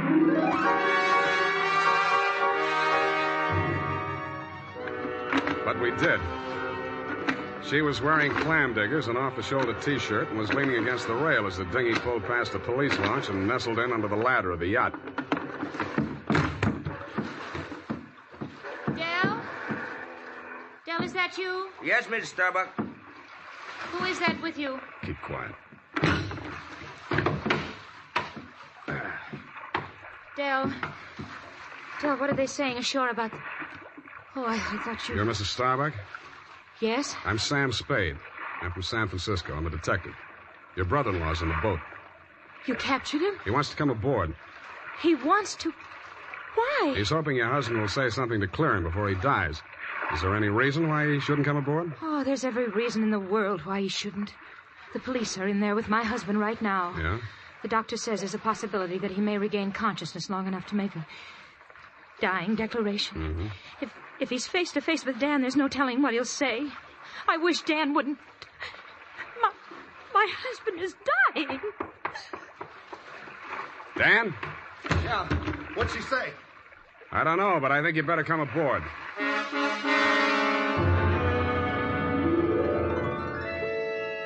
He seemed almost delighted as he swung his weight up out of the dinghy and climbed the ladder. Del Casino, the bosun, followed, wearing a puzzled expression that turned to fear as we entered the cabin. The yellow glare from the lamp swinging overhead was almost blinding to walk into out of the foggy night. The first thing I focused on was the bunk that held the dying man. His head was heavily bandaged, his skin was chalk white, and his lips were beginning to turn blue. The room was tense with waiting. Ranged around him in a semicircle were the supporting players. 2 doctors, 1 family type with a nurse, 1 police medic without, One sheriff with cigar, one police stenographer, female with pencil and notebook poised, 9/10 of a widow, and us. At 18 minutes past 7, somebody moved. It was the dying man. The 2 doctors rushed forward, took his pulse and blood pressure. The scout. Adrenaline 3 cc, Carmine 1, saline solution. All right, Sheriff, he's conscious now, but you'd better hurry. Margaret. Mr. Starbuck, you can hear me all right? Take that down. Can you hear me? Affirmative answer. Now, Mr. Starbuck, we have to ask these questions. 1, what is your name? Please try to answer. What is your name? Gordon M. Starr. You got that? What is your name? Gordon M. Starr. That's close enough. Fill it in later. Now, Mr. Starbuck, where do you live? Where do you live? I'm dead. You got that? 1277 Marymount, Pasadena. Hey. Now, Mr. Starbuck, let's try a little harder. This is a long one. Have you been injured, and what was the cause of your injury? Yes. Hurts like... You got that? Affirmative. Now, the second part. What was the cause of your injury? Head. Hit on the head. Do you believe that you're about to die as a result of your injuries, and have you no hope of recovery? I know. Now let's get to the point. Who inflicted said injuries? Hey, Mr. Starbuck, please, you haven't much time, you know. Go away. Doc, is there anything you can do? I'm afraid not. Oh, this is ghastly. Can't you leave him alone? Can't you let him die in peace? What are you afraid of, Maggie? What are you afraid he'll say? All right. All right, tell them, Gordon. It was Dan that struck you, wasn't it? He was jealous. He always hated you for marrying me. It was Dan. Now, Mr. Starbuck, I know how you feel, but we can't allow this sort of thing. Please step aside so we can finish up here. That's it. Mr. Starbuck. Doctor? Very low pulse. I'm not sure whether... Is Dan here? Here I am, Gordon. Tell him the truth. Do you identify this man, Mr. Starbuck? Yes. He's my brother. Dan. Yeah. You got that? Brother Dan, he's the one. He's lying. Gordon, you know who did it. Why don't you tell the truth? What do you got to lose now? Nothing. I'm finished. You got that? You finished me. Gordon! Gordon, not yet. I'll come back. Doctor, can't you... He's dead. Well... Okay, Doc. Dennis Starbuck, it is my duty as sheriff of this county to take you into custody on suspicion of murder. And I must tell you that anything you say may be held against you. You'd better come along, too, Spade. Routine questioning, you know. Okay, Sheriff. And I don't think we'll need the handcuffs, will we, son? No, I'll go with you.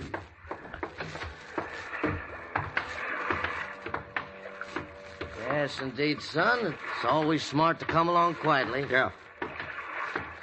But this is as far as I'm going. Hey, Dan, come back here. Use your head.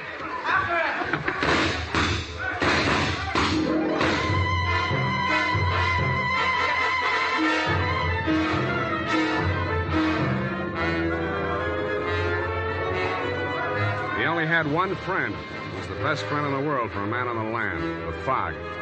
The searchlights on the police launch spun frantically as the craft heeled around in a half circle to head him off. Instead of cutting the fog, the beams from the powerful lights bounced back from it and blinded the men behind them. After 10 minutes of that, they gave up. The sheriff had a theory. Don't worry. Between the fog and the currents, I doubt if we'll make it. We'll probably recover the body in the morning. And they did. But it wasn't Dan Starbuck's body. It was the bosun, Del Casino. And he was found in Richardson Bay, adrift in the dinghy from the Marguerite. Somebody had creased his skull with the same type blunt instrument that had been used on Gordon Starbuck. But Dell hadn't lived long enough to make a dying declaration.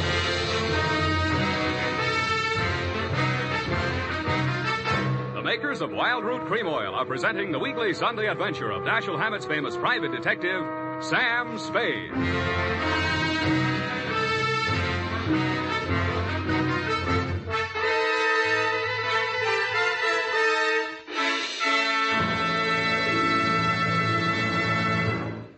Now, here's important news on good grooming.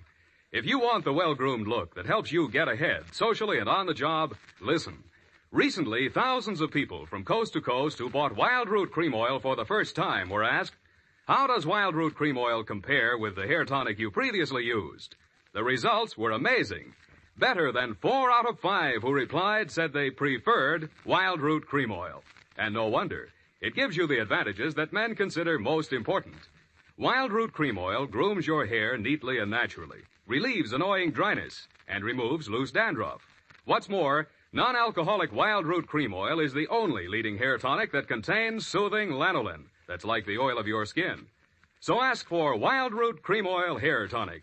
Again and again, the choice of men who put good grooming first. By the way, smart girls use Wild Root Cream Oil, too, and mothers say it's grand for training children's hair.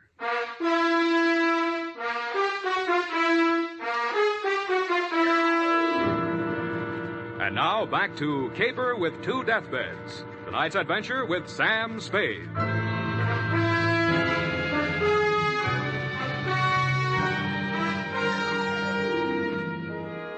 The police theory of the Del Casino killing went something like this. Casino had shoved off in the dinghy to join in the search for Dan Starbuck, had rescued him, and been maced for his pains. Also found in the dinghy, but not as yet worked into the police theory, were 2 items. 1, a waterproof wallet containing the seaman's papers of one Nils Halverson. 2, a tattoo mark on the right bicep of the deceased. A small heart with a name in it, Maggie. The brand new widow of the same name was waiting in my office when I got there the following afternoon. Hello. Hello to you, Mrs. Starbuck. What can I do for you? Mr. Spade, I know very little about the ethics of your profession, and... Well, are you still working for Danny? If you mean, do I know where he is, the answer's no. Oh. I hoped you'd say that. Why? Because I want you to work for me. Need a new bosun? You needn't have put it quite so crudely. No, I needn't. Since your work is confidential, I'll admit I've done a few things that... Well, it's all too true.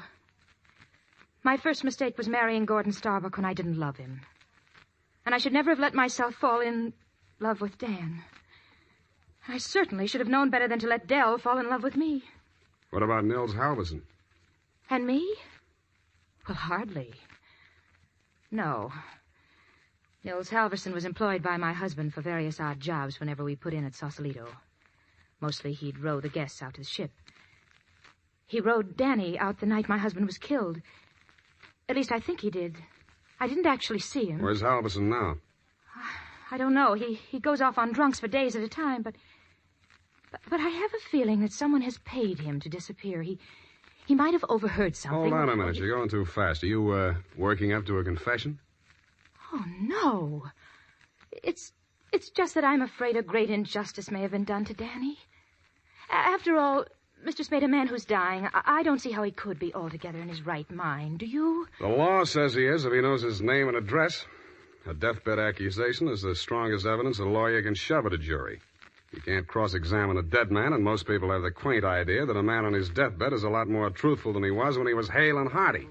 Then you think Gordon may have been lying? Could be, or wool gathering, or picking up some of the lines you were feeding him. Oh, I was just afraid he might die before he... You see, I thought I might shock him into saying yes or no. He could have said no, couldn't he? Well, make up your mind. Oh, all I know is it's on my conscience now. If we could find old Halverson and force him to tell what he knows. He's a very strange man. He's devoted to me. If the police find him before I do, he might refuse to talk out of a mistaken loyalty. To you? Well, I meant if he thought I had anything to do with the... Well, he's very strange. I told you that. What makes you so sure he's alive? Why wouldn't he be? If I'd been the killer and he'd rode me to and from the scene of my crime, I'd see him secured in Davy Jones' locker. Fish feed, lobster bait, asleep in the deep. Will you work for me? I'll let you know.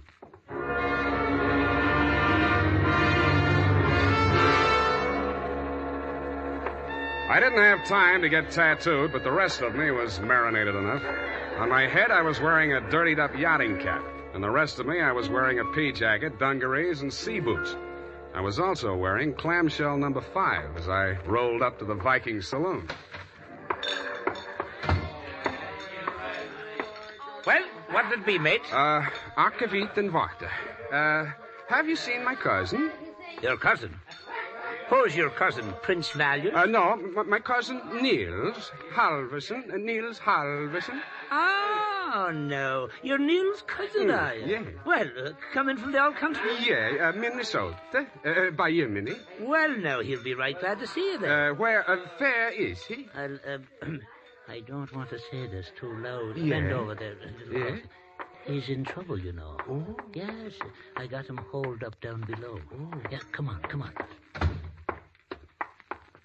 Well, by golly, I sure been glad to be going to see my cousin Niels.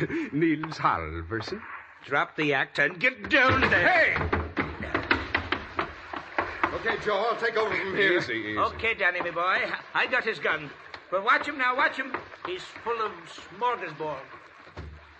Well, Spade, you're the one person I didn't expect to see, but I'm very glad to. Yeah, I wish I hadn't found you. I wanted to find somebody else first. Halverson? Yeah. He's here. Want to see him? That's what I came for. And under here. Watch your head, low bridge. Yeah. Here we are. Where? A boathouse under the pier. Halverson used to hole in here to sleep off his schnapps. Where's he now? Over here. Uh-huh. Yeah, he's going to be a long time sleeping this one off. He'd been missing since that night. Nobody knew he was here till last night. I headed for the saloon when I swam ashore. Joe hid me out here.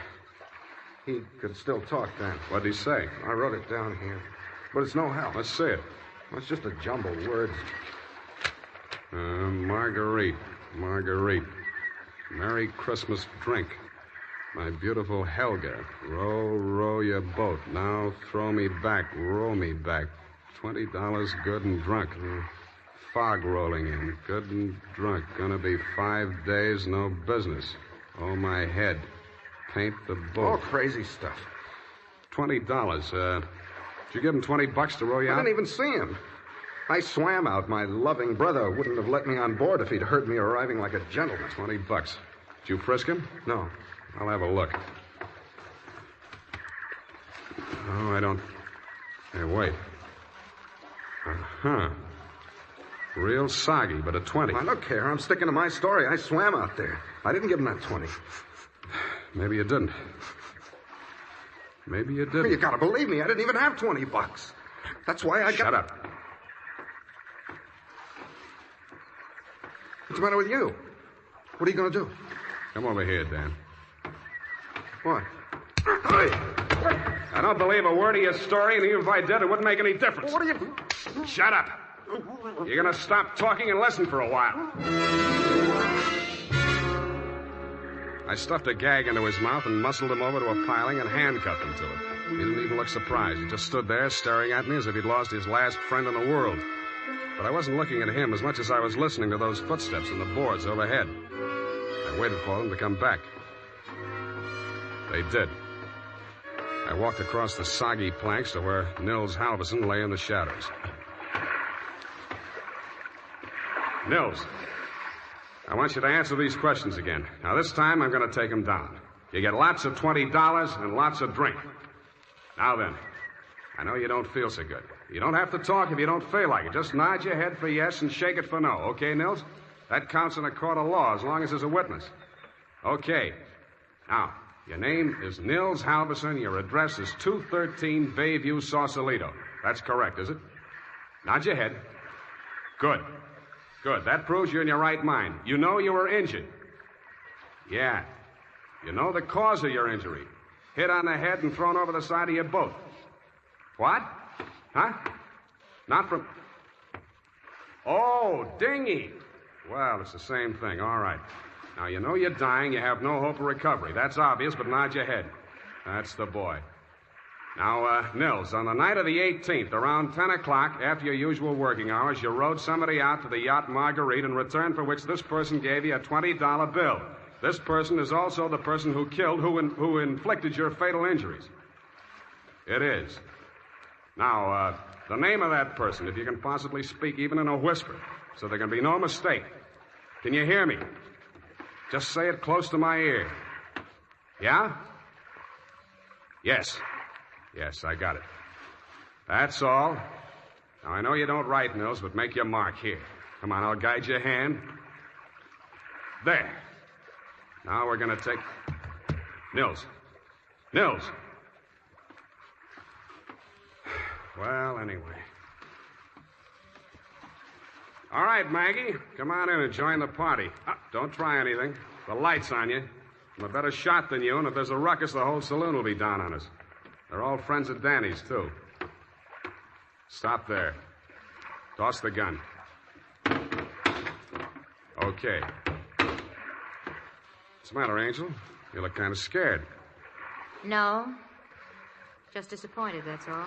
Don't give up so easy, sweetheart. I always wanted to take a trip around the world. We might go on the Marguerite. Together. Yeah, sailing into the sunset. Sleeping with our deathbed statements under each other's pillows. I see what you mean. I guess it wouldn't work. How much for yours, and what do we do about him? Dan? I'll take care of that. Throw it in with a deal. Okay. But I want it in writing. A little statement to the effect that I can keep under my pillow. Fair enough. Now, all I want from you is a little statement from you to this effect. That you, Marguerite Starbuck, employed Nils Halverson to row you out to the yacht on the night of the 18th, that you there overheard a quarrel between your husband and brother-in-law, and that taking advantage of said brother-in-law's inebriated condition, you sneaked up behind your husband, hit him with a paperweight, and decamped, leaving the murder weapon in Dan's hand. You then started back to shore in the dinghy, and realizing that the only witness who could testify you were aboard that night... All right. All right, I'll sign it. Okay. We'll have plenty of time to put in all the legal decorations later. I'm afraid we won't, baby. You're going to be spending all your available time at Tehachapi and points west. What are you talking about? You just made a full confession in front of a witness. You heard it, didn't you, Dan? Every word. Oh, if I... Honest. An honest man. Well, I did tell a fib. Now, this is really going to hurt, I'm afraid, Maggie. You see, we didn't actually have any deathbed statement to match yours. No? No. Nils Halverson was a good deal too dead to have made a deathbed statement just now. He's been stiff for 12 hours.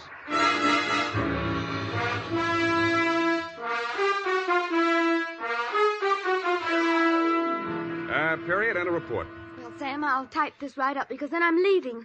Wait a minute, Effie. I had to do it that way. Don't you understand? Of course, Sam, I quite understand. But you object, huh? A cruel, ruthless, murdering, though beautiful woman, foiled by a clever ruse, a great acting performance by the greatest private detective of them all. Is that all? You're still leaving? Yes, Sam, my bags are packed. Well, pardon me for having feet.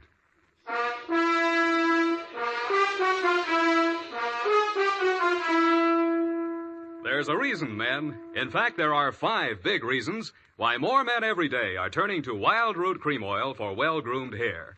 Wild Root Cream Oil grooms your hair neatly and naturally. Wild Root Cream Oil relieves dryness and removes loose dandruff. Wild Root Cream Oil is non-alcoholic and contains soothing lanolin. 5 big reasons why you, too, should join the millions with handsome, well-groomed hair. Why you should step up to your drug or toilet goods counter and ask for Wild Root Cream Oil. Get the big economy bottle and the handy new tube that's easy to pack when you travel and just right for the office or plant. Also, ask your barber for a professional application of Wild Root Cream Oil Hair Tonic. Again and again, the choice of men who put good grooming first. Well, here it is, Sam. Goodbye. Now, wait a minute, Effie. You can't leave like this, not without... Oh, all right. I'll talk to you while I'm putting my hat on. Well, can't you at least look at me? After all, you should give me a chance to justify... Sam, apparently you're laboring under an apprehension. Of course I am. Oh, boy, am I glad I picked the last in June and the first in July. What are you talking about? My vacation. Vacation? You just had a vacation a few months back. 12, Sam. That's a year. Well, if you want to take advantage of a legal technicality... No, Sam, don't say goodbye, man. Well, it's customary, I suppose. It's lucky that some of us keep our nose to the grindstone, our ear to the ground, an eye to the future. Huh? Television's just around the corner, you know. Oh, Sam. Come here, sweetheart. You look lovely in it. Come here. Have a wonderful time. Oh, Sam. Oh, Sam. Come here. Now, go on. You missed your train. Where are you going? The Los Sierras. Well, just so you don't go to Kanab, Utah. All right, Sam. You know best. Good night. Good night, Sierra Sue. Now, who can we get for that part next week?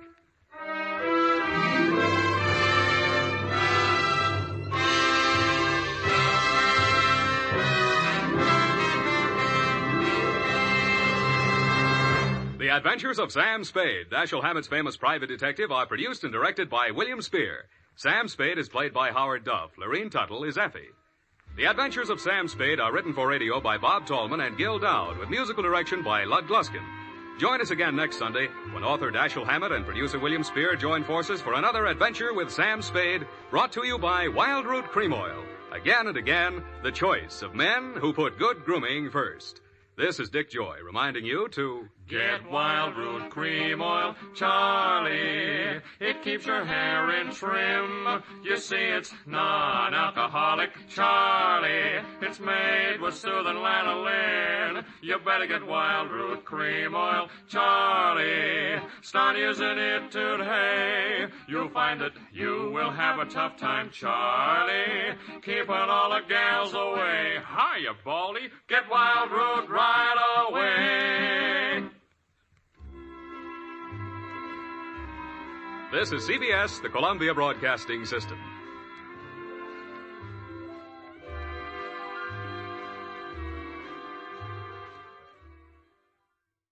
From Hollywood, it's time now for... Johnny Dollar. This is Pauline Morris at Victor Turner's office, Continental Adjustment Bureau. Oh, hi, Pauline. How are you? Just fine, thank you. Johnny, Mr. Turner asked me to get in touch with you and find out what you're working on at the moment. Why, nothing. I was thinking of going to New York for a couple of days. Well, good.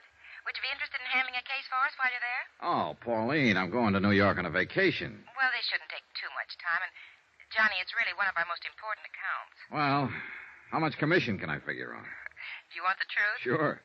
Practically none. Oh, fine. Why does Turner foist these things on me? Oh, I guess it's my fault. I told him I thought you might do it as a favor to us. For Mr. Turner or Continental Adjustment Bureau? No. For you? Okay, what is it? Well, Wait, better still, why don't you tell me about it over dinner? Say at the Crystal Room? Oh, I'd love that. I've been wanting to go there for months. Hey, you know something? I've been waiting for an excuse to take you there for years. 8 o'clock, Pauline? 8 o'clock.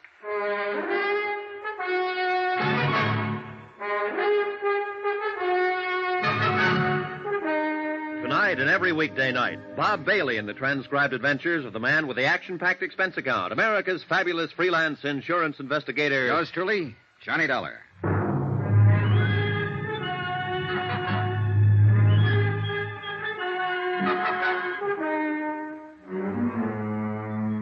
Expense account submitted by Special Investigator Johnny Dollar to the Continental Adjustment Bureau, 418 Elizabeth Avenue, Hartford, Connecticut.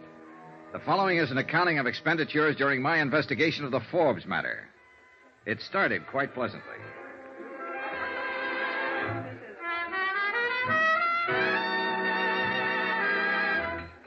Oh, no, Johnny, let's go back to the table and eat. I'm tired of dancing. Yeah, but once you sit down, you'll start talking business again. Well, of course I will. I do have a job to keep. Okay.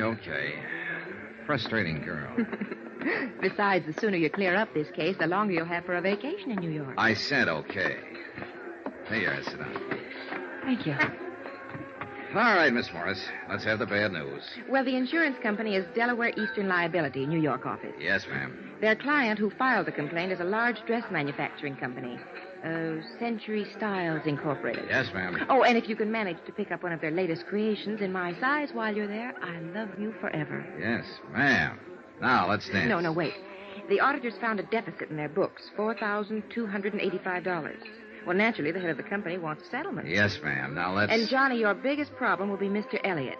Mr. Robert Elliott, who I understand is something of a personality problem. He can't be any more of a problem than I'm having with you. Now, let's dance.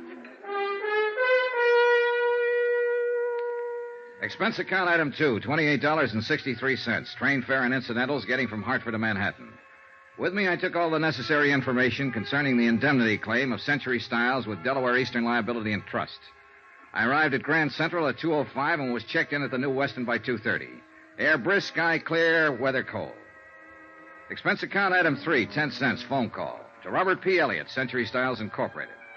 Mr. Elliott said he would be happy to see me, so I went right over and found a 4-story building that housed 2 floors of factory and 2 floors of offices. The factory was the usual crowded, noisy collection of machinery and people. The general office is overstuffed and overheated and overcrowded. Girls, you must get ready. Come on, girls. Now, everybody. What the sandhill? Jenny, you'll just have to reduce. How can we fit you when the pins keep popping out? Pardon me. I'm looking for Mr. Elliot. You are? True. Well, I'm Robert Elliot. Oh, you must be Mr. Dollar. That's right. Stand by, Jenny, sweet. Please, these pins. We all suffer for our art child. Now, bear up. I'll deliver you soon. This way, Mr. Dollar, to a quiet corner.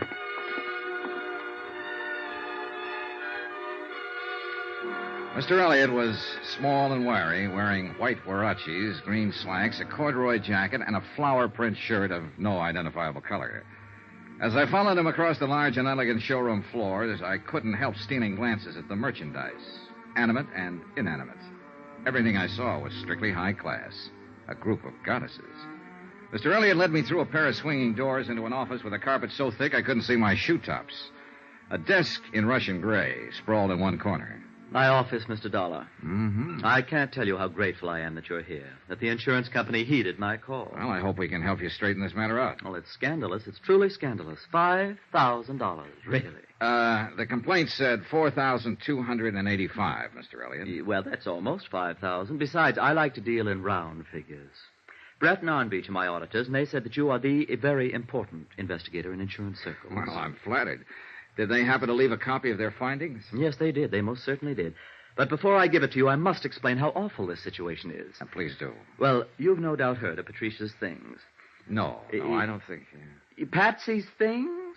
Why, of course.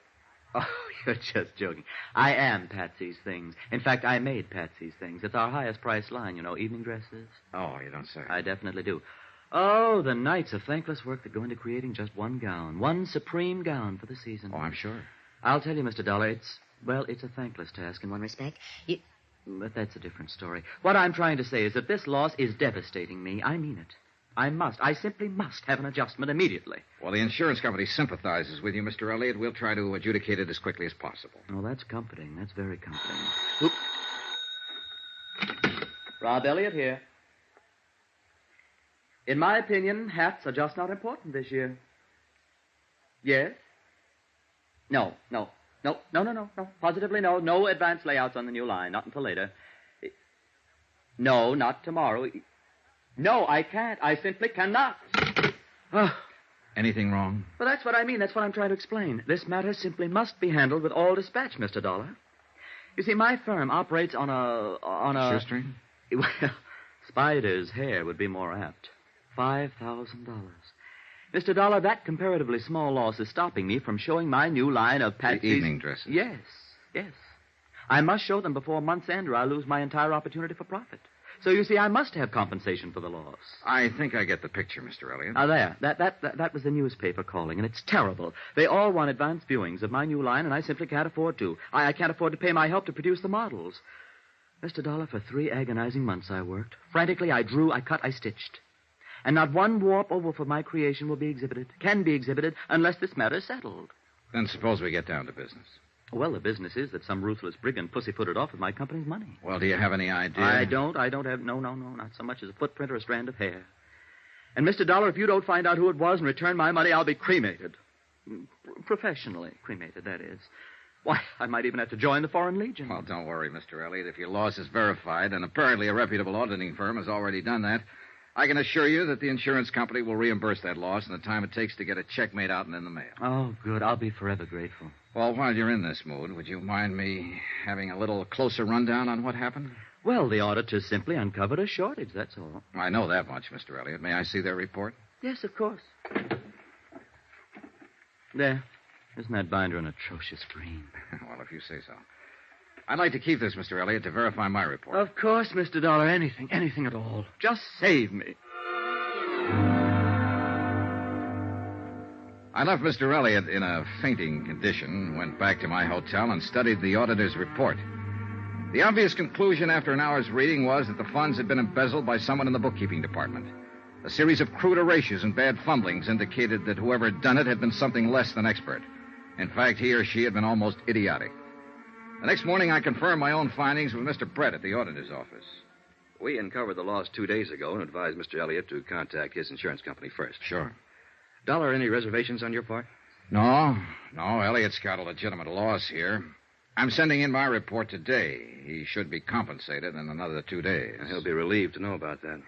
I know. I met him. Well, what's your next step? Well, we'll pay off Elliott so he won't have heart failure. But, of course, we'll try to make recovery. I noticed the losses were in book series F6 through G10. Yes. Did you talk to personnel over there at his place? Mm-hmm. A fellow by the name of Forbes handled that series for them. In the accounting office, of course. Oh, yes. Been with Century Styles for 5 years. Where is he now? He's still there. Huh? Mm-hmm. I thought it was kind of funny, too. A fellow pulling a crude job like this and not trying to run out. No, he's still working for them. Well, maybe he isn't the one at that. Forbes was in charge of those books. I don't see how it could possibly be anyone else. No, neither do I, Mr. Brett. May I use your phone? Oh, sure. Help yourself. I noticed all the money was stolen in the last 4 weeks. Yes. You'd think he'd at least have strung it out. Greedy, I guess. Yeah, I guess so. Hello. District Attorney's office, please. My name's Dollar. I want to talk to someone about a warrant. Embezzling funds, grand theft. Oh, hold it, please. Forbes. What's his full name? Sheldon Thomas Forbes. Thanks.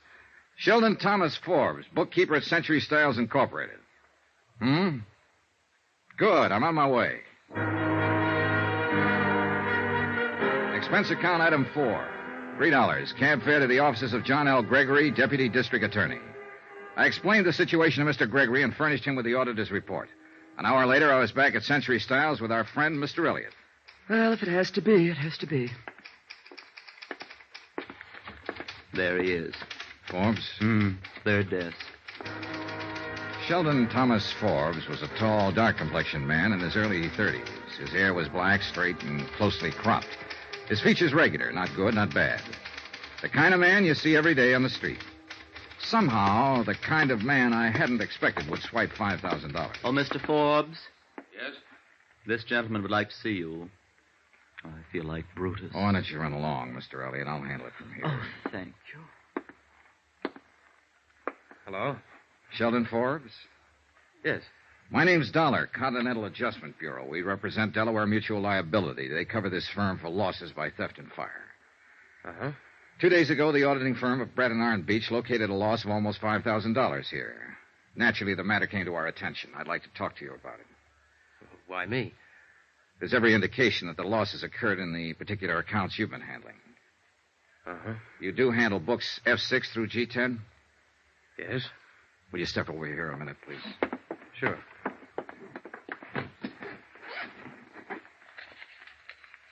Would you look at this, please? Your figures? Yes. Your handwriting? Mm-hmm. Your entries and your initials? Yes. Well, what do you have to say? Nothing.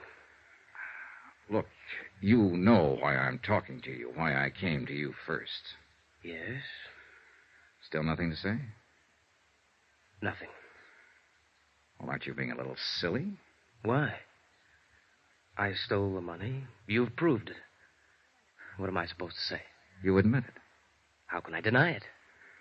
Okay, we've got that much covered. Well, look, my company's interested in recovery of $4,285. Do you understand? I think so. Oh, now, Forbes, come to your senses. What do you want to do? Go to jail, or do you want to give the money back? Oh, that's funny. Oh, no, I don't think it's funny. I doubt if you will. I've got 16 cents in my pocket. Will that help? Where's the money? I haven't got it, Mr. Dollar. You'll have to take me to jail. Shall we go? Okay.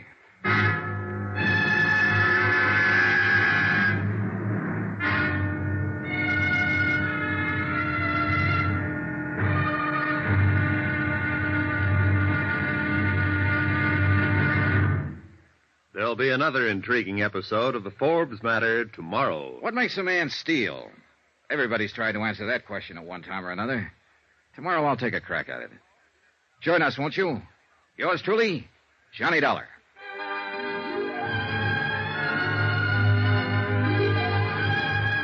Yours truly, Johnny Dollar, starring Bob Bailey, is transcribed in Hollywood. Written by John Dawson, it is produced and directed by Jack Johnstone.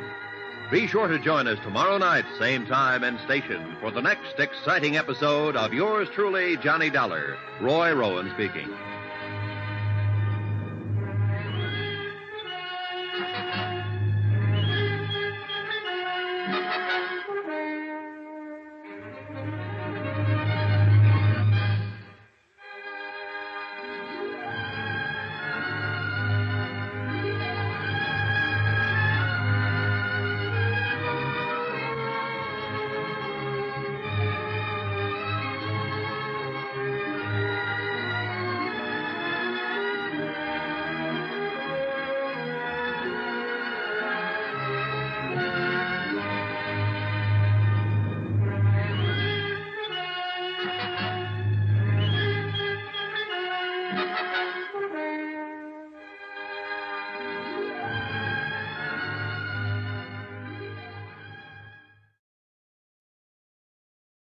From Hollywood, it's time now for... Johnny Dollar. Rob Elliott here, Mr. Dollar. Century style? I know, Mr. Elliott. How are you today? Terrible, Mr. Dollar. I feel terrible. I'm calling from the district attorney's office. You there about Sheldon Forbes? Yes, I had no idea I'd have to act. They want me to sign a complaint. Well, that's pretty usual, Mr. Elliott. Forbes admitted taking the money from your firm. He's guilty as charged. You're the injured party. They want to get on with the prosecution. Oh, dear. So you do whatever they say, Mr. Elliott. Well, will it affect my payment at all? Payment of the claim? No, not a bit. Your check's on the way to you right now. Oh, that's a relief. Now, how about you? Are you going back to Hartford? Should I thank you now? You can thank me, but I'm not going back. What? My job's just beginning. I have to recover the money for the insurance company.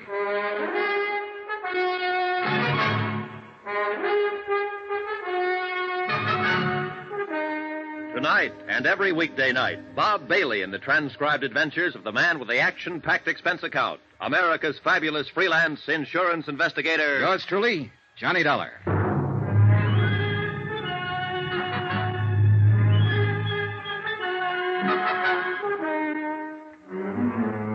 Expense account submitted by Special Investigator Johnny Dollar to the Continental Adjustment Bureau, 418 Elizabeth Avenue, Hartford, Connecticut. The following is an accounting of expenditures during my investigation of the Forbes matter theft of nearly $5,000. Expenses continued. Item 4, I think it is, $10, deposited on a rented car.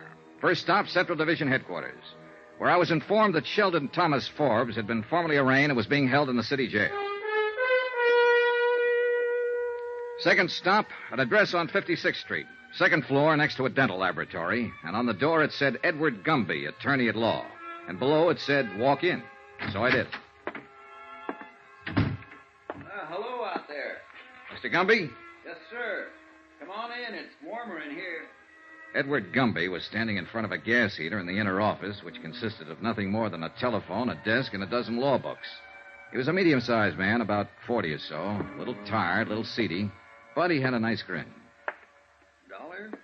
Dollar? Yeah, that's right, Mr. Gumby. You don't know me. I'm with Continental Adjustment Bureau, representing Delaware Eastern Liability in this Forbes matter. Oh, yes, of course. Understand you're representing Sheldon Forbes, is that right? Well, I don't know whether it is or not, Mr. Dollar. I happened to be in magistrate's court this morning when Forbes was arraigned. I took him on because he didn't have counsel and the court appointed me. I don't know whether he took me on or not. Sit down. Oh, thanks.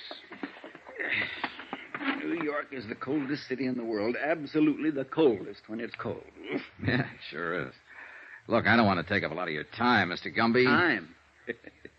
I've got time, boy. That's all I've got. What's on your mind? Your client, mostly. He's admitted guilt. But, of course, we're interested in recovering the money he stole. $4,285. Yeah. Well, I can't blame your company for that. Well, prosecution could probably be stopped if we made recovery. Sure. I thought I'd tell you this in case you had any influence on Forbes. Well, I appreciate that, Mr. Dollar. It's very understandable. But as I say, I was court appointed. I really haven't talked to him yet. So I'll have to confess I don't have any influence with him at all yet. Struck me as a nice sort of chap. Mm-hmm. Don't quite get it myself. Probably an explanation for it. Married once, I understand, and widowed right after the war. He worked for Century Styles about 5 years. Have you talked to the police yet? No. I understand they're going to work on it today. Maybe they'll have a little more information for you about the recovery. probably find the money in an old sock or something like that. That's the way these things generally run, you know. I agreed with Mr. Gumby. That was truly the way these kind of cases usually ran. And I was a little surprised that afternoon when I spoke to the officers at the city jail. They reported that a complete search of Forbes' apartment and automobile unearthed nothing like the missing money. They further reported that they had found no reliable evidence of any material possessions that the money could have been spent for. My next stop, city jail.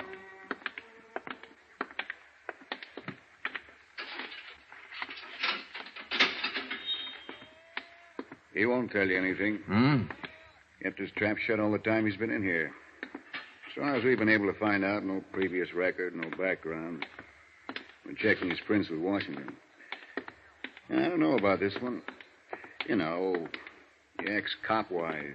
Know what I mean? Won't give a police officer the time of day. That means he could have been in before. On the other hand, it could mean he's just scared. That, too. Well...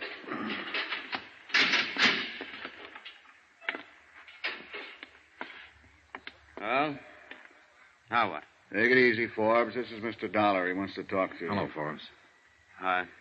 See you later, Dollar. Yeah, thanks, Sergeant. Just give a yell when you're finished. Right. They treating you okay? Swell. What do you want? I want to talk to you. Well, I don't want to talk to you. I don't want to talk to anybody. Why not? I just don't want to see anybody. That's all. Now, you're acting like a baby, Forbes. You'll have to talk to somebody. Don't lecture me, Mr. Insurance Investigator. I've had all the lectures I want. From myself. I don't know why you're here. I thought we settled our business yesterday. The whole thing's just a technicality. I've been arraigned. They've got my confession. I'll go into a court, and they'll give me the business. What are you doing in here, anyway? Swell day to be outside. Yeah, it is. Want to smoke? Oh, thanks.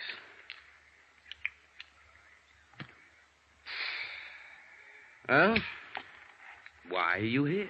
To help you out of this mess, if you'll let me. That's funny. Not a bit. Why should you want to help me? Well, it's not because I have any use for you, mister. You're nothing to me but a guy who stole a pile of money. My job is to get it back. $4,285. Oh, that's... Yes, that. Now, how about it, Forbes?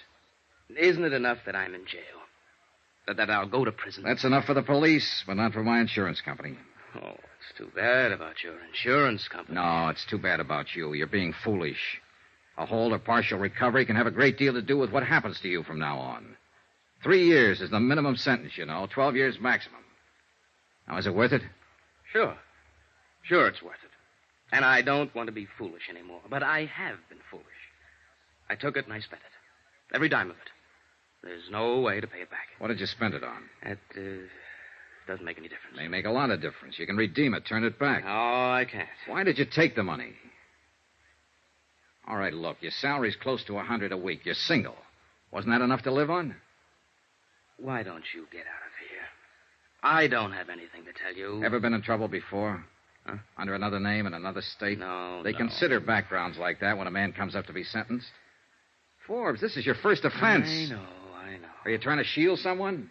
Why don't you go away? Have you been trying the market? Did you gamble it? No.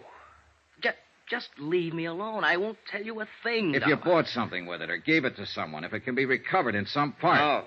No, I tell you. Just go away and leave me alone. I'd like to. Believe me, I would. You're a thief, Forbes, and you're going to get what's coming to you, but I can't leave you alone. Listen. No, you listen to me. If I don't get the information I want from you, I'll get it elsewhere. I'm going to be very honest with you. Eastern Delaware wrote a comprehensive policy on Century Styles promising to indemnify them in full for every loss caused by fire or theft on their premises. In case you didn't know, Forbes, an insurance company won't take the word of some guy sitting in a jail cell feeling sorry for himself where there's cash to be recovered. Now, you swiped it within the last month. You have something to show for it somewhere, somehow. Whatever you spend it on, or whoever you spend it on, remember that money is the same as stolen property. A car, a diamond ring, or something. Now, if you give it to someone or spend it, when it wasn't yours, it's still redeemable, and we mean to redeem it. All right, now, what do you have to say?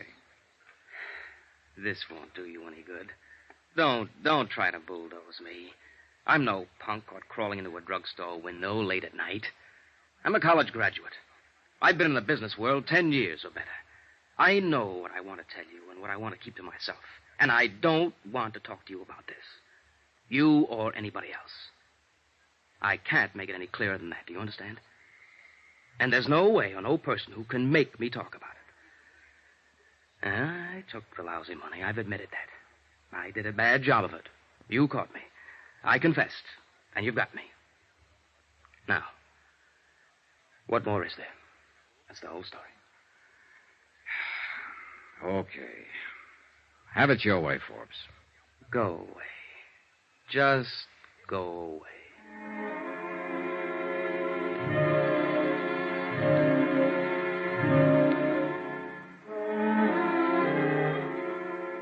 On my way out, I saw his attorney, Edward Gumby, on his way in to see Forbes. I waited around the sergeant's desk. Accidentally, on purpose, I glanced at the admitted visitors register. Only 2 people had contacted Forbes since his arrest, Gumby and myself. That struck me as odd. A glance at his folder named no close relatives, named no one, in fact. I was thinking about that when Gumby came out from his visit. Gumby looked worn out. Hiya. Hi. How'd you do? Not so good. Hey, tell me something. He asked you to contact a girl or anyone? Nope. I don't think he has a girl. I don't think he has anybody. You want some coffee? Yeah, good idea. We slushed across the street and found a diner. Expense account item 5, 42 cents. Coffee and sinkers for Ed Gumby and myself. I think you're going to strike out, Dollar. I already have. And I think I have, too. Huh? You know what I've been talking to him about in there all this time? The same thing as you, restitution. But he won't open his mouth about it. He did say one thing, though. He wants me to waive a jury trial and go up for sentencing. What? Yeah. Plead guilty and take it. He's sure to get at least 3 years. What can I do? Yeah. Got any ideas? Oh, I've got a lot of ideas, Dollar, and all of them make me sick inside. That boy's not a criminal. He took that money because he was desperate about something. You know that from the awkward way he took it. He spent it on something, and he won't talk about it. But now he's about to ruin his whole life, in spite of what you or I or anybody else tries to do for him. All he has to do is give back the money or promise restitution or call up a friend and borrow it. With his clean background, the court would listen to a mercy plea. You told him all this? I told him. I told him and you told him, and what does he do? He waives his right. I tell you, I'm going to hate to file this waiver, but I've got to do it. Yeah, how you feel? More coffee? No. No, thanks. Dollar, you know what Forbes is? What? He's something I call a calendar job. Calendar job? 33 years old. Now think about that. Born with one war just ended. Raised in a depression, and then bango, another war. You might say the first 25 years of his life, nothing but war and depression, or the effects thereof. A calendar job.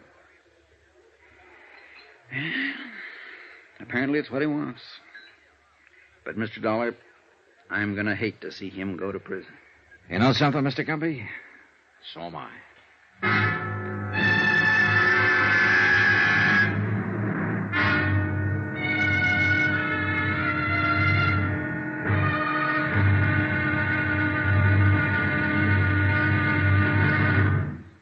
There'll be another intriguing episode in our story of the Forbes matter tomorrow. Tomorrow, a sudden twist in the case that throws all the usual theories right out the window. The unexpected. Join us, won't you? Yours truly, Johnny Dollar.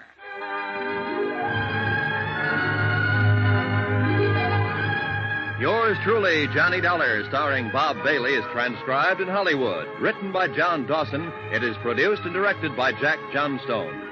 Be sure to join us tomorrow night, same time and station, for the next exciting episode of Yours truly, Johnny Dollar. Roy Rowan speaking.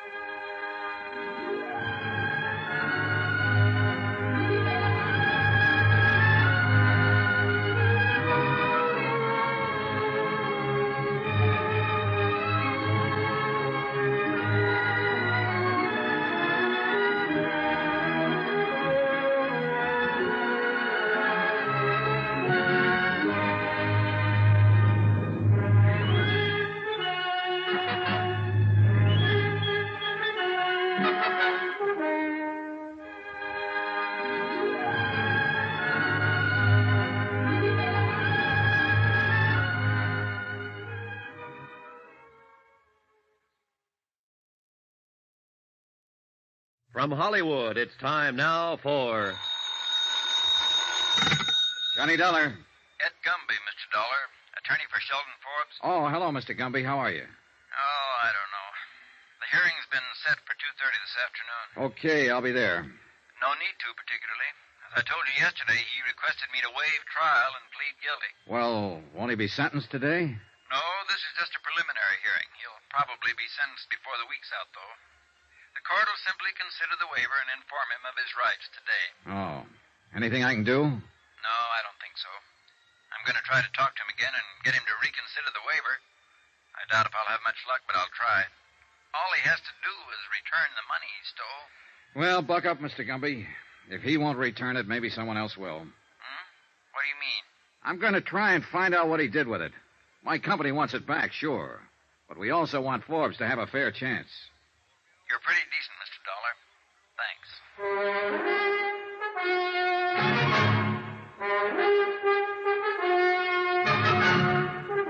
Tonight and every weekday night, Bob Bailey in the transcribed adventures of the man with the action-packed expense account, America's fabulous freelance insurance investigator. Yours truly, Johnny Dollar.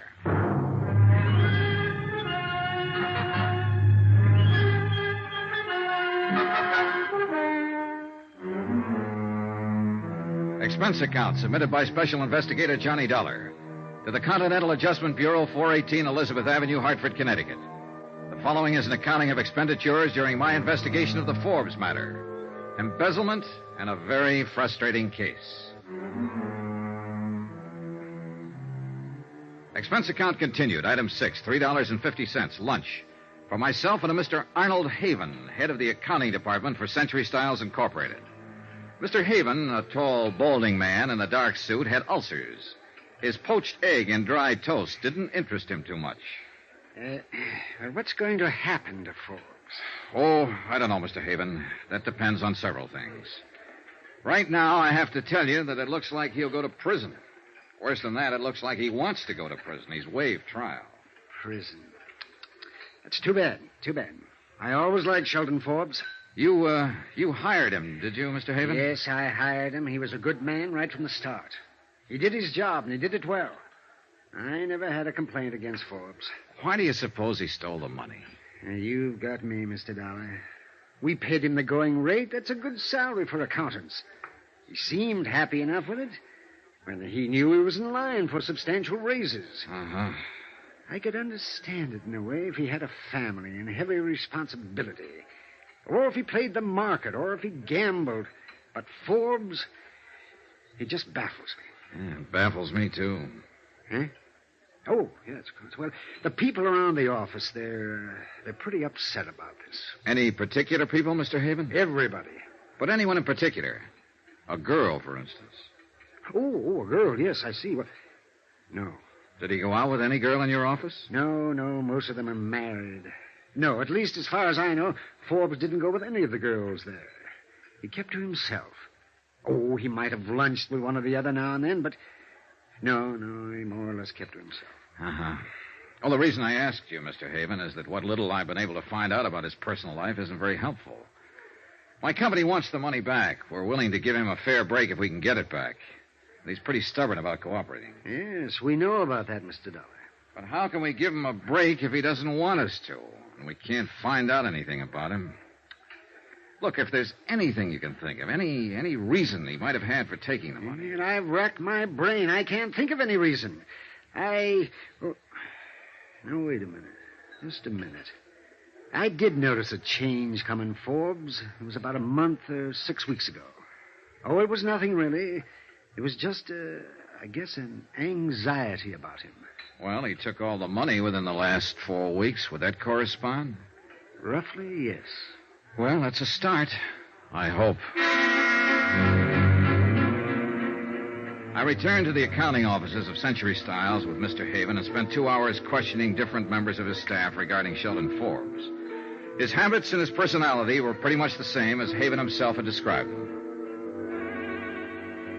Expense account item 7, $4, gasoline. I put a tank full of gas in my rented car and went over to an apartment on 59th Street where Sheldon Forbes had lived. According to the penciled note above the first door to the right of the entrance, Mrs. Anastasia Konopka was the manager.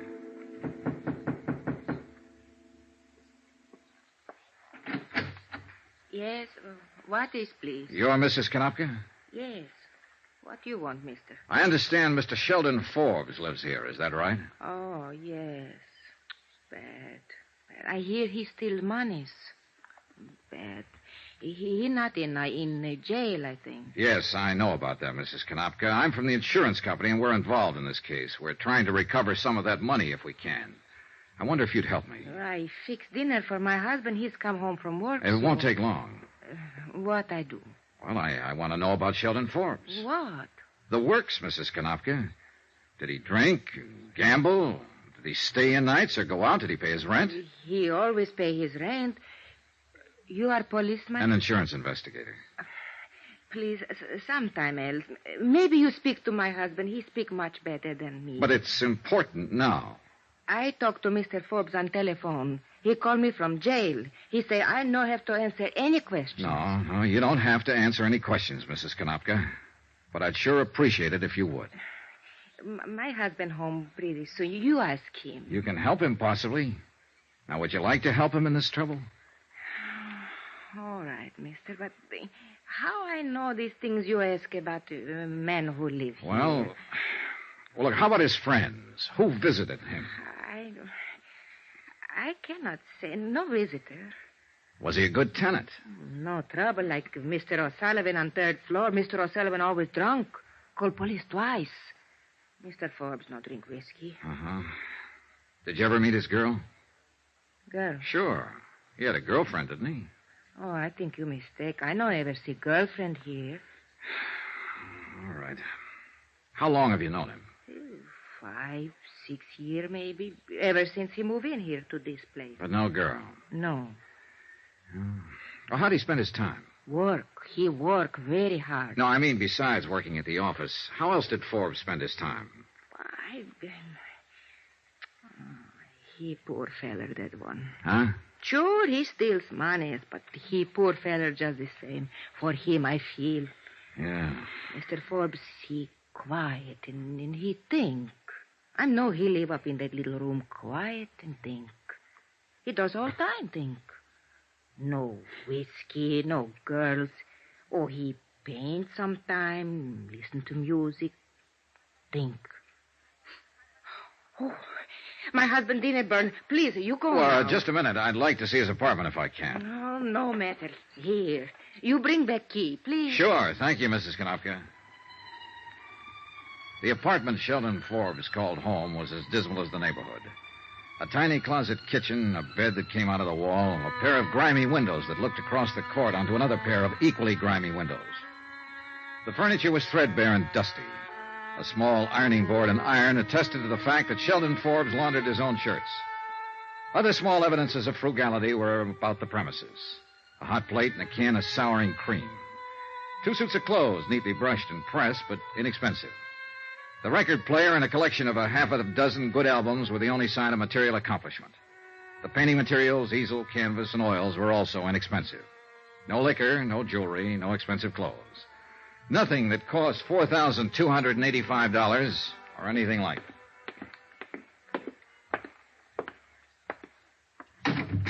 Oh. Here's your key, Mrs. Konopka. Thank you very much. Thank you. I thank you. Well, what you think?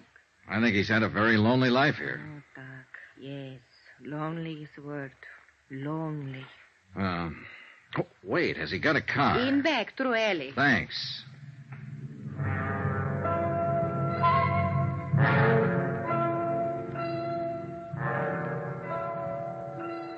It was a Ford, vintage of 1946, tightly locked up.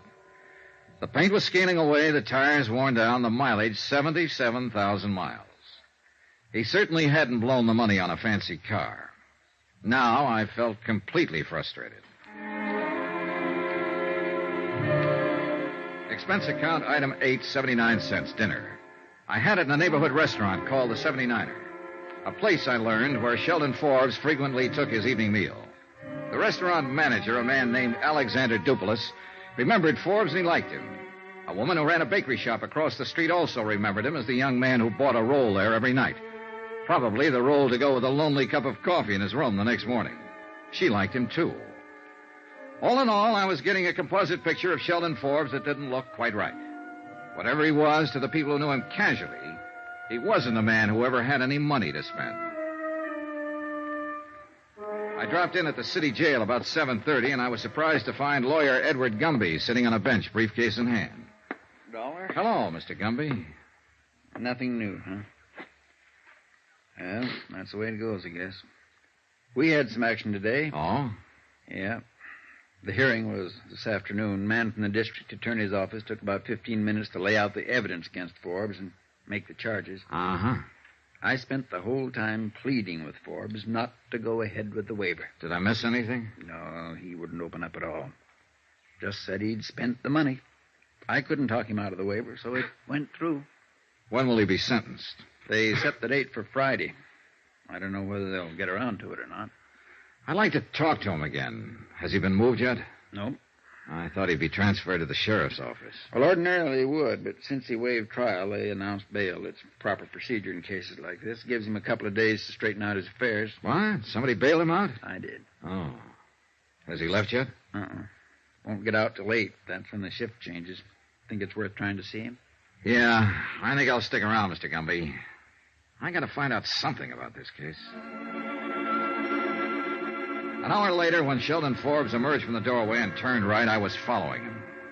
When he caught a cab and headed uptown, I caught one and stayed right with him. When he got out at the Empress Theater and walked around to the stage door, I was standing by the alley entrance. 10 minutes later, he came back out, hailed a cab. Once more, I followed. This time, I followed him to his apartment on 59th Street. I waited 15 minutes before I went in.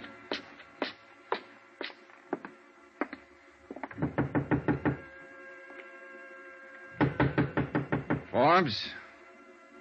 Forbes? Hey, Forbes, it's me, Johnny Dollar. I want to talk to you.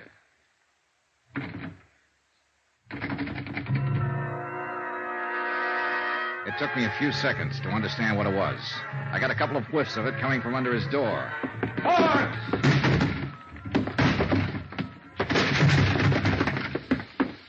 The room was acrid, stinging with gas fumes, and Sheldon Forbes was stretched out on the floor of his 6-foot kitchen.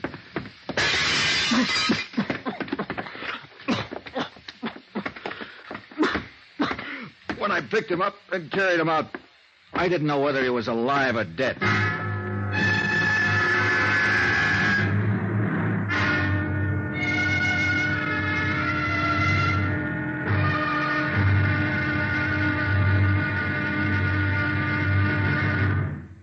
There'll be another intriguing episode in our story of the Forbes matter tomorrow. Tomorrow, a switch in the case that starts a real chase and a race against time.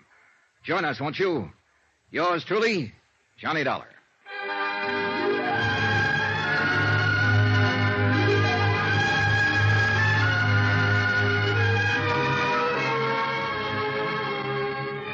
Yours truly, Johnny Dollar, starring Bob Bailey, is transcribed in Hollywood. Written by John Dawson, it is produced and directed by Jack Johnstone. Be sure to join us tomorrow night, same time and station, for the next exciting episode of Yours truly, Johnny Dollar. Roy Rowan speaking.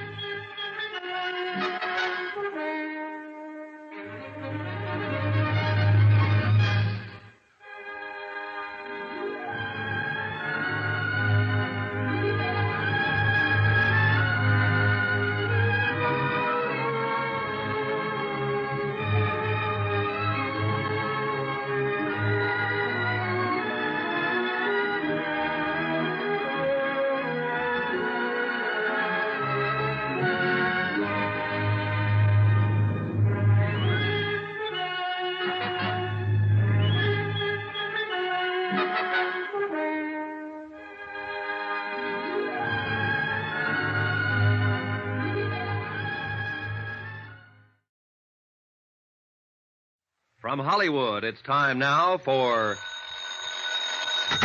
Johnny Dollar. This is the police operator. Are you the party who called for an ambulance? Yes, didn't you get it? It's on the way, sir. I'm calling to verify the circumstances. Attempted suicide by gas. Yes, sir, we have that. The victim's name? Sheldon Forbes, Forbes. Forbes? And your connection, sir? Relative, perhaps? No relation. Insurance investigator. I just found him. Will you please remain there until the officers arrive? Are you kidding? I asked you, Oh, well, Thank you very much.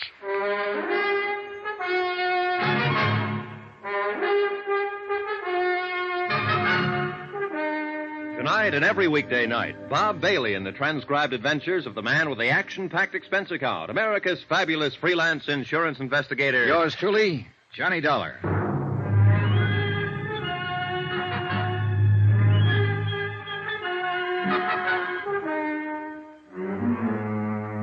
Expense account submitted by Special Investigator Johnny Dollar to the Continental Adjustment Bureau, 418 Elizabeth Avenue, Hartford, Connecticut. The following is an accounting of expenditures during my investigation of the Forbes matter.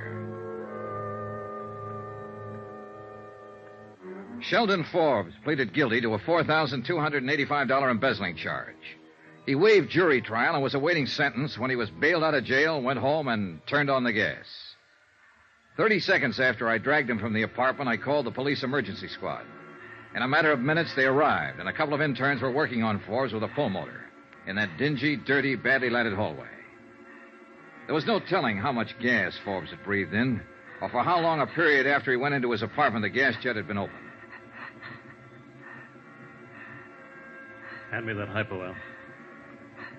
Thanks. Swab. Okay.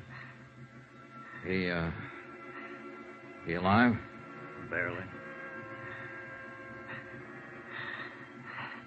You the fellow who found him, mister? Yeah. Hard to say what can happen on these kind. That shot I just gave him should produce some reaction. Hmm. This your place? His. You know who he is? His name's Sheldon Forbes. Nice-looking guy. Al, I'll need that. Yeah, thanks. I think we're getting somewhere now. Hey, look, can I help? No. Al, you better hand me one of those, too. Liable to be pretty sick if... Oh, hey, good. He's catching on. Yeah. Let's have a little increase, Al. Up it just a little. Okay. Hold it there.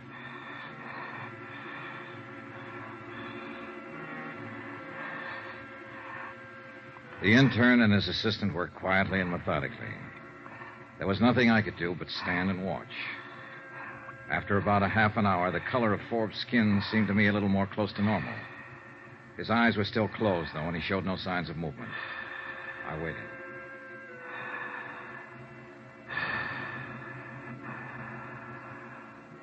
Okay, Al. You can kill the pulmotor. Getting some pulse now. Respiration, too. Will he make it? It depends, mister. If he has any kind of heart condition, it'll be tough. We can tell more when we get him into a hospital. Nothing more we can do for him here. Okay, Al. Have the boys load him up. Let's get out of here.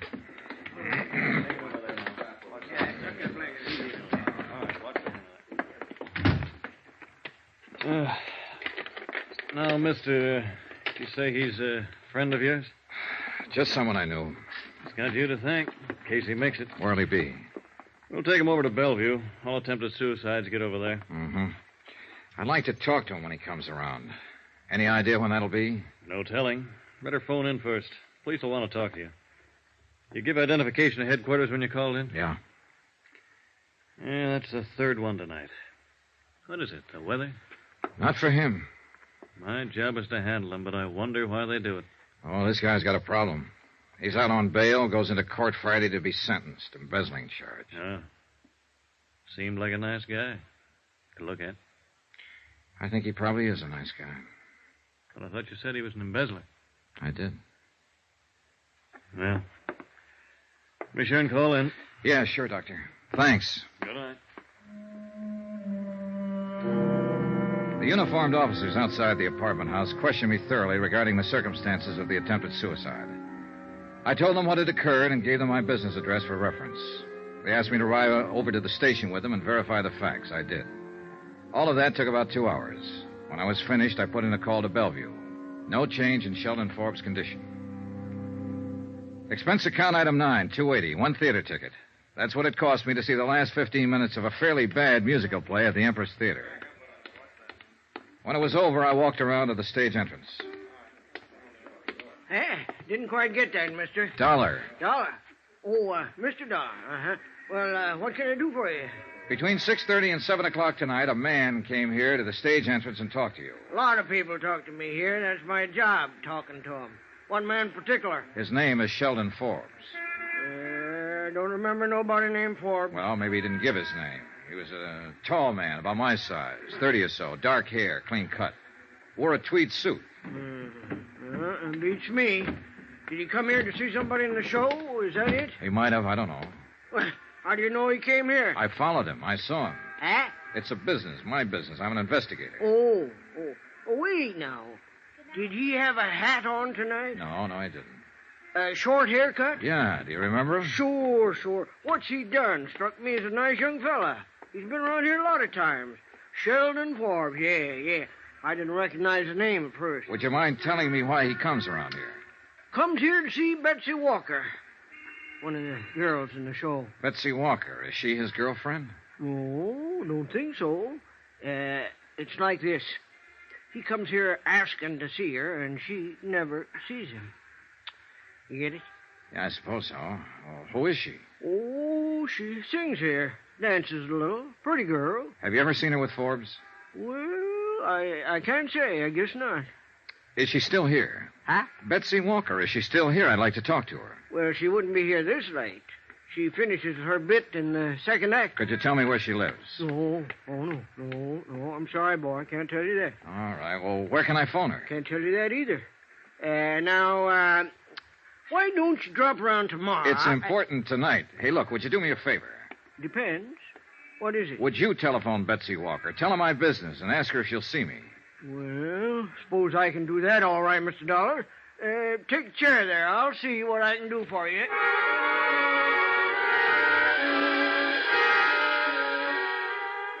The doorman did all right. Expense account, item 10, $2.65, cab fare. I gave up my rented car and had the cab driver find the address Betty Walker had given. It was a rather nice apartment in a rather nice part of town, and was almost 1 a.m. when I got there. She met me at the door, wrapped in a chenille dressing gown with cold cream on her face. Miss Walker? You must be Mr. Dollar. Yes. Now, just wait a minute. Do you mind if I see some kind of identification or something like that? Oh, no. Yeah. Hartford, Connecticut. Oh, you'd be surprised at some of the things some men will try. Come in, please. Thank you. I didn't quite understand Frank on the telephone. Frank? Oh, the doorman at the theater. Yes. I didn't know quite what to make of it. Goodness, are you really an insurance detective? Yes, and I'd appreciate you letting me see you tonight, Miss Walker. Sit down. Can I fix you a drink? No, thanks. Frank mentioned something about Forbes. You're here because of him? Yes, Miss Walker. I understand that you know Forbes. No, not exactly. That is. There's some reservation in the way you say that, Miss Walker. You know his name. Yes, I know the name. Can I ask you what this is all about? Routine investigation. I'm curious. How did you get my name? How am I connected with Sheldon Forbes? That's what I'd like you to tell me. Well, first about my name. Forbes was at the theater earlier tonight asking for you. I understand he's been around there quite a bit. Yes. I really don't know how to tell you this, Mr. Dollar. I've only seen that man once in my life, honestly. He's really quite impossible. Oh, dear, this is so embarrassing to try to explain this. Maybe I can save you some embarrassment then, if you'll answer one question. Sure, why not? Did Sheldon Forbes ever give you any presents? Yes. What? Well, that cigarette box on the table there. And the lighter to go with it. Tiffany's. Pretty, aren't they? Yeah, very. Also expensive. What else? Well, let me think. Oh, no, that wasn't from him. Oh, that was the lamp over there. Mm-hmm. And a fur stole. May I see it? I'm afraid I gave that away. You did? I gave it to my kid sister who was visiting me last week. I already had one. Oh, I see. What else did he give you? I think that's about it. Except for orchids that used to come every night. 12 orchids every night for the last month. You only saw him once, and he gave you all these gifts? Dear, I know how that must sound. Look, it started a month or so, I guess. I got a card in my dressing room one night asking me to dinner. It was signed Sheldon Forbes. So? Well, I'd never heard of anybody named Sheldon Forbes, and I just tore the card up. But every night after that, I kept getting orchids and the card. And then the gifts started to come. The cigarette box first. That's when I saw him. Uh-huh. I didn't even dine with him, Mr. Dollar. We had one drink, and I told him I had a headache. I see. But the gifts still kept coming. Flowers, invitations. I ignored them. I tried to send the things back, and I didn't know where to send them. Some I gave away, and some I've kept. I didn't want his gifts. He was nice, but I just didn't want anything to do with him. When I did meet him, he was so different than what I had imagined. Gee, I've had my share of stage door Johnnies, but this man was...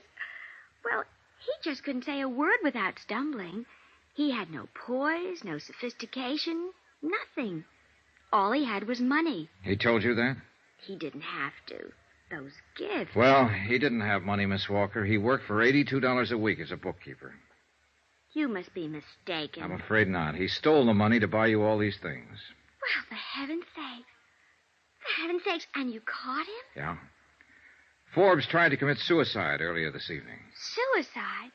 Oh, no. I'm sorry I had to come to you to get this information. He's refused all along to tell anybody what he did with the money. Will he go to prison? I'm afraid so. Oh, but it's crazy. We had nothing. He's just a name to me. He means nothing to me. Yeah. But apparently you mean something to him.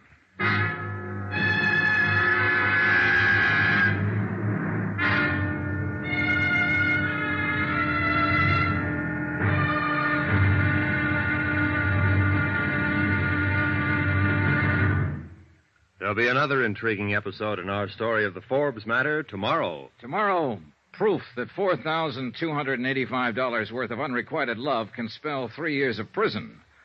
But sometimes there's an angle. In this case, a rather startling one. Join us, won't you?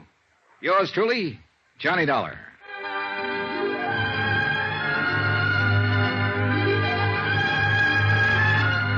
Yours truly, Johnny Dollar, starring Bob Bailey, is transcribed in Hollywood. Written by John Dawson, it is produced and directed by Jack Johnstone.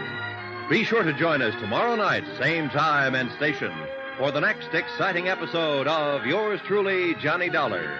Roy Rowan speaking.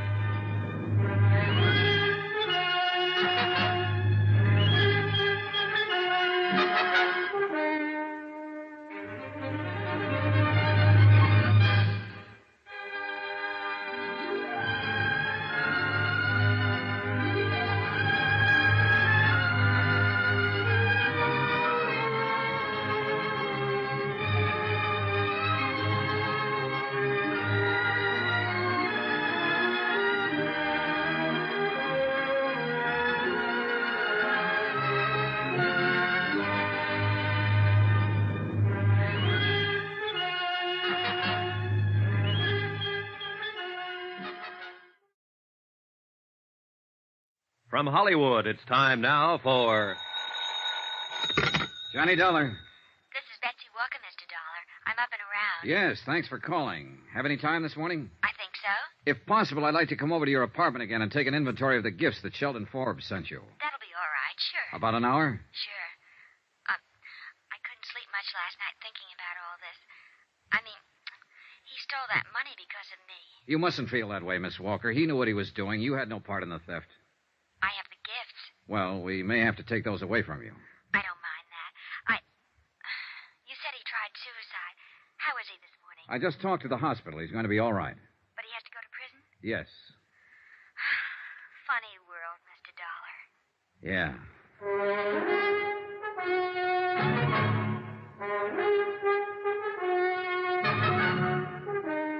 Tonight and every weekday night, Bob Bailey in the transcribed adventures of the man with the action-packed expense account, America's fabulous freelance insurance investigator. Yours truly, Johnny Dollar.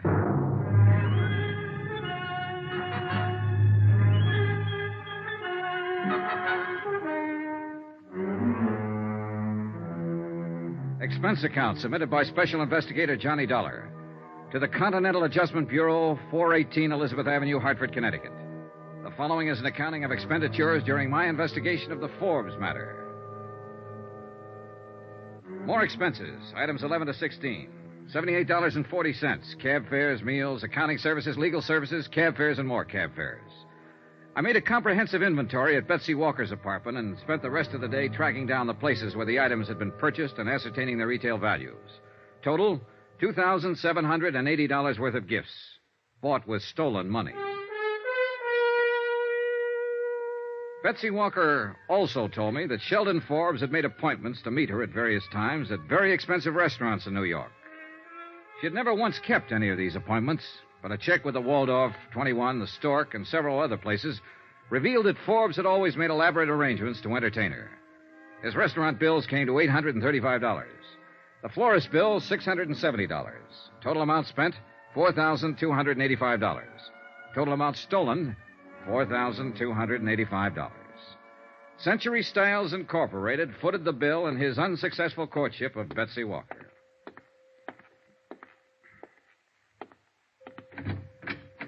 Hello. Hi. Remember me, Forbes? Sure, insurance man. Well, what now? How do you feel? Okay. You saved me, didn't you? I suppose so. Why? Same reason you'd save a man who was dying. You know what I've been doing? What? Answering the questions you wouldn't answer. I met Betsy Walker. What? My job, Forbes. I had to. How did you know about her? I followed you night before last. When you got out on bail, I saw you go to the theater. Listen, you had no right to go to her. You have no right to involve her in any of this. Why didn't you think of that a month or so ago? It's the company's money you've been spending on her. I had every right, as unpleasant as it is. I suppose she knows all about me now. That's right, all. Boy, I sure must look like the prize sucker of all time. Must have handed her a laugh. She didn't think it was one bit funny. And Forbes, I don't think it's funny either. Then what are you standing here for, lording it over me? I'm not doing that at all. I'm just here to let you know how things are at the moment. All right. How are things? Well, first off, we took back all the gifts you gave her. Dirty skunk. Don't get mad at me, Forbes. Get mad at yourself. I didn't steal the money and try to impress her. You did. Why didn't you leave it alone? What difference does the money make to you? Nothing to me, but it means something to my insurance company. They still want it back. And they'll get as much back as they can. Well, good for that. What do you want now? Your signature. Hmm? I think I traced most of it down. You want to look this over? Go ahead. Those figures about right? I suppose so. I didn't keep track. Approximately? I suppose so. You're pretty thorough, aren't you? We have to be. Will you sign this? No. It'll help to clear up our bookwork a little. What difference does it make now? We've got you cold. Okay. What difference does it make? Give me.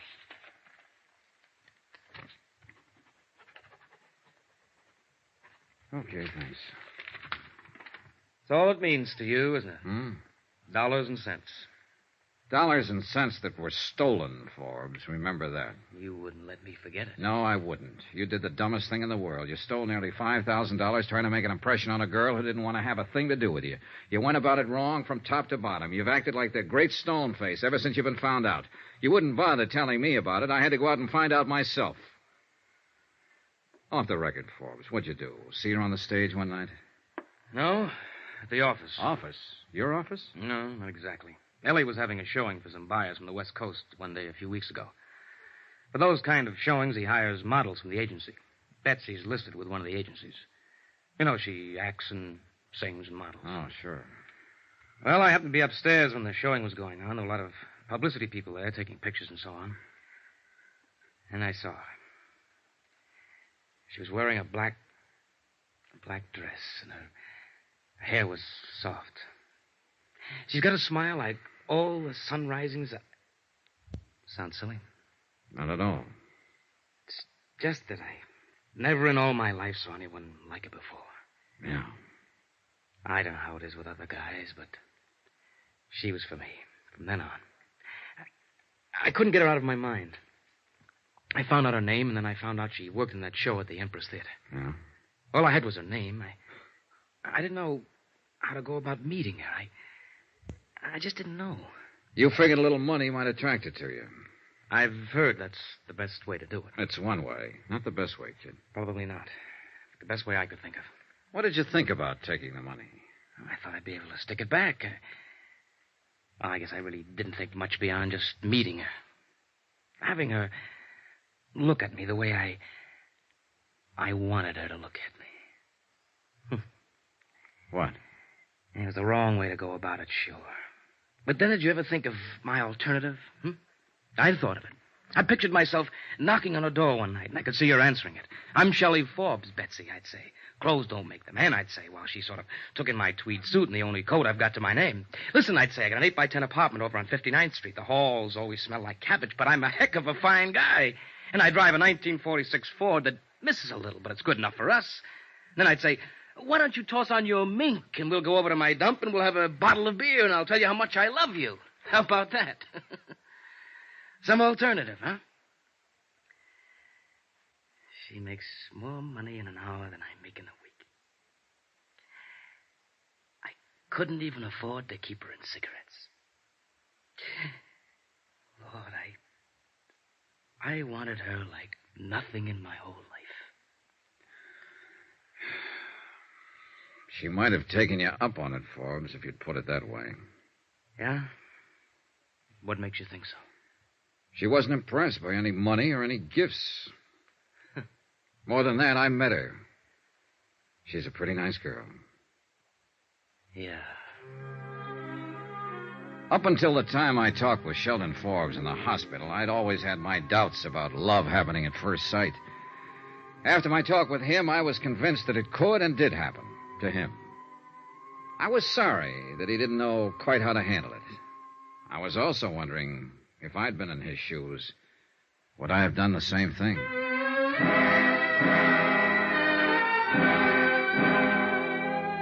Expense account item 17, $4.90. I sent a wire to my home office telling them that the recovery would be in the amount of something like $2,500, obtainable on the redeemable gift items recovered. After that, I went back to my hotel. I was surprised to find Betsy Walker waiting in the lobby. Hello, Mr. Dollar. Why, hello. I was afraid you might leave town. I wanted to talk to you. Sure, you just caught me. I was going upstairs and pack. What is it? Could we have a drink or something? Sure.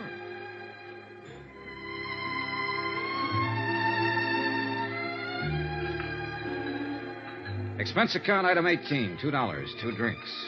For Betsy Walker and myself at the hotel bar. It was midday and there wasn't much action. She sat across from me, ordered an old-fashioned, and asked for a cigarette. Thank you. Sure. What'll happen to him? Forbes? Yes. Oh, he'll be sentenced Monday. They canceled the Friday scheduling because he was in the hospital. He'll go to prison? Yes. Have you seen him since he tried to kill himself? Just left him. I guess he feels awful. Yeah. I told you I haven't been able to sleep thinking about all this. Well, about him, I guess. Mm-hmm. Would he have to go to prison even if all the money was returned? Only half of it's redeemable. The rest, florist bills, restaurants, and so on, just gone. How much does it come to, Mr. Dollar? Short about $2,000, roughly. If you had that money, what would happen to him?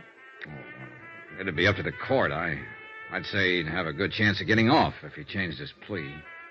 Could I get him to change his plea? I think you could get him to do anything. I want to pay it. You what? I want to pay that other $2,000 for him and get him to change his plea. I'll make up the whole thing. Hey, now, look, Miss Walker, I know your motives might be the best, but you aren't responsible in any way for this man's actions. He stole money because of me. He tried suicide because of me. And now he's going to prison because of me. But you had nothing to do with it, no part of it. You may think I'm 22 years old. I'll be 29 next month. I'm not much of an actress or a singer or anything else. But I've been around this town, and I know my way around. And I met all kinds. Whoever he is, whatever he's done, he's the first man I've ever known who actually went out on a limb for a girl he loved. I'm the girl, and he's the man. You're serious? I probably won't remember his name a year from now, but that poor, stupid, wonderful dumbbell, he doesn't belong in any prison. He ought to get married to some nice girl somewhere. I want to help him get out of this trouble. Can I? Betsy? After all, he's given me something.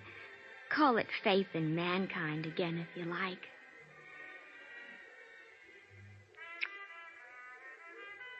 What's the kiss for? What you just gave me, Betsy. Faith.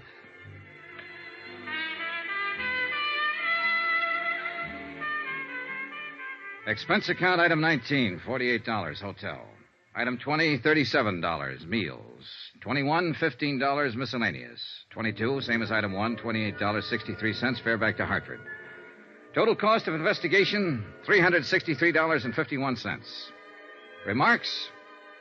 She got Forbes to change his plea. She paid back the additional money. He comes to trial next week. He might get a suspended sentence. Yours truly, Johnny Dollar.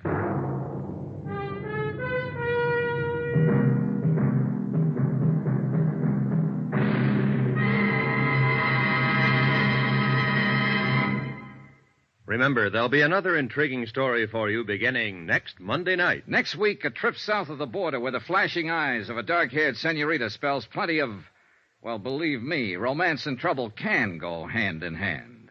Join us, won't you? Yours truly, Johnny Dollar.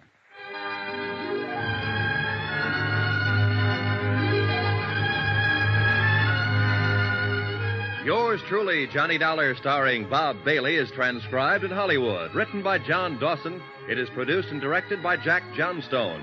Heard in this week's cast were Lillian Baeff, Sandra Gould, Jack Edwards, Herb Ellis, James McCallion, Parley Bear, John Stevenson, Howard McNair, Bob Bruce, and Junius Matthews. Musical supervision by Amerigo Marino. Be sure to join us on Monday night, same time and station, for another exciting story of yours truly, Johnny Dollar. Roy Rowan speaking.